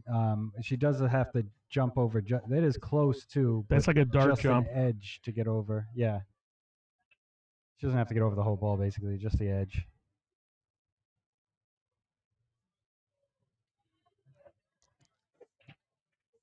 I'll tell you what, it's a competitive market now, but I haven't given up my dream of opening another pool hall in Vegas. We'll see.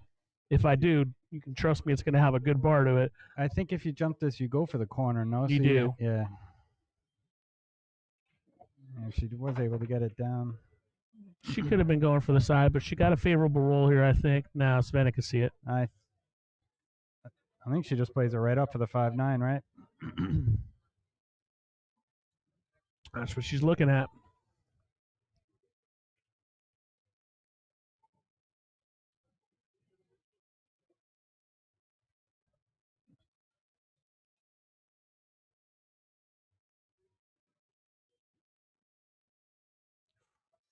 Got it down. And this is actually on the right side for the combo, in my opinion. I like this side. It is. Yeah.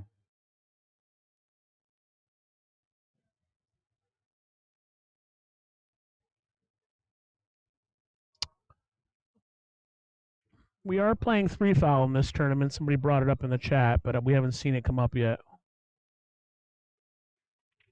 Nice shot. Oh, No. Rookie mistake. Nope, she's got it. Wow. Just keeping the crowd involved. Just for the drama.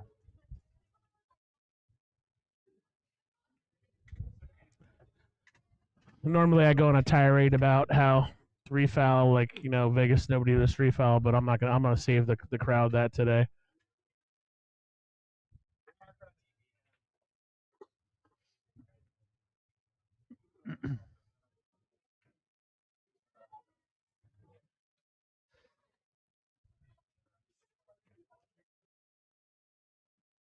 So they play 11 games today. So we have 3 matches left. Yeah. I don't know about Summerlin, someone in the chat saying a pool hall, but I would think Sky Canyon, maybe Centennial could use one. Summerlin's a little close to what's going on here. But Hey man, just be thankful. I tried to buy Griffs with an investor like 2.5 years ago, and it didn't work out. Just imagine how crappy this place would be if I had gotten it. Not that same investor. No, thank different God. guy. Oh, the 6 almost dropped. I mean, the first thing. I mean, Brandon has done an amazing job with this place, and it's better than it would have been if I got it. I think he's done a great job with it. I would have had more whiskey. That's about. He's done a great job with it, though. The food is great here. Everything's great. I just ordered some food.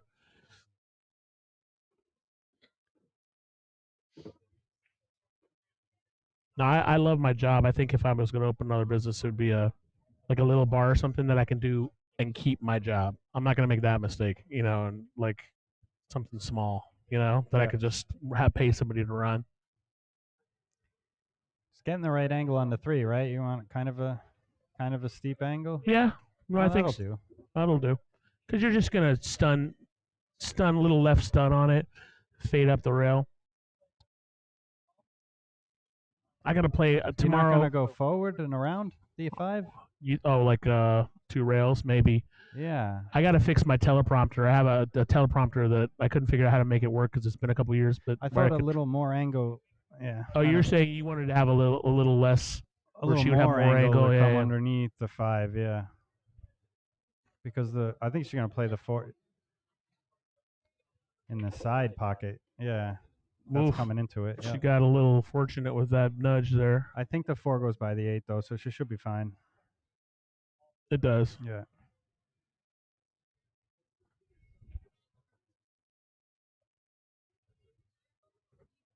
It's been a good stream, active chat. Everything's good. We've had a good number of people. People are being generally nice in the chat. The appropriate amount of trolling. Yeah. Can't have a pool stream without some trolling.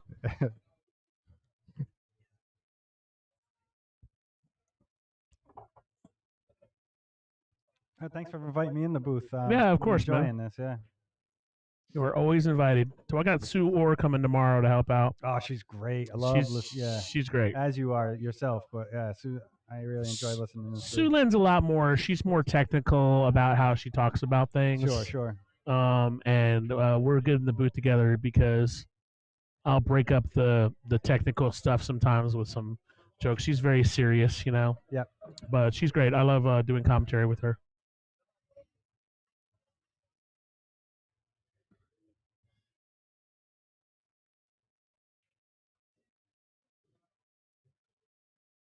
Jeff Seifert, I think it starts at 11 tomorrow, but I will double check and see what happens. This is the perfect angle on this shot.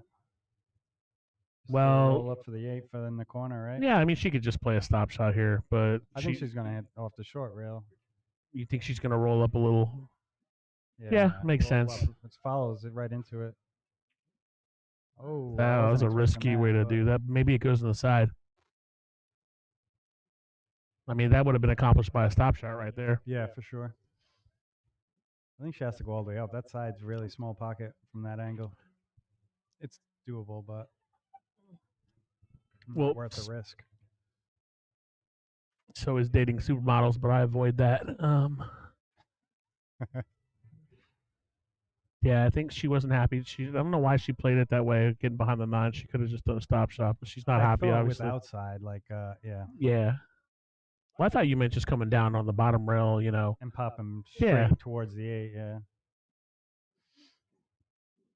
She's going to have to go back and forth, right? What a shot. Oh, she hit that good, too.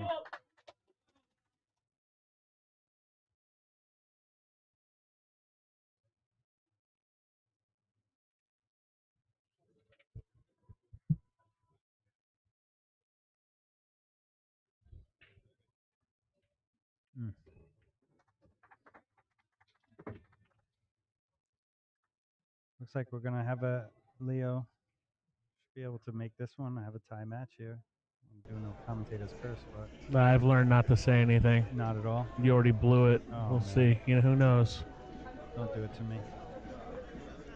No.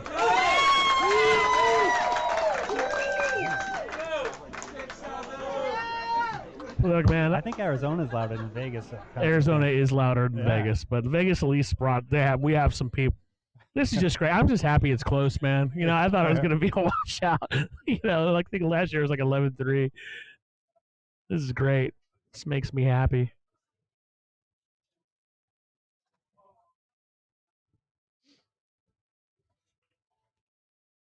You know, when they first started doing these things, they would take that table out and they would have seating. They'd have bleachers there. Oh, for real? Yeah, Mark would take out that table and have bleachers, and I think they just decided it was just too much. Nice break by Savannah. Is she going to get a shot on the 2? She is. 4 balls in a tough spot there. Yeah. 4-5 combo is makeable, of course. But yeah, they would take out table 11. There'd be bleachers there. And I don't know if you remember, they used to have a 7-footer that came all the way. Table 1 was a 7-footer. I do which I remember that. loved it. I loved it as a 7-footer. But then they put the 9-footers in.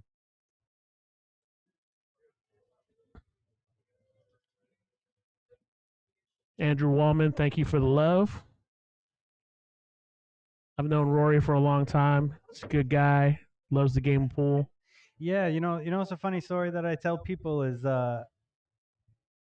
you took me in. I had known you, met you, but you had taken me into Calcutta in my first real tournament out here in Vegas. I remember that. And I'm telling, I shit you not. I mean, this might sound whatever, but it gave me such a boost of confidence that somebody here believed in me. Yeah. You know what I mean? Because I was so new that it meant the world to me. And if I never told you, I really appreciated that, man. I remember. And then I showed up, and it was at the Rum Runner, and no one else was there. And you're like, oh, I'm like, of course I'm gonna come cheer my horse on. I'll tell you what, we were playing. I was playing in the finals, right? And I was just completely in the zone, right? Yeah. I don't remember like anything, and I ended up banking the 9 in the side to mid race win the game, and you erupted. Boom. And you totally snapped me back to reality. I remember like waking up and being like, oh shit, I'm at Rum Runner, I'm playing in the you know what I mean? Because I was in the zone. But you played great that match. Savannah's got, did she put an extension? Or she always played with that extension? That key was like twice her size right now. Oh, she just put it on. Okay. I think she just put now it on. Now she took it off. That's a quick snap on. Quick release, yeah. Yeah. Nah, it was too far. She's got a bridge out. Okay. Savannah doesn't normally play slow, but it seems like she's playing a little faster than normal right now. She's got a good angle on this 6. Someone pointed out that she points to where she wants the ball to go. That's a good mental way of doing things. I actually started doing that sometimes too. You know, it just gets your brain in the philosophy of things.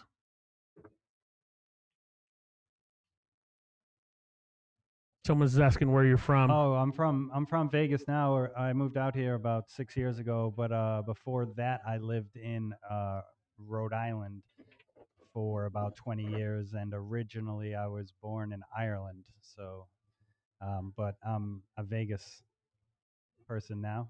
I plan on staying here for quite a while. I love it out here.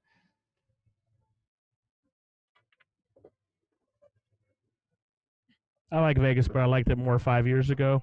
Oh, tournament. Yeah, that's probably my Rhode Island accent. Northeast. Nice out there by Savannah. I didn't have the external mic on, but the crowd went wild there. Bet the farm is Ben Sutherland. Benny breaks. He likes to come in, just announce himself, and then leave. Ha ha. How's it going again, Benny?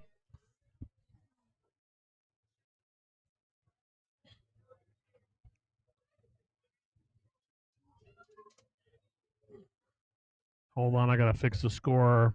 I'll get 17 text messages. The score is wrong. I mean, the whole room is keeping an eye on the score, so I don't blame them.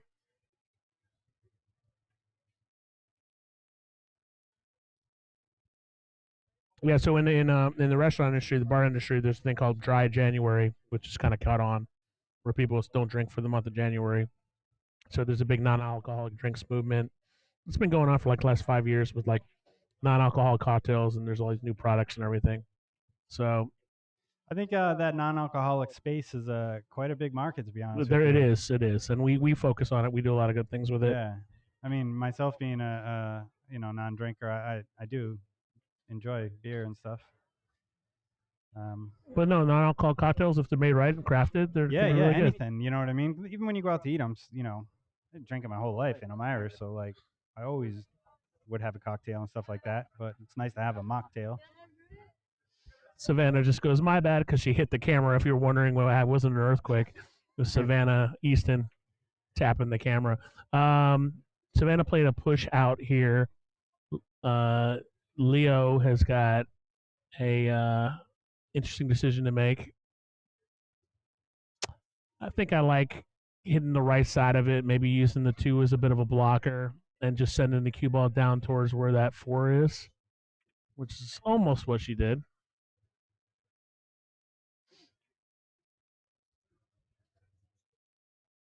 Savannah just tapped the camera. I've had people take out the camera completely before, so it's fine. Then I just switch right over. That's why I always have a second view.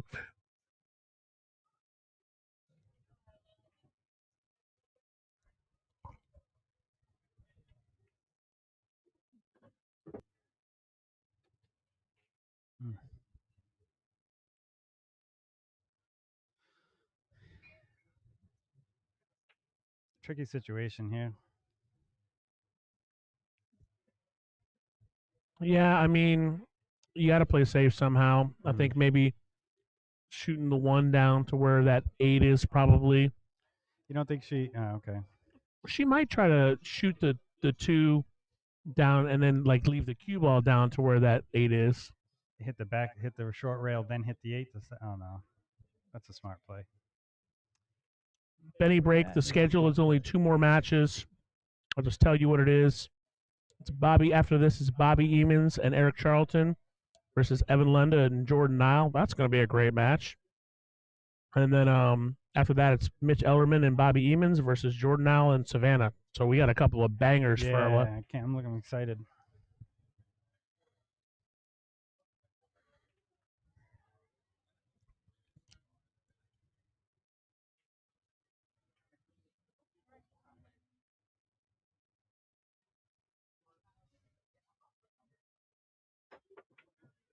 Made a good hit.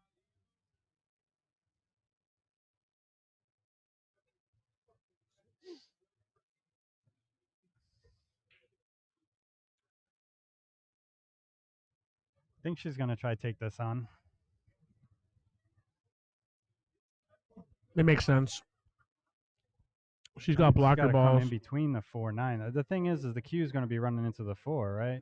Probably. Maybe not, though. I think it clears the 4. And if the 2 doesn't go in, you got balls blocking. But she's definitely going to take it on. Oh, wrong again, Constantine. It's a much better play.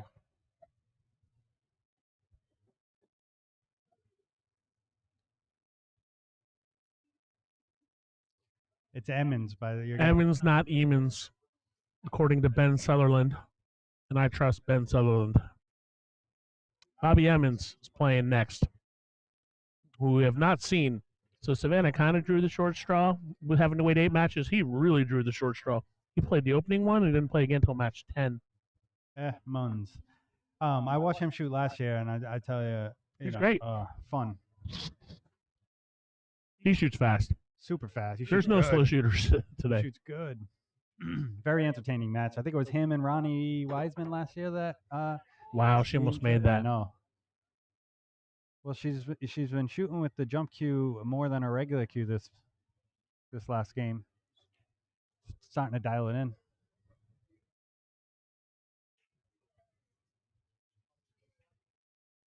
I think Savannah's going to bunt this away. I don't think she's going to take on the cut. Yeah.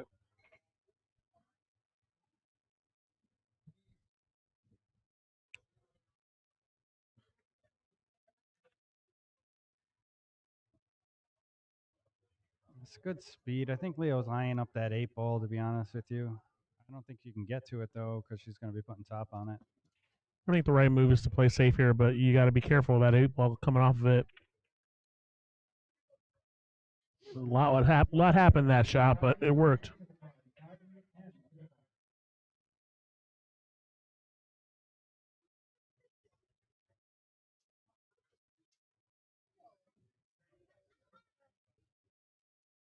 This is one of the 2-rail passovers. Leave it on the short rail.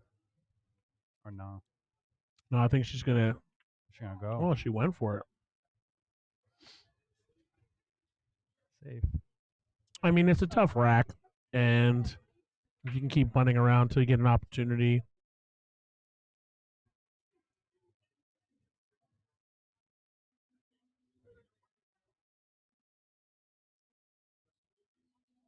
Yeah, the rack's not runnable yet. Why start?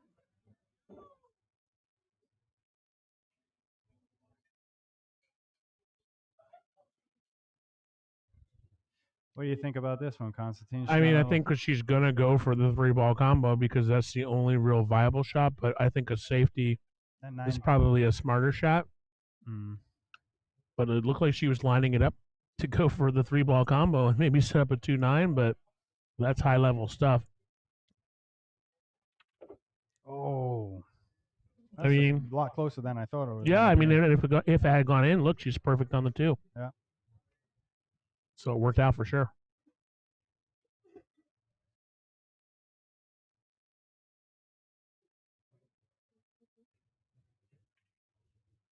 I love Ben's stories in the chat. Fun fact. Ben's an entertaining guy. I miss him. Miss you, buddy. You live in Texas now, or you live in Arizona? I thought you said you lived in Texas.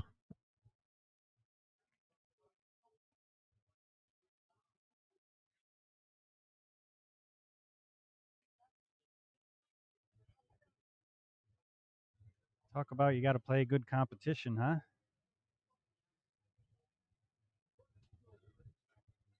It's pretty cool. I mean, I think I'd be 20, 30 points better if I lived in Arizona.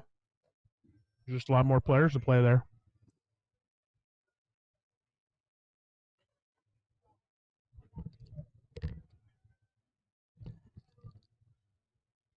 I'll turn your mic off. I got.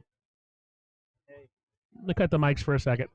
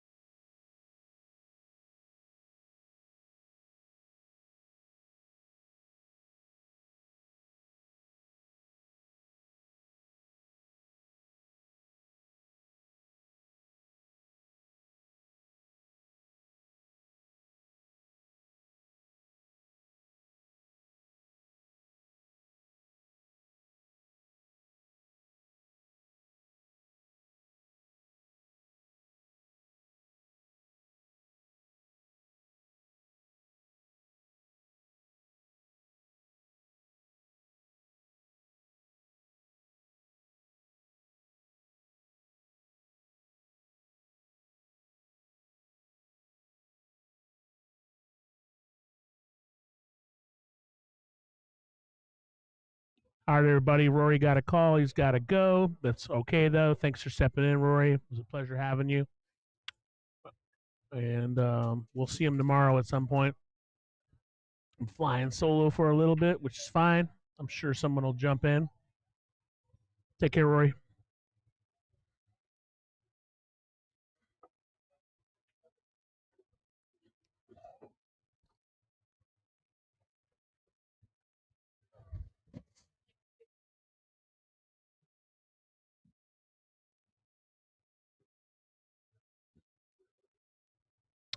Jeff, the only reason I said I think I'd play better if I lived in Arizona is because there's a lot more tournaments down there. There's a lot more opportunity to play. It's mostly chip tournaments here, and I just feel like there's just more play down there. That's the only reason why.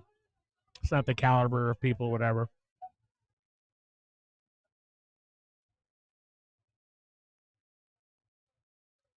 So I think Savannah's going to try to just kind of graze off. She might try to avoid this 6. Yep.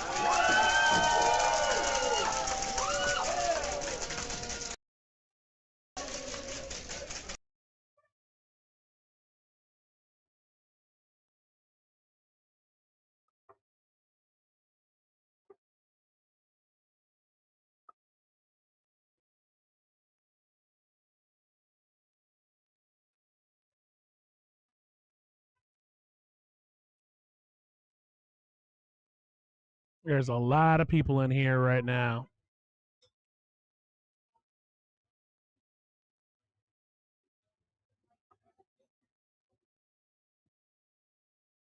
Savannah Easton on the hill. Nice cut break. One ball goes in as planned. 4 ball goes in. Does she have a shot on the 2? She does.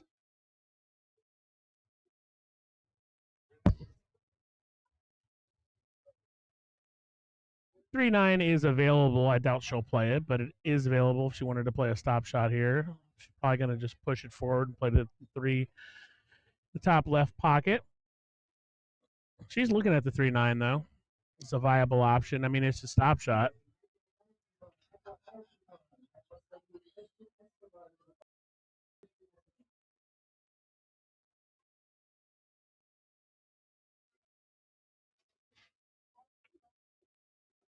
Yeah, she's going to go for the 3-9.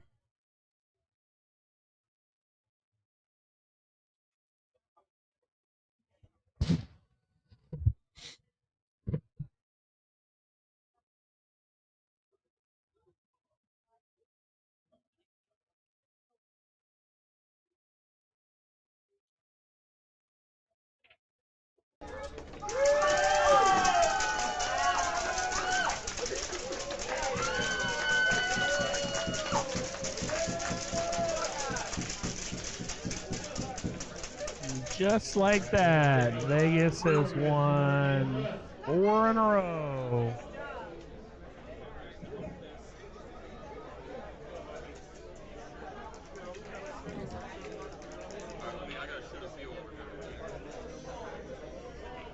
So Bobby Emmons and Eric Charlton versus Evan Lunda and Jordan Nile. I'm going to cut the mics. We'll be back in a second.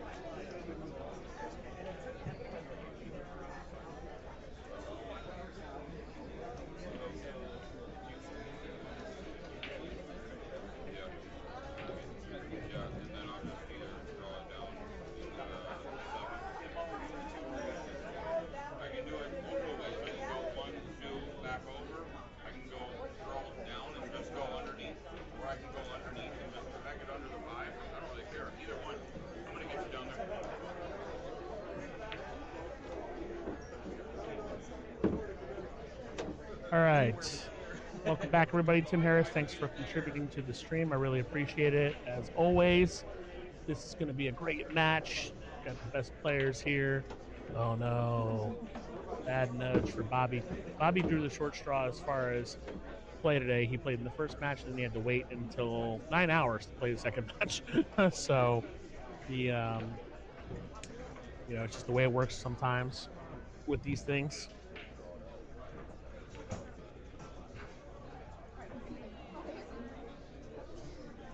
Take a little bit of weight, Chris. For Ricardo, take a little weight for Ricardo. Hit him the bar.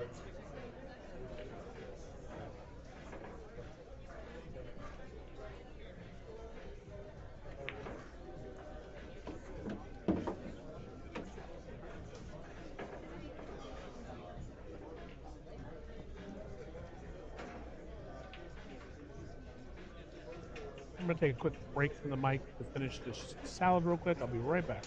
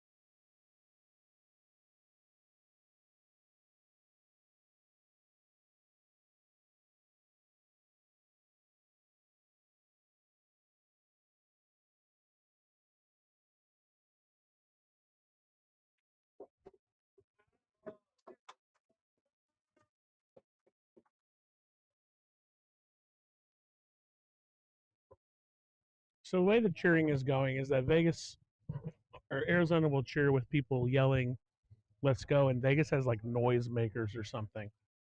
But it's about an even split here. There's probably a few more Arizona people here than Vegas people, but there's a lot of Vegas people here cheering it on. First time we're seeing Bobby break, I believe.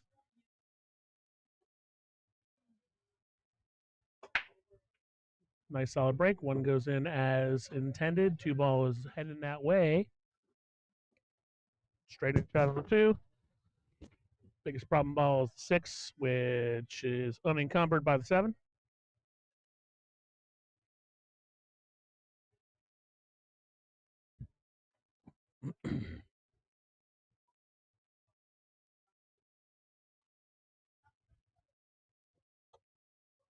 This is match number 10. Started out Arizona up 4-1. And Vegas has been storming back.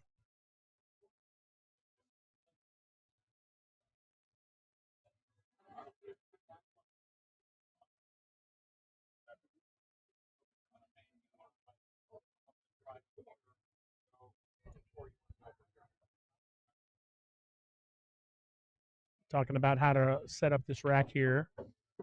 Bobby and Eric are getting on the 6, obviously. It's not really a problem shot, but it's the toughest position transition. Yes, I just said position transition.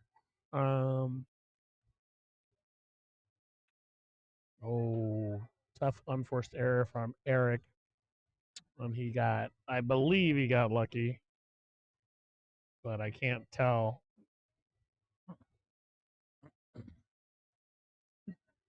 Jordan taking time out of his day to tell Evan what to do,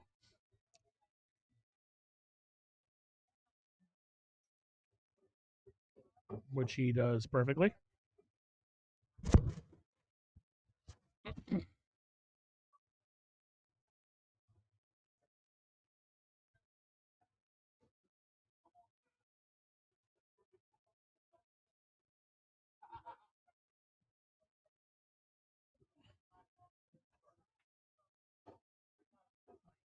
Well done.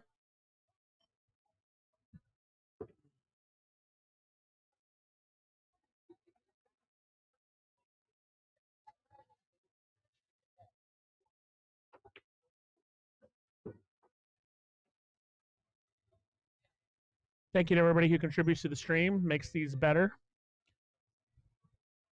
I'm hoping to do more of these in the future. I had to pack up the equipment for a few years when I was running the restaurants, but I have a little more time.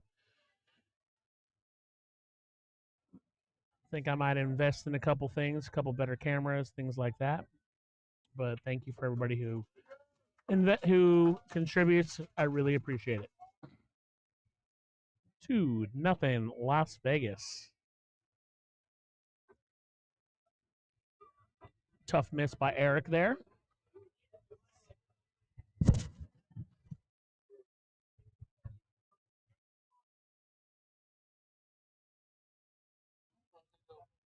I've confirmed that it's starting at 11 tomorrow, everybody. Some people were asking.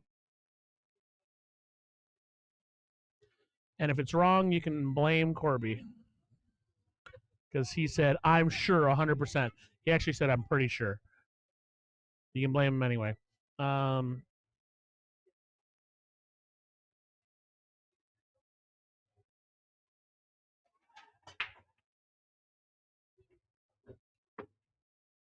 Jordan and Evan may incidentally go to the same barber for all we know.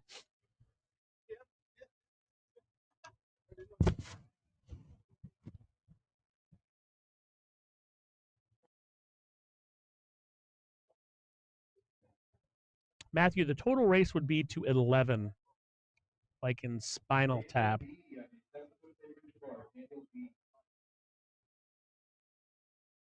So it's a combination of team play matches where everybody plays, and then scotch doubles and then singles matches. They draw the matches. I don't know how exactly to do that, to be true, honest. I don't know. But the last match, if it goes to Hill Hill, would be a team play match, race to 9, everybody. But if you go on Facebook and you see the Arizona versus California Griffin Cup, Arizona versus Nevada Griffin Cup, it has all the kind of parameters to it. That's the best explanation I can give. But it's a team play similar to Moscone Cup in style and vibe. But there's the addition of, the everybody plays rounds, which are the first and last one.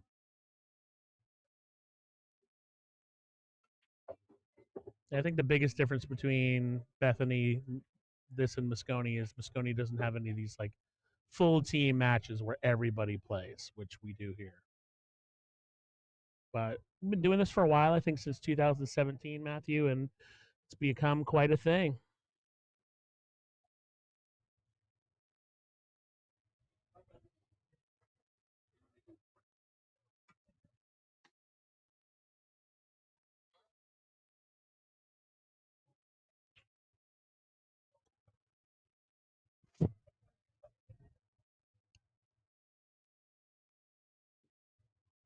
Miscue from Jordan there.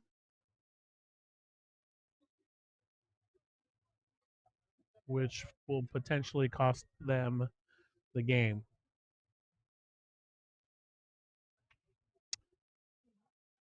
Sieglin, everything on the left is Arizona. Everything on the right is Vegas.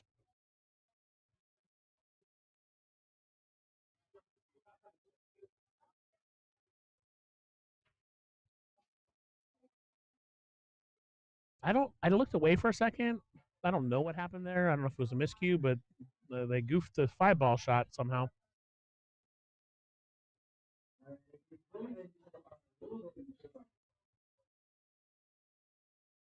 So what looked like it was going to be a catastrophic mistake from Jordan miscuing, I looked away for a second, and now all of a sudden Arizona's having to kick at this, which is a very makeable kick, but still.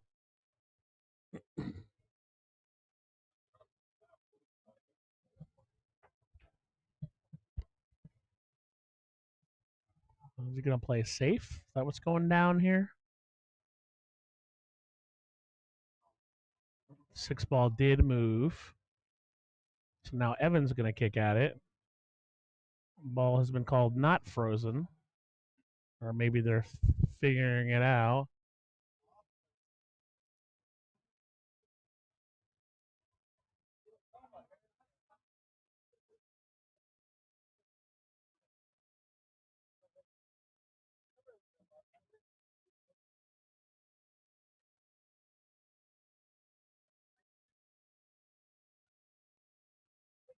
They're talking about whether or not it's frozen. There's 3,000 points worth of Fargo there. They can make the right decision.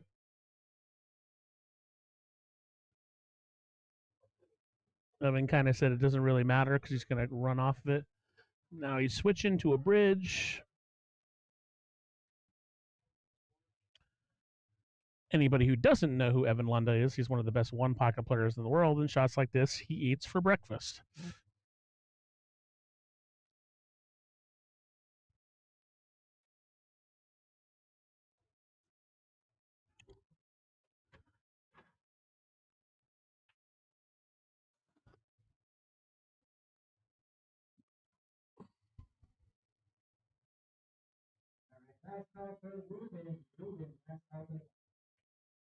So he double kiss, cleared it, which is what he was intending to do, I'm almost sure.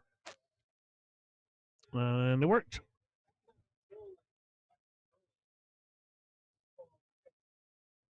I don't think Bobby's going to try anything fancy here. He's just going to kind of clear the 6, which he has done. And I guess if he had hit it harder, I don't think that's what he was trying to do, but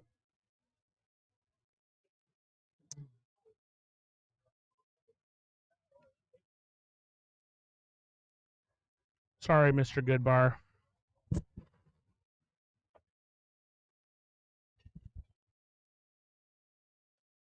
Yeah, Boss Mustang, I mean, probably 380 of the 400 people listening know who Evan is, but just in case they don't. Nice shot by Jordan there, but he's going to get a little out of line for this 7, I think, but I think the 7's far enough off the side where it should be okay, and I think Evan can see it.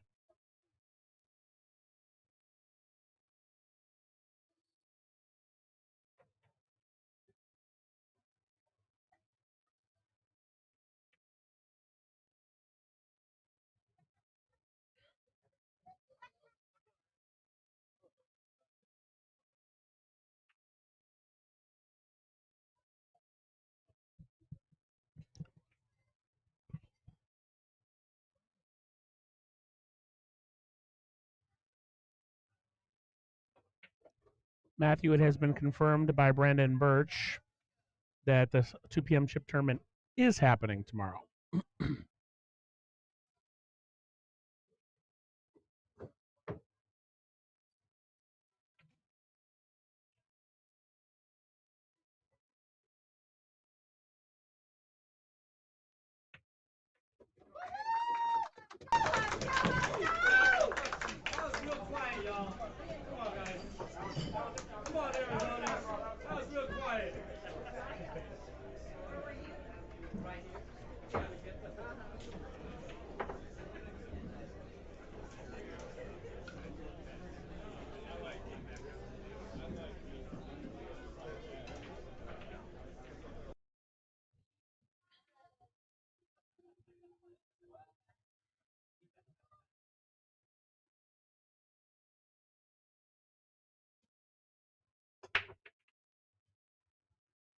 Try break from Bobby.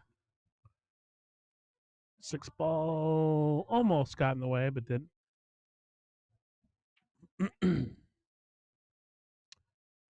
Break rules here are break from the box.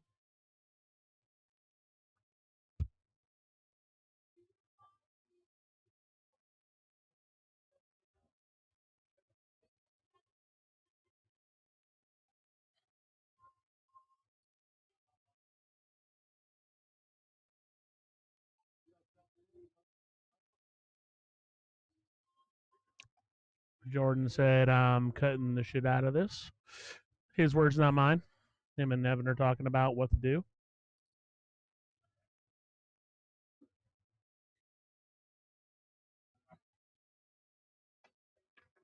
And he has done it.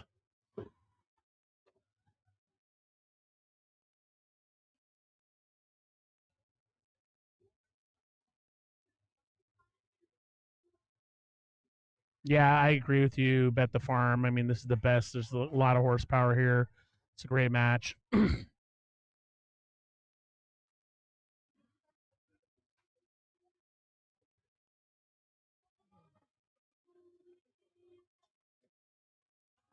Nice kick by Evan.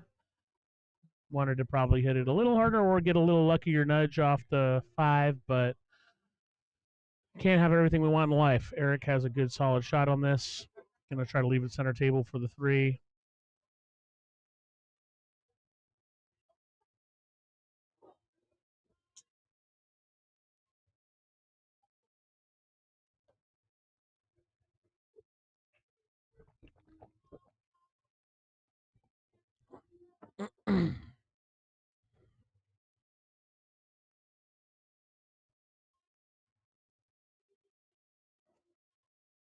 I was good.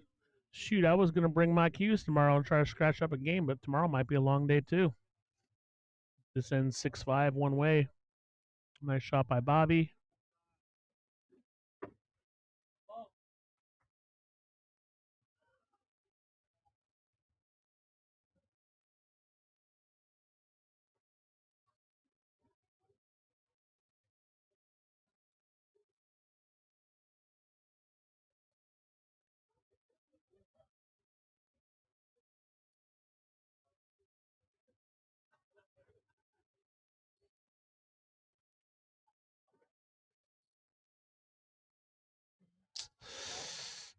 Tough miss by Eric. Are they going to leave anything? Jordan doesn't have really an offensive shot, but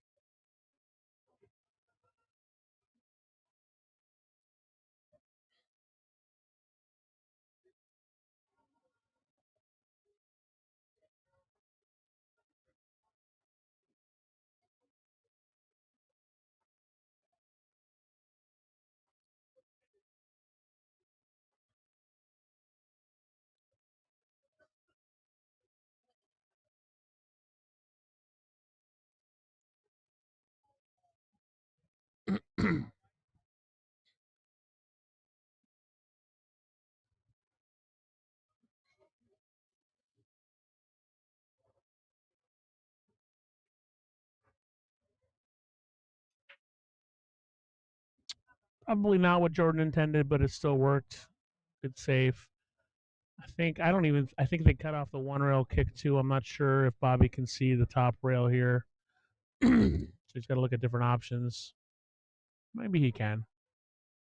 He's got to hit it with a little bit of English coming off the rail where his fingers are.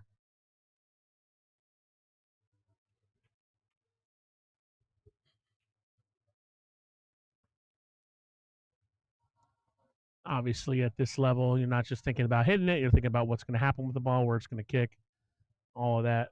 Important shot, of course.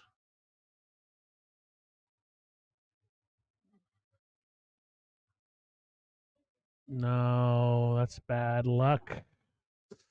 Bad luck. That's the second time that pocket's dogged Bobby in this match.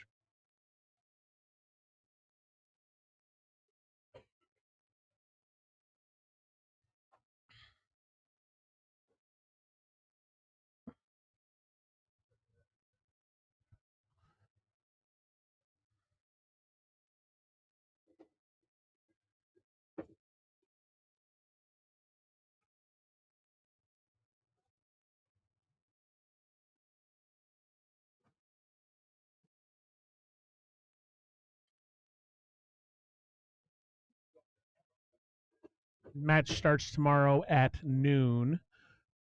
Sorry, 11 a.m. Just want to see if Corby was paying attention. Big thanks to Griffs, of course. Brandon's been amazing putting this thing on. Great venue.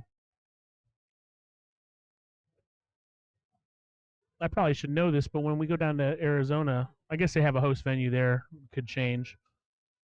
So I don't know if some place does it more often than others.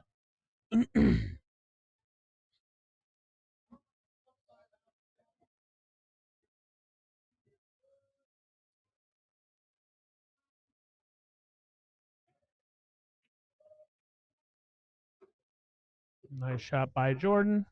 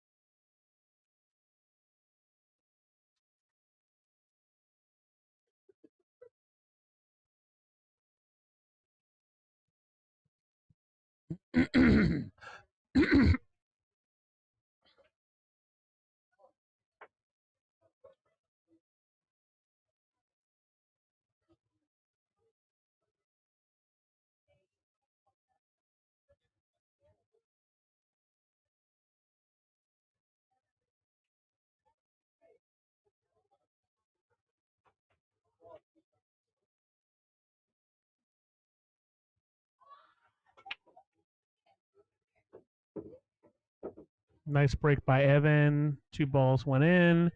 Unfortunately, there's no offensive shot on the 2. Jordan could clip the left side of this 2, bring it down under this 4 if he wants.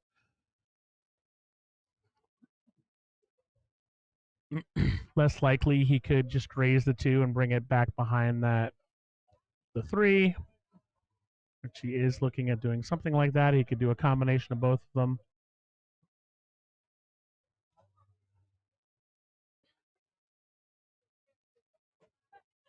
He'd have to hit a little harder if he did that, but no, that'll probably work.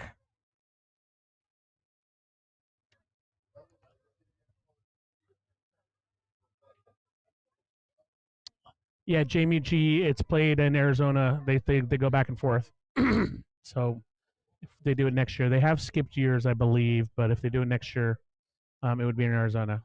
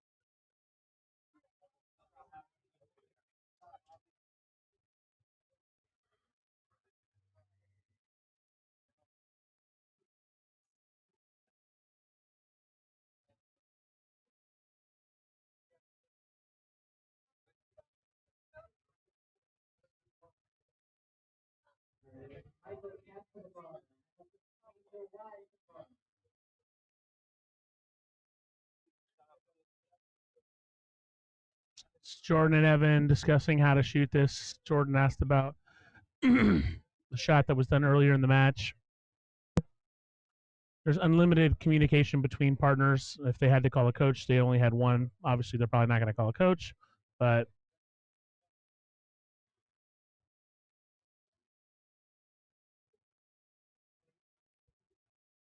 so I mean, hitting this with speed and trying to leave the cue ball behind the 8 as an option. Obviously, I don't think Jordan is going to go offensive on this. It's not really much to do with that. Now he's talking about whether to just graze the two, from what I could gather from their conversation, which is kind of what he did. And Evan said you could scratch if you do that, and he did it, and he scratched, almost like it was written in a fairy tale. Or what's the opposite of a fairy tale? Eric joking about making the combo.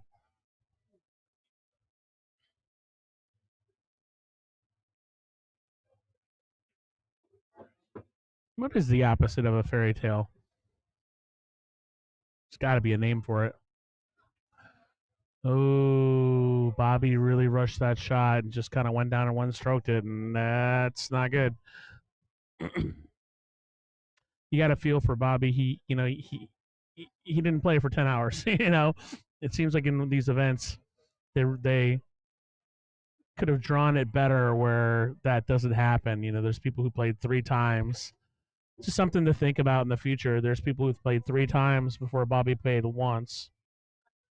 Like Eric played, well, twice.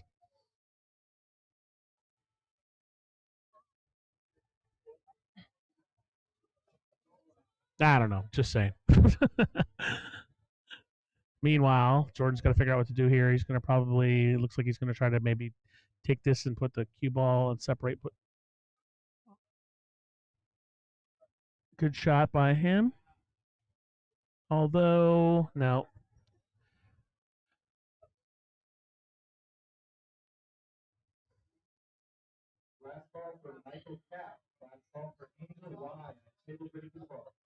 Nightmare would be the opposite of a fairy tale. Nah, I'm talking about like a story that's told like a movie or a book. You know what I'm saying? Like Nightmare is like,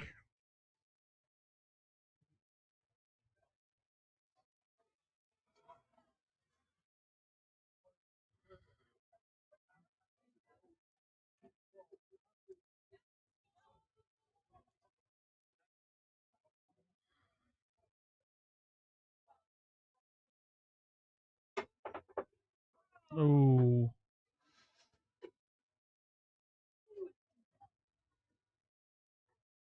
Well, according to Google, there's no opposite of fairy tale. So maybe nightmare is the best word.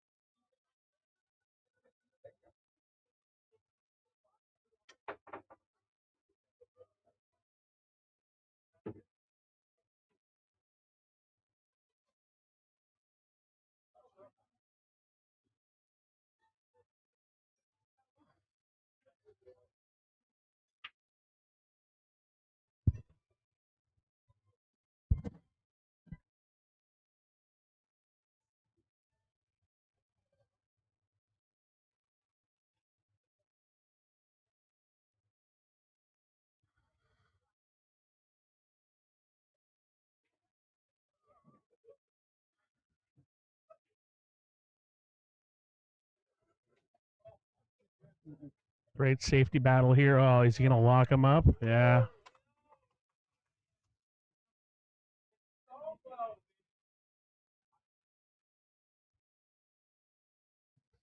Or someone has chimed in to say that the opposite of a fairy tale is reality.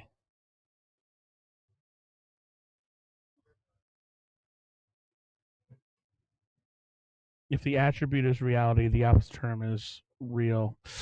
I don't know. I'm going to have to do some more research. I'll check back with everybody tomorrow. Nice kick.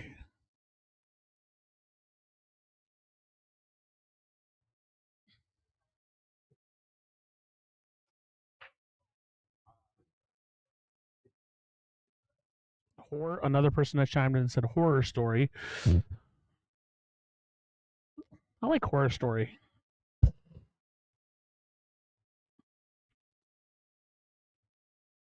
All right, nice shot by Evan here. He's going to have the right angle for Jordan after a safety battle.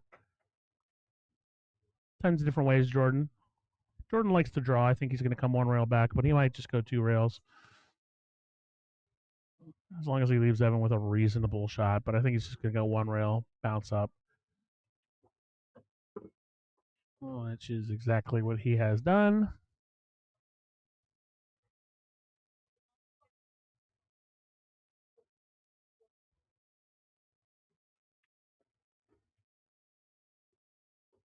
Tragedy. Tragedy's not bad.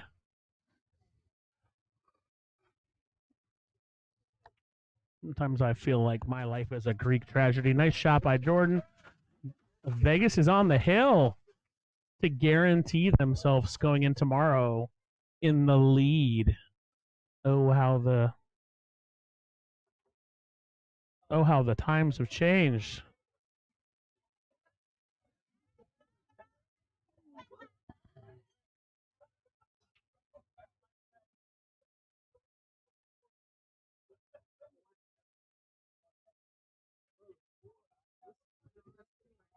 There's been 3 votes for horror story as the opposite of a fairy tale. A parable is the opposite of a fable. Yeah, you're not wrong, Melanie Boosie. There's been a lot of scratching in this break format. So Jordan and Evan with ball in hand here on the hill.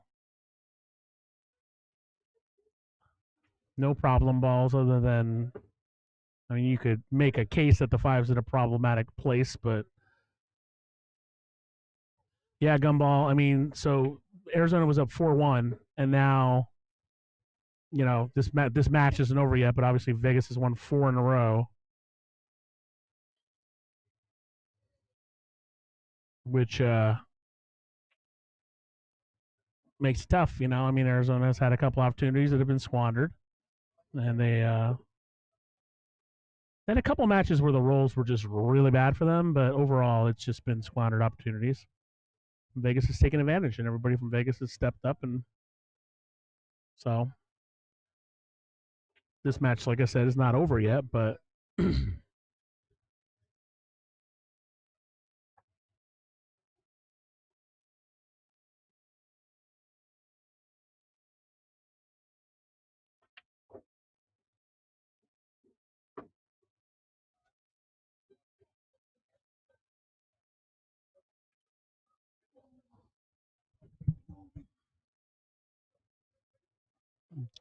so tough angle here for Jordan because if he punches it into that pocket, it's tough, but he can't just roll it forward.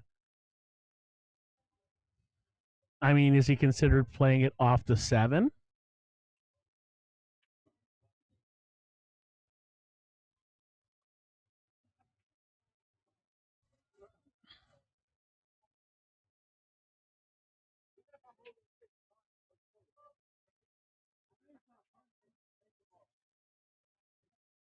Yeah, he's considered playing it off the 7. Chris Erickson, thanks for supporting the stream. I really appreciate it.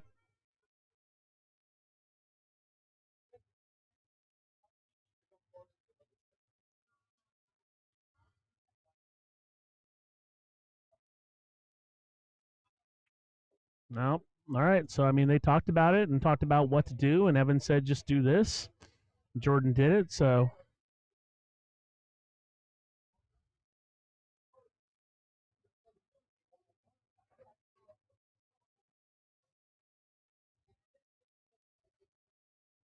I think Evan would have wanted to play a better safe than that, but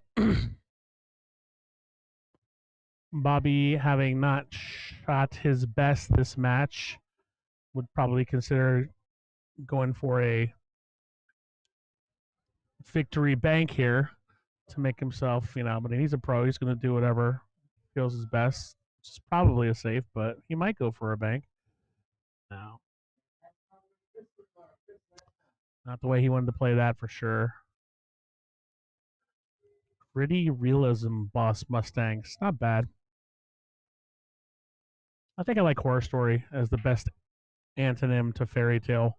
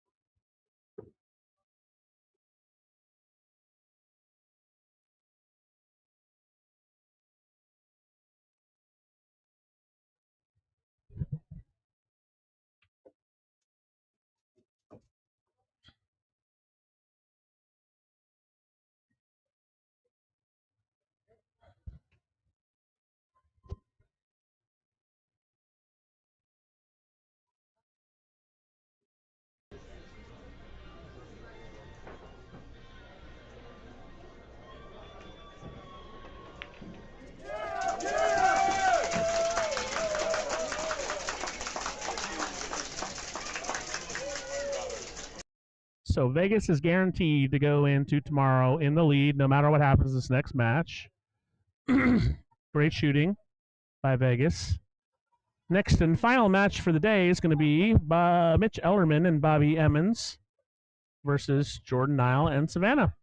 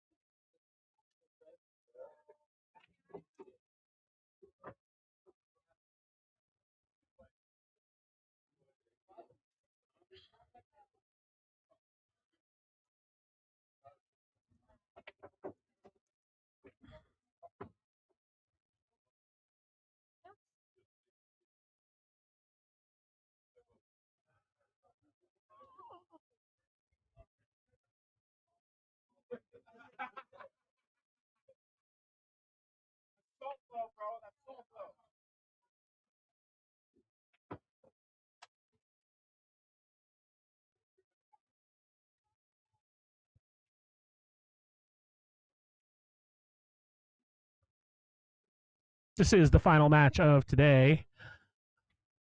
It's been a great tournament. Arizona got out to a 4-1 lead. Not tournament, sorry, event, competition, whatever you want to call it. Arizona got out to a 4-1 lead. Vegas has won the last 5. So obviously the momentum is in their favor.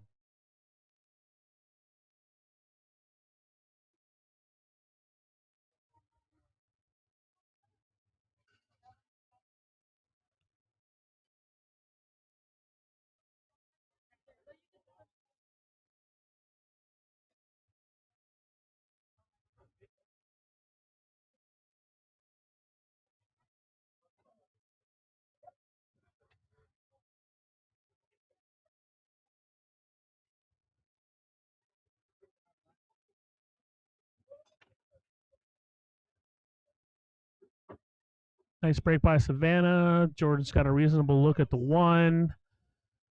He could bank it. He could play safe. He could try to cut it into the side pocket.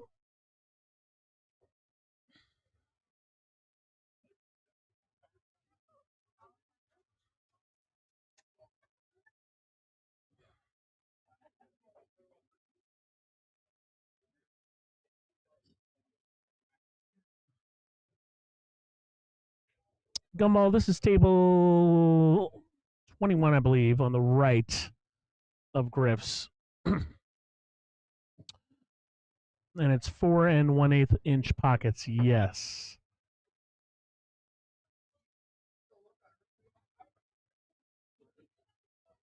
Gumball, this table is used for streaming on certain events, but not all events. MLB, when it streams from here, does not use this tournament for their tournaments because it has different size pockets than the rest of the tables.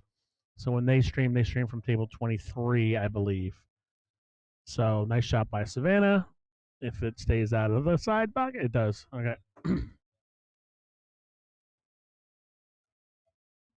All right, the fairy tale conversation, I'm glad to say, is not over. A dark fairy tale, anti-fairy tale. Anti-tale is a fairy tale which, unlike ordinary one, is tragic, rather happy ending, and the antagonist winning the prognostic, losing at the end. I think that's the winner, Melanie. A dark anti-fairy tale. I didn't know that was a thing, but you've clearly put the work into finding the answer to this question. Jeff Gray, thanks for the assist. Table 20. Ooh, nice shot by Jordan there. Omar, thanks for supporting the stream. I really appreciate it.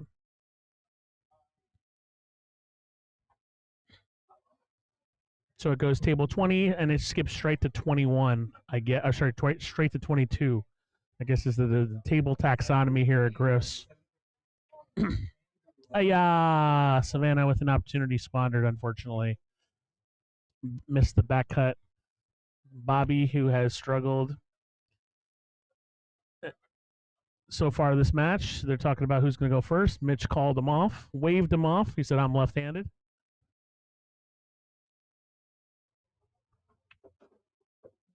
Good question, Mr. Goodbar. What are some examples of a dark fairy tale? I don't know if Maleficent counts because it doesn't end sadly. Losing at the end, a dark fairy tale. Gone Girl? That'd be a dark fairy tale.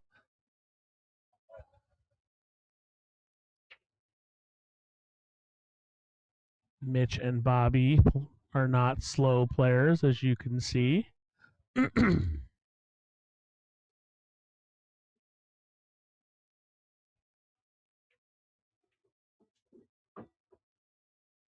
A dark fairy tale. Anything? I don't know. It's a good question. Nice shooting by Arizona, who definitely needs to have some things go their way.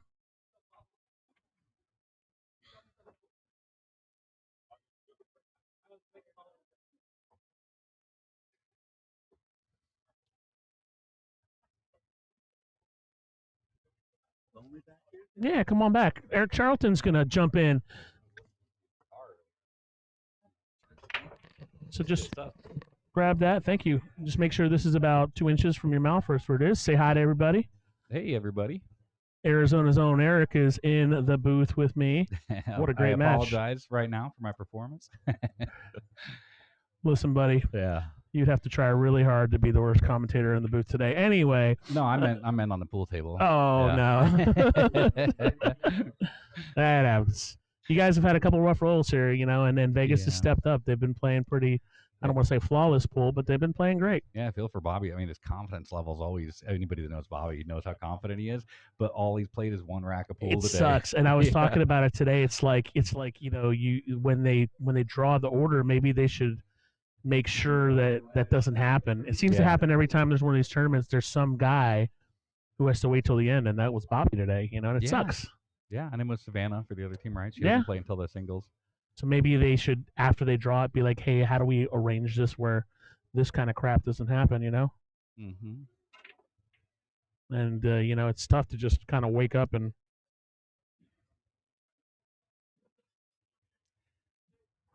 Yeah, I know Mitch isn't super happy with the way he's been playing. I don't think anybody on either team is happy about the way they were playing. But I'll tell you what, in that last match, anytime on these pockets where somebody gets a little bit funny, everybody perks up a little bit, because this is where it changes. And Jordan, every time he came with it, every single time. Jordan he plays great. On these tables a lot, and he's a very straight shooter.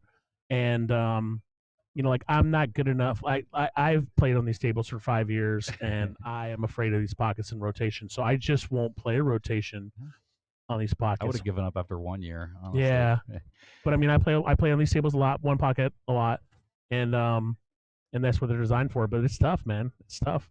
But I've seen some of these guys, like Mitch and Evan, just kind of slamming balls in perfectly, and it's impressive. I've never played him against Evan before. I was excited when I saw that he was on the team, and then I saw that every time I'm on the pool table, I'm playing with him. And then you're not as excited. No, it didn't get as exciting after that, but he plays so good. You're getting lots of love in the chat from people. Those are pseudonyms for people on YouTube. Some of them might not know who they are. Some of them use real names. Yeah, but hey, everybody.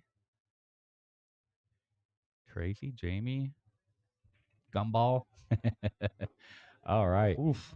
I got about 400 people watching. That's cool. Yeah, the stream's great. Oh, Derek Thanks, Disco, man. I haven't seen that dude in years. I feel like Mitch is in the mood where he's just gonna get down there and two-stroke it and whip it back perfect. I think in their head, I think they're done messing around. Yeah, for sure. I mean, they'll go into you guys will go into tomorrow if they win this match down 1. No big deal. Yeah. Well, I hope. But yeah, no. I mean, Nevada's playing great. I mean, everybody, all the talk, because we've won so many years. A lot of the talk is like they're going to fold, and they're not. They're coming with it, so it's exciting. I can't wait for tomorrow. Well, the addition of Evan really helps because we didn't have that bona fide pro level player. Starts playing again, or and something, right? Vilmos didn't play, and we have Ronnie, who's great, and then Ian doesn't really play. He's another. I've always wanted to try to get Aaron Goodwin to play, but he works. It's hard for him to do it. He's kind of at that level, but that 750 plus player. So having him, it really helps because it takes a lot of pressure off people like Jordan. Yeah, and you have that next level guy. So I think that's part of it.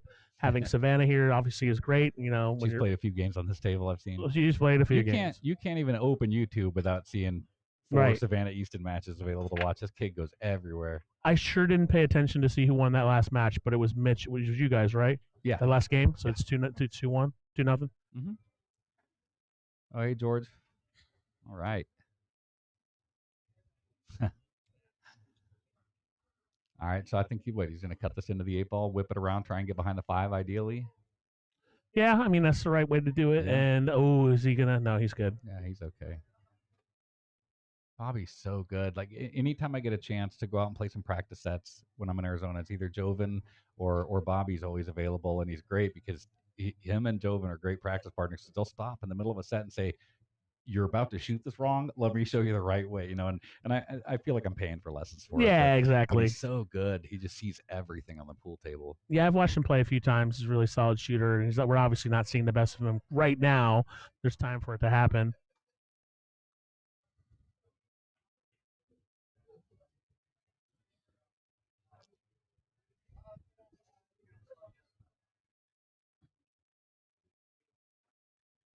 That's such a bad roll. Yeah, that's why Bacchus has been responsible for a lot today. It's just that I that think I found particular it 4 or 5 times on the break today. So you don't live in Phoenix? You live in elsewhere? I live in Chandler. Chandler. So, yeah, I mean, I'm at the Phoenix airport in 15 minutes. No, I don't have that hat anymore, man. No more hat for you, huh? No, that was a long time ago. I was gonna come down to Arizona next week because Tim was doing a 669 and under, but then he canceled it. Yeah, I saw that. I was like, bummer. But it's tough. Sometimes you don't get enough. Yeah, no. But it was handicapped and everything too, and but it's a shame. There's a big buy-in too, right? $200. $500. $500, yeah. yeah. Yeah, it's a shame. This is one of the reasons I love these guys is wooden shafts, master chalk. Yeah. Not a care in the world running around and I'm sitting here sweating on every single ball that I'm down on, and they're just like, whatever. Well, it's funny. Perfect. I went through the carousel of cues, and I got an SVB Gen 2, and some of my best pool has been played with carbon fiber, but I end up always going back to I just play with a maple Sean shaft now, original maple. Uh-huh. And you can't do as much with it, but sure, it just feels more natural. It does. Feels great. That's what we grew up on. I love it. Uh-oh. Okay. He's taking some chances out here. Someone just said Savannah calls you the golden duck. Is that true? Somebody called. Oh, yeah. I can see that. We played in the ultimate pool. We played in the mixed doubles. I ended up dogging it for us. Is that side pocket gonna go? Okay, I thought for a second. Yeah, no, for sure. But yeah, I was the first one in Ultimate Pool USA history to get a golden duck, the 8 and the cue ball on the break, and it was with her as my partner. And then later on in the match, I dogged an 8-ball that cost us the match. And so I don't think she. And then the next tournament, she ditched me for Shane. Oh well, I mean, if you're gonna get dished for somebody, I throw away one match and she changes out. Explain to me like I'm a 5-year-old what Ultimate Pool is. It's like 8-ball with a timer, basically. Yeah, or? So it's 8-ball with international rules, right? Which it doesn't mean it's everywhere in the country. It's just they're called international rules, and so you don't ever have to call any balls. The only differences from what we know is you don't have to call any balls. You can't start your after the break. You can't start with a stripe onto a solid like you could in BCA, right? You have to shoot whatever you shoot first. That's what you got to shoot at. You have a 30-second timer for each shot and a 30-minute match clock. So you have a couple of little strategic gains in the beginning, and 12 minutes has ticked off the clock, and it's 2-0. Now all of a sudden, if you have a lead, you can start slowing down the clock and control the pace of the match, and the other person's got a little bit more pressure.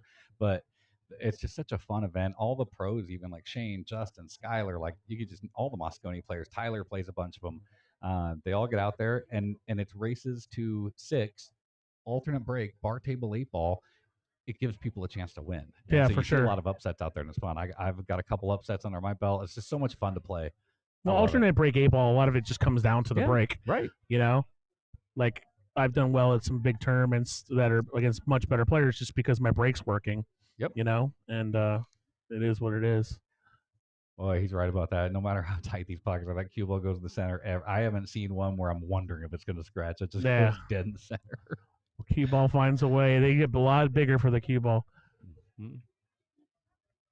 So unfortunately, this is the last match of the day because I'm having fun. But we're going to start tomorrow at 11 a.m.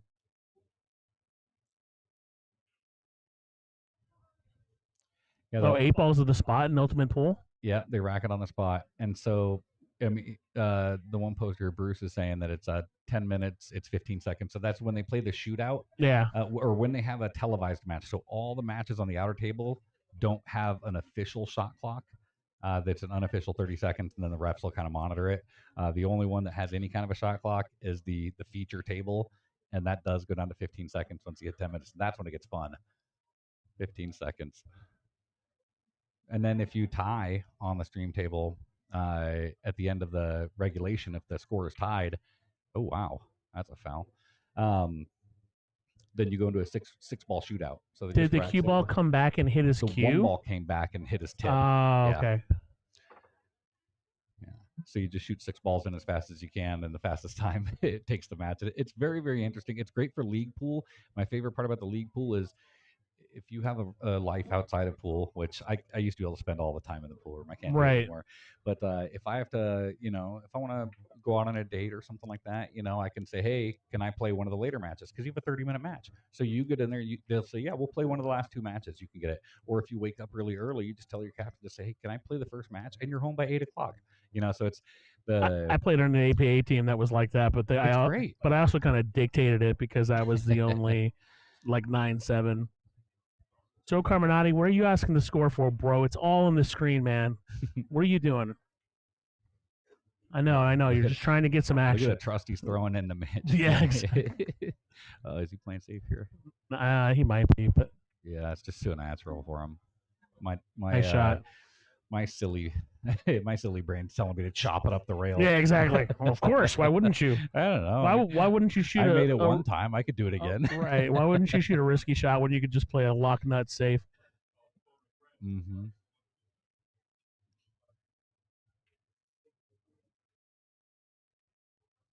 Yeah, that was a crazy foul, wasn't it? You don't see it from players of this caliber very often. No, where you would think how to clear your cue, but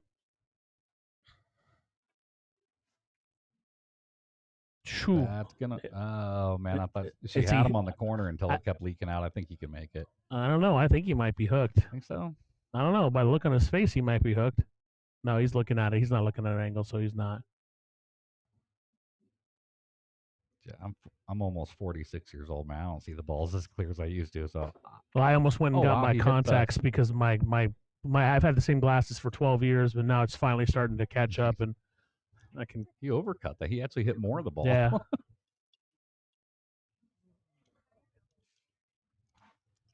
Yeah, gum 9 ball. Like I was talking before, I grew up with this guy, Fred Congleton in Virginia, and he gave me like advice that I never forgot. I don't implement it as much as I should, but he said if I'm not 75% sure I'm going to make the shot, then I don't take it.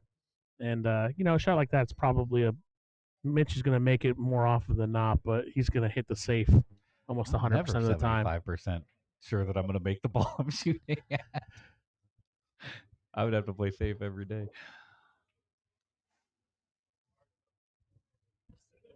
Like a shot like this that Jordan just took, if you're a player of his caliber, you're going to make that more than 75% of the time, I'm right? At that ball from him, so especially the way he's hitting them today, he's playing great. Being left-handed is not an advantage to Mitch on this shot.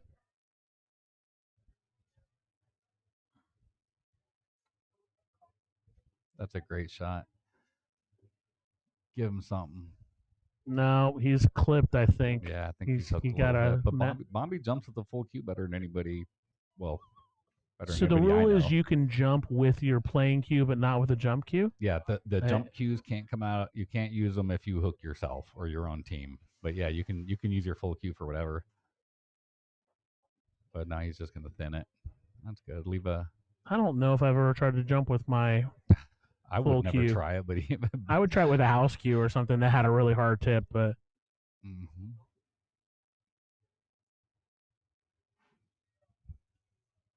Jordan getting up and involuntarily giving Savannah a coaching session, which she didn't ask for. You could tell she was like, what's up, man? You know who the fuck I am? Sorry. You know who I am, Jordan Holman? I mean, she wasn't that salty about it. She's just like, he's like, does it go? She's like, no, of course not. I mean, you got to know your opponents and stuff, or your partners, and it's sometimes these relationships get a little fun. I remember at the Ultimate Pool event, if you watched all the matches in Arizona when they came out, Chris Melling and Emily Duddy were partners in the mixed doubles, Yeah. and they were on TV. And their opponents missed a ball or played safe, I guess, and left Emily this long 8-ball, like a tough bank. And there's different ways to play safe, and you got Chris Melling as your partner. Yeah. He stands up and starts to walk over to her, and she waved him off. Oh wow. And he goes, "All right, I'll go sit down." You know, like, what do I know? I'm only sit Chris down, Melling. Sit down, Chris. He's like, "Have you seen the video?" Yeah. Yeah, Chris, he's so good at everything.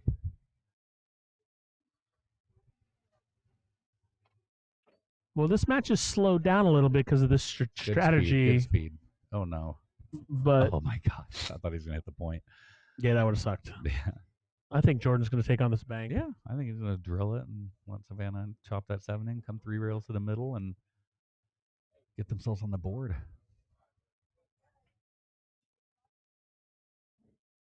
Evan Banks so good. I was watching him, like, anytime he's banking, whether it's a safety or whatever, he's got a great touch, great eye. Nice, easy, good roll there. Well, I mean, like Evan is, you could make a case that he's one of the best bankers in the for sure in the world. Yeah. I mean, his specialty is.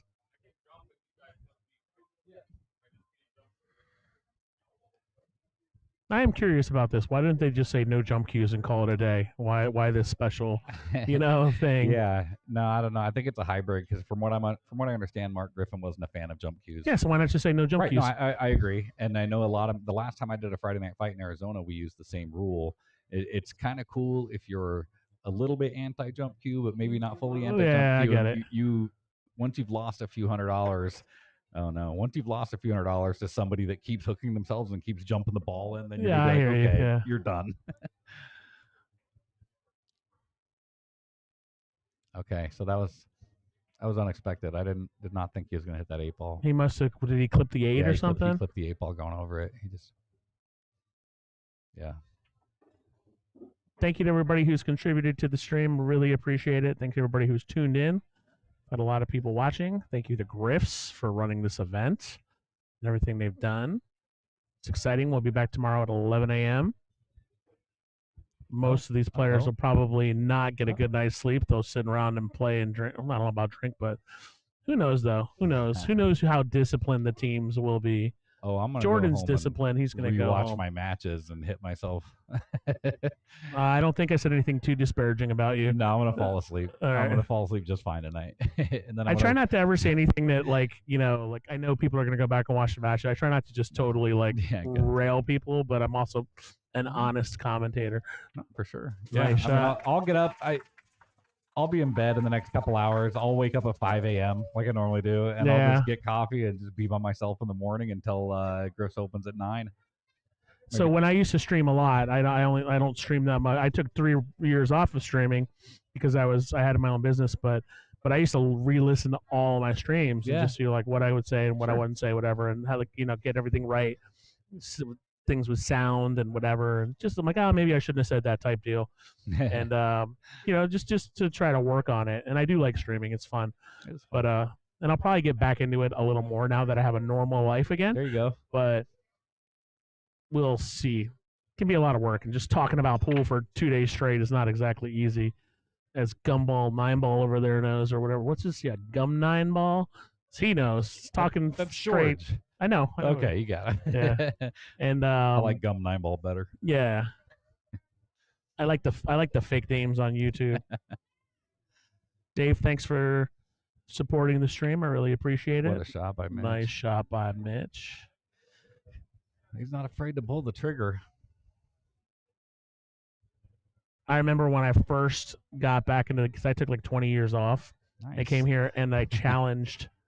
I hadn't played pool competitively in like 20 years, and I saw 2 people playing. I'm like, oh, these people are good. And one of them was Rebecca Wagner. Nice. It was like 5 years ago. And then there was this other guy just firing balls in, and it was Mitch. I didn't realize until later it was Mitch. And I ran out to the 9 on Rebecca, and then I dogged the 9. She won, and I didn't see her again for like a year. She was like, who the hell is this guy just coming up and challenging me to a game? Okay. So what? He's got. Is he kicking at it? I mean, he can see the edge, right? There's just no Yeah, I There's mean, just he not could, much to shoot at. no, there's Yeah. not much to shoot at, There's and not, yeah, no. I don't, he might not even be able to see. He might be able to see a sliver of it. and that's no good. He's got to kick at it, get some separation, maybe send it into the 9. No.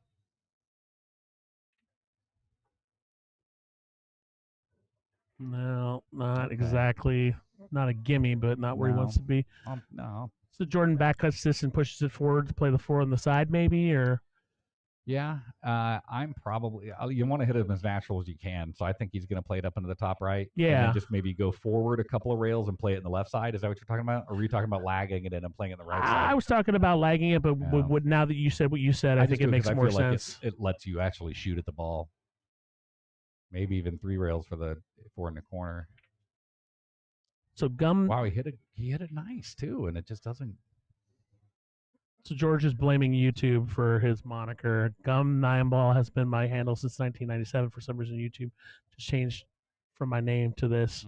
Yeah, blame technology, George. What was 1997 like, Boomer? I'm just kidding. I was 1997 was grown-up. great. I was 20. Life was good. No. Oh, nice. Bobby needed that to fall. Nice. Yes, he did. If we want to see him show up tomorrow, we needed him to make that ball. Well, his schedule tomorrow is a lot more favorable. He plays the 3rd and Oh, wow. 8th matches, so he'll play 3 times tomorrow. Yeah, and I thought we were going to get a roll there. We didn't. That's the weird thing. Like, he hit the ball well. You know, I mean, you can hit them good here, and they don't go. The cloth is kind of worn in. The angle of the pocket's kind of, Bobby was pointed out earlier, it's not impossible, but Do you think this table is tighter than the pit table at Bullshooters, or? I don't play at Bullshooters very often. I think they're pretty comparable. You're born in 95. Who was born in 95? I guess someone who's Willie 30. Perry. I graduated high school in 95.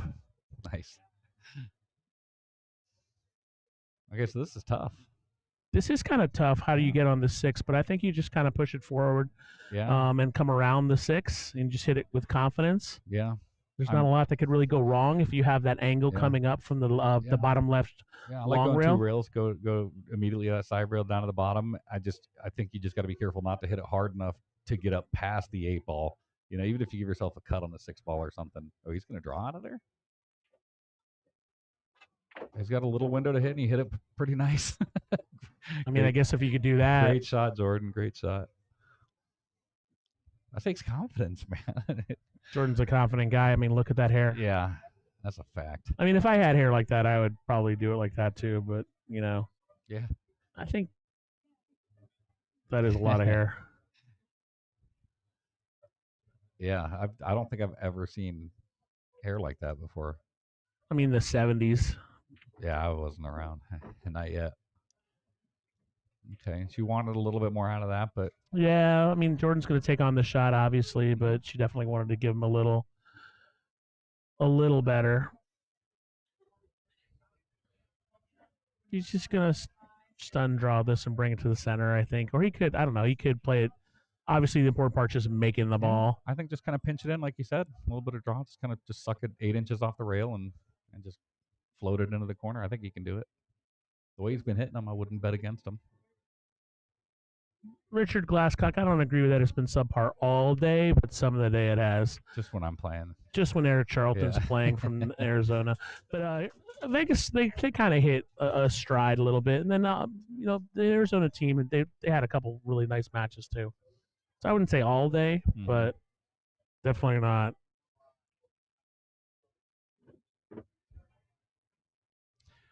Okay. Heat check. Let's see what he's got. It's fired in there.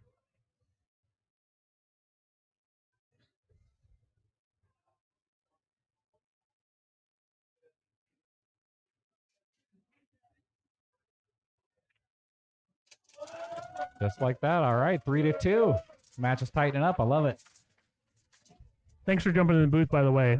Commentating solo sucks, man. I believe it. And if you have someone of your caliber, it's great because you're good at pool. You know what you're talking about. Sometimes, like I had Rory in here, and he's like a 520 player, but he's very eloquent, and he studies the game, so he's good on the mic, right? Yeah. He knows what he's talking about, right? But When you're by yourself, it's just like, it's just hard to talk like straight. So I love when I have you someone sounded else. so lonely and sad. I when was. I was. You know why? Because I was lonely and sad. That works. That's why I sounded lonely and sad. Calm down, Ike. Ike's been on one all day. Look at this break. Come on, dress up, 2-ball. Give the guys a break. We need a break. Give us something. Okay. That 2-ball cut. Yeah. It's not easy, but it does. Yeah, it goes inside. What to do with that 3 though?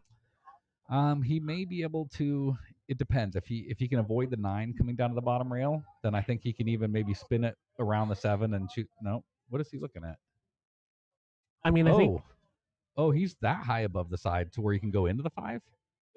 really. Huh. Okay, I thought this was much thinner. Whatever Mitch does, that's what I would have done.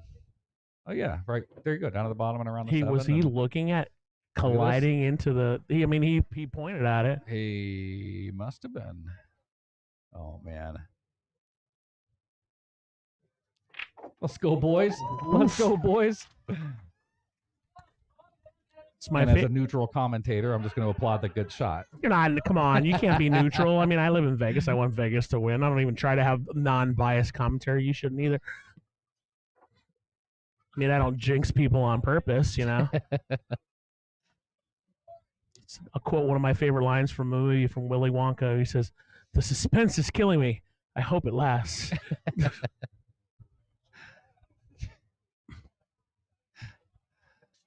Can't believe they remade that movie. If they try to remake Princess Bride, I don't want to threaten blowing something up. But let's just say I'll do something bad to the studio if Really? they talked about remaking Princess Big Bride. fan? You cannot remake that movie, and there's no reason to either.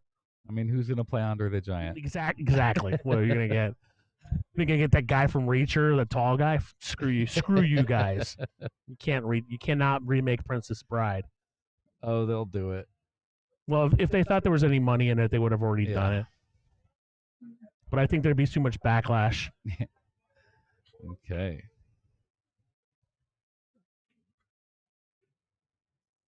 Oh, wow. Unforced error by Mitch, right, but he got we lucky. got us a little roll. Let's go. Little jelly roll.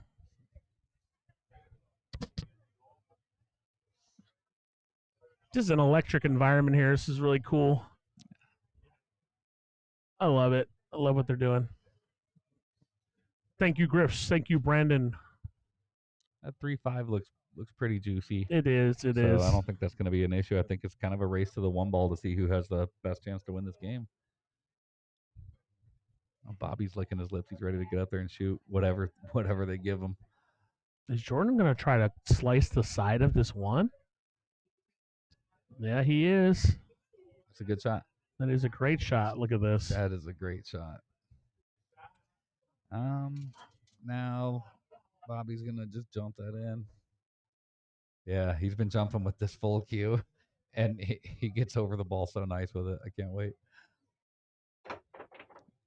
Yeah, that's what I would have played the 9 too. Well, like I said, I took 20-something years off pool, and I didn't even know what a jump cue was when I came back. I came back during COVID, and they were like, I didn't even know jump cues existed. I didn't know who Shane Van Boning was. That's how out of the game I was. People looked at me like I had like 3 heads. What do you mean you don't know who Shane Van Boning is? I'm like, I don't know. Who is he? Is he better than Earl Strickland?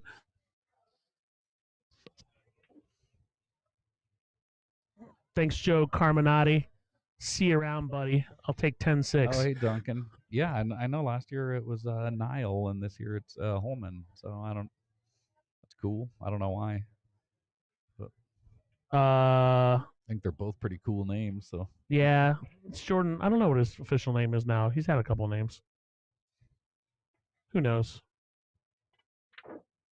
Oh, that's a bad. Yeah, she hit that nice too. Yeah, that's a bad. Okay, nudge all off right. the 5. We got a chance to do something. Exactly, here. Shane who? No, Georgia literally did not know who he was, and people looked at me like I was crazy. They thought I was lying, because you're playing with his cue. Right, exactly.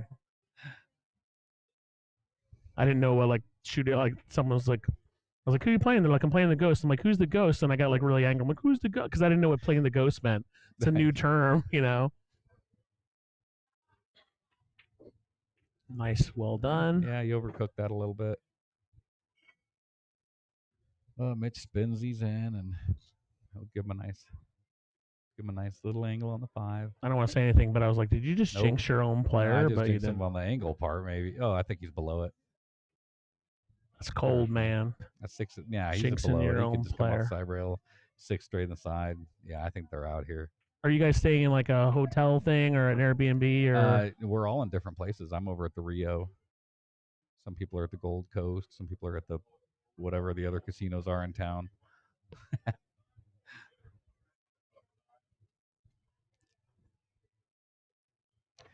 That's what's fun about Bobby. Mitch is like, well, which corner do you want to play in? And Bobby's like, I don't care what corner. I'll play in either corner, the side pocket. Leave me in the bottom corners. I was commenting before, and Great obviously shot. I don't play at the level of these guys and you, but like when it comes to like a Scotch double sport, like what do you want me to do? I'm like, just shoot it whatever's natural for you. Yeah. And then I'll figure it out. You know, like I'm good enough to just figure it out. They just picked us up. What was that, like a 5-match losing streak or something that we Yep. had? It was 4-1, wasn't it? Yep. Yeah, All right, we everybody. lost 5 in a row. So Eric, thanks for jumping in Yeah, the booth. thanks for We're going to watching. end today. Vegas watching. up 6-5. And it's been a great day. Everything's good. And we'll see everybody tomorrow. And yeah, that's it. Continuing tomorrow at 12. Corby was wrong. It's going to be an exciting day. 12 p.m. It is going to be an exciting This day. is the tightest cup they've had in a while.